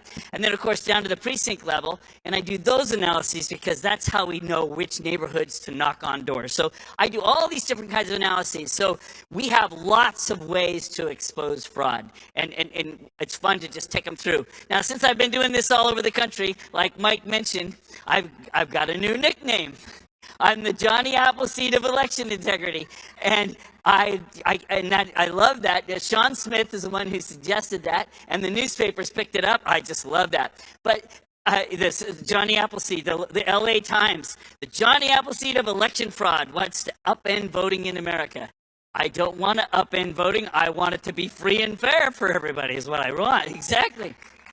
But they point out that I've given more than 50 speeches in California. We are kicking butt in California. I'm telling you, that place is coming alive there.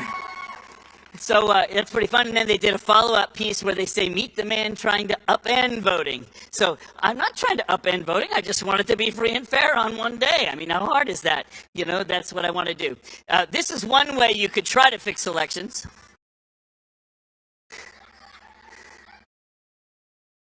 You could try to fix elections this way, but that's not working in it. So Mike already tried that plan. Obviously it didn't. But he's got a new plan today. That's not going to work. I love that. What is the plan that works? I had to learn the hard way, the school of hard knocks.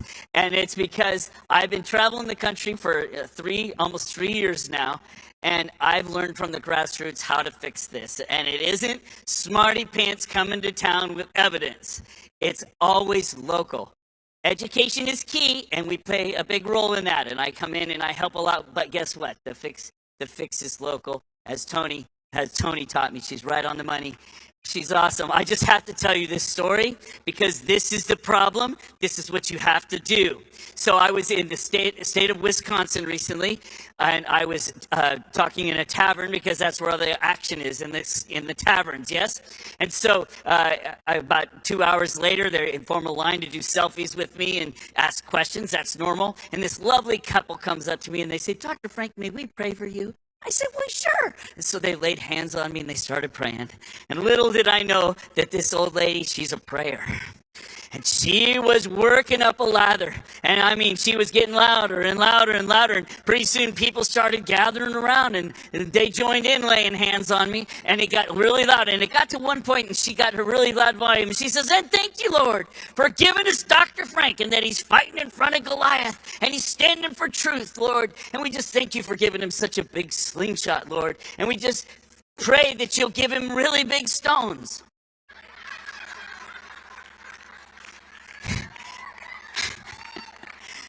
And everybody in the you can tell everybody in the tavern starts like snickering a little bit because that's pretty funny.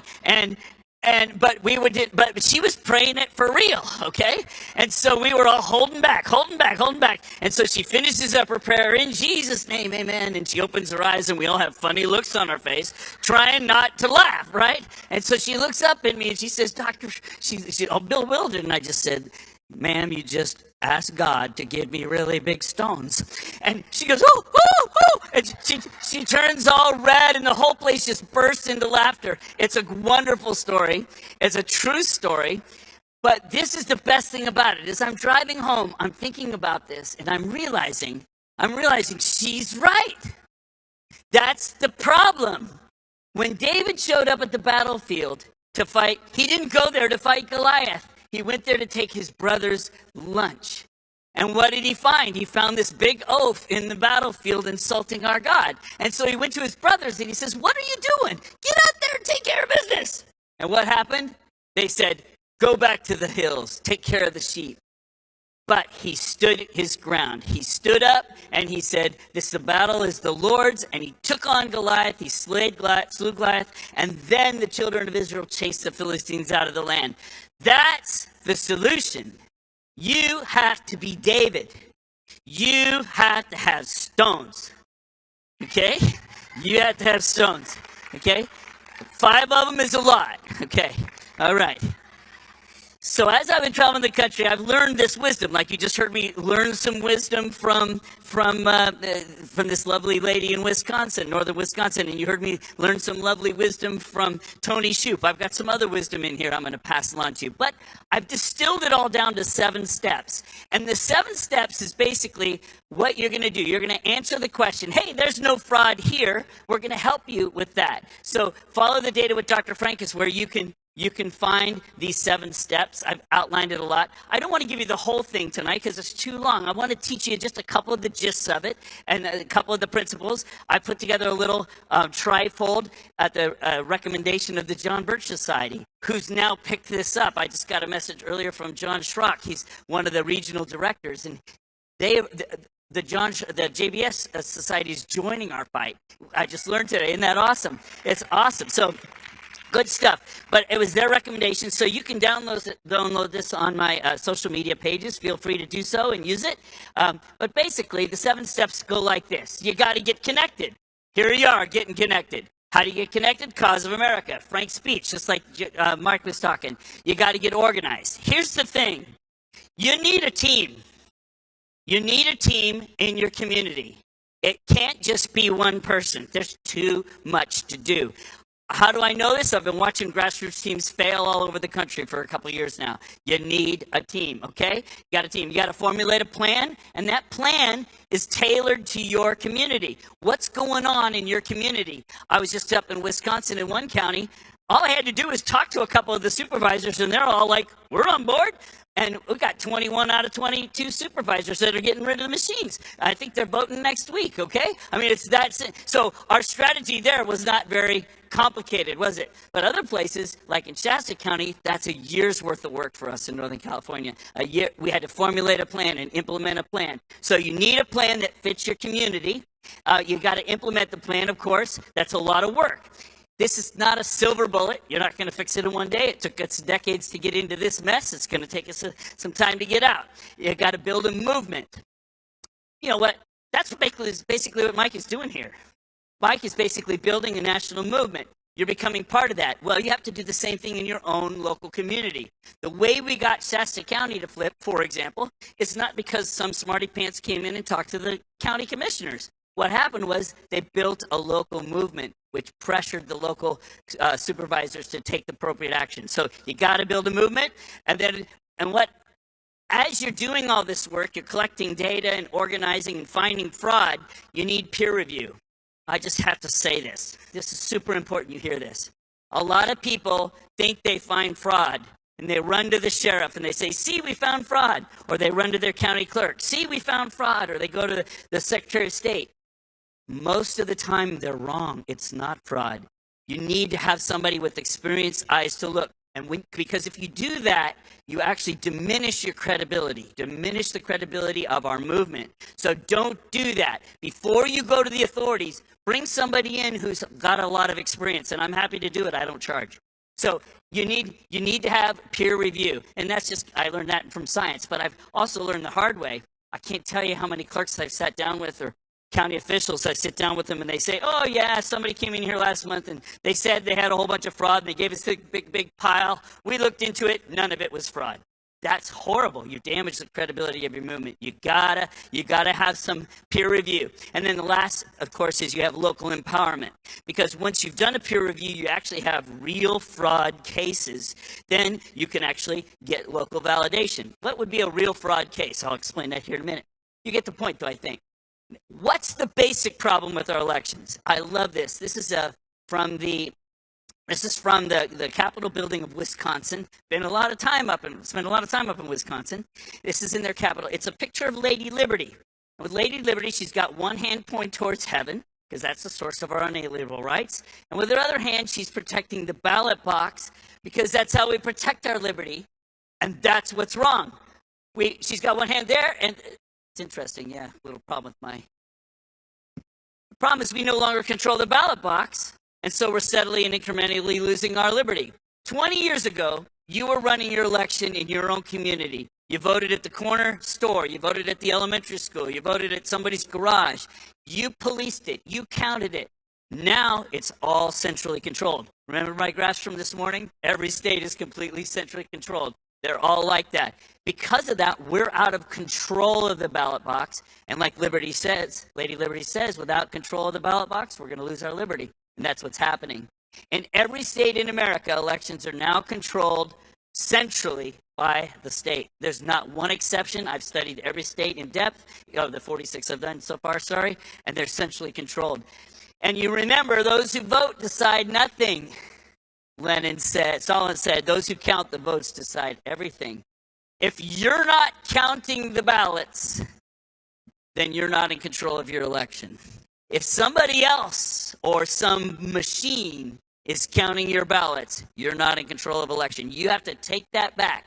Now, to take it back, you just can't go charging in there and say, oh, we want to count our own elections. They'll just tell you to jump in the lake.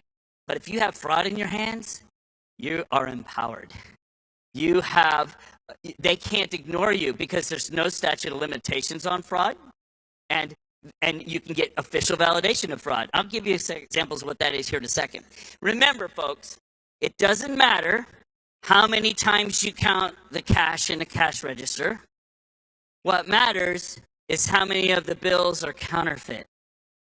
And it's the same way in our elections. It doesn't matter how you count the ballots if a bunch of them are counterfeit, if they're not from who you really think they are. I love Linda Wrench. She's doing a great job teaching hand counting, but that's only half the problem.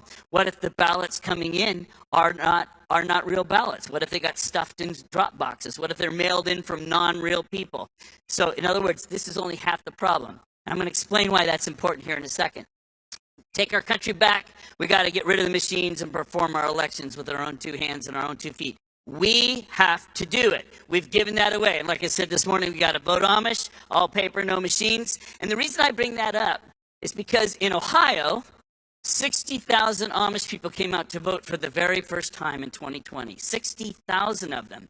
The reason they did that is because our rhino governor was imposing COVID restrictions on their community. Okay, and so they said, we can't deal with this. I guess we're going to have to get engaged. So they did. 60,000 of them. And guess what? They all voted on one day on paper. Okay? And that's voting Amish.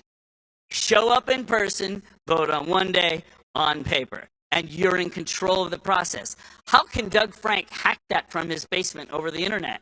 I can't. 60,000 people showed up and voted on paper. But if they put those ballots into a machine, I could hack that.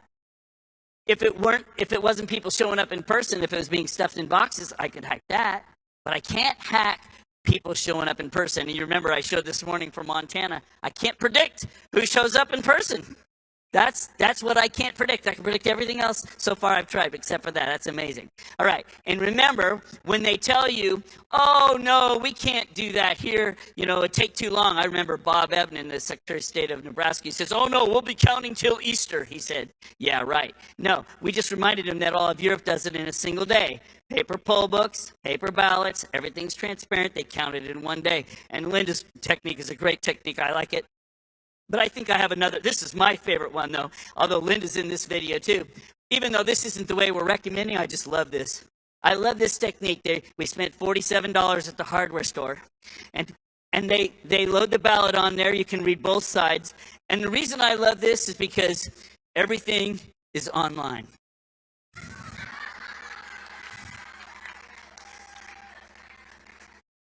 Isn't that beautiful? Everything is online. Everybody gets to watch it happening. You can play a video of this online so everybody can watch. And it restores faith in the community because right now, people don't trust this opaque system that nobody sees what's happening. You could be watching your election being counted. Now, I already said it, like the cash register example, this doesn't solve all the problems, but at least it could restore faith in the counting process. People can actually watch it. Same with Linda, but I love this one because they're all online, of course. So, but the problem is we become apathetic and complacent, right? And we're steadily, gradually, incrementally losing our liberty. We got to take back our elections. How do you know we're upside down? I always use this example. How do I know we're upside down? Well, Trevor Loudon, I was with him last month. He says we're in the midst of a Marxist revolution that is 80% complete. Okay? This is it. It's now or never. And that's what Mike said earlier today. We must do this now. We can't wait. You can't wait till 2024. We're upside down. How do you know we're upside down? Well, we're upside down because when Antifa comes to town, if your instinct is to call the sheriff, you're wrong. You need to grab your rifle and you need to meet the people on the street with your neighbors, right? If you need to call the sheriff, you call him the next day to clean up the mess. You're supposed to be defending yourselves. Our country is based upon this idea. And why am I making this analogy? Because you're supposed to be counting your ballots yourselves too. And you're supposed to be running your own local government. We're supposed to be being the government. So that's why all this fraud can get in. And you're going to see why I'm teaching you this. You need to be the government. That's really the solution here. America is an experiment in self-government. And no one is coming to save us because we're the people we're waiting for. It's got to be us. Okay. All right, that's the 7 steps. So it's one thing to say we got to fix it, but what are the 7 steps? I reviewed them briefly. Here's an important thing for you to realize. It's not about evidence. I love what Mike said today. Earlier he said, we've already had mountains of evidence. We've had mountains of evidence since the beginning. How's that doing for us? Not much, huh? It's not about evidence. We have to have evidence, and then we have to build a movement upon that evidence. And that's where we come in with the fraud. You need to have the right kind of evidence. The right evidence, the right strategy gives you a credible movement. Let's talk about that movement. It's actual election fraud is the evidence we're looking for. I picked that for a reason, because it's something you can verify. Dirty voter rolls is not fraud. If you go in and say, look how dirty our voter rolls are, anything happen? They might clean the rolls. Anything change? No. It's not gross incompetence. People come, oh man, you should have seen they didn't follow any of the procedures. What are they going to do next time? Oh, we need to hire more people. We need to spend more money because we need to do better training. Did anything change? No. You know how many times I hear that story? Not illegal procedures. Oh, we hear illegal procedures all the time. Not all the anecdotal stories. Well, yeah, you know, I got a ballot for my son and I complained and they didn't do anything. All these stories, nothing happens when you do that. You need actual election fraud. What is actual? Even when you can prove, and I love this, I just added this slide today, even when you can prove the machines are online, which we did in Lake County, Ohio, they said, oh, we don't want to get rid of our Dominion machines. And I said, they're online. They said, no, they're not. Well, we hacked in live right in front of them. It made the newspapers that they were online, okay? Right in front of them. It doesn't change anything, even though you have that evidence. Even though we proved they were liars. You got it. They'll just simply say, well, yeah, okay, they're online, but prove that any fraud took place. In other words, it doesn't matter even if you have that evidence. You have to prove that there was a consequence. It's like a lawsuit. You can't file a lawsuit unless you can prove damages. It's the same way. You have to prove something bad happened because of this. So that's where we're going. That's what the fraud's all about. So here's some examples of actual voter fraud. Ballots received from somebody that is dead. In San Joaquin County, there are these 2 lovely ladies who sit there. They sat there for about a month. And we did them a favor. We sorted the voter rolls from oldest to youngest. Actually, I didn't do it. Somebody named Dave back here did it in San Joaquin County. And it's sorted from oldest to youngest, and all these 2 ladies do is look them all up, starting each one. Okay, this person voted, and they're 110 years old. Let's look them up, okay? And you started from the oldest to the youngest, and they found 49 dead people who voted in 2020, okay? And out of the first 2,700 they look up, that's 49 cases of fraud.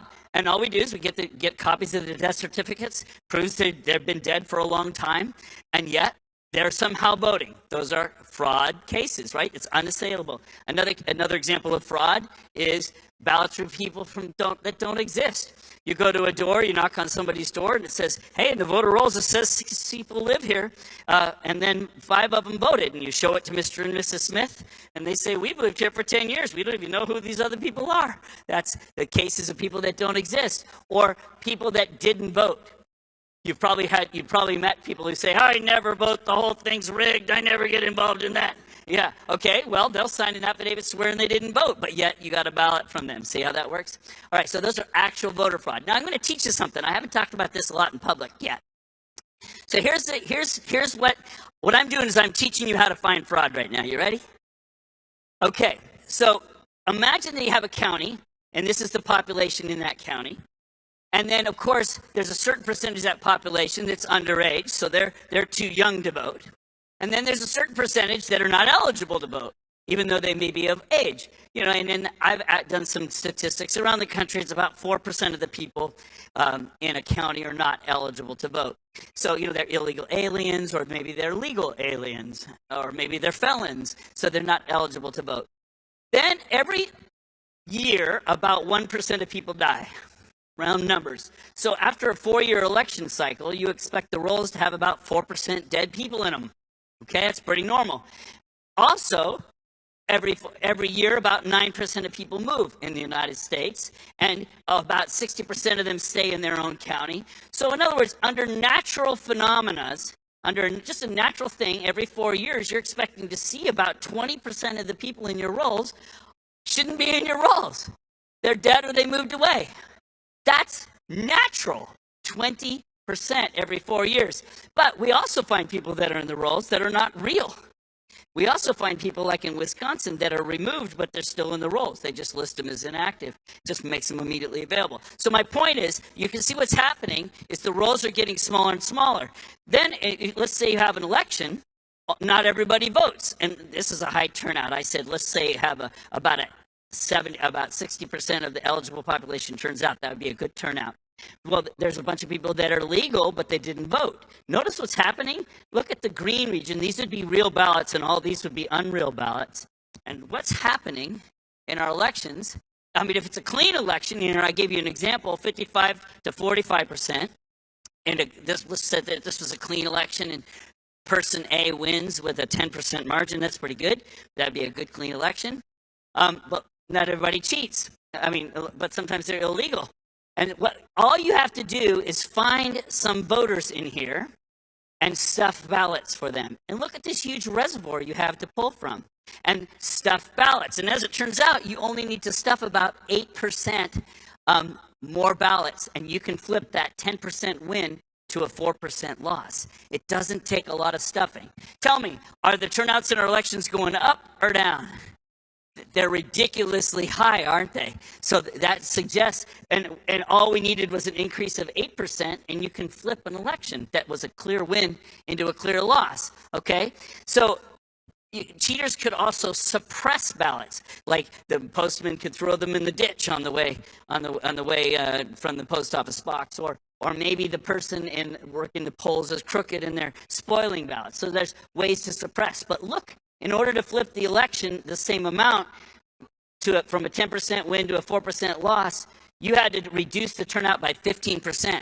That's a lot of ballots to spoil. That's a lot of ballots to lose. That's a big job. And that also would reduce the turnout. Are our turnouts going down? No, our turnouts are going up. So that's probably not the major way of stealing, right? So we shouldn't be looking there. Cheaters could also flip ballots. You could not change the turnout, you could just flip.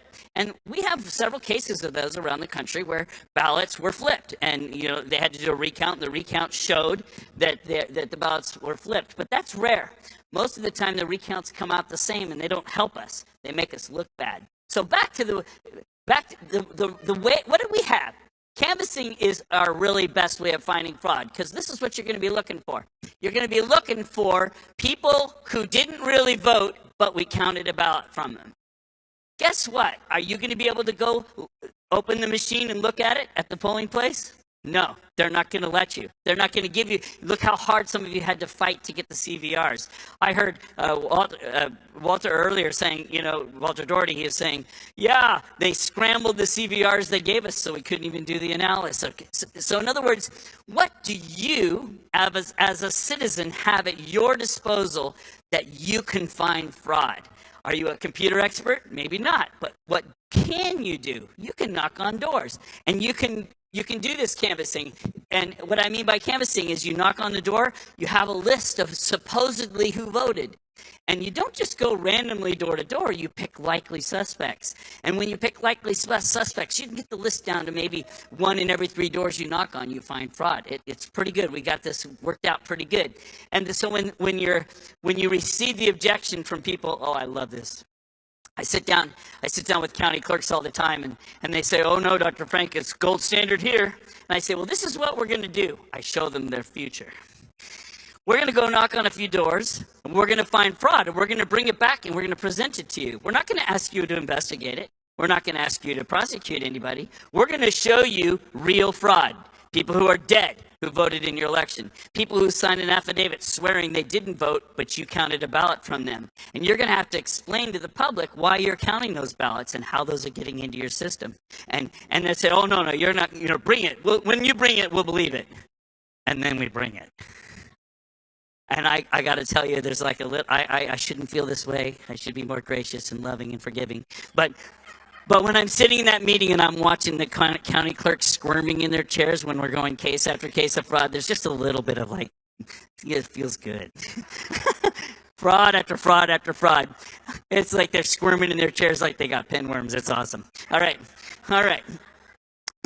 So anyway, you got to do canvassing. So step one of the 7 steps. You got to get connected. I already talked about that. Of course, you got to get connected to Cause of America. This is super important because a smart man learns from his mistakes, my dad always used to say. A wise man learns from the mistakes of others. I have made so many mistakes.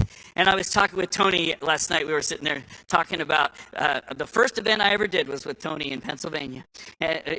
Tony from Audit the Vote, PA. We have made so many mistakes together. We have learned so much together. Please don't repeat our mistakes. Instead, please call us and ask us for help. And we will help you miss all those potholes that we discovered. You get my point? So that's why you got to get connected. And of course, here we are promoting Cause of America, of course. And you got to watch Lindell TV. I just can't tell you how many people, they don't know anything's happening because they're watching Fox or they're watching some other news network. They have no idea. Stuff is happening here every day. And Mike can hardly wait to get on his program every night and tell everybody about it. It's like, you can tell he likes to talk. I'm the same. Okay, so you got to tune in weeknights at 6, right? That's super important. Now, the other thing, getting connected, and I just want to feature a couple. I've done a lot of work with Patriot Force CA, California. That's Urson, you're back there somewhere, and G3. This is Guns of Government. My point is, and I know Kim Yater's back here.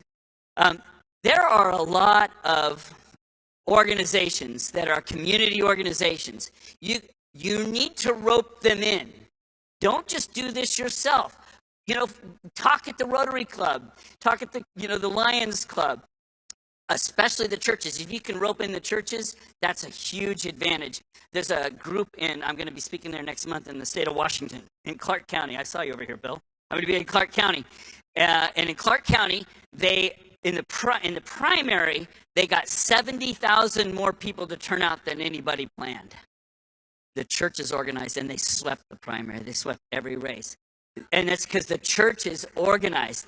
In other words, don't do this yourself. And this is why it takes a team. You have to have people that are organizing and recruiting. So anyway, there are lots of good organizations to get connected to. You saw Shiloh Kilber up here, Sons of Liberty in North Dakota. I just learned last night that their precinct strategy, which you're going to hear about after me, from Dan Schultz, their precinct strategy, they've taken over the GOP in their state. And I mean, that's a lot. That's big. I mean, Nebraska is now taken over by the grassroots, and South Dakota, North Dakota, and Georgia, and Kansas. A lot of these states are starting to win because of the precinct strategy, and I love that. So anyway, you got to get connected, and that's the first step. Second one is you got to get organized, and like I said, you got to have teams. This is my summary of teams you need. You need a leader, somebody who's got the drive and is going to push everybody. You need a data person because we're going to give you a lot of data, and sometimes it's too much for the average person to work with big data sets. So you need somebody who's comfortable working with large data sets, can help you sort things, get them organized for walk-in. Somebody who can promote events. You need to have events. You know what a great event? I think it's my next slide. Did I get to this next slide? No. It's coming. I'll come back to that. Okay. You need to have an event every month. You need to have an event every month because you're recruiting your community members when you do that. And bring people in. I'm free. Bring in Tina Peters. Bring in Seth Keshel. Bring in a professor. Mike doesn't do it as much, but you can invite him. Okay, he's usually with the president or something, but he does the big things. But in your local community, get the events. Have an event every month, and there's something about bringing in somebody. You know, Jesus went home to Nazareth, and nobody turned out. Right? Prophets without honor in their own village. So bring somebody in from the outside, promote an event, make a deal out of it. That's a big deal.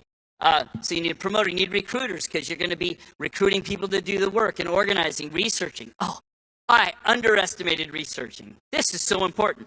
You need somebody who's going to look up what the contracts look like. You just heard Linda Rance talking about looking up into the contracts. How much did they spend in Osage County? How much do you spend in your county? Find out. How much are your elections costing you?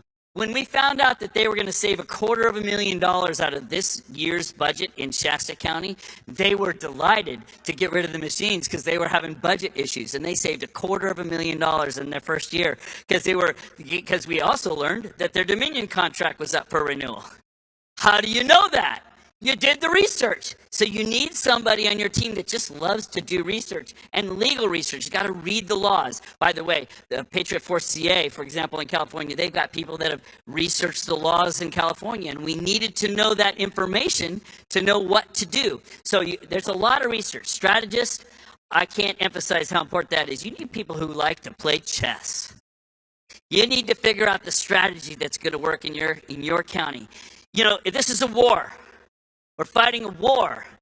You don't just grab your machine gun and run out and fight the enemy. They'll just blow you out of the water. You need to sit back in that room with a team of level-headed people and make a strategy and do your research and your plan of attack and then execute your plan of attack. It takes strategy. And there are people that love to do that. And I've run into them all over the country, and they're good at it. It's not me, but they're good at it.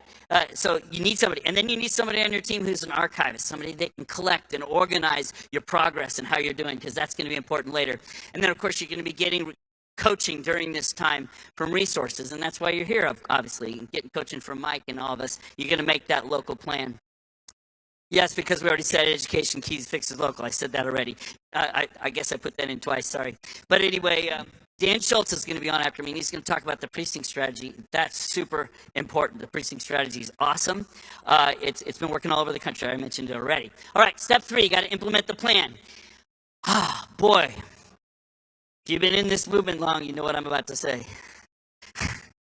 It seems like our biggest obstacle, I cannot even tell you. We form teams, we get going, and they have a divorce. And they fight. And I have a rule. The rule is, if your gun is aimed at the enemy, I'm not shooting at you. Okay? But that doesn't mean I'll invite you in the foxhole with me, but I'm not shooting at you. You need to work together. We're in a war, and you need to keep your guns aimed at the enemy. And John Matthews, who's sitting back there, he's a brilliant strategist. He's taught me this. He says, keep the main thing the main thing. Don't divert. So when you got this committee working, stay on task. Don't get distracted. There are other important issues, like, for example, school choice is an important issue, or abortion is an important choice. There are a lot of other issues. Keep those to the side. Stay on task. Keep the main thing the main thing. All you're doing is getting into trouble. And I recommend that you have a small team. At the beginning, I thought, let's get these big teams and go out, canvass the neighborhoods, and we're going to change the world. I was wrong. You only need 10 people and you can change your county at first. Later, you build a big movement, but at first, you only need 10. In fact, at the first several stages, I think 10 is plenty. You can do a lot during that time with just a smaller group, and that also helps you keep the drama down. So that's an important thing I'm teaching right now. The data person's going to be getting data, employing the data tools. You've heard several data tools today, exploring different data strategies. The promoter's going to be selecting dates and booking venues and speakers. You're going to be rekindling the patriotism in our local churches. See, this is a movement you're building, yes? This is a movement. All right. That takes a team. All right, let's see. I think I've already covered this stuff. Here's another big problem people who are looking for fraud have. They start working in the voter rolls, and they're like, wow, these voter rolls are dirty. And they are. Every state, they are dirty, really dirty. And so what happens is people start gathering all the dirt, and they start getting focused on cleaning the voter rolls. Don't do that. Cleaning the voter rolls isn't fraud. Also, Judicial Watch is already doing that for you.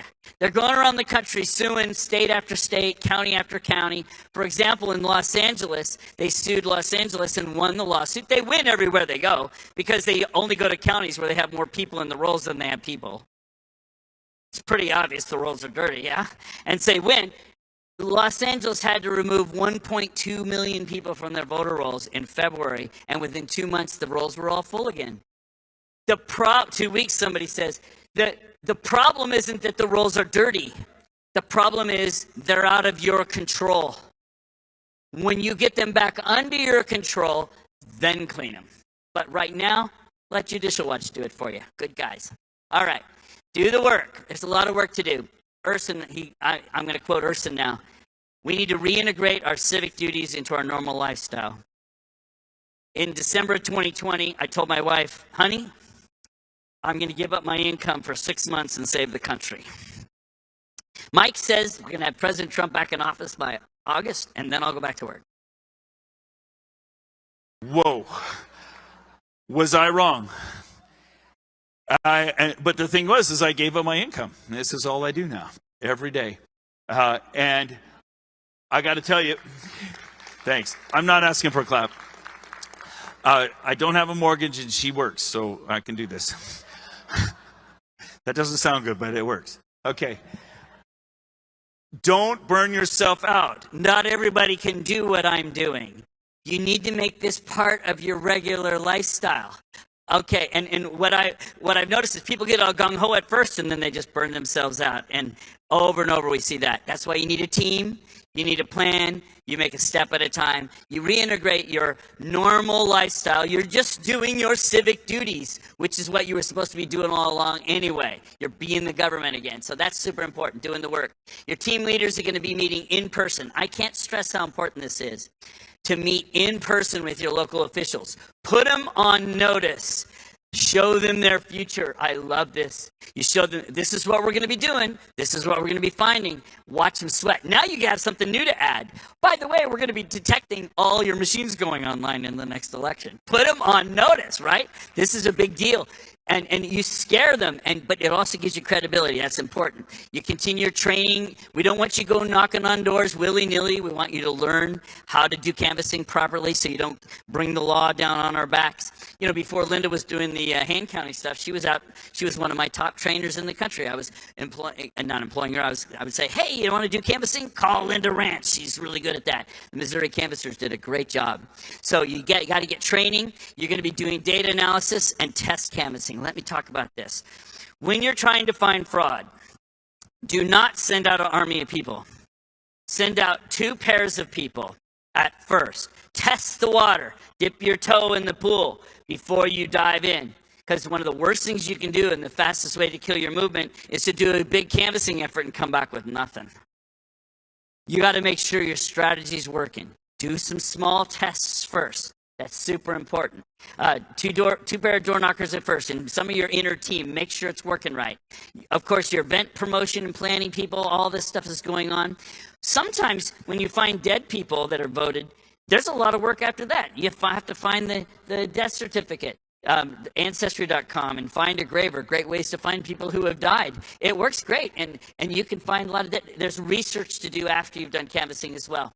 All right, got to build the movement, holding regular events. Inviting local officials, holding private meetings before and after.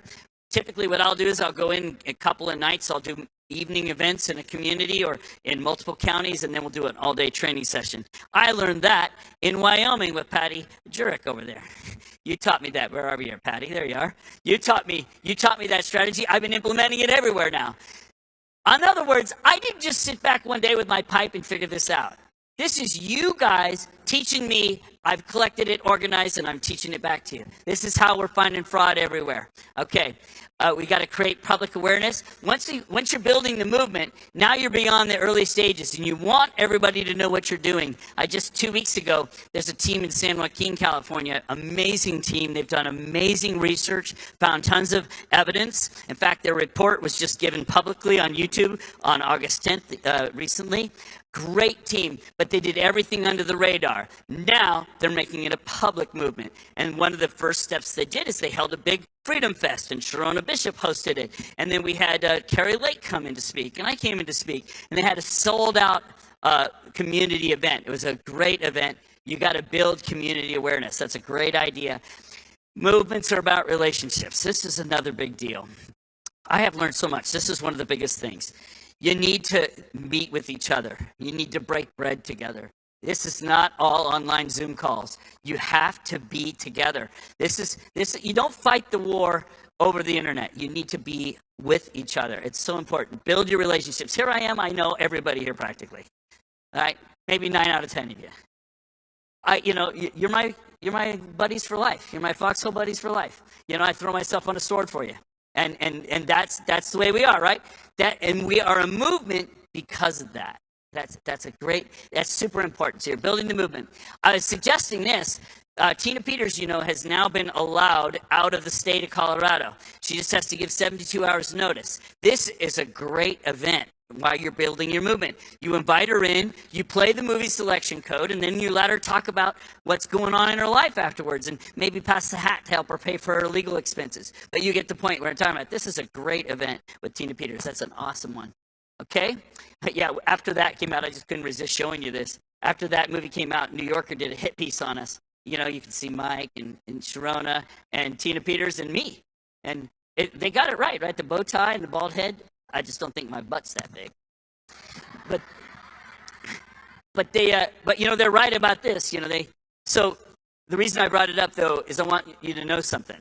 As soon as you start being successful in your community, expect it.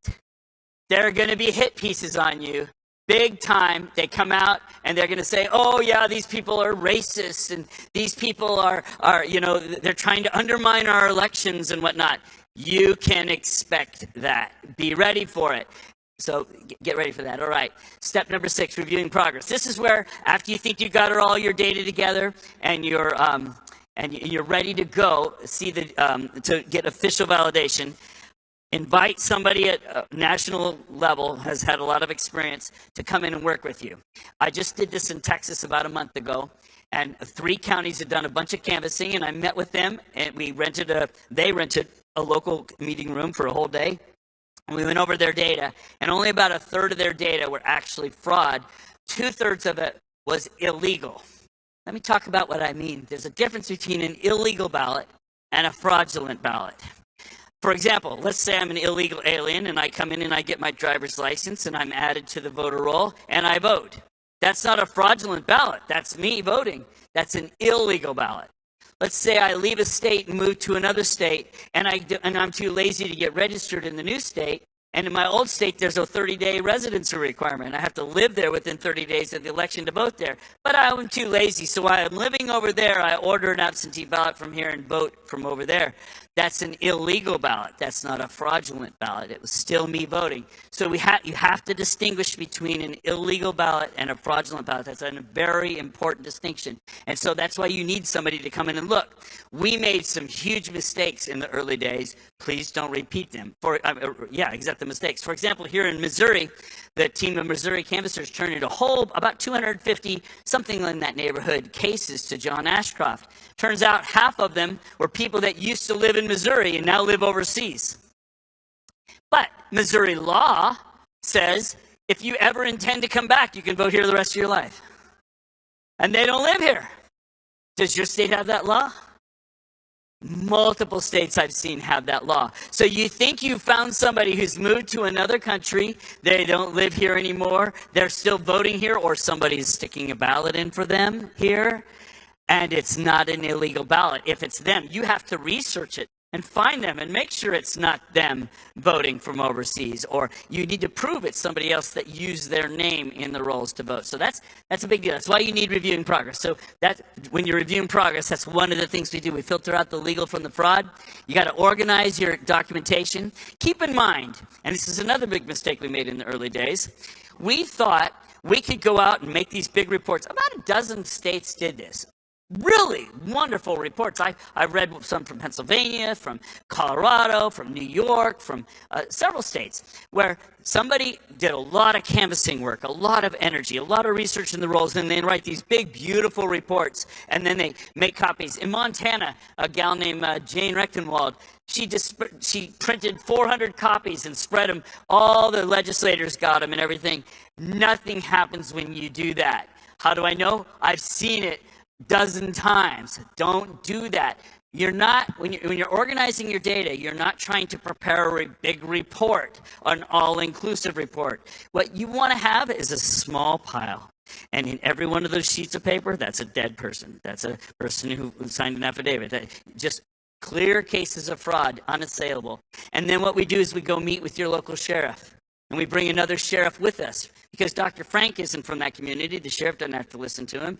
You're a local person. They might listen to you. Your sheriff might listen to you. But you bring another sheriff in with you, and they really sit up and listen then. Because your sheriff is the one who can protect your constitutional rights. You go in and you say, look, here's 100 cases of fraud in our county.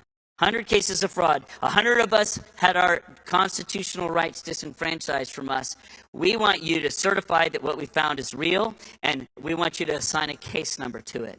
Now, you're not asking him to prosecute anybody. He doesn't understand this stuff. You're not asking him to do any research. Just confirm what you found and assign a case number. Why is that important? Because now when you go to the county commissioner meeting every week or every month, however often you have, and you have 3 minutes, you spend your 3 minutes reading in those cases one after another that have been validated by the sheriff or validated by the county clerk or however you got official validation of it. And then the person coming after you reads for 3 minutes all the cases. And you just keep doing that every weekly meeting. You're reading into fraud and you're saying, this fraud is happening in our county. We don't accept it anymore. We want to get rid of these electronic systems. We want to control our own elections. We want them back in our own hand. And then they say, oh, yeah, but you've only given us 50 cases of fraud. And then you say, yeah, okay. Then that means you and 49 other county officials have to give up your ballots in the next election because that's what you're asking us to do. And that's not okay.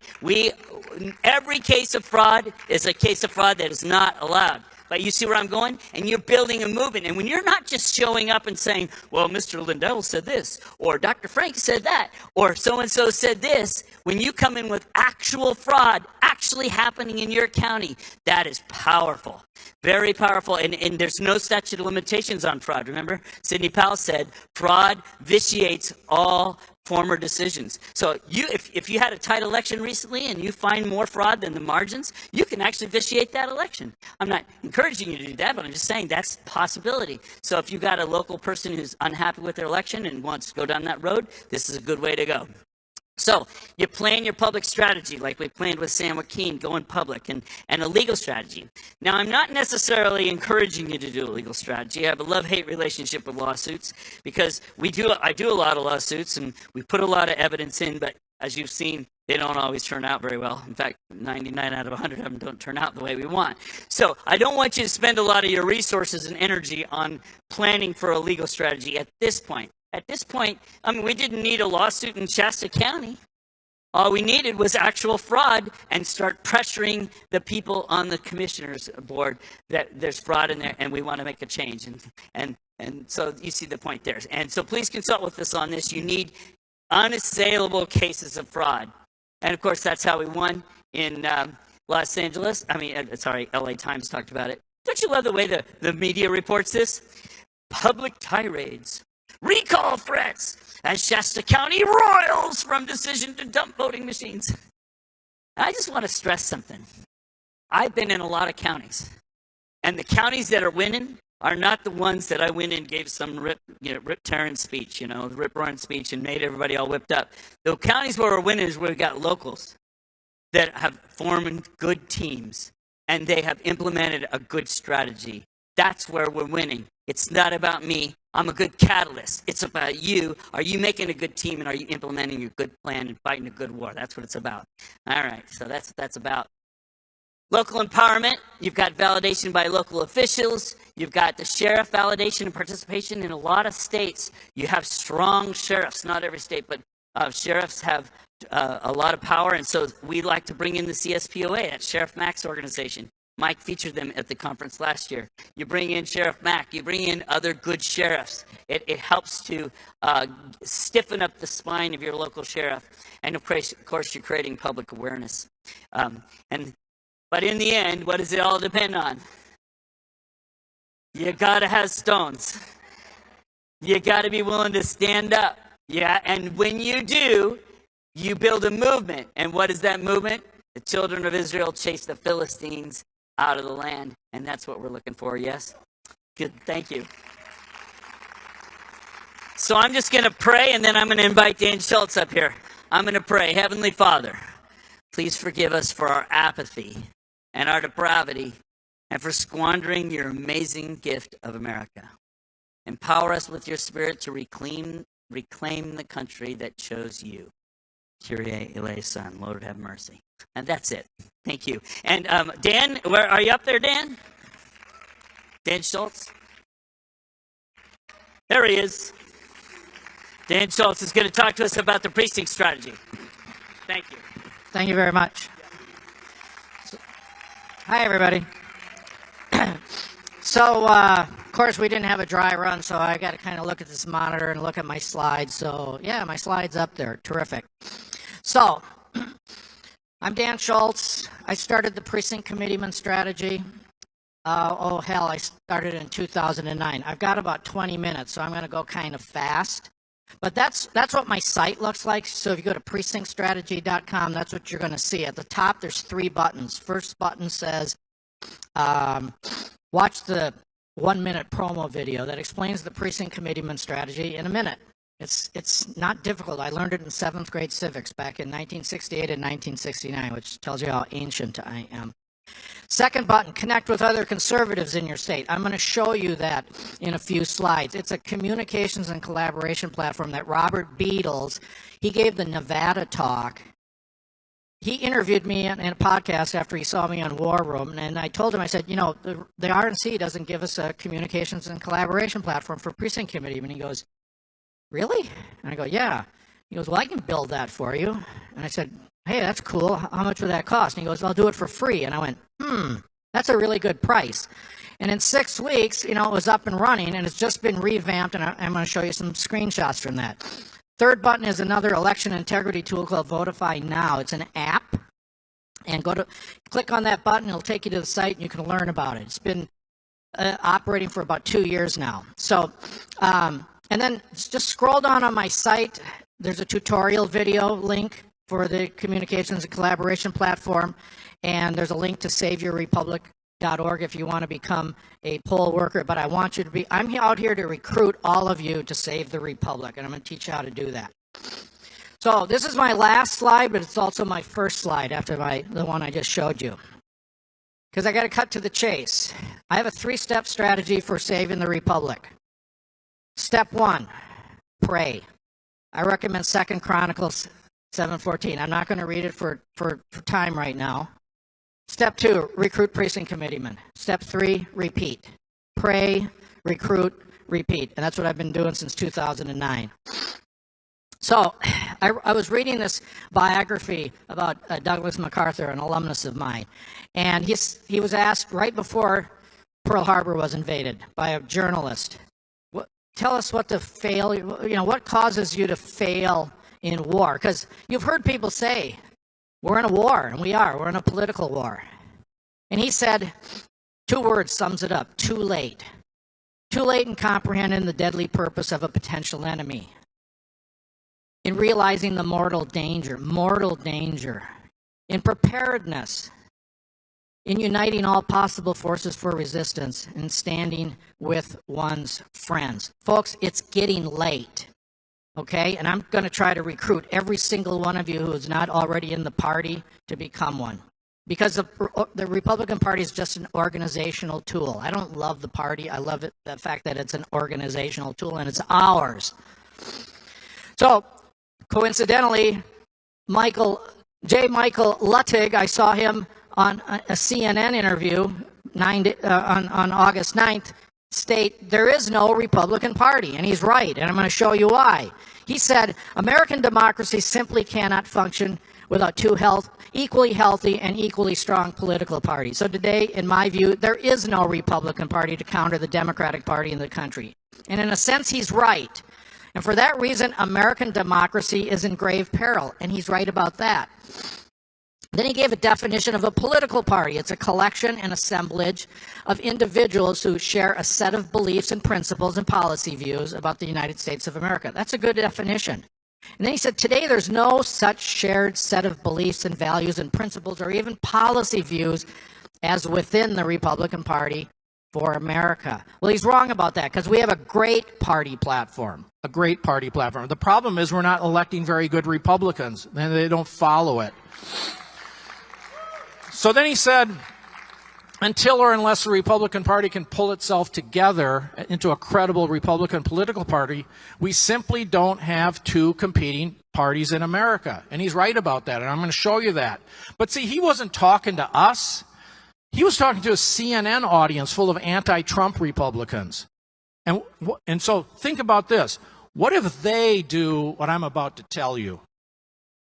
So what is the Republican Party? Well, it's not a building, it's not a pile of money, and it's not the elected Republican office holders. So remember the movie Soylent Green? The Republican Party is people. It's people. And that's what it is. It's a collection of people, like he defined it. So precinct committeemen are the Republican Party, and half of the slots are vacant, more than half. And the current RNC hopes, and I'm going to explain this to you, hopes you never figure this out. So that's why I'm telling you. So one of the penalties for refusing to participate in politics, this is Plato, eons ago, is that you end up being governed by your inferiors. Well, think of the yin-yangs that we have in the U.S. House and the U.S. Senate. Just think of those Republicans that we have. They're atrocious. Well, whose fault is that? It's ours. Okay?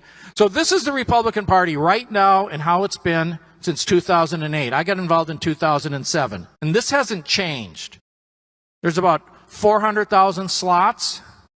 200,000 are filled or thereabouts. Half are moderates, half are conservatives, so they're at war with one another. But there's been 200,000 vacancies since 2008. Now look what happens when you fill up all those vacancies. The party gets doubled in size. It goes to a 75% voting majority. And then we run it. And the moderates, they'll all quit and go home. So see the difference? Half strength, ideologically split currently. Full strength, 75% at least majority. We can make that happen, but you have to do it. You have to do it. So will you make a difference? Because the missing ingredient in the precinct committeeman strategy is we don't have enough conservatives in our party. And I want it to look like this, a line out the door. A line out the door every month of conservatives going to volunteer to fill a vacant precinct committeeman slot. So here's another way to look at it. Here's the problem. Up at the top are the precinct committeemen. The precinct committeemen are the party. They elect everybody in the party. No precinct committeeman, no party. Right now, with that 50-50 split at the local level, the county level, the state level, and all the way to the RNC, there's a split. Well, look what happens when we fill up those 200,000 vacancies. Now, when we elect the officers for the local committees, the county committees, the state committee, all the way up to the RNC, we can get somebody like Mike Lindell elected to be the RNC chairman. You want to make that happen? I do. So see the difference? On the left, red, blue, red, blue, red, blue, mishmash. On the right, solidly red all the way up to the RNC. We got to make this happen. Okay? So precinct committeemen, powers versus voters. And my eyes are bad, so I can't see that, so I'm going to turn this way. Precinct committeemen elect all the party chairs directly, or the electors of the chairs. They elect the electors of state convention delegates. I've been a state convention delegate. I voted for myself to be a state convention delegate. They elect the electors of the state party's 3 RNC members. Precinct committeemen elect those electors. If you're just a voter, you don't get to do that. They get access to the party's Get Out the Vote software. It's clunky, it's not very good, but at least you get access to it for your precinct. And then you elect those who write the party platform, because you elect the state convention delegates, elect the national convention delegates, the national convention delegates write the platform. So if you're a right to lifer, for example, or pro-Second Amendment, do you want our platform getting watered down? I don't. So you got to get into the party. Okay, so here's the goal. You've heard it hour after hour. Hand-counted paper ballots, no machines, mailed ballots only for military and invalids, small precincts, one-day election, and of course, voter ID, right? How do we get there? Well, let's work backwards from the goal. This is how I think. I'm a trial lawyer, and I was an Army Intel officer, and I'm a West Pointer. You set the goal, and then you work backwards from it. So, moving to the left. In order to get that, we have to elect state legislators, because only the state legislators can pass those necessary laws, and governors. So how do we do that? Move to the left. They have to win the primary. You know what turnout was for Kevin McCarthy's primary? 30%. He could have been taken out if Republicans had turned out, but they didn't. Good Republicans, but they didn't. And that's the way it is in all the primaries. They have to win the primary and the general election. America Firsters have to be those winners. To the left, well, how do you do that? You have to much greater turnout of America First voters. Okay, how do you do that? You fill every Republican precinct committeeman position with an America Firster, and then you boost the turnout of the conservatives in your voting precinct. And I've done it for a candidate. My candidate in 2016 for a state legislative race, his last name was Schmuck. Seriously. And we won in a landslide using the precinct committeeman strategy. The other guy didn't even see us coming. So will you make a difference again? So here's what's not found at GOP.com. Go to GOP.com and see if you can find why and how to become a voting member of one's local Republican committee. See if there's anything on there about how to find your local committee, and see if there's a communications and collaboration platform. You won't find it. And they don't even have a search window for their website. That's how pathetic their website is. The establishment Republican members of the Uniparty, they hope you will stay out of their party. Have you ever gotten a letter from the RNC or your state party saying, hey, there's a vacancy in your precinct, why didn't you fill it? You're never going to get that letter. Okay? So my site has why and how. First paragraph on my site, if you scroll down from where that is right there, explains why and how to become a voting member of your local committee. And then I have step-by-step directions on how to find your local committee. And then I have a state information page, helpful links, lots of great information. You scroll down, there's videos, okay? And then there's also this. This is the homepage of the site that Robert Beatles built for us. That's the tutorial video in the main feed. This is what you're going to see once you sign up for it, okay? 11-minute tutorial video. It's an easy-to-use site. It's much easier than it used to be. It's terrific. And then if you go into the rooms, you can set up private chat rooms or public chat rooms. So this is a room, and off on the right it shows how many files there are. So let's see, there's 43 photos in this public room, 1 video, 7 documents, 1 audio clip, 48 links, and 6, is it GIF or GIF? I don't know. But anyways, and then I changed the view so you could see members. You can change the color scheme to however you like it. We have 15,000, now we have 15,700 something users. Usernames, state, you can search by state, you can search by county. And then you can reach out to people in your county and then set up chat rooms and start getting organized and united. So to summarize, there's the RNC website versus precinct strategy. Why and how to become a precinct committeeman? Nope, not on the RNC site, but it is on mine. How to find your local committee? Nope, not on the RNC site. Online communications and collaboration platform? Nope. Surprise, right? They don't want us. And why don't these people who ought to be recruiting us recruit us? Well, because the incumbent office holders, they like everything to stay just the same. If they go home and recruit conservatives, if they're a conservative, that's the conservative candidates generally. They don't want to do it because if they recruit conservatives and then some other conservative gets in the race for the primary, those people that they recruited might vote for that other person. So they don't do it. And then the RNC officers and the county officers, most of them won't recruit. Now, there are exceptions. My county chair, I think, is in the room. He recruits because he's one of us. See, the conservatives will in the party will recruit.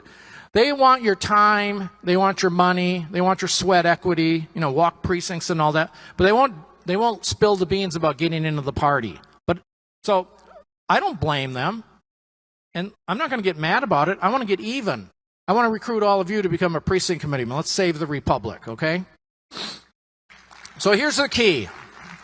America First Americans have to take over the Republican Party. And it's our organizational tool for achieving our political goals. Period. End of story. So here's the power chart for Arizona. Registered voters, they elect the precinct committeeman, one for every 125 registered voters in a precinct. Follow that blue arrow, that first one. The precinct committeemen every 4 years elect the state convention delegates who elect the national committeeman and the national committeewoman and the national convention delegates. The voters don't get to do that. And then the other arrow shows how they elect legislative district committee chairs, the county chairs, and state committeemen, one for every 3. Now, every state's unique. This is how it works in Arizona. And then the state committeemen elect the state chair. So we elect indirectly, precinct committeemen elect indirectly the 3 members of the RNC. That's real political power. So again, will you make a difference? So I'm almost done. Most of the next few slides are easy ones. This is Valley Forge in the winter. I'm not asking you to go to Valley Forge for the winter. I'm asking for 3 hours a month of your time. Half hour to drive to a meeting, 2-hour meeting, half hour to drive home. That's it. That's a start. 3 hours a month. You can do it. I want you to be a new American hero. This is that famous Norman Rockwell painting. Everybody in that room, except the guy standing up, is white collar. This is a blue collar guy. You can be this guy, okay? This is my book. I got about 25 copies left over in the hospitality room. They're selling like hotcakes. And it's short and it's to the point, and you can also order it from my website. Yeah, she's got my book. Yay, woohoo! This is the goal. Every precinct committeeman, this is why I'm here. I want every precinct committeeman slot in the Republican Party to get filled by a conservative, and that means that those of you who aren't. So, now, those who are precinct committeemen, please stand up. Okay, keep standing, keep standing. If you're not standing, eyeball one of these people. That is your new friend for the rest of the day. When I'm done talking at a break, I want you to talk to that person and ask them, is this guy full of you-know-what, or should I become a precinct committeeman, okay? And then ask them how to do it, okay? Donald Trump wants you to become a precinct. You can sit down now, thank you. Donald Trump wants you to become a precinct committeeman, okay? He endorsed the precinct strategy on February 27th, and that's at my website. And I may be out of time, so I'm racing here. I want you to change the world. I want you to become a precinct committeeman. I can't figure out the clock here, but when I'm done, I'll walk off the stage. So, another meme a friend of mine in Georgia put together. Precinct committeemen swallowing up the existing RNC. That's what we've got to do. So, I always say this at the end of every talk I give. There's no guarantee. I can't guarantee you that if we fill up all the vacant precinct committeeman slots that we're going to save the republic. I can't guarantee you that. But I've studied communism. I got paid to study it. We're going through a soft coup right now. Remember, we're in a war. And I guarantee you that if we don't take that first step, if we don't get control of the Republican Party, because it's not Donald Trump's party, it's the RNC's party and the state committee's party. And they're stabbing him in the back, and they've been doing it since 2015. I guarantee you, if we don't first take over the Republican Party, we're going to lose the republic. So, back to this slide. Don't let it be too late. Our army is our party. Don't let it be too late. And if anybody wants this PowerPoint, just go to my site, precinctstrategy.com, hit the contact button, send me an email, and I'll send you send you the PowerPoint. You can extract the slides and use them for whatever you want. And again, I'm going back to the first slide. My 3-step strategy for saving the Republic. Number 1, pray. 2, recruit America First Precinct Committeemen. Step 3, repeat. Hashtag become a Trump Precinct Committeeman. He wants you to do that. Thank you.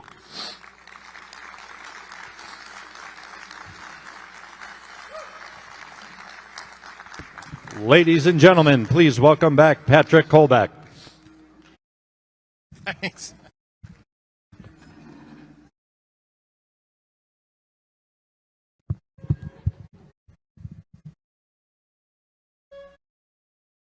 What do you guys think?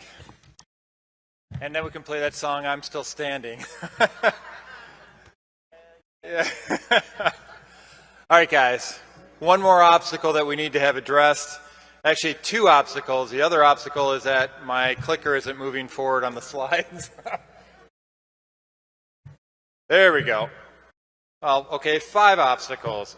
So, guys, our goal here to implement the plan is expose that big lie that these machines are not connected to the internet, and we want to use that opportunity to remove these machines. I mean, that's the basic theme of everything we're trying to do. But every time we try to go off and promote that approach, because we've been doing this for almost 3 years, right? We've been going off and highlighting that there's problems with the machines. Now, before November 3rd, 2020, there were a lot of other folks saying the same thing, right? Things didn't change on November 3rd, 2020 from the fact that these machines had vulnerabilities associated with them. That didn't change at all. What changed was controlling the information. You remember that Tucker Carlson clip from his first Twitter Space episode? In that Twitter Space episode, Tucker highlighted how the media chooses what you get to see and what you don't get to see. They choose what information is going to be promoted and which information is going to be quiet. It's going to be very interesting to see how they react to everything that Mike has put out on the plan this weekend, don't you think? You guys are part of our solution to this obstacle around misinformation and disinformation.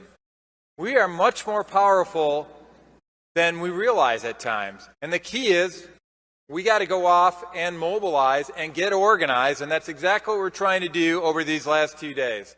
So you guys are troopers sitting through this for so long here. It's death by PowerPoint, but in some respects, I think it's life by PowerPoint, because there's a lot of information shared by all these speakers that I hope you take to heart, and then we can make a big difference with. All right, so let's get, man, this is, I think our battery is kind of, it's not only my battery that's low on energy now. There we go. All right, so when it comes to misinformation, disinformation, let's review the problem a little bit, shall we? And I think there's this little video that characterizes the problem better than I ever could.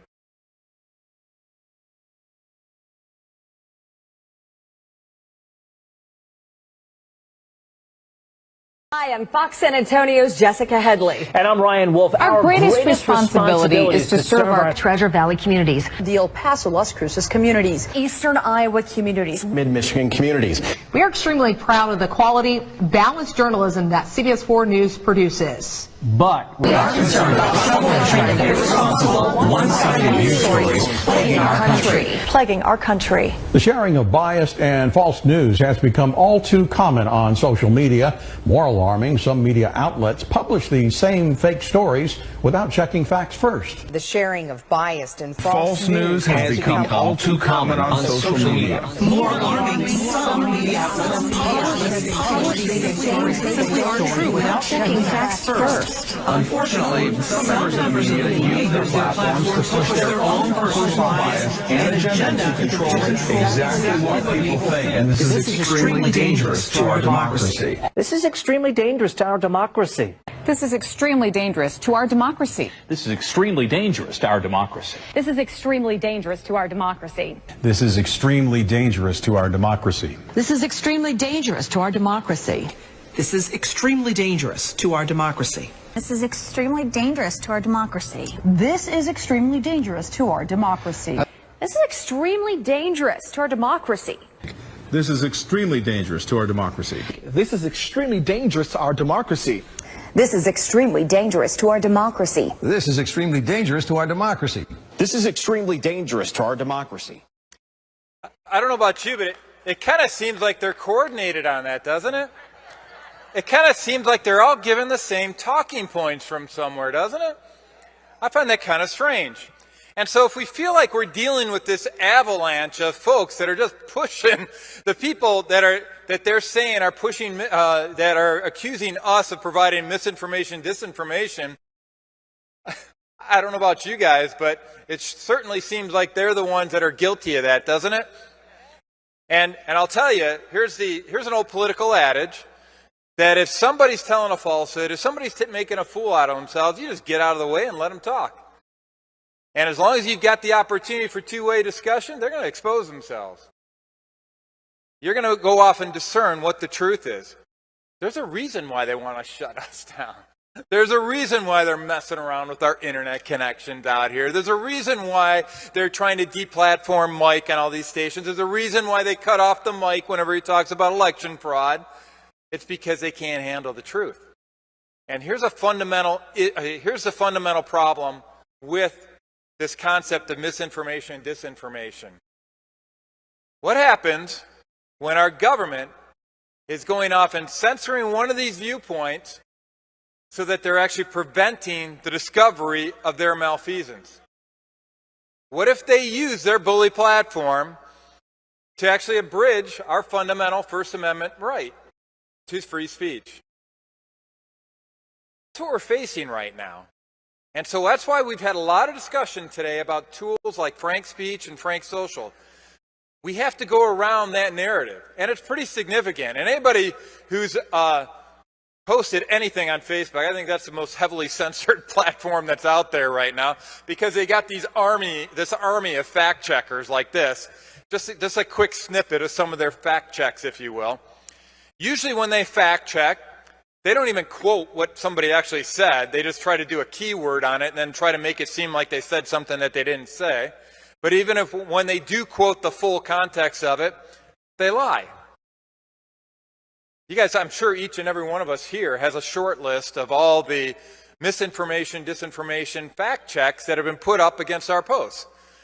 There's stuff that I've been the firsthand eyewitness to, and I've seen the media reports on it or the fact checks associated with it, and it's a complete lie and fabrication because I saw it myself, and they're lying about it.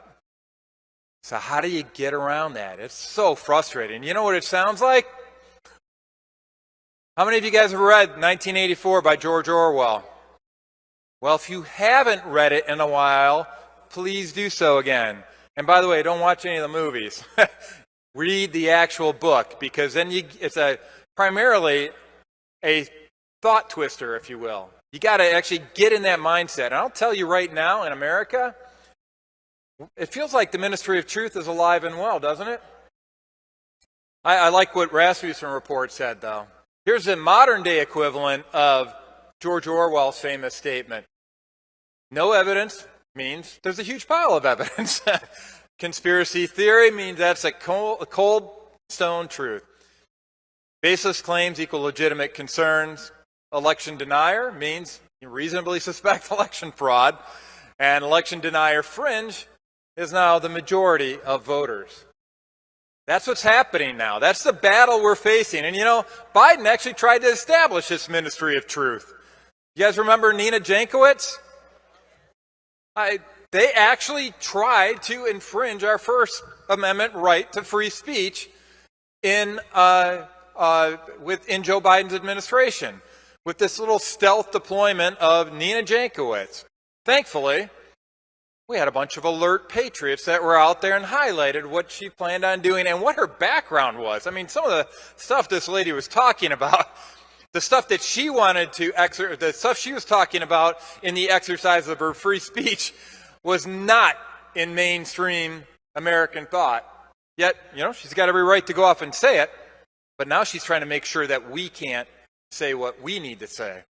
Good news is she submitted a resignation letter back in May of 2022. So that's a win for each and every one of us in this room.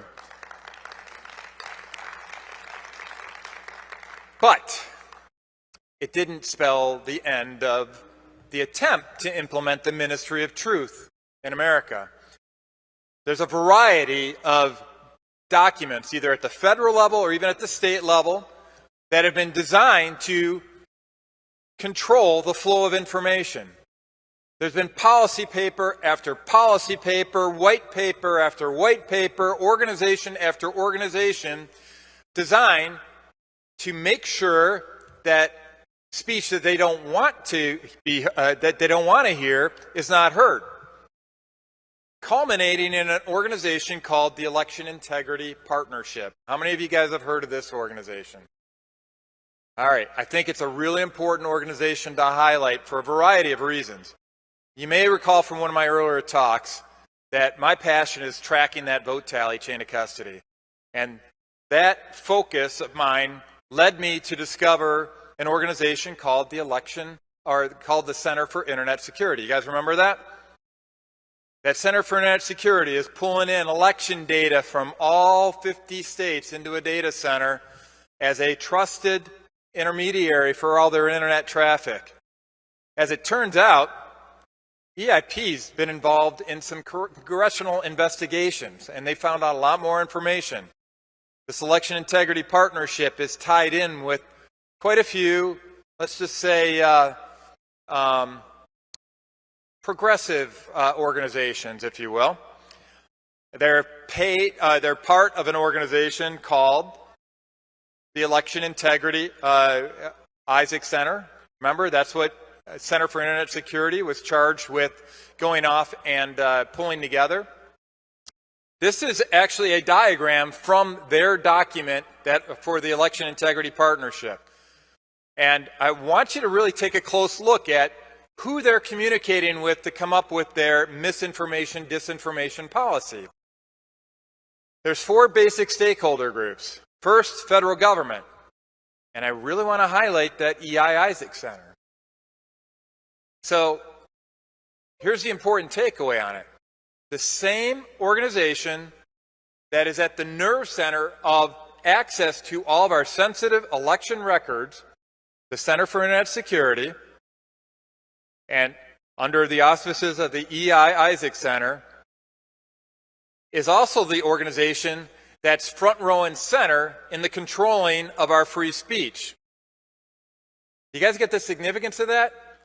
And you know now why they called it the Albert censor? That's the pinnacle of their arrogance, is that they think they can tell us what we can talk about and what we can't talk about. They're going to tell us what the truth is, and we're just going to have to sit down and swallow it.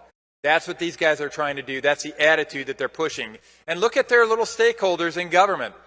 We've got Mr. Chris Krebs, Most Secure Election in History Organization, CISA.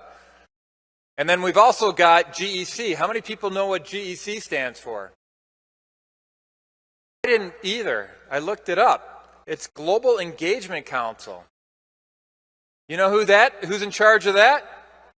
Our Secretary of State, U.S. Secretary of State, Anthony Blinken. Why is that important? You remember the biggest disinformation story of the 2020 election, which was that the Hunter Biden laptop was Russian disinformation.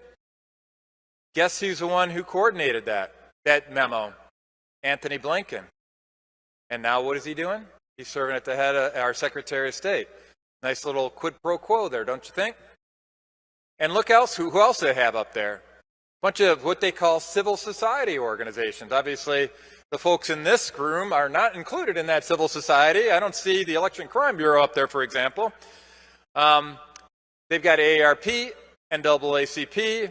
They've got federal government powerhouse or professional contractor organization called MITRE.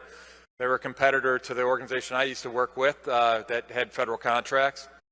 And also those conservative bastions known as our university system, like Harvard and Stanford.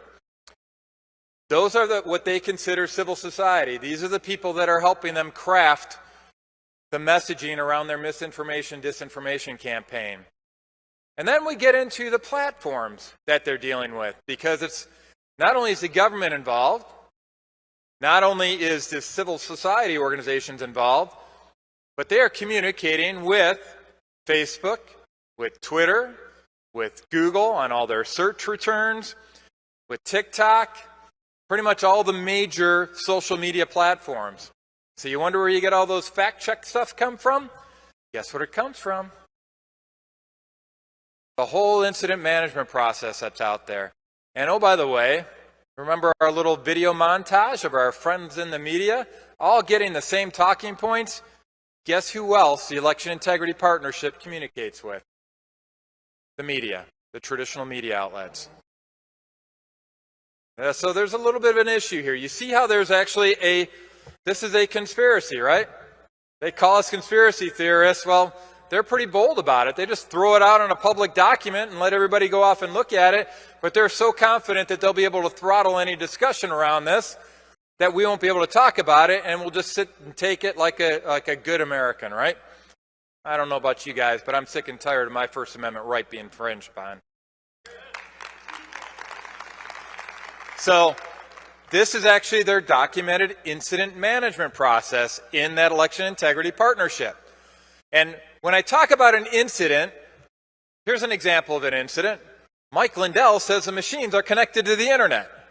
Now all of a sudden that gets routed through that pachinko game of an organization with all those four stakeholders, and they try to come up with their best messaging against that incident. And then they blast it out to all their quote-unquote fact checkers out on Facebook and Twitter, and also to the media. And that's where you get their incident response team. Do you guys get how this works? It's like a IT help center with a bunch of help tickets, except in this case, it's a bunch of lies. And it's like, all right, somebody's telling the truth over here. We got to squash it. Let's go off and figure out a good lie that we can use to dupe the majority of Americans that aren't doing their homework and doing their research. That's what this is all about. And I was talking to Millie Weaver earlier today. I don't know if Millie's still here, but if you get a chance, please go to millennialmillie.com. She's got some fantastic videos and documentaries regarding the truth about what happened in the 2020 election. In particular, there's one set of Zoom calls that I talk about all the time when I'm back on the road talking about election fraud. And it's an actual Zoom call held between members of what's called the Sunrise Movement and Shut Down DC and a bunch of other progressive organizations that is composed of, in this Zoom call, of a bunch of current federal employees or federal contractors. And what they are talking about is how to storm government buildings, how to take them out, figuring out who's going to break the windows on these government buildings and get inside and storm them. They're talking about how to create a social crisis. They've got a tactical map of where all the police stations are. Sure sounds like they were planning an insurrection, doesn't it? Yet this was before January 6th. This was before November 3rd, 2020. And this information was actually shared with the FBI before the election. How many of you guys heard about this? Yeah. There's just a few of them. And I don't know about you guys, but I'm getting to the point now when I hear a news story and it comes out immediately, I make sure I got a Control-S twitch so that I save that information as soon as possible, because I never know where I'll find it again. Because their misinformation, disinformation campaign is so effective right now because of their ties with all these organizations. Well, the reason I bring this up is that through the Twitter files provided by Elon Musk, hooray to Elon Musk for taking over Twitter here. How about a round of applause for him? When he released the Twitter files, they had a list of all their top incidents, if you will. And guess what was one of the top incidents that they showed? Those Zoom calls. Those Zoom calls were unaltered. Those were those federal contractors and federal employees and members of quote-unquote civil society planning an insurrection. That should have been known to all the public. Everybody should have known about that. Yet they included it, and it's number 8 on our list. You see sunrise Zoom calls here? It's tough to zoom in on the Zoom here, but anyway, sunrise Zoom calls was one of the specific incidents that they wanted to go off and discredit. Oops. Here's a Zoom on the Zoom call. They said, here's their response. They said this incident centered on misleading edited video footage that claimed to show federal employees conspiring with left-leaning environmental activist organization Sunrise Movement. By the way, they're the same ones that protested all the Supreme Court justices' homes to organize a coup and leak information and shut down Washington, D.C. You know what?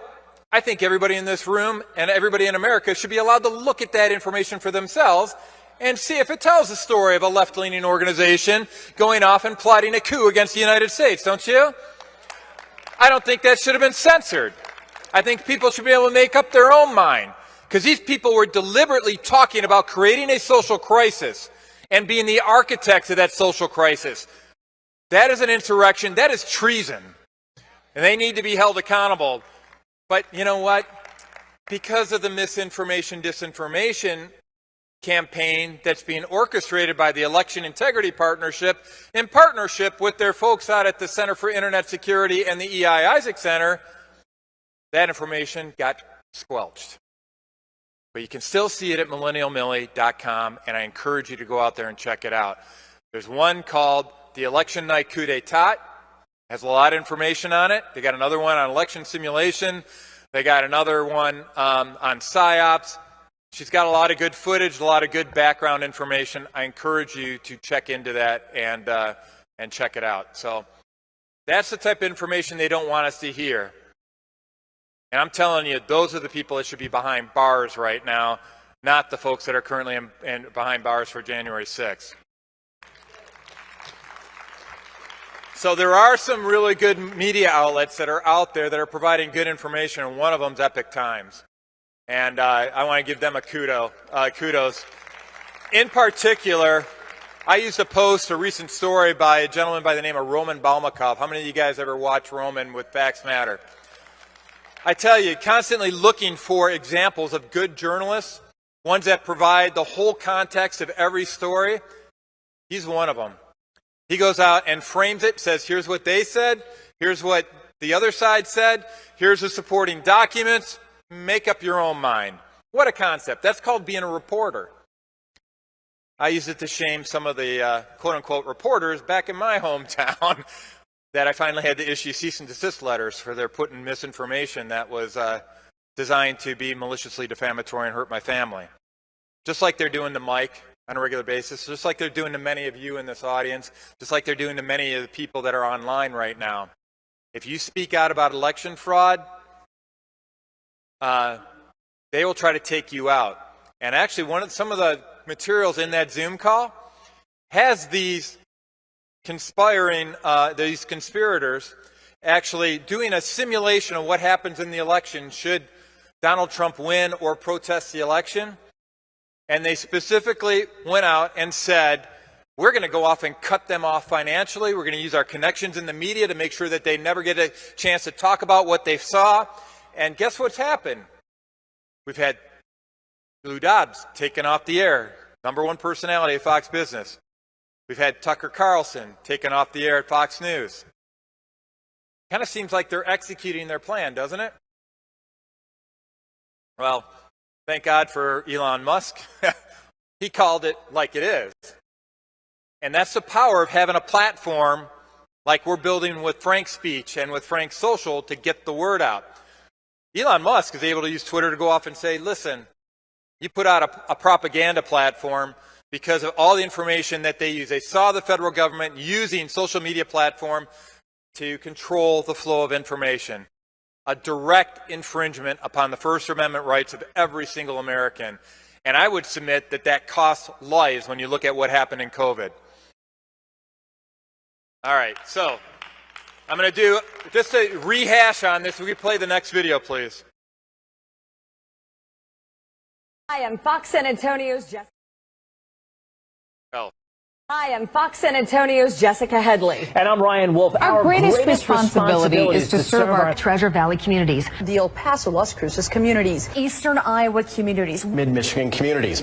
We are extremely proud of the quality, balanced journalism that CBS 4 News produces. But we are concerned about troubling irresponsible, one-sided news stories plaguing our country. The sharing of biased and false news has become all too common on social media. More alarming, some media outlets publish the same fake stories without checking facts first. Actually, cut that video if you could. The whole reason of putting that up there, everybody, was now do you get a better idea where they're getting their talking points? They're not shy about telling us what they're doing.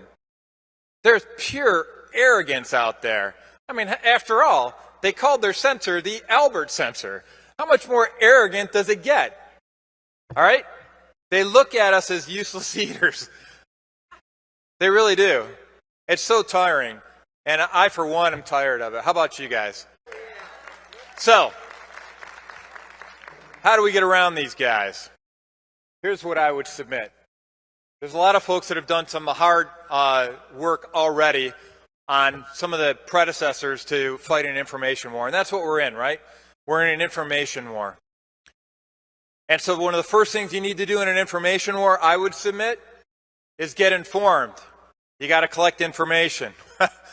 You got to go off and study the election processes. You guys have gotten a lot of that tonight, right? Or today, the last couple of days. But most of the people that are in this room, you guys have been doing this for a long time already. We've had a lot of experts that have been sharing what they've been doing. That information's already out there. I know it was the first thing that I did when I started serving as vice chair of the Election and Government Reform Committee in the Michigan Senate, is that in pure geek engineering mode, I diagrammed out all the election processes, everything from voter registration to what happens during a recount to how do you certify the vote. So that gives you a little bit of background knowledge so you can talk intelligently on specific issues. And for me, I wanted to understand it because when bills came up to modify our election system, I wanted to know how it impacted it. So the other thing you can do as a regular citizen to go off and study our election system is to submit FOIA requests, Freedom of Information Act requests. And in cases where you're dealing with this growing number of non-government organizations, which you can't issue a FOIA request for their information, like Center for Internet Security, then you've got to start asking your legislators, both here at the state level and also at the federal level, to start issuing subpoenas for these folks, or leverage the subpoena authority you'll get through a lawsuit and through discovery. So there's a variety of opportunities there. Then the next thing you need to do is go off and analyze the information that you have. And I'll tell you, that's tough. When I came out of the 2020 election, I got pummeled with information and evidence. The more I started talking about election fraud, the more I have these meddling kids from all over the country share me all that information. And just so you guys know, whenever I say meddling kids, you guys know what I'm talking about? Scooby-Doo. I would have gotten away with it if it wasn't for meddling kids. You know, it's at the end of all those episodes. For me, that's just perfect analogy for all the folks like yourself that are out here still fighting this when we're told not to interfere. All right, then we get into the next part here, which is getting into sharing information. So let's delve into that just a little bit, shall we? And before we do, this kind of frames everything we're dealing with, doesn't it? We know they're lying. They know they're lying. They know that we know that they are lying. We know that they know that we know that they know that they are lying. And still, they continue to lie. Solzhenitsyn was saying this in the good old Gulag Archipelago. This is under communist Russia. Doesn't it seem like that is kind of set up station here in America right now? This is not the America I grew up in. I've been blessed to travel. I was actually overseas. I was actually in Russia at the time, right before Russian Federation came into effect, because I was working on the space station. And we were trying to work with the Russians to integrate their hardware with the American hardware. And so I was sent over on a couple trips over there as part of the delegation. And you got to experience what it's like living under a totalitarian government. I was also in East Germany at the time of reunification. And I saw startling difference between how the East Germans lived and how the West Germans lived. And I'll tell you, I don't want to go there. And we're headed there. But we've got a plan to get around there. All right? And I want you to understand that the tools that we're talking about in context of this plan that Mike has put together are making a difference. And here's the key formula from an engineer perspective, and it's done in a word puzzle. As our voices get bigger, our wins are going to get bigger. How many of you guys have seen this Rasmussen poll that came out recently, about 3 months ago, I think, roughly? Despite that constant diatribe that we've been treated to that says the 2020 elections were the most secure in American history. You guys remember that? Have you heard that anywhere in the media? You know, along with the threat to our democracy. So despite that mantra being pushed by the Ministry of Truth, whether it's an official organization of the federal government or whether or not it's this consortium of stakeholders on the Election Integrity Partnership, it's got the same effect. Despite them doing all that, 62% of Americans understand that the 2020 election was likely impacted by election fraud. That's a big number. How does that happen? That happens because of what you are doing here tonight. That happens what you've been doing up until tonight. That happens because you are getting out and going around their little Ministry of Information censorship blanket, and you're talking to people directly. And now we've got the tools to go off and do it. And by the way, that number, that 62% number, includes 45% of Democrats. And I'm telling you right now, if you want somebody who understands election fraud, talk to a Bernie Sanders supporter. All right, so we wrap up here. This is one of my favorite questions. Yeah, what's the difference between conspiracy theory and conspiracy fact? I used to say 6 months. That used to be my answer until it's pretty evident. You guys remember this story on Koenig? They were blasting True the Vote, Catherine Engelbrecht and Greg Phillips. By the way, give them a big round of applause. Those guys.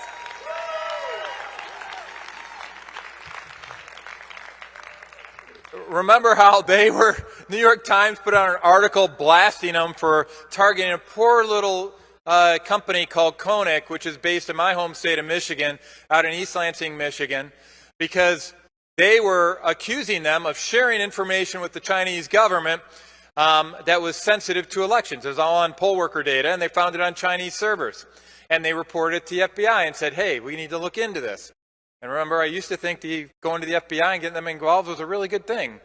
Now they're just a cleaner outfit to cover up stuff. Well, guess what happened the next day after that story came out in the New York Times? Oops, same guy. And now he has to report on the fact that the person that he said wasn't guilty of anything was actually just arrested by the FBI for the same charges that Catherine and Greg asserted that he had done. So it used to be 6 months. Now I think our timeline's down to 1 day.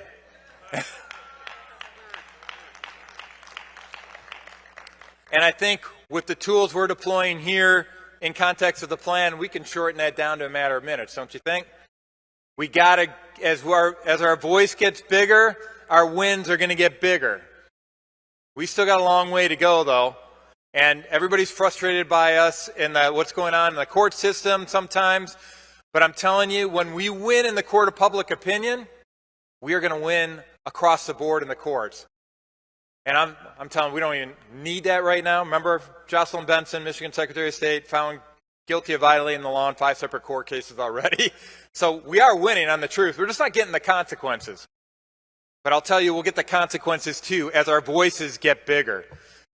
So I wish I could say that everything gets rosier before it gets darker, but I'm afraid storm clouds are on the horizon, folks. We all know this. There's a lot of folks that are going to be pushing this misinformation. You think they're just going to give up once we expose them? You think they're going to give up when we show that all these machines are connected to the internet? You think they're going to give up? No, they're going to fight back. But you know what? We're going to have the truth. And they're not going to be able to fight back on that truth. Because more and more people are going to see it, they're going to see through it, and that 62% is going to seem like our low water mark on the people that believe that the outcome of the election was impacted by fraud. I'm telling you, we got a bright horizon from my perspective. And the key to that bright horizon is to stay rooted in the truth. I don't know how many of you guys ever heard a song by a group called I Am They. It's called My Feet Are on the Rock. And if you want to wonder what keeps me and my wife going and what keeps many of the folks in this room going throughout all these storms of misinformation, character assassination, and fake indictments and fake garbage like that, what keeps me solid, what keeps me focused with my eye on the prize is that my feet are on the rock. And I got news for the bad guys. I am not alone. Thank you guys, everybody. God bless you all. And we're going to have a video now on the big lie and the plan on getting rid of the big lie. God bless everybody. Knock them alive.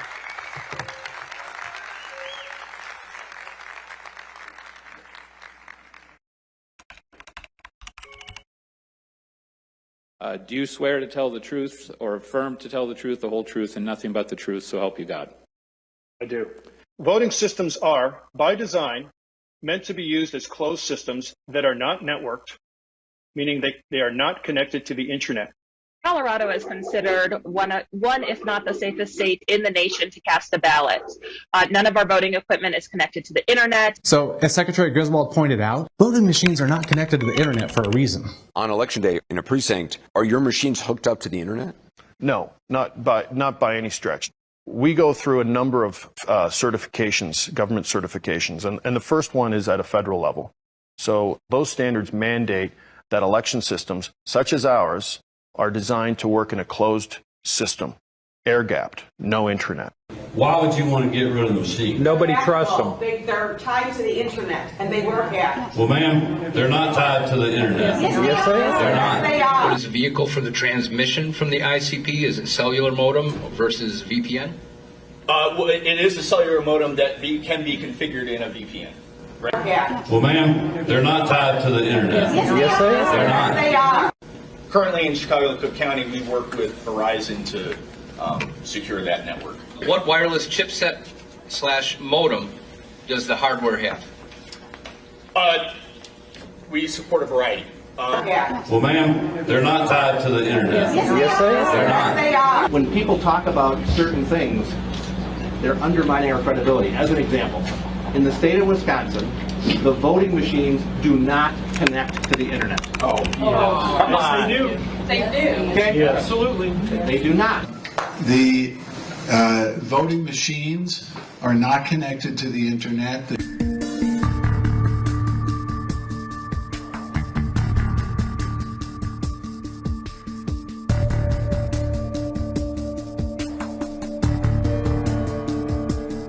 Local election officials, though, they say really a cyber attack's unlikely. Georgia's voting machines are not even connected to the internet. That it's really hard to It's almost impossible to hack that machine.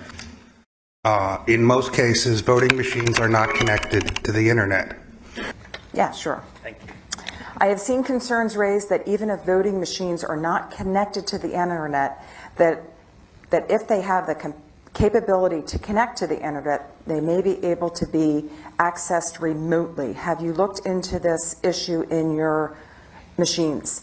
No, we have not, because we would never consider connecting them to the internet. In his conference call this month with state election officials, Johnson, Department of Homeland Security head, urged them to guard against potential intrusions by taking basic precautionary steps, such as ensuring that electronic voting machines are not connected to the internet while voting is taking place. As you know, the Commonwealth of Kentucky does not allow for the transfer, as we heard earlier, for unofficial election results via modem or other cellular connectivity. And to that end, modem components do not exist in certified fielded equipment in the state.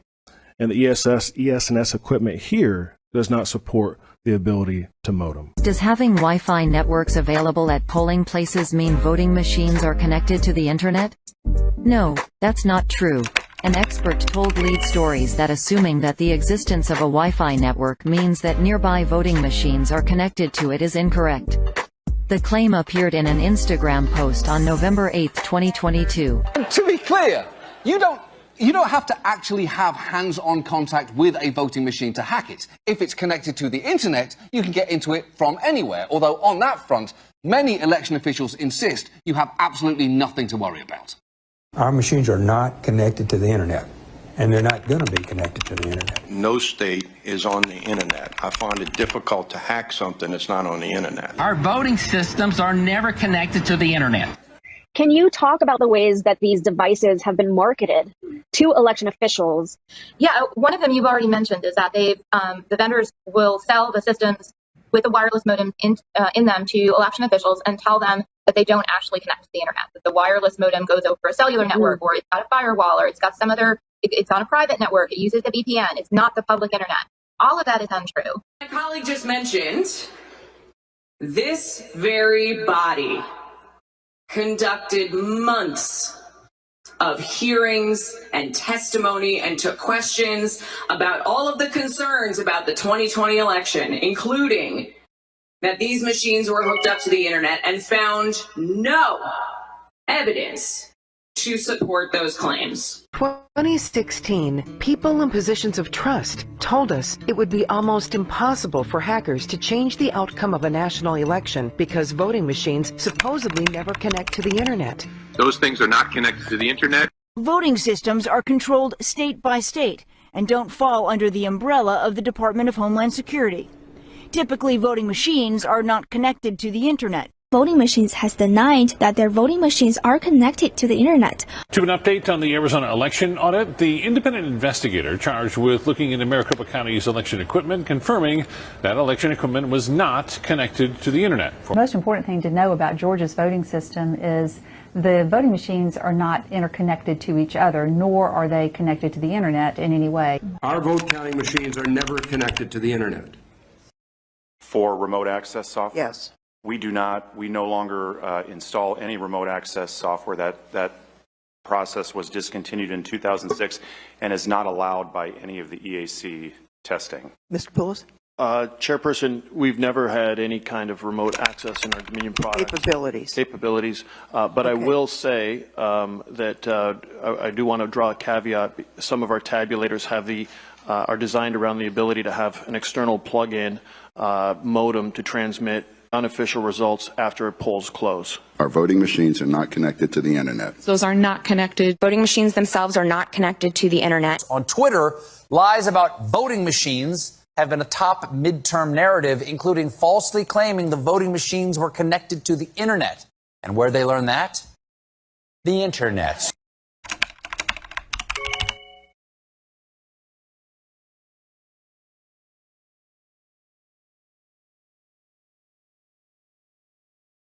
Been telling you all, we've been told a lie over years now that the machines are not on the internet. If anybody just watching that just tuned in now to frankspeech.com or any of the other networks that are running this, and this morning we went over the biggest lie we've been told that's blocked all of our cyber evidence and everything. We're not on the internet. We're not on the internet. We're not on the internet. We're not on the internet. I'm sorry, there's nothing to see here. We're not on the internet. This was the lie that's been told to every person in our country. It's also been told around the world to their countries. These electronic voting machines, from routers to printers to polling books to the computers, they're not online. Well, what if I told you, and what if I told you that there was a device that's been made for the first time in history that can tell you that that machine was online? Okay? You know when you come into a room and we all got our cell phones and it lists off all the internets in the room?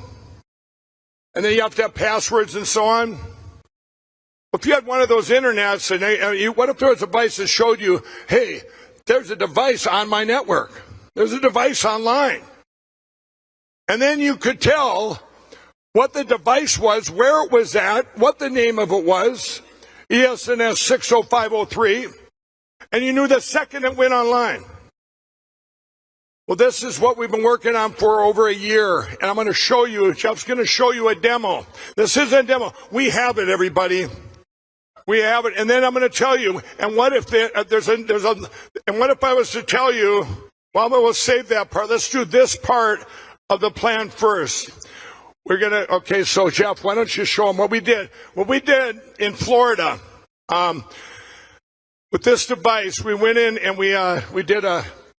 Jeff will show you that. Why don't you show? Clicker. Is he the clicker? I think they have it, hopefully they have it ready to go.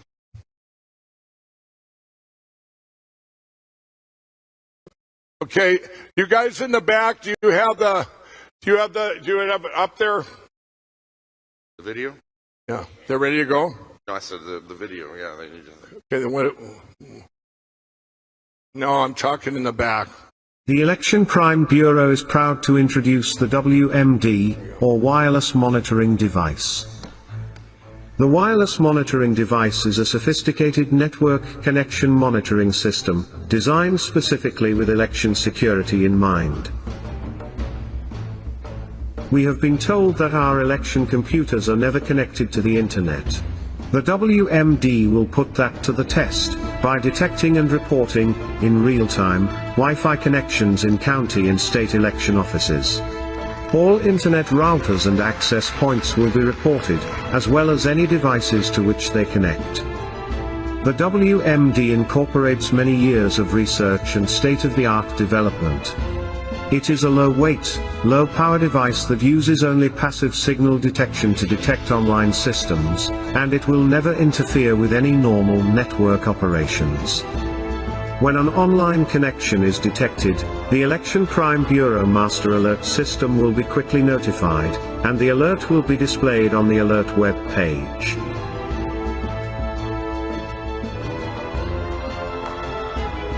You will note that there are two boxes located to the right of the screen.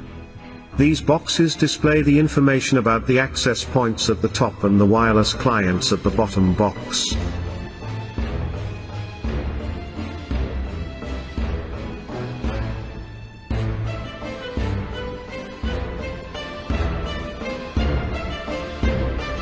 The sheer amount of devices can make analyzing the map difficult, so this website gives you the opportunity to deselect any of the different kinds of devices. Note that the points on the map are color-coded to simplify identification. As we deselect and update, those types of devices are removed from the map. Clicking on a device shown on the map displays additional information about that device in the bottom information window. Currently, the MAC address, the hardware vendor, and the first time the device was detected displays. Additional information will be continually added. The nearby checkbox allows you to view only the devices with the strongest signal, which in most cases means that they are nearest to the WMD detection device. This allows you to filter out devices outside of the immediate area. All information is securely archived for later analysis. The wireless monitoring device is ready to be deployed in any election, from local to presidential. Now let me tell you, everybody, we now can catch them in a lie. Okay? And now everybody's watching from home going, well, you could have made that video, right? They could all say that, right? Well, how would you like to see it demoed right here in this room? Okay, do we have a camera outside? We should. I think we're set. Okay, everybody, if they're ready in the back, you guys need to watch the screen. Here we go. This is coming at you right now, everybody, outside the building.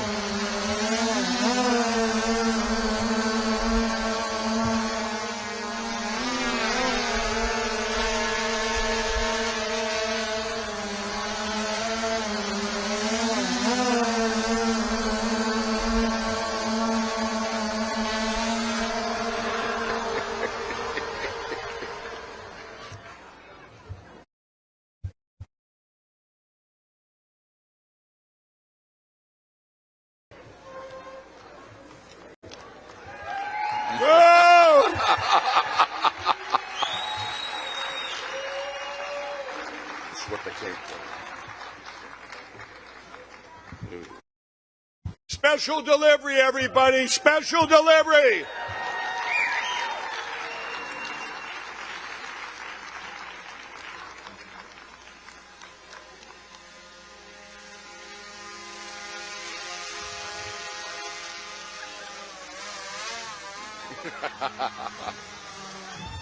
We got it.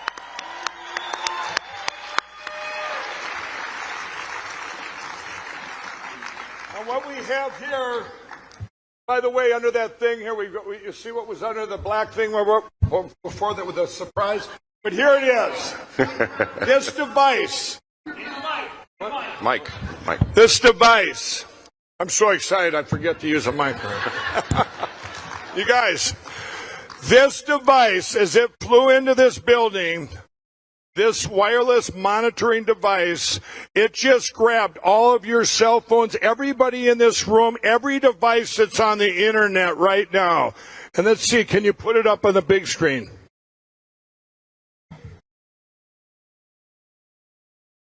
Now, what this does, when this gathers information, I have a command center.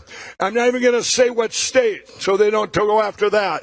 But there's a command center where this information goes down. It flashes. It'll go, router online, just went online in Missouri, right? It goes there. It comes back. And now, here's what just came in. As we came into the building here, you see all the cell phones there, all the computers. We've got all these things up there, like you've seen that we pulled off that we did in Florida. Now, can you take? Okay, he's blowing them up a little bit. So if you went there, each one of those. Now, can you tell us? Like you see, they're labeled cell phones, other, and this. Now, can you take out all the cell phones? Now, this is what we would be doing. This is as it goes through this filter. Imagine it's election night. Now, we already filtered this out. We were showing you that there's no device in the world that does what this does. Okay, it doesn't. It's passively captured, but now it's going to tell you which device. So he just took out all the cell phones.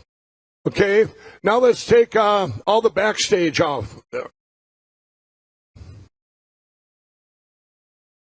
That's hilarious, actually.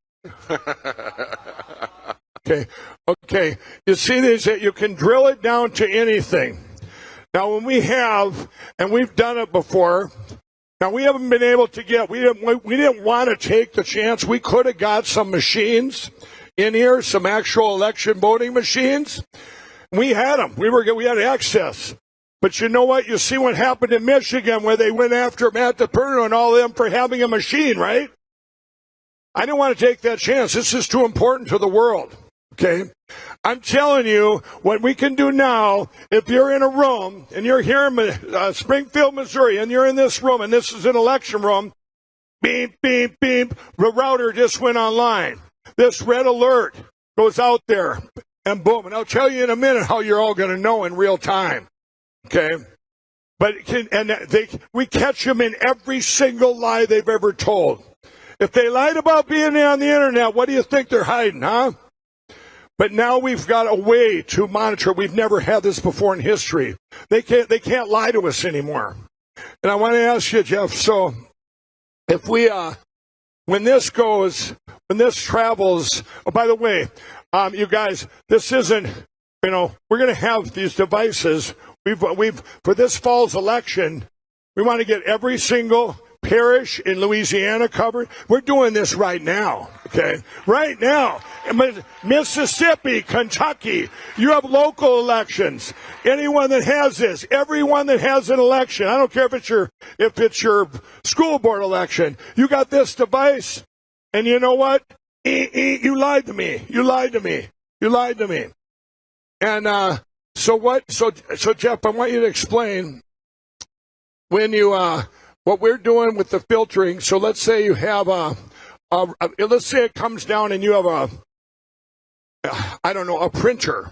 Mm-hmm. Does it show what does it show exactly? The IP address? What is it all? Tell us what it's going to show to us.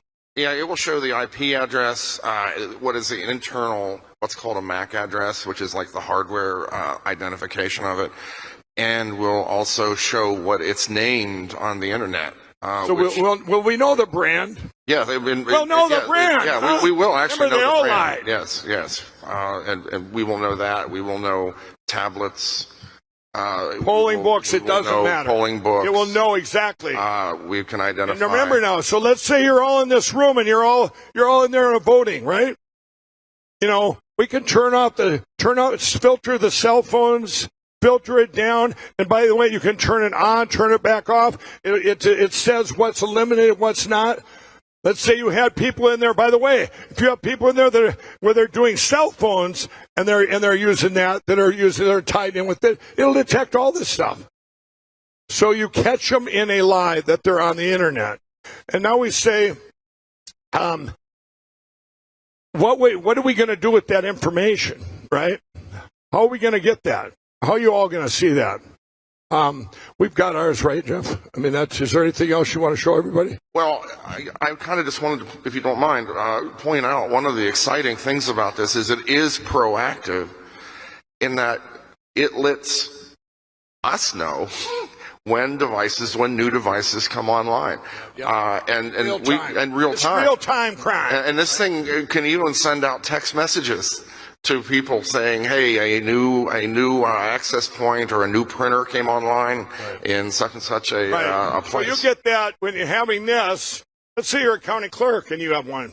Let's say the machine companies have lied to you.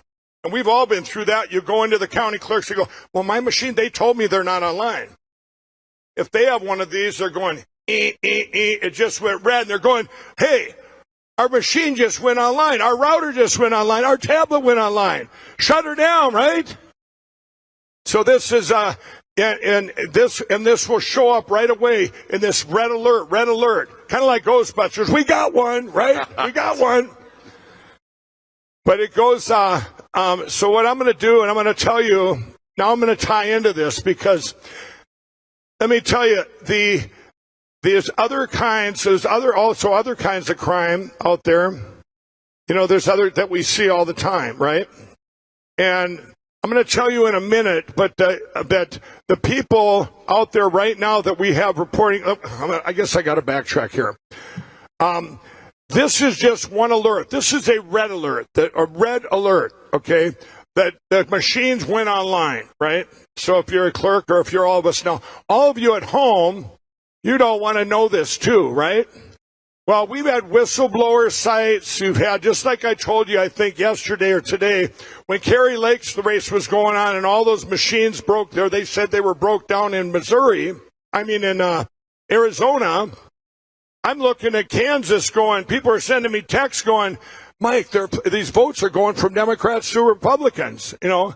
The Union Party, remember, they show no shame. They don't care who they want, right? Well, the text I was getting was from my team, okay? And we have a thing called Cause of America. We're 250,000 strong in all 50 states. Now, if you had, and other affiliated groups. So if you're putting up stuff and let's say reporting crime, right? If you're out there reporting things, you know, hey, there's drop boxes here, or these machines aren't working here, or they're saying they're doing this and this, or you see anything out there.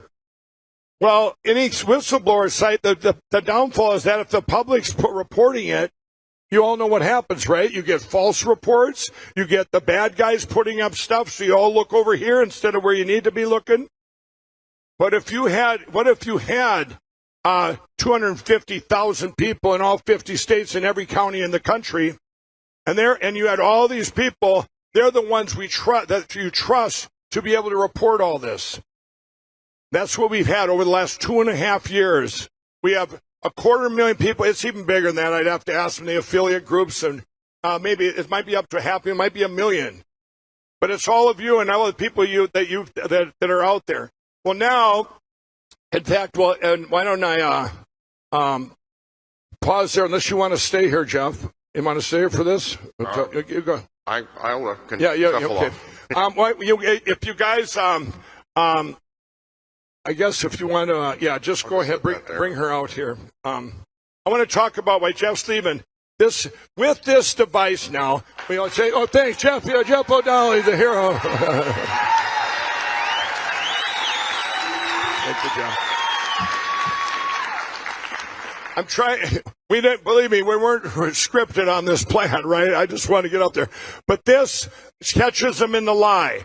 And now if you had 250,000 people or 500,000 people, which we do, we needed a way to report back to you the cause of America. So if we, what we have, and now I don't know if I have the thing here. Okay, here we have. So here you see, you're identifying, when we have people out there with the cause of America, my team, they're out there, and I'm going to show you here. Let's say you see houses that have 5 or more registered voters, and you get there, and all of a sudden there's one person living there, and nobody else voted, and there were phantom voters, right? So you have, or let's say over here where houses that have one more person over age of 75. There's all these things where we're out there checking, and this is a different kind of crime, right? This is a different thing. All of a sudden you're going, hey, there's 5 people that says 9 people voted in this house and only one person lives there. And then you go there and it's nobody lives there or just that one person, and they might not have even voted. Now they're reporting this stuff at the Cause of America. They're reporting this all the time. So we get this, but what we have now is we have a tool you all downloaded. It's called Frank Social, and I'm going to have Renee come out here. With this app, okay, when Renee comes out with this app that you just all downloaded, if you haven't, get franksocial.com, the Frank Social app at franksocial.com. With this app, you're going to be able to see what she's going to show you, this real-time crime, all the reporting, everything we're out there. You're going to be able to see the red alerts in your own county. You're going to be able to see all this, okay? And so we will now become a policing of our own elections, okay? We will not have to, we instantly are policing our own elections. And is Renee here, you guys in the back?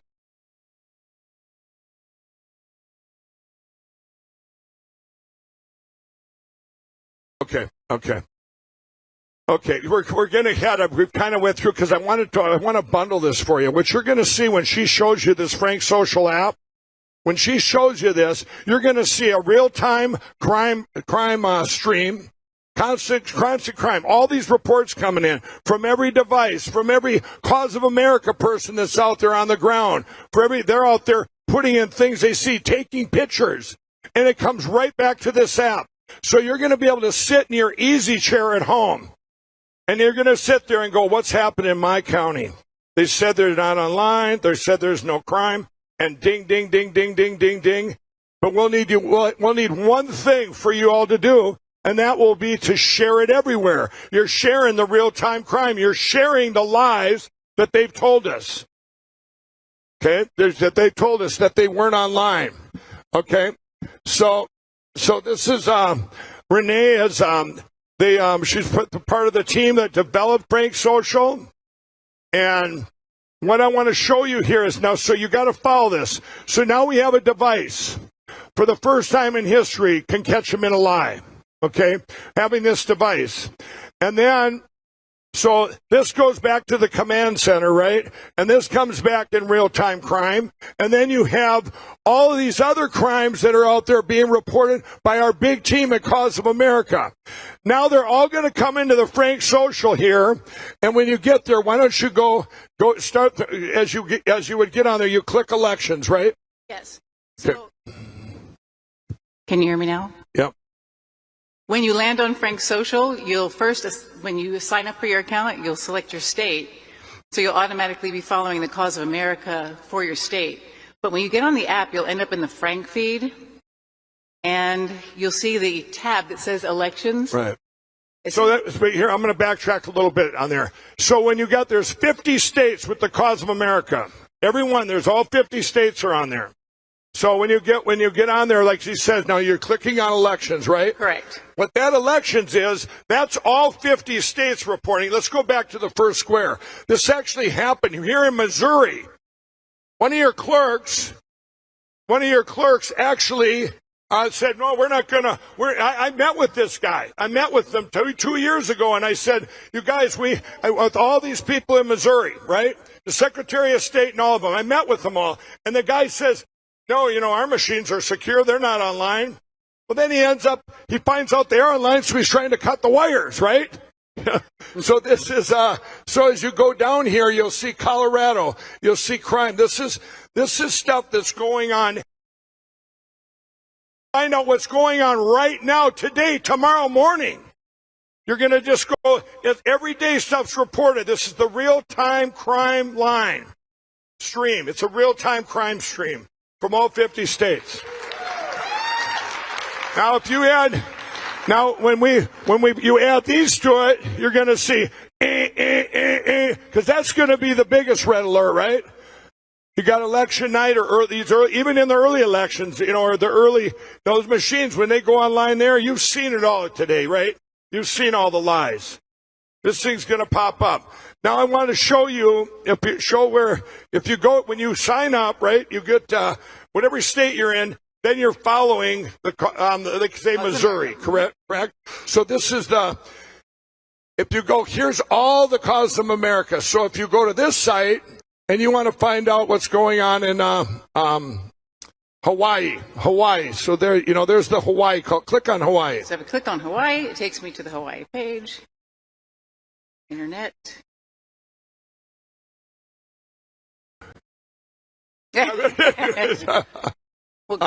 Okay, so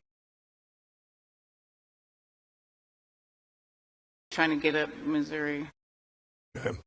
Well, what's that?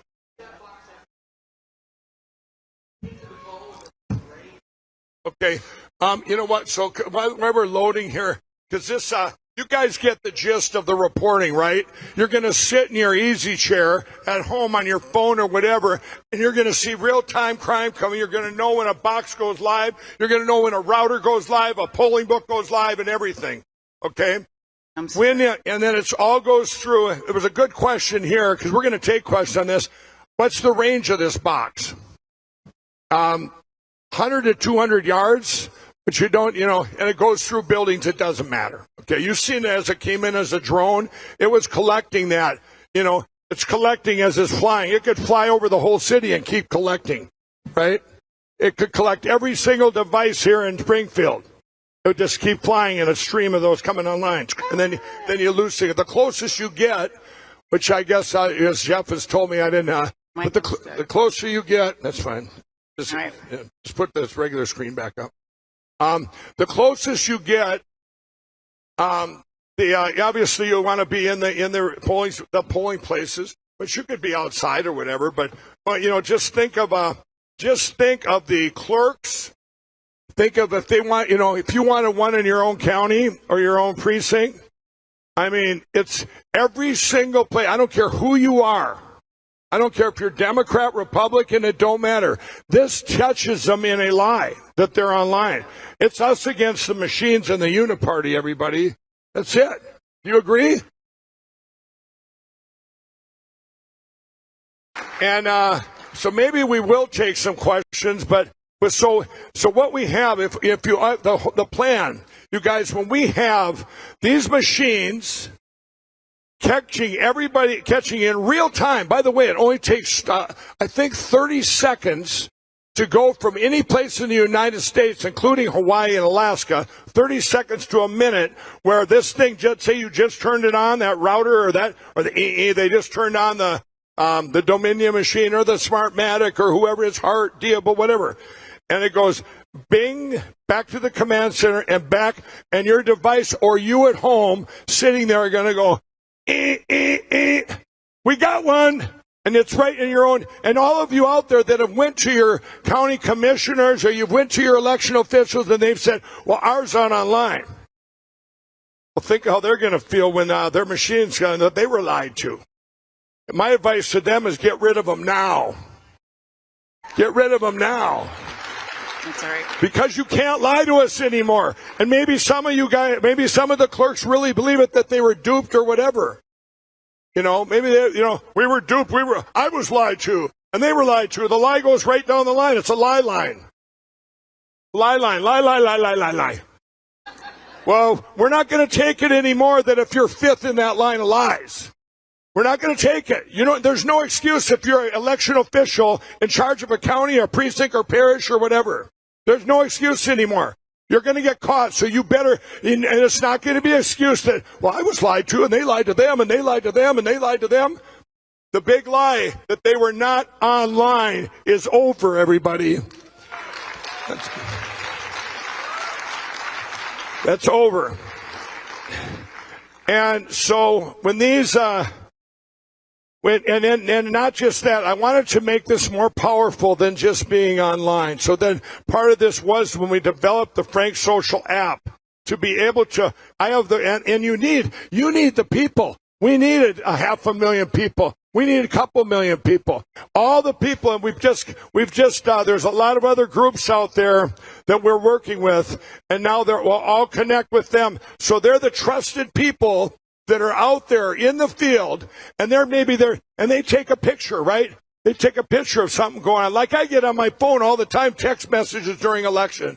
But until this time, we didn't have a total centralized location for a real-time crime stream where everybody can see it. I try and put it out with Frank's speech, tell everyone and to tell the world. Now, if everybody's got the Frank Social app and you get in the crime line, and now you go, whoa, this just happened in my county, and you share that out with everybody you know, especially the election officials that tell you they're not online, right? Because we've been lied to, and they are online. And everything they block, and that's fine. They're all downloading. Yeah, that's internet in the building, so should to pull up the computer. But anyway, we've showed you with the Frank Social app. Now you're sitting at home, and you're sitting there, and you want, I don't care if it's today, tomorrow, during the election, wherever it was, you want to find out what's going on right in your backyard. You can filter it down, everybody, and say, hey, we've got six things going on here at the same time. One of the things too is cool is all of a sudden, let's say it's the device and it catches that this county's online here in Springfield, and now you can see, wow, there's 7 counties just went online. They're popping up like whack-a-mole, right? Which is what's going to happen, you know. Unless I don't know if they get out in front of this and take them all offline. If I was the evil, I don't know what their plan's going to be because we've got them now. And I'll tell you this. So let's say like I had on the election night of 2022, or the morning, when you had all that stuff going down in Arizona, and I was getting these reports coming in out of Kansas, right? I couldn't believe it. These are Democrats votes flipped to Republican votes in Kansas. And you all say, well, why? You've kind of been educated today about all that, right? Well, now, if you're living in Kansas, you'll have your Frank Social app, your crime line here, and you're going, whoa, look what's happening here in my county in Kansas, and let's see if it's other place in Kansas. They're going to pop up, just like little lights, and the ones that are, you'll be able to tell too if the common they filter it out, so the common crime, we'll call it common crime. So there's common crime. These are all online. These are all flipping Democrats to this. These all have people that are in there, and they're not letting people get in, like you've seen other stuff, like Republicans not being let in the door or putting paper over the walls, right? You'll be able to find if it's going on in other places immediately, in real time, everybody. So and now you'll be able to report that. Or send it out on all your social media and everything. I'm going to tell you that right now, too. The way we get around the media and the way we communicate, the communication hub, and when you have Frank Social there and you got your real-time crime and filter it to your counties, you need to share that out on every platform you have, which right now, when you get home, don't just have one suck-a-bucks Facebook or Twitter or Truth Social or Gab or Getter or Instagram. or Telegram, or Cloud Hub. Frank, you know, you got to get an account on all, because even if you have 10 friends or 20 friends, it doesn't matter. You need to share it on all the platforms and just get the word out there. You know what I'm saying? We got to communicate that. Now, once that's all out there, everybody, here's what this is going to manifest to. I'm going to take you through an election night. So let's say it's election night this fall, and I'm sitting down in Louisiana, and I'm sitting in my easy chair going, wow, this is going to be good if we can finally catch them. And all of a sudden, bam, my own county, red alert pops up on my phone. I'm going, okay, let's see where else it's happening. Well, these machines are going online, right? And now I'm taking it and I'm sharing that out, right? And I'm sharing that out. You get all that going on, and we're reporting all that. Now I'm going to bring you back what the manifestation of this is. Everyone in this room, and a lot of people, over 250,000 that at home, which are part of this Cause of America and part of these other groups, that have went out there and they have tried. Over the last 2.5 years, they've went to their legislatures and their politicians, and they want law changes or to bring us back to, you know, a fair election with paper ballots, hand counted, same day voting, precinct level signature required. When we go out to them, they say, oh no, these machines are great, or this is great, or whatever. Or we go to our county officials, they say, oh, their machines aren't online. Now we're going to have the tools to say, you lied. You lied. That's a big lie. And when we have the elections this fall, we're going to have, that'll be the prototype to the world. Just like Osage County here, right here in Missouri, showed the world that paper ballots, hand counted, could be done this last spring. And it was done beautifully between Democrats and Republicans working together. They got done within 20 minutes of all the machines, which, by the way, sometimes take months to get the count, right? So this will give show the world that they lied. Okay?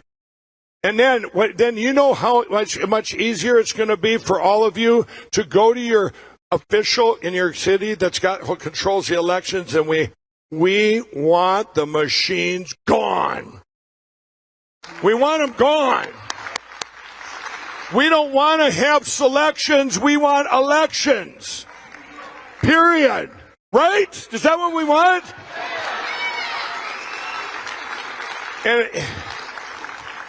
And I'm telling you, everything you've all been doing just got a lot easier, because now when I can see going up to even officials I've dealt with and say, okay, do you want to take a chance? Like the guys in Missouri that said they weren't online, they realized we're going to start cutting wires. Why don't you just get rid of them now? In every single county that everyone lives in, you need to go there and say, you know what? Have you heard the plan? We're going to be watching you. We're going to be watching you. You can't lie to us anymore. We know, well, that you could have been part of the lie, the stream of lies, the string of lies. We're not going to, but that's no excuse anymore, is it? It's not an excuse. We have a complete way to get the real-time crime in now. And then also, one of the things this works too is you're out there, and all the people that now are in the Cause of America and that are in all these groups. We have the tools now where we're going to be out there. And by the way, all that stuff that goes into a reporting tool, you know, it would be worthless if we didn't trust the people that were reporting it. You guys need to understand that.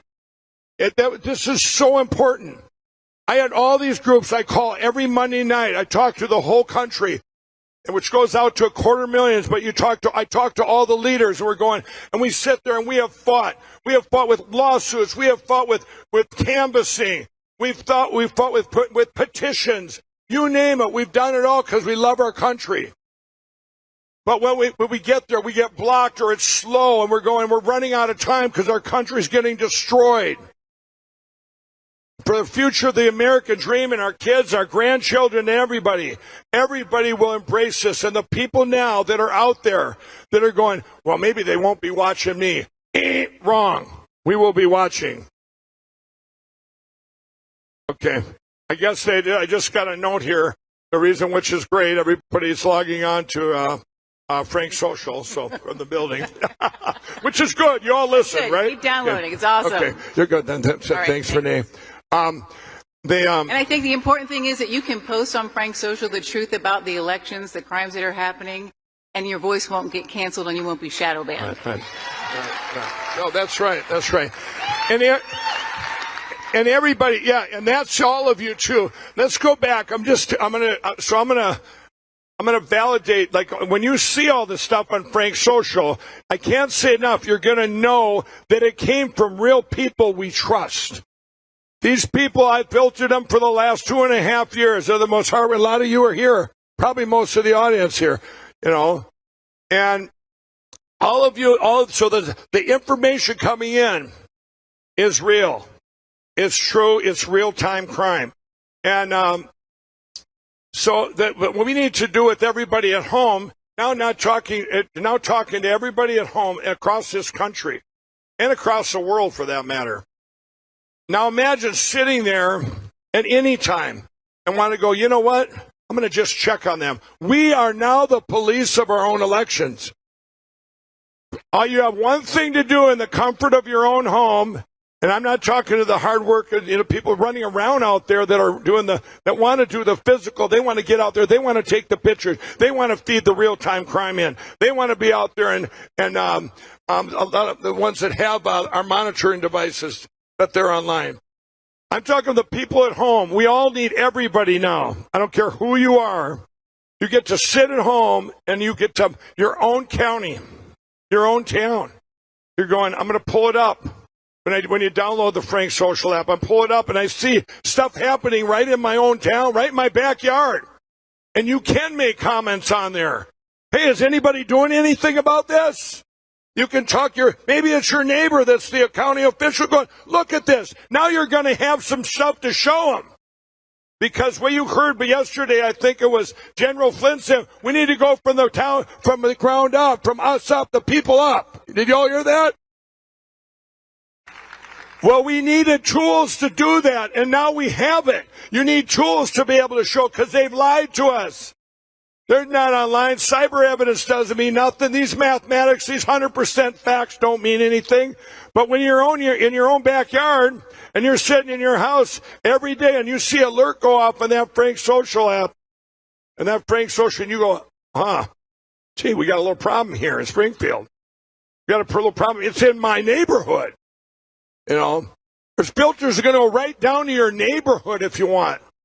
Okay? So here it is in your own backyard. And now you can go to that person that argued with you and say, look at this.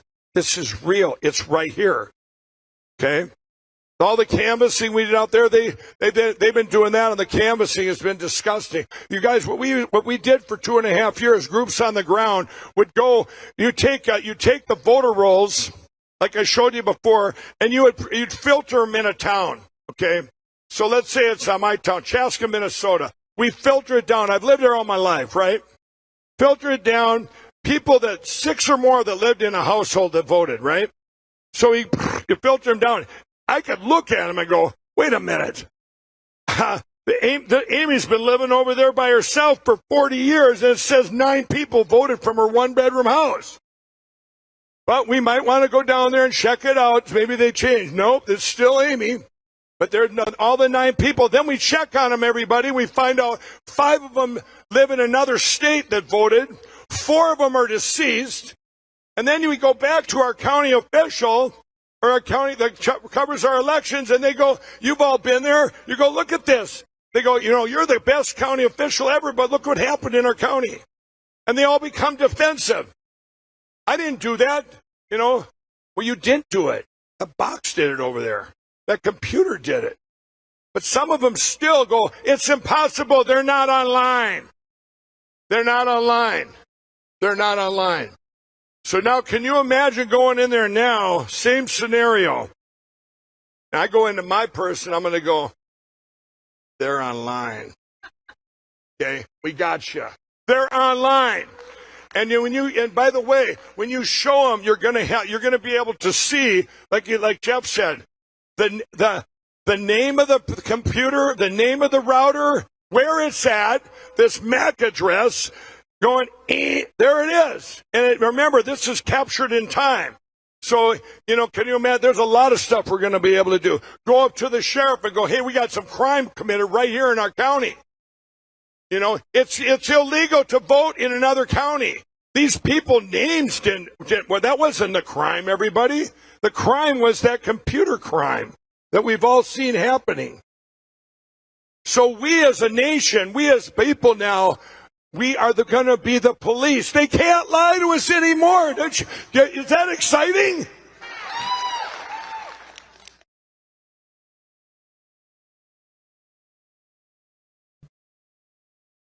All right, folks. Mike's going to be here in just a little bit. What we're doing is trying to make sure we got some last-minute adjustments on our website so that you can begin the call to action. So he's just updating the copy on the suggested email out to our elected officials. And as soon as we get that updated, we'll be ready to roll. And while we've got this opportunity, I just want to say thank you to everybody who came out and spent 2 days talking about our favorite subject that I hopefully will never have to talk about again because we got our elections fixed.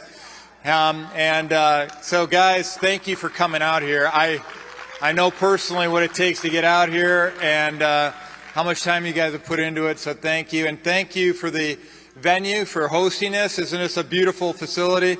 They took good care of us 2 years in a row now. And also for the food. Man, talk about... That's right. I can actually tell my wife I ate some vegetables this time while I was away. Guys are great. And I don't know if you guys know it, but behind the scenes, there's a great production crew that's been working with us, with Tim Muniz and crew, and they have been phenomenal. So give them a good round of applause because it's been fun back there. I'll tell you, everybody, now we're gonna do the calls to action. It's been amazing, and we're getting. We had, it looks like we had over 4 million people watching this event. On all stream, not just Frank's speech, but we had many other ones. RSBN, we had Real America's Voice, we had affiliates around the world, actually. Remember, we're streaming in 85 languages. So what I just wanted to show you there was earlier in the day, when that part, the big lie, they lied, they lied, they lied. So one of the things, and we're going to tell you that in a second, but one of the things is we have to, our end goal is to get to paper ballots, hand counted, precinct level, signature required elections, voter ID. What a concept, right? And the RNC next week, they're going to be there.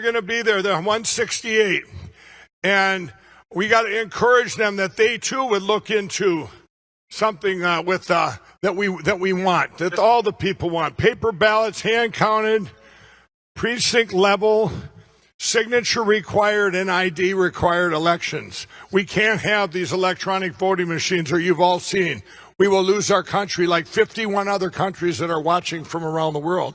The ones that lost. There's a lot more countries watching than that, but those are the ones I'll bet they're watching. And I hope we brought them great hope. Because now we have the plan, and the plan, these devices, I mean, what a godsend that we can catch them in a lie in real time. You know, real-time lies, okay?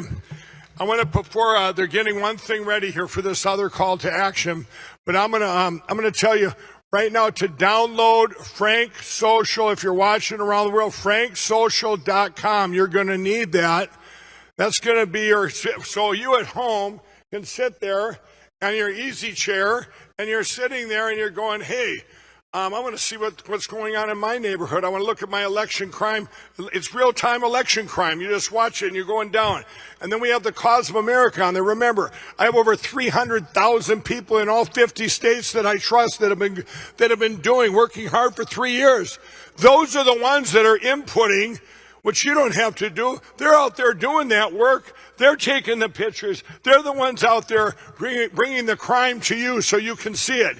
And then you can beam it down and go, oh, here it is right in my backyard. This is going to be like the old neighborhood watches, right? We're going to be like watching our own, you know, and they wouldn't do anything to help us. Our government, our politicians, the judges, the legislators, none of them. Well, the media wouldn't help us. So now it's up to us to get the word out that we are the policing. We're policing our elections. There are elections. There are elections. And so why don't we go ahead and go through the call to action. Before we do that, do we have the Lindell? Why don't we go to the LindellOffenseFund.org. I'll tell you, and all you guys, and I've said, this is one thing, you know, I didn't even put this in the call to action, you know that. I did the other two things a year ago and a year before that, and I didn't ask for any help. But I said, now I need help. We've got to expand this everywhere.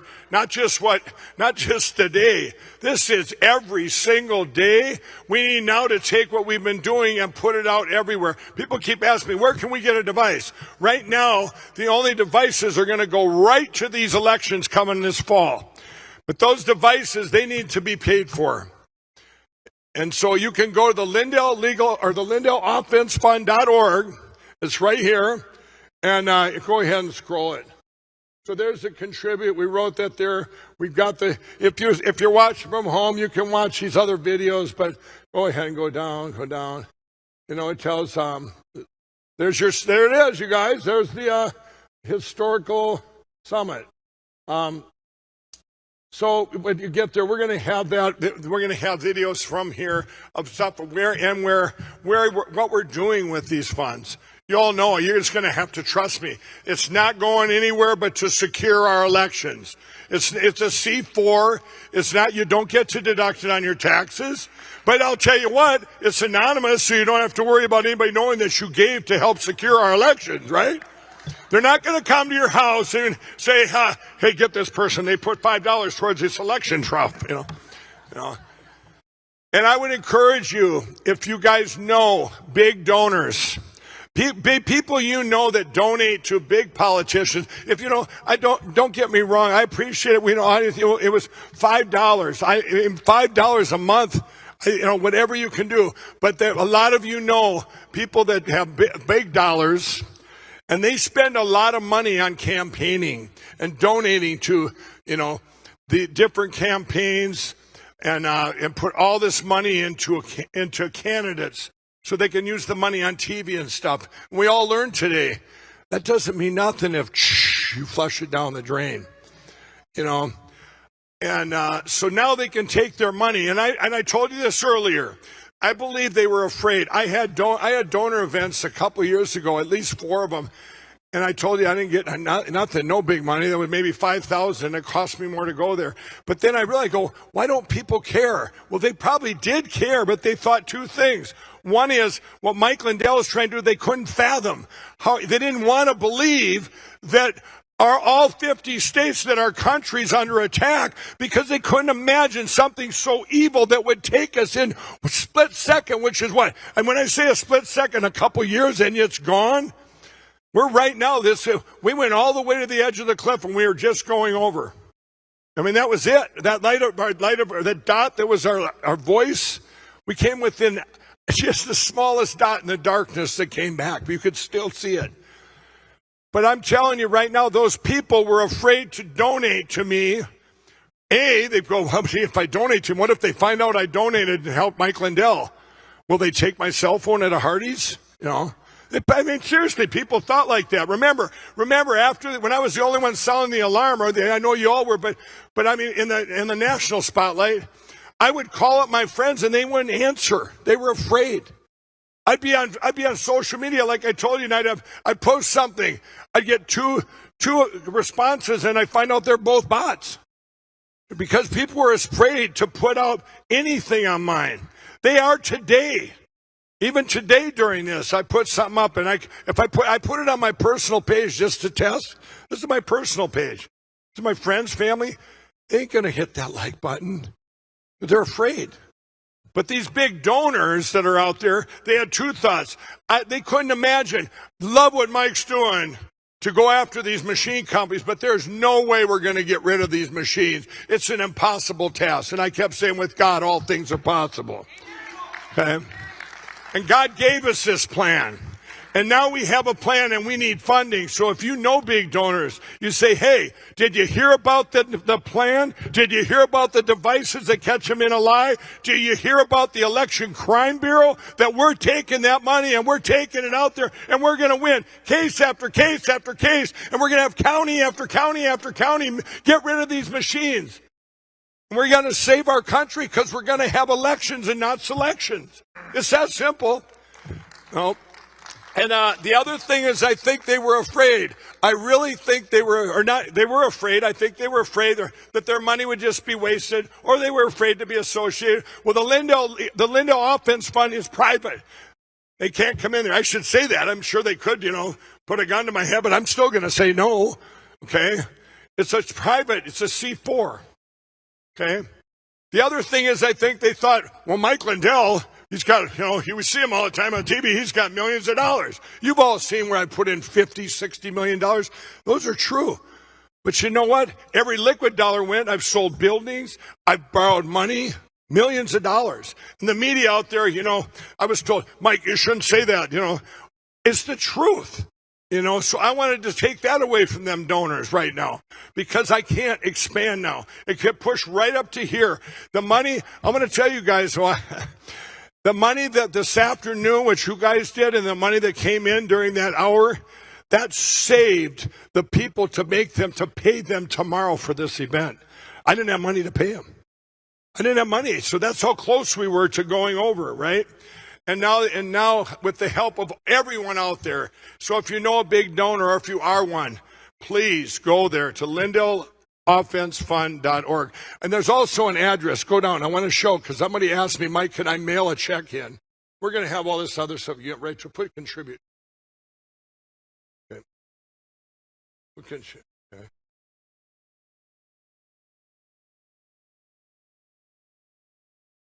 Okay. All right. Here we go. Okay. I'll tell you what, with this monitoring and people joining the internet in here, it's slow, right? Because everybody's online. Okay, so here you have it down below. There it is, everybody. You can the Lindell Legal, that's the offense fund. It's just Lindell, the offense fund. We had that on there before, but Lindell Offense Fund. By the way, the reason I took legal out is because we're always on the offense. And remember, this doesn't go to my defense fund. I took care of my lawyers for Dominion and all that. I asked them to sue me. Sure, that's been a big drain, but all my money's been spent in the fight to be on the offense to save our country. You can't sit back on defense and hope the weather blows by. So if you go down, go ahead, put the address up again, please. Okay. So there's the address, and it's P.O. Box 183, Hudson, Wisconsin, 54016. Now that goes there, and there's another legal firm that handles that, because one of the things I had to do a couple years ago when we set this up was everything had to be intact, because they have attacked every single account I've had. Remember when I got debanked? They did everything to me. Even my Lindell Recovery Network, they got debanked. Debanked. We went to these great other banks out there that wanted to help, and they didn't even have to make me put a fictional name on there. They said, hey, we were welcoming Mike Lindell to come here because they were, Patriot Bank. We're not taking questions right now. I'm sorry.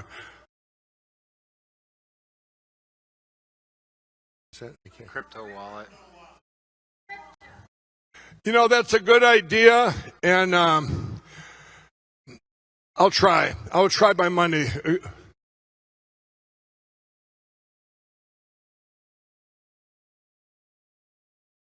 Okay.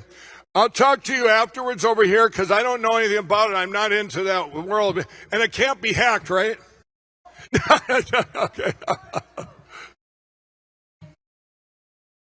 Okay. Okay. So, all right. Want to go to the ECB? Yeah. Okay, so everybody, one more time, and we will try and get that set up. We'll talk afterwards. But by the way, everybody, I'm going to stay here. I want to meet you all. You guys have stayed here 2 days straight and never left your seats. So you guys are heroes. I want to talk and meet each and every one of you over here when we're done, and we'll be able to enjoy getting through this and getting this to the world. So once again, LindellOffenseFund.org. If you're watching around the world, you're in another country, help us out. Because you know what? It starts here. We start taking our land back. God, what did God say? Take my land back. No, take my land back. Take it back. We're going to get our elections back, our country back. Other countries are going to see that this works. They're going to have devices to see that they were lied to. They've all been lied to. And by the way, so we're going to do right now, we're going to go down to go at the Election Crime Bureau. You can go there. This is your calls to action, everybody. Go to Election Crime Bureau. Where's the calls to action? It's under here. You got to pick a state. Oh, you got to pick a state. Okay. All right. We're just setting this up in the back. Okay. So Election Crime Bureau, you're going to go there. Okay. And you're going to go down to your state. I'll pick Minnesota. Now, here's Minnesota. It's gone. The computer's a little tired. Yeah.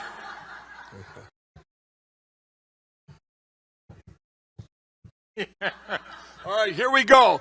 Here's what you're going to do. You're going to pick your state, and everybody watching around the world and from home, I guess this would be from home, our states, from our own country. You're going to download the Frank mobile application right there. There it is. So you press that. You need to do that. The Frank Social, you have to get that immediately.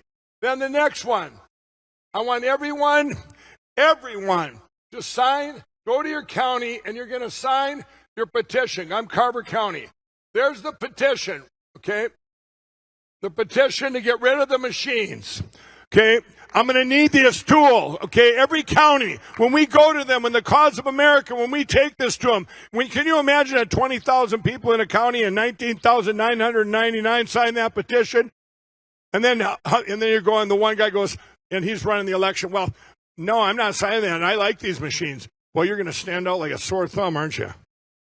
You're the only guy. We found him before everyone's afraid to speak out. And you know what? That's what's kind of a little story there. You can sit in a room and people have gotten in fear going, you're talking about election machines and stuff. And they talk about that and they're going, I know, or commenting on them or whatever, right?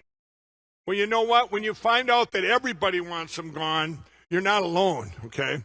Now the ones that want to keep them, there's going to be only a few people that even are against monitoring our elections. And who would they be? They would be the evil.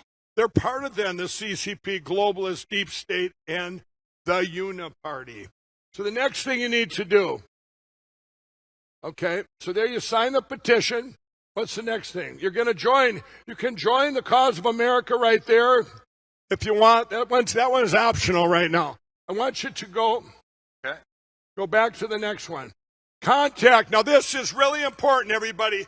Everybody watching, I want to really tell you, tomorrow morning, when we get up, when I asked last year at this time for everyone to go get their cast vote records, you know what? We didn't, as we were talking here, we're sending people out. Well, we wanted to make the country know about cast vote records and everything because they knew. Last year at the Moment of Truth Summit, the media went Fox on us. Means they all went silent. Nobody made a comment. As soon as you all reached out for your cast vote records and got a hold of every single county clerk and did in your FOIA requests and emails, guess what? That made the news. That woke them up. We want to tell the world that we were here and what we want. So you're going to go there. You go there, contact your county official. You click on Carver County. Okay, so go down. Oh, here we go. You got an email set up. I wrote that one right there in the back. I do not want voting machines in my election. I want paper ballots, hand counted, and precinct level required verification. I want safe, secure, and transparent elections I can depend on. Now you can take from your email, you copy that up there. And we already have all the officials. We have 5,000 some. Anyone that's ever even thought of being in charge of an election. Okay? If you've thought about it and you've been there, you're going to get an email. You're not just going to get an email. You're going to get maybe 1 million emails tomorrow morning or tonight. Because we got to let them know what we want. And maybe they're going, you know what? We got 20,000 emails I got this morning. What do you, and you know, when you guys do this, let me put this one. Yes, Mike Lindell, yes, Mike Lindell. Okay. But or you can write your own in, but I'm telling you, if you write your own email in, you guys, just tell them what we want, okay? Remember, these are people, okay? A lot of them are just misconstrued, and they don't know. They don't know what we know. So you're just telling them, hey, we really, you know, we looked into this, you're going to be, you could tell them, hey, you're going to be monitored anyway. Get rid of them now. Get rid of them now. But I encourage you to just use that email. It's simple. Copy and paste it. I don't want any bad emails going out there at all. You know, I want emails, positive emails. This is what we want, and they should too. They should too. We just want them to look. They're people. Here's what I tell you. Like our judges. Our judges, you think every judge in this country is compromised? No. They're afraid. They don't want to be the first judge to say, hey, the machine's got to go, so I'm going to rule on this. That's why they kick stuff out for standing. That's why they put sanctions so you don't come before them again. They have families. They have grandchildren, children. They're afraid. No one wants to take that first step. The Supreme Court, I've said it before, cases that you don't even know that we've got getting up there. I bet, you know, I'm saying I believe that they're probably longing for one more case to get to them because now the time is right. They have deemed, the government said our election platforms are critical infrastructure to our country. Probably the number one most critical infrastructure. You lose your country, you can have all the atomic bombs and military in the world. But if you don't have secure elections, they don't have to use any guns. It's over. You're done. That's it. So I'm telling you, we need to let everyone know this plan. This isn't about overturning the 2020 election or a county election. This is about that now we can police our own elections. And we've got to let everybody know that we can do that, and we're going to do that. And we're not waiting for 2024. We're starting tomorrow morning. This is it. They're out there tomorrow morning.